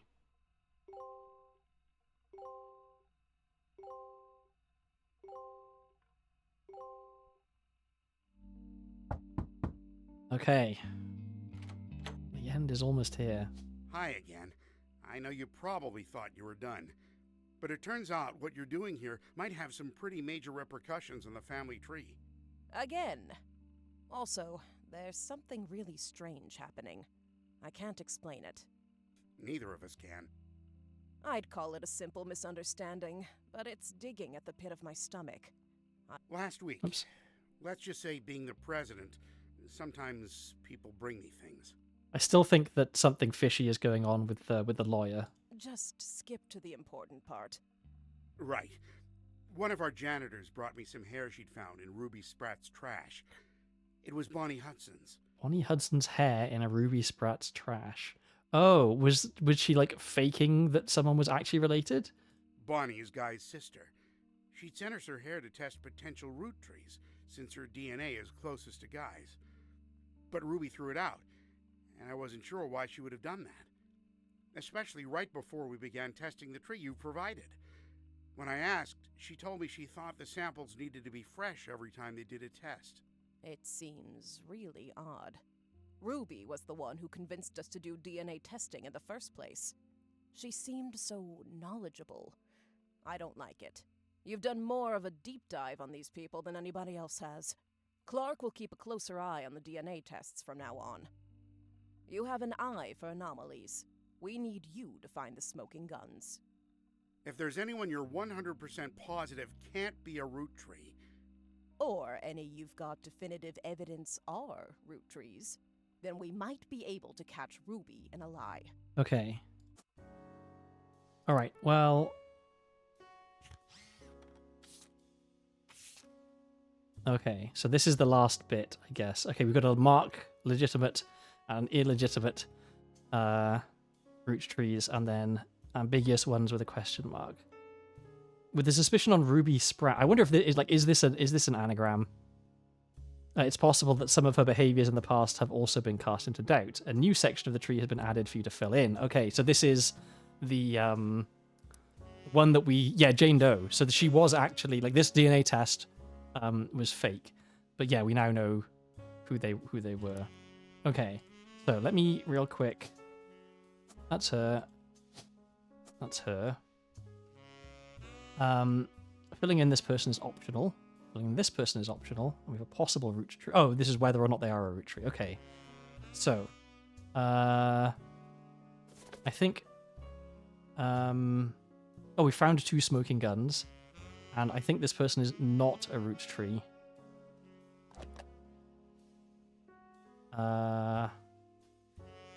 Well, he was adopted, right? Actually adopted. This person was found, so this probably almost certainly is a root. Oh, yeah, we've missed 1 clue for this one apparently. Okay, it's good that it lets you know that you haven't found all the evidence before you make a decision. This person is a root tree. And by extension, all of the children. This one, I think, possibly, maybe, actually isn't. I need to pay more attention to the years here. Because it's possible that he was born too early to have actually been Guy Hudson's son. Okay, these two... I don't know if we can say for sure, except, like, they definitely had an affair, or she was paid off. Like, we know that... Well, we have the bribes, though, right? We figured that out. Can we see? Yeah, we found the smoking guns here, which presumably is the same for both of them. Yeah, I don't know if we can categorically say. We know that Guy Hudson was... We gave her a lot of money for the deaf school. This guy... I mean, the hair... blonde? So he's probably a root tree. I feel like that one's hard to say. This, I think we can say probably not. Because although she claimed to have used IVF.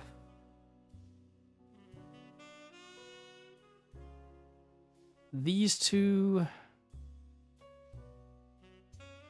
I need to read back over the timing on that. Okay, and then what's going on here? This is yet another possible infidelity. Okay, so this would have been...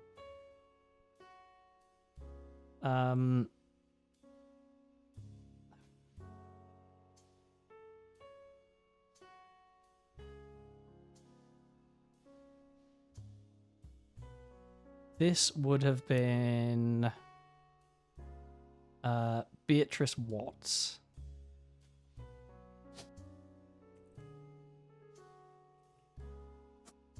Who we don't have a photo of right now.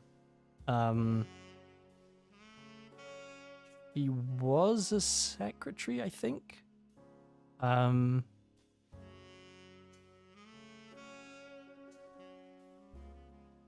daughter was Courtney May.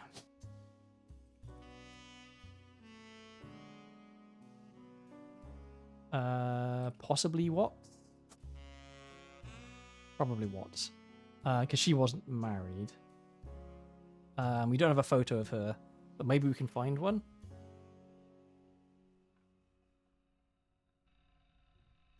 Whoops. Yeah.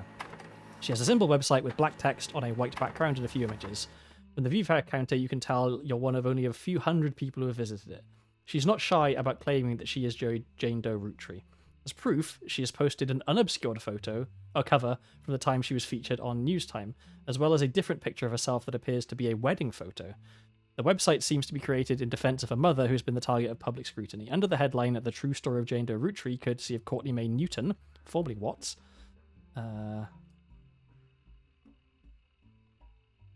Courtney May writes, everyone has everything wrong. My mum approached the Roottrees before 5-piece was ever on the cover of Newstime. Nobody at the Roottree company took us seriously. They only listened to us after we appeared on TV and in magazines. The site has a scanned letter from the Ruby Legal Group to Courtney May's mother, Beatrice. In very polite legal terms, it seems to accuse her of exploiting their name and orders her to leave the Roottrees alone. It's dated from a few weeks before the 5-piece article appeared in Newstime, and it seems legitimate. Courtney May also discusses her mother's magazine feature in more detail. Do you know how difficult it was to convince anyone to tell our story? My mum didn't want to show her face because everyone in the media we approached assumed she was lying, because her story was just like 5-pieces. But my mum's story was first. Mum was advised by Ryan and Cork to tell Newstime that seeing 5-piece on the cover was what inspired her to go public. Ryan and Cork? But the only way Newstime would agree to do it and help her... that was the only way Newstime would agree to do it and help her get on TV. But it's not true. Our story was first. Courtney's defense continues, but much of it seems repetitive and useless. Towards the end of her page, she discusses the DNA test and defends her mother's character. My mum is amazing. She's the nicest woman in the world. She has diabetes and works at a department store, but still manages to help pay for my apartment in the big city so that I could stay with my high school sweetheart. I got a degree in nursing, so I learned about DNA in college. I'm beginning to think it's all a lie. Mum is 100% confident that there's no one else who could be the father. Either they did the test wrong or DNA is complete BS. She is not a liar. Okay. So that's them.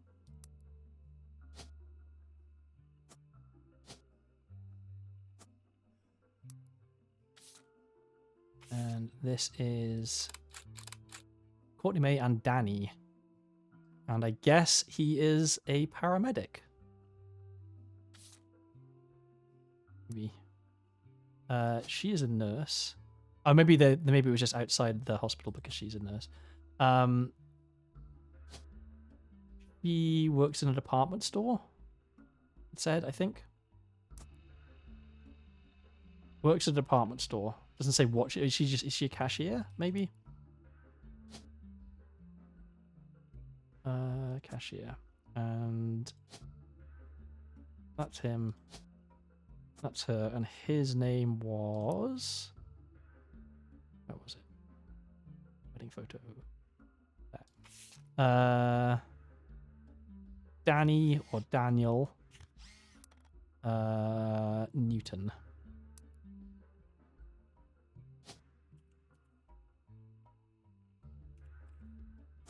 Okay. So, all the names, all the photos. Now all I've got to do... Like, I think the bribes are the real smoking guns. So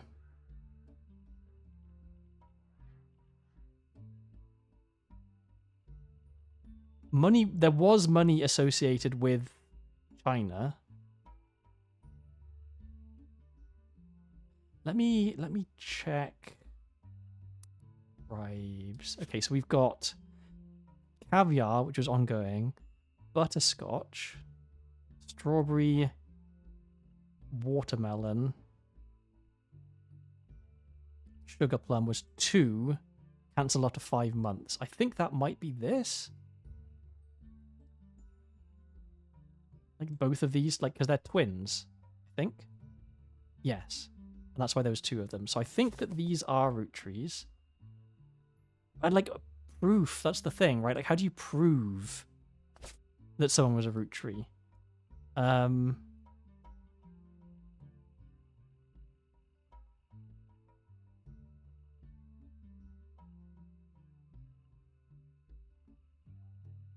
Because even with this one, where it's like almost certain, we can't actually prove definitely that he's Miracle's son. Like, it's extremely likely, right? I feel like I'm gonna get some of these wrong. Okay, can we try and figure out whether or not this guy actually is, because I am wondering, because the whole thing with his age being wrong is suspect. So it was actually released in 1992, right?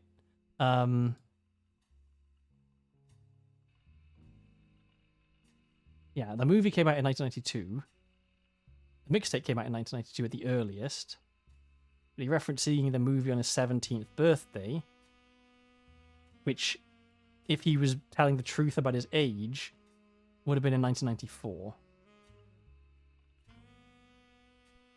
But it would be weird to release a thing that, like a song that referenced a 2-year-old movie.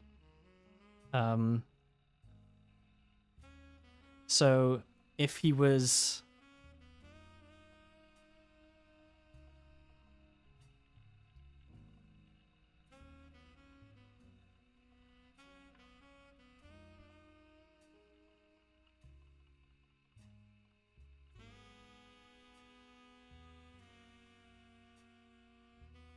How does the logic with this work then? So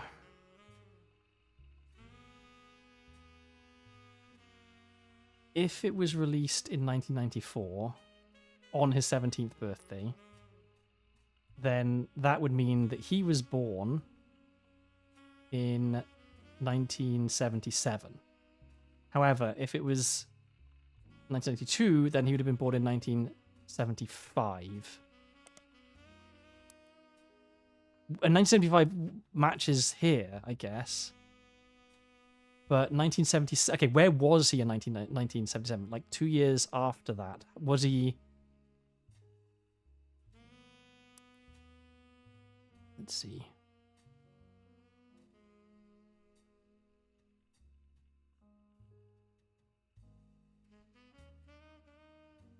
So yeah, if he was actually born in 1975...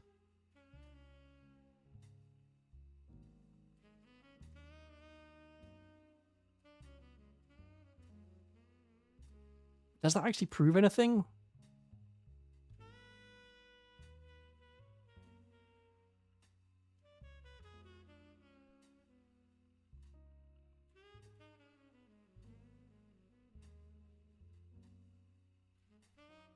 Hmm.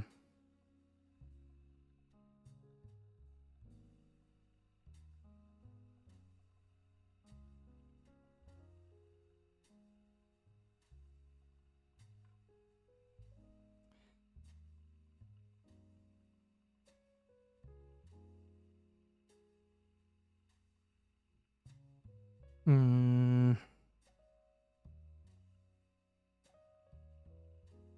My brain is really running out of juice at this point. I've been going for like 8.5 hours. What am I doing? I'm tempted to just guess and roll the dice and see what happens.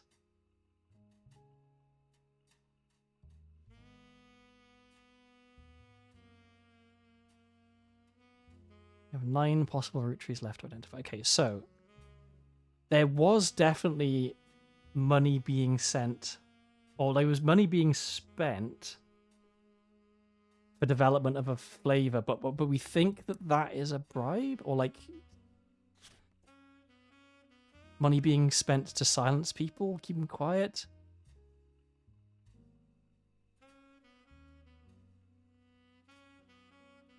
And we know that it's certainly she was receiving money, so one of the bribes was for her. I think these two may be... Let's... When were they born? Robert and James Garland.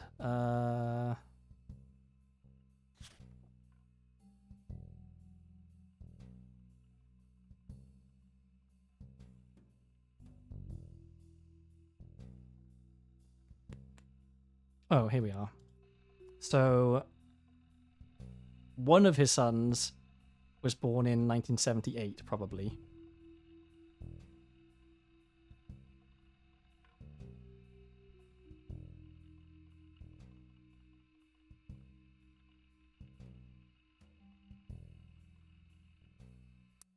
I don't know. I need it's kind of I need a timeline, you know, so I can put markers on it and keep track of when everything happened. Like maybe one of them is and one of them isn't, but like we don't have a photo of the dad. I mean, it would have been the elder who was. I think this one can't have been, maybe, because he's too young, so they would have like moved away because she was. I think.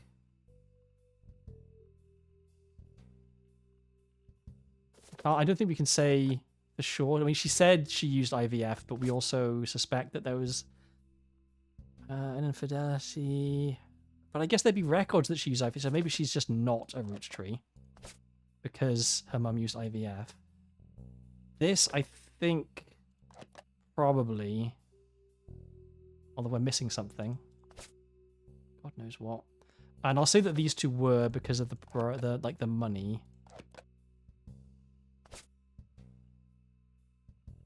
Or possible where? Where? What? What am I missing? Oh, here. Oh. What? Okay, we've missed an awful lot about Ronald. Oh my, how have we missed so much? Oh my god. I didn't even realize that they were in question. Okay, are those the only two? And there's 4? Okay, oh yeah, there's this guy and this guy. So I'm going to say this guy... Yes. This guy... I mean, the DNA test, right? I'm missing stuff for him as well.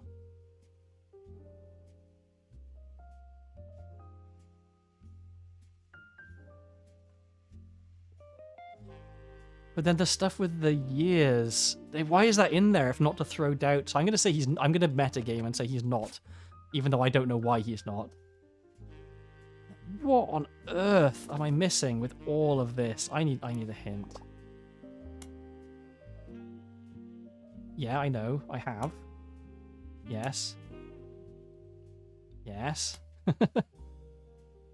Oh, she works in retail. Okay. Not as a cashier. So I guess I didn't realize that retail was an option. Yeah, okay. A group that could be worth looking into. Courtney May.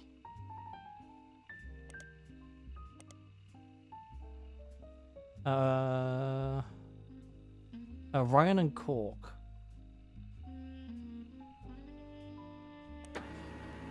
Okay. Ryan and Cork is an unremarkable law firm based in North Carolina, named after its senior partners, Winston Ryan and Gregory Cork. The firm mostly handles local cases and recently represented Anonymom. Their website has a section about the case, including a scan of the DNA test result that proved Jane Doe Roottree was not a root tree.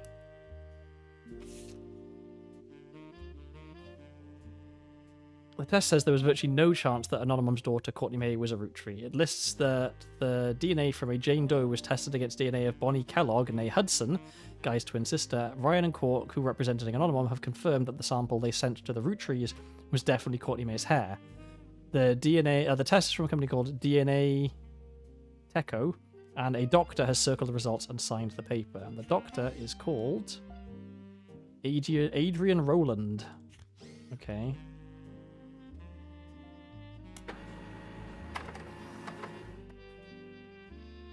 Relatively new phenomenon that allows scientific laboratories to prove a possible family relationship between two people. It's fairly cutting edge. The method by which they test samples has only become standard in the last decade, as of the early 1990s. According to their site, DNA Teco was responsible for the DNA test that proved Felix Fellows was a root tree, and even use it as an example of how a DNA test looks. They use it to provide some information about the process. Okay, so I think we're going to compare those and see that the DNA... There's like the sample to represent Guy is different. Like Bonnie Kellogg's sample is different. Whenever they take a sample in person, they put the name of the person on the test according to their legal ID, which is why it says David instead of Felix. Because Guy Hudson is dead, and there is no known DNA source for Guy, they tested Felix's hair versus a hair sample sent from the root trees. It's listed as Jane Doe because it wasn't collected in person, but the root tree company let them know it was from Bonnie Kellogg. That's why it says that it's a paternal aunt test. The left and right sets of numbers are essentially signatures that perfectly match the DNA of the two people in question, and nobody else. The way the test works is that if certain parts of the signature are shared, then it's very likely the two people are related. As far as you can tell, they're a legitimate company. They don't seem to have any reason to fake results or hide the truth. Okay, so Jane Doe has these numbers, and then Bonnie Kellogg has these numbers. But I think that these numbers for Bonnie Kellogg on the first one are going to be different. There's David Fellows, and here's Jane Doe. Yes, so this is different. Adrian Rowland. Maybe we should search that.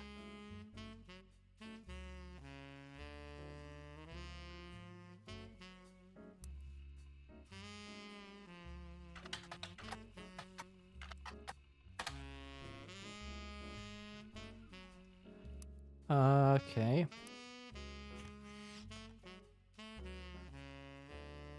So we don't know that this was actually the right hair. Because we know that she threw away the hair for this test, because it's different.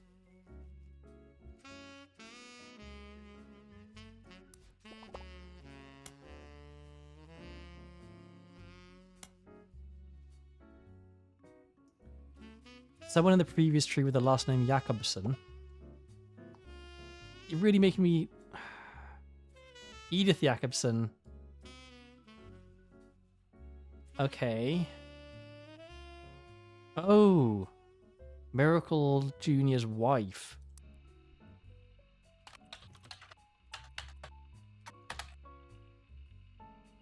Yeah. Might be able to find the article somewhere else. Okay, so in the Butler County Times?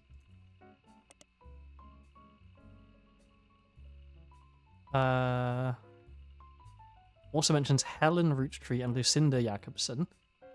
Her sister Lucinda was arrested for trespassing at Miracle Congregation Church. They were pretending to be church employees in an attempt to get into the room where the church houses their weekly tithings. The church didn't press charges. They were caught by Helen Roottree, who was there at the time while her husband Miracle was away preaching. Helen Roottree was quoted as saying, "Jesus forgives, and so do we. The Lord works in mysterious ways, and I'm confident He has brought these young women to us for a greater purpose." Okay, so that is why bail was paid for here, because this guy was actually a Roottree, and was in fact Miracle Jr.'s brother, half-brother. So that's why he is a Roottree. Okay. Foster Fountain goes by another name. Did I not search for that? Are you seriously telling me that I didn't search for this? How am I so bad at this game?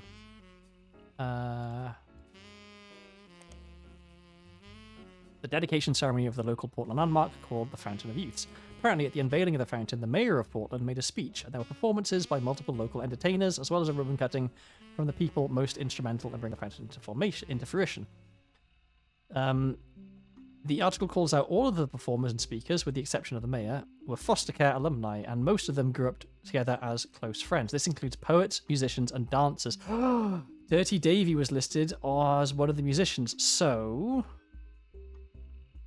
Dirty Davy tested positive as a Roottree because the DNA that was used to compare against him was the lawyer's DNA. She sent her own hair in, and it turns out that this guy is actually somehow related to her, maybe because they were both in foster care. Maybe? I don't know, that sounds insane.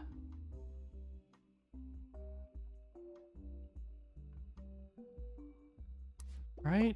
Like... They have a resource that focuses on important business leaders and their companies. Okay.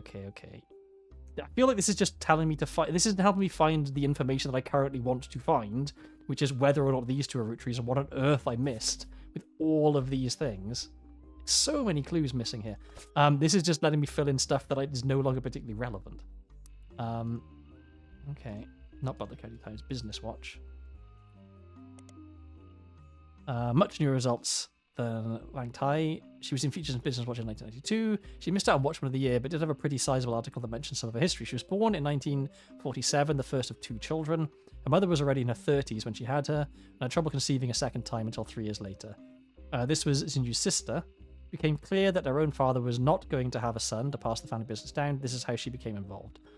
Her father stayed the president of Lang Tai for a long time, and his daughters grew up. He began training them in hopes that one of them would have a son who could take over.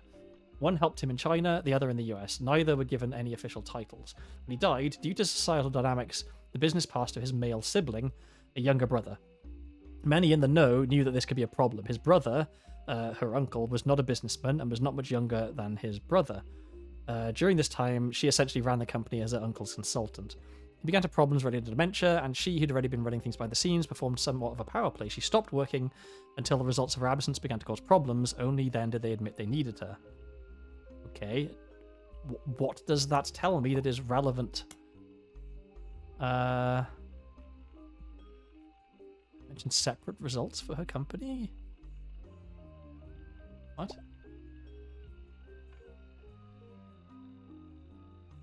Separate results?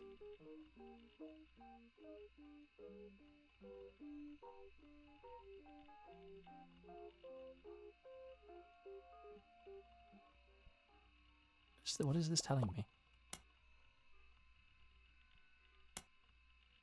Oh,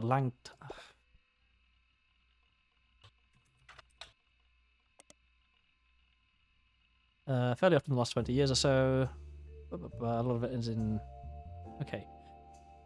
Once you sort to find the oldest articles, one of the earliest mentions from October 1979 stands out very unusual because it doesn't involve Lang Tai's business. The article details a new, at the time, medical industry. In vitro fertilization was brand new, barely a year old. After the first successful IVF birth in 1978, it seemed the industry began to grow. And a featured article about different companies all over the world and the cost that they could charge for their services was in Business Watch. This included a few cases of high-profile customers willing to pay a premium. Apparently, at the time, the CEO of Lang Tai was Lang Hongbo, and his younger daughter, Lang Jinyao, and her husband could not have children. So in an attempt to create a suitable heir, he paid He genes to have their child implanted in his older daughter, who was unmarried. The cost for this was apparently 380 yuan, or just over 100,000 US dollars. What is it saying? She could not have children. So in an attempt to create a suitable heir, he paid them to have their child... Their child? Implanted in his older daughter. Was unmarried. His older daughter? I'm so confused.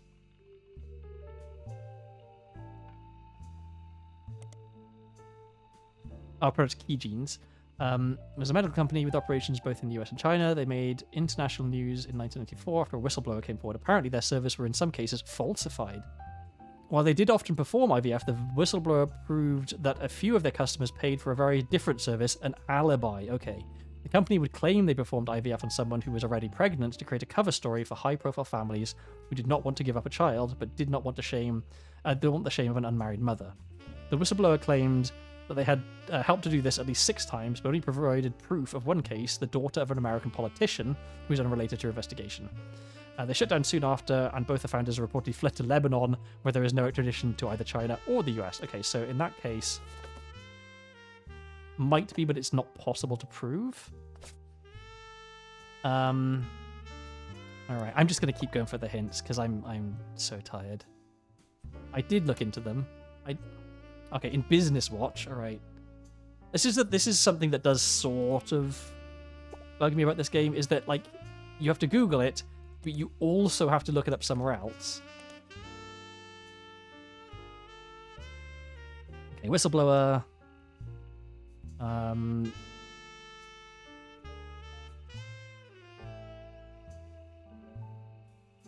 Yeah, I don't think that tells us anything that we weren't already aware of.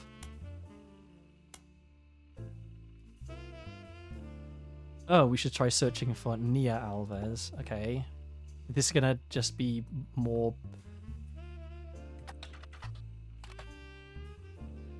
Okay. Mention a few... struggles with market media, blah, blah, blah, blah. Is it gonna be anything about... she had her husband forced upon her. Past appearance of her husband for sure. They don't live together. She resents her parents, the arrangement. She must have made her money under the table through nefarious, possibly illegal means. Okay, what again? What, like, Ron Robbie's family and marriage of hers? Yes, okay. Maybe something has changed in the last 8 months. Into their parents, Gwyn Roottrees, I guess. Or yeah.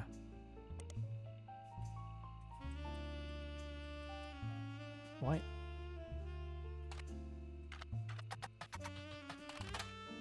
Okay. She died in Paris 3 weeks ago. After leaving Hollywood, she made no effort to stay in the limelight, and most obituaries tend to focus on her largest role, guys like us. Not much is known about her death, except that it was announced that she died peacefully in her sleep while being treated for a sudden severe case of pneumonia. Before that, she'd apparently been in relatively good health, according to her friends and family in Paris. She was 97. She was 67. Okay.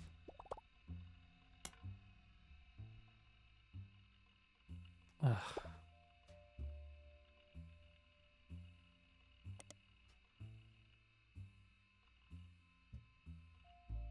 Okay, it's a fairly popular show at the box office. Blah, blah, blah, blah. It's recently released for the first time in home video due to Roottrees Mania. The time it took to manufacture and ship VHS copies of Guys Like Us meant that it missed the height of the craze. Even so, it did sell modestly well, and there have been talks of a remake. Okay.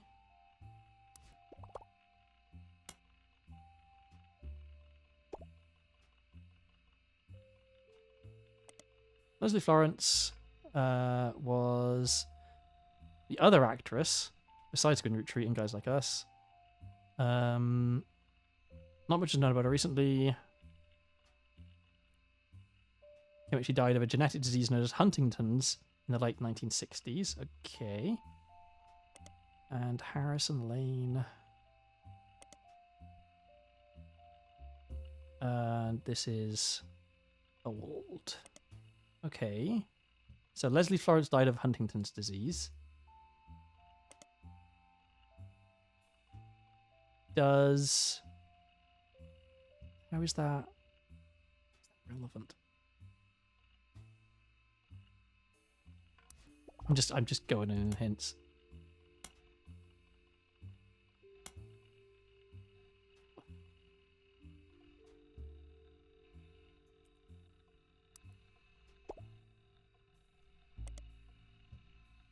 I didn't realize there would be this much going back and looking at things that you'd already done.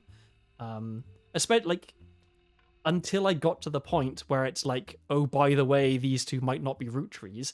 There was zero indication that I needed to be looking at them at all. Like, I don't know why I would have bothered to go back and look for them. This feels like a gotcha after the fact, maybe. I don't know. I thought I was so close to being done. Okay. He's in his 70s. He still lives in Paris and in perfectly fine health. He went on record saying, I think it was Mark Twain, who said the rumors of my death have been greatly exaggerated. That seems appropriate today. The few years I spent with Gwyn were just one stop along the very long, complicated journey that has been my life and career. The last time we spoke was when I signed the divorce papers. She asked me never to contact her or the kids again. I've always respected those wishes.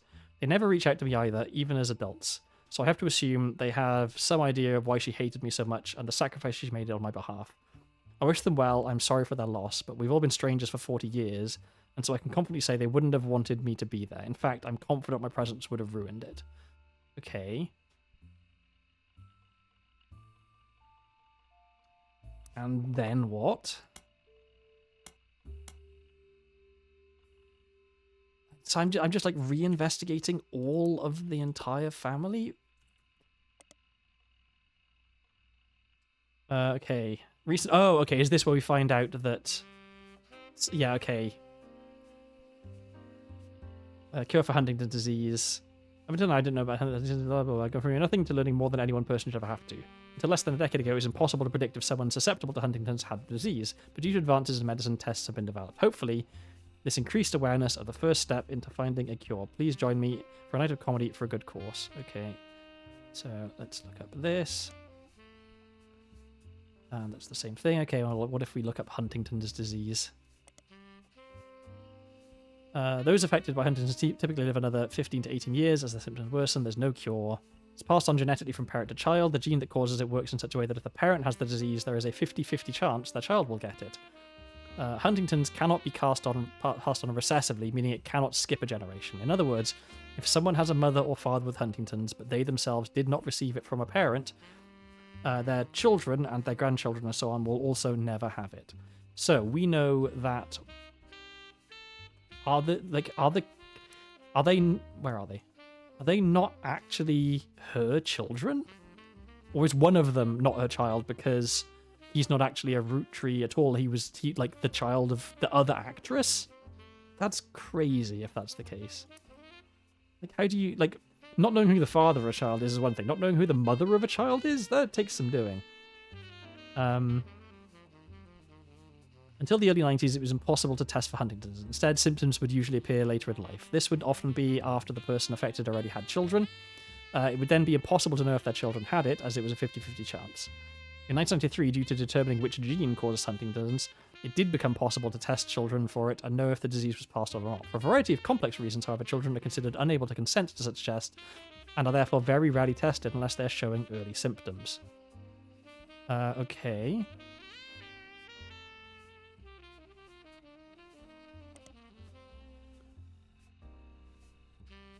So does her kid have Huntington's?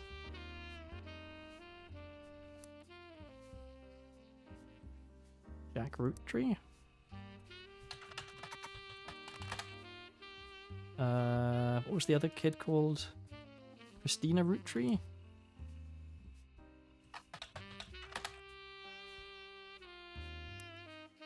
Oh, okay, well, hint time.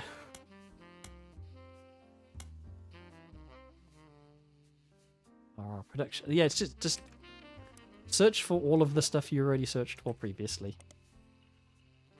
There's a Guys Like Us remake. On our website, but called Movie News. The remake cast is Cameron Diaz in the original, and the role originated by Gwyn, Linda Fiorenetto, and Chris O'Donnell. According to leaked news, the remake has been put on indefinite hiatus due to its director, who is speculated to be Ron Roottry, dropping out in the wake of a serious medical issue, although that's only a rumor. I mean, we've already looked at Ron Roottry, right? Yeah, alright.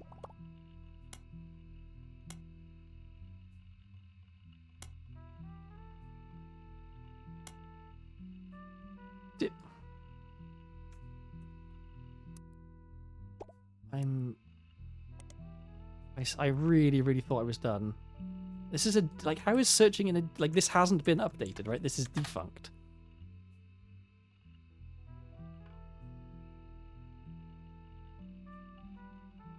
I read this the first time through. So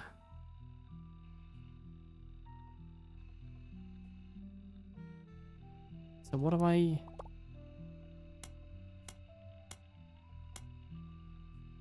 What? Why am I being asked to look up stuff that is old?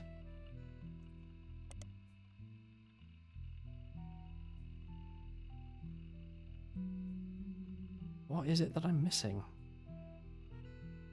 Yeah, he had affairs with other actresses. Okay, he got the other woman pregnant, I guess, and then Gwyn stole her child? Like, what? No more hints. Okay. So, okay, well, I guess that means that Ron isn't. And he is. I have no... how do you steal someone's baby? Like, what? Okay. I'm sure some of these are wrong. Let's find out. And I feel bad. Like, I should have spent more time at the end, but I'm so tired. A 9-hour stream is ridiculous. Okay, family tree completed. At least we got that bit done. And now I'm sure that this will be wrong all over the Beatrice place. and Courtney May. Clark, can you swing another test against Bonnie's DNA? This time I'll be sure to have them verify both samples in person. Okay, and now we find out. Using the family tree you filled out, as well as DNA tests, we were able to uncover the truth behind all the inconsistency. Clark's handling the business, but I've come to thank you and fill you in on everything we've learned. Buckle up, because it's been one heck of a week. Okay, let's find out what I fucked up. Actually, that's an understatement. It's not every week you discover your family company is being sabotaged by someone they trusted. But that's the kind of time we've been having. Like I said, buckle up. Maybe grab some popcorn. We'll start with Guy Hudson. So the lawyer definitely is doing something bad. Maybe she wanted 5Ps to be a Roottry because she knew him from when they were in foster care in Portland together. And so she faked the DNA results for him. But how would she get the appropriate hair? Did she have some of his mother's hair, maybe? I guess. Guy had a frankly ridiculous number of potential children. What shocked me is how many graduated from potential to confirmed. We can even prove he was aware of them. The smoking gun was Yeah, how he used okay. company money So I to did pay have off that. a lot of women. He hid it with a method inspired by his idol, Elias. 5-piece flavors.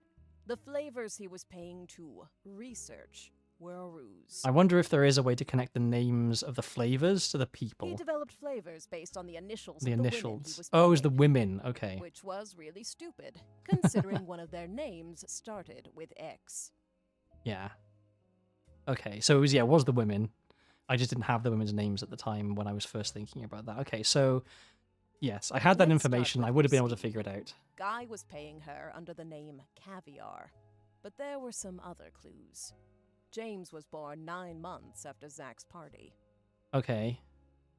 So I'm supposed to have been paying more attention to the months and years of when things were happening, but like the game doesn't give you an easy way of tracking that down, I guess. Christine was there with Guy, and when she got pregnant, she panicked. Steve stepped up. He even turned it into one of his recipe stories. Not all of Guy's affairs led to offspring. He may have slept with Robin Martin, but she didn't have children, so we'll never know. Also, not every child of Guy's affair partners were his. All right, I got that Robert right. Garland was born after his parents had already moved to Boston. Mhm. Okay. Skipping Beatrice for now. Up next is Leng Xinyu. Jinyu. When Guy showed up in China, she was into America. And Americans. Dare I say redheads, even? Oh, okay, so yeah, Robert Redford. When she got pregnant, her father paid key genes to fake IVF. They claimed her sister was unable to conceive. But then her sister had 2 kids, right? But her sister and Jerry had their own son. Oh, they had one Mark. kid.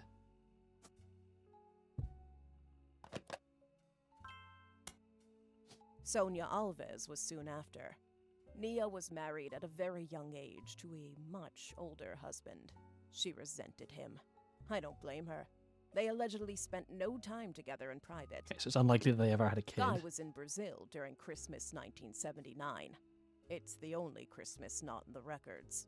Flavio was born 9 months later. Yeah, okay, And so yeah, like the paying more others, attention Guy to the started exact paying timings Sonia. of when stuff happened would be how to figure that out. But I just was not mentally prepared for keeping track of the months when everything was happening and like exactly when people were being born.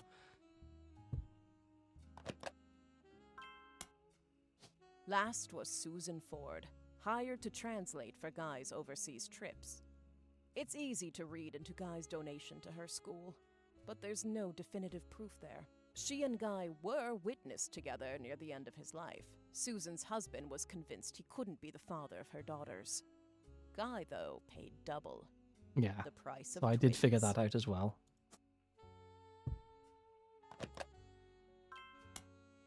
So, what about 5Ps? Felix Fellow's mother, Joanna, doesn't have a 5 pieces flavor. On top of that, his story doesn't really add up. His mother already left the company by the time Guy became president, and his lyrics indicate he was born sometime around 1975. Alone, that wouldn't necessarily prove it. But there are some suspicious connections between Okay, Felix so and that's the why we company's were getting current so lawyer, much information Ruby about Ruby Spratt. Sparrow. They both grew up in Portland, in foster care, and according to the local paper, they definitely knew one another. Mhm. Ruby was the one who approached the Roottrees to begin with. It was all a Oh, setup. I see. Ruby and Felix saw my book's challenge to the Clancet Trust as an opportunity. His mother really had worked for Roottree, and Ruby was a respected lawyer. She exploited my family's greed, worked her way into control of the trust, and ensured Felix got a piece. But they made some mistakes along the way. If you look at the 2 DNA tests that Ruby handled, they were both supposedly tested against Bonnie Hudson. Hmm. But the 2 signatures that should both represent Bonnie don't match. After Clark and I confronted her, Ruby lawyered up. Ironic, I know. We suspect Ruby had Donatico test Felix against his own mother's DNA. He had a hairbrush of hers. Okay, so They he sent the did. female That's sample why they in had the mother's remotely. hair. On the second test, Bonnie's sample was tested locally, but Courtney May's was not. Ruby's been throwing away samples. We think she sent her own hair instead of Courtney May's, but it could have been anyone's. Oh, okay, so it was Courtney May's hair that she didn't use, not Bonnie's. Ruby and Felix were in cahoots. As for why, they were both advocates of wealth redistribution. A noble effort. But once they controlled the family fortune, they became just as greedy as the worst members of my family. The money corrupted them. I mean, I think they were already kind of corrupt to begin with, to be They fair. were so eager to personally wield the wealth for their own cause that they sabotaged any other claims.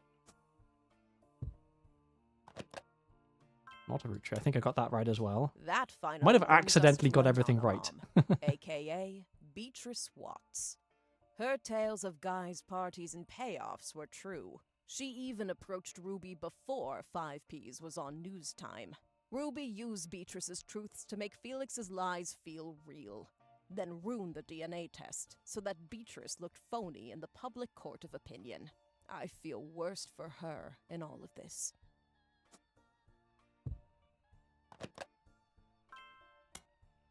While Ruby and Felix stole the show, there were some other potential new family members as well. Miracle Roottrees was less of an open and shut case. That said, it's very likely he had a son with Mary Beth Clementine, not Stuart. Mary Beth adopted him before she ever set foot in Butler County. That leaves Mark. The timeline fits. I guess this is what we can't prove. This He is showed like up about 9 probably. months after Mary Beth visited Miracle, and the basket baby story is a bit too convenient. If that's not enough on its own, he was also bailed out by the sister of Edith Roottree, Miracle Jr.'s wife, after she changed her name to win that silly contest. Our best guess is that Mark was told by his mother whose son he was, and used that fact to put some pressure on Miracle Jr. We have no real proof of that, but nothing else really makes sense for why they'd be connected in that way. So this is a... Yeah, no, and... Okay, just a yes, not a possible. Elias's affair was the most ambiguous. Gwyneth was able to coerce Elias to do things he wouldn't have otherwise done, like pressure to include me in the family. My son even mentioned them arguing about someone named Beth. Combined with Gwyneth's lisp, it's possible the name was actually Bess. Unfortunately, all we know about Bess Williams is that she wrote his book and died not long after, leaving her only son an orphan. The timeline fits with Wildcat, but there's no record if she had any other relationship. Honestly, I wouldn't say we had enough evidence either way. Okay, I so this is wouldn't be unknown. surprised if Elias cheated. Of course, I'm a bit biased. Regardless, we haven't gotten in touch with any of the Williams clan yet. That means we haven't been able to do a DNA test. As Clark mentioned, from here on out, all of our DNA tests will be in person for both parties. Okay, so question mark on this one. So I got that one wrong. Lastly, we have a bit of a curveball. Ron Roottree isn't related to us by blood. Gwyn was definitely pregnant, so it's likely Robbie is. When Ron and Robbie went to visit their mother at the end of her life, something changed. Additionally, there have been a few rumors circling around Ron. RR Productions canceled the Guys Like Us remake due to the director's illness. At the same time, Ron's wife Penelope began doing benefits for Huntington's disease, stating that she had become familiar with it. Huntington's is the same disease that Gwyn's former co-star Leslie Florence had. It's passed from parent to child.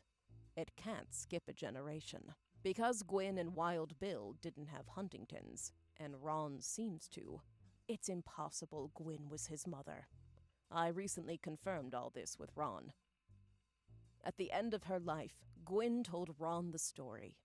Leslie and Bill had an affair the same year Leslie learned she had Huntington's. Leslie got pregnant. Leslie wasn't likely to survive to see her child grow up. And even if she did, she didn't want to be a burden. She begged Gwyn and Wild Bill to adopt her child. Yeah, like adopt the child, right? That's a legal process. You don't just give someone a baby. Gwyn did. Mere weeks after she found out she was having her own son, she also took in Ron. Wild Bill was a problem. Unreliable and a serial adulterer. Gwyn divorced him and never saw him again. Gwyn had already told Starlet she was pregnant, so it never really made waves when people saw her with a child in Paris. There was gossip during her divorce when she was discovered to be pregnant again. In actuality, it was the final months of her only pregnancy. To lay low, she stayed in Paris long enough that even her own family never had reason to question the timeline. It's one heck of a story, and frankly, nobody could be expected to piece the timeline together. Okay, good, because I didn't. Not with what few mentions of Gwyn's past have survived. But the Huntingtons itself? That's proof. Okay. So, how did I do? Ron suing Robbie to remove him from the Clancid Trust was a huge moment in my story, and a major catalyst for this entire investigation. Finding out that it's been pretty much backwards this whole time has been a bit surreal. So that's where we're at. Looking over the information you sent us was very helpful. We pretty much came to most of the same conclusions. But it took us an entire team of lawyers. All this information, this entire story. It's a lot, in more ways than one. Some of it has the potential to destroy marriages and ruin relationships. Wonder how We're many handling achievements it I'm all missing very, after this. very carefully. But we couldn't have gotten here without you. And with that, I guess our tale has finally, truly come to an end. What a strange one it was. No words can express how grateful I am to you for untangling this mess. Honestly, I've had enough of my family's eccentricities and scandals for one lifetime. I imagine you have as well. And if not, well, there's always Elias's and Gwyneth's brothers and sisters. Please no. I've had enough of the root trees by now. Attention, attention, Roottrees. Okay. 5 pieces. Oh, we can skip all this. All right. You know, the place you ain't ever lived in. Do we have? Oh, these are just a big list of playtesters. I see. Man, y'all are hypocrites. Sitting back in your massive estates. Built from the cash that Oh, and then we have the original game credits. like you somehow deserve it. Based on your Okay, and this just takes us to the main menu, I guess. And then, for our money, or you might burn Nope. bright in hellfire someday. Like that Madsen chick and her two dads. My pappy's Clancid Trust should keep you away. hello. It's disturbing. Is it? Catching a Okay, there we go. All right. Wow, that was a marathon. 9 hours. That is by far and away my longest stream. I am exhausted. I am done. I am so done. I'm very tired. And yep, that's it. I'm just ending the stream. So is there anything else? No, I think that's it. I'm done. I'm tired. I'm going to bed now. Thank you. Anybody who stopped by, and I feel really bad. Like I keep an eye on the chat, but Penn Center said hi, and then like 15 minutes later I noticed. It's not like me. Okay. That's it. I'm gonna go to bed now. And next weekend, possibly randomizer, possibly a game that was recommended to me by Nemo. So, we'll see. All right. Yeah. See you around, everybody.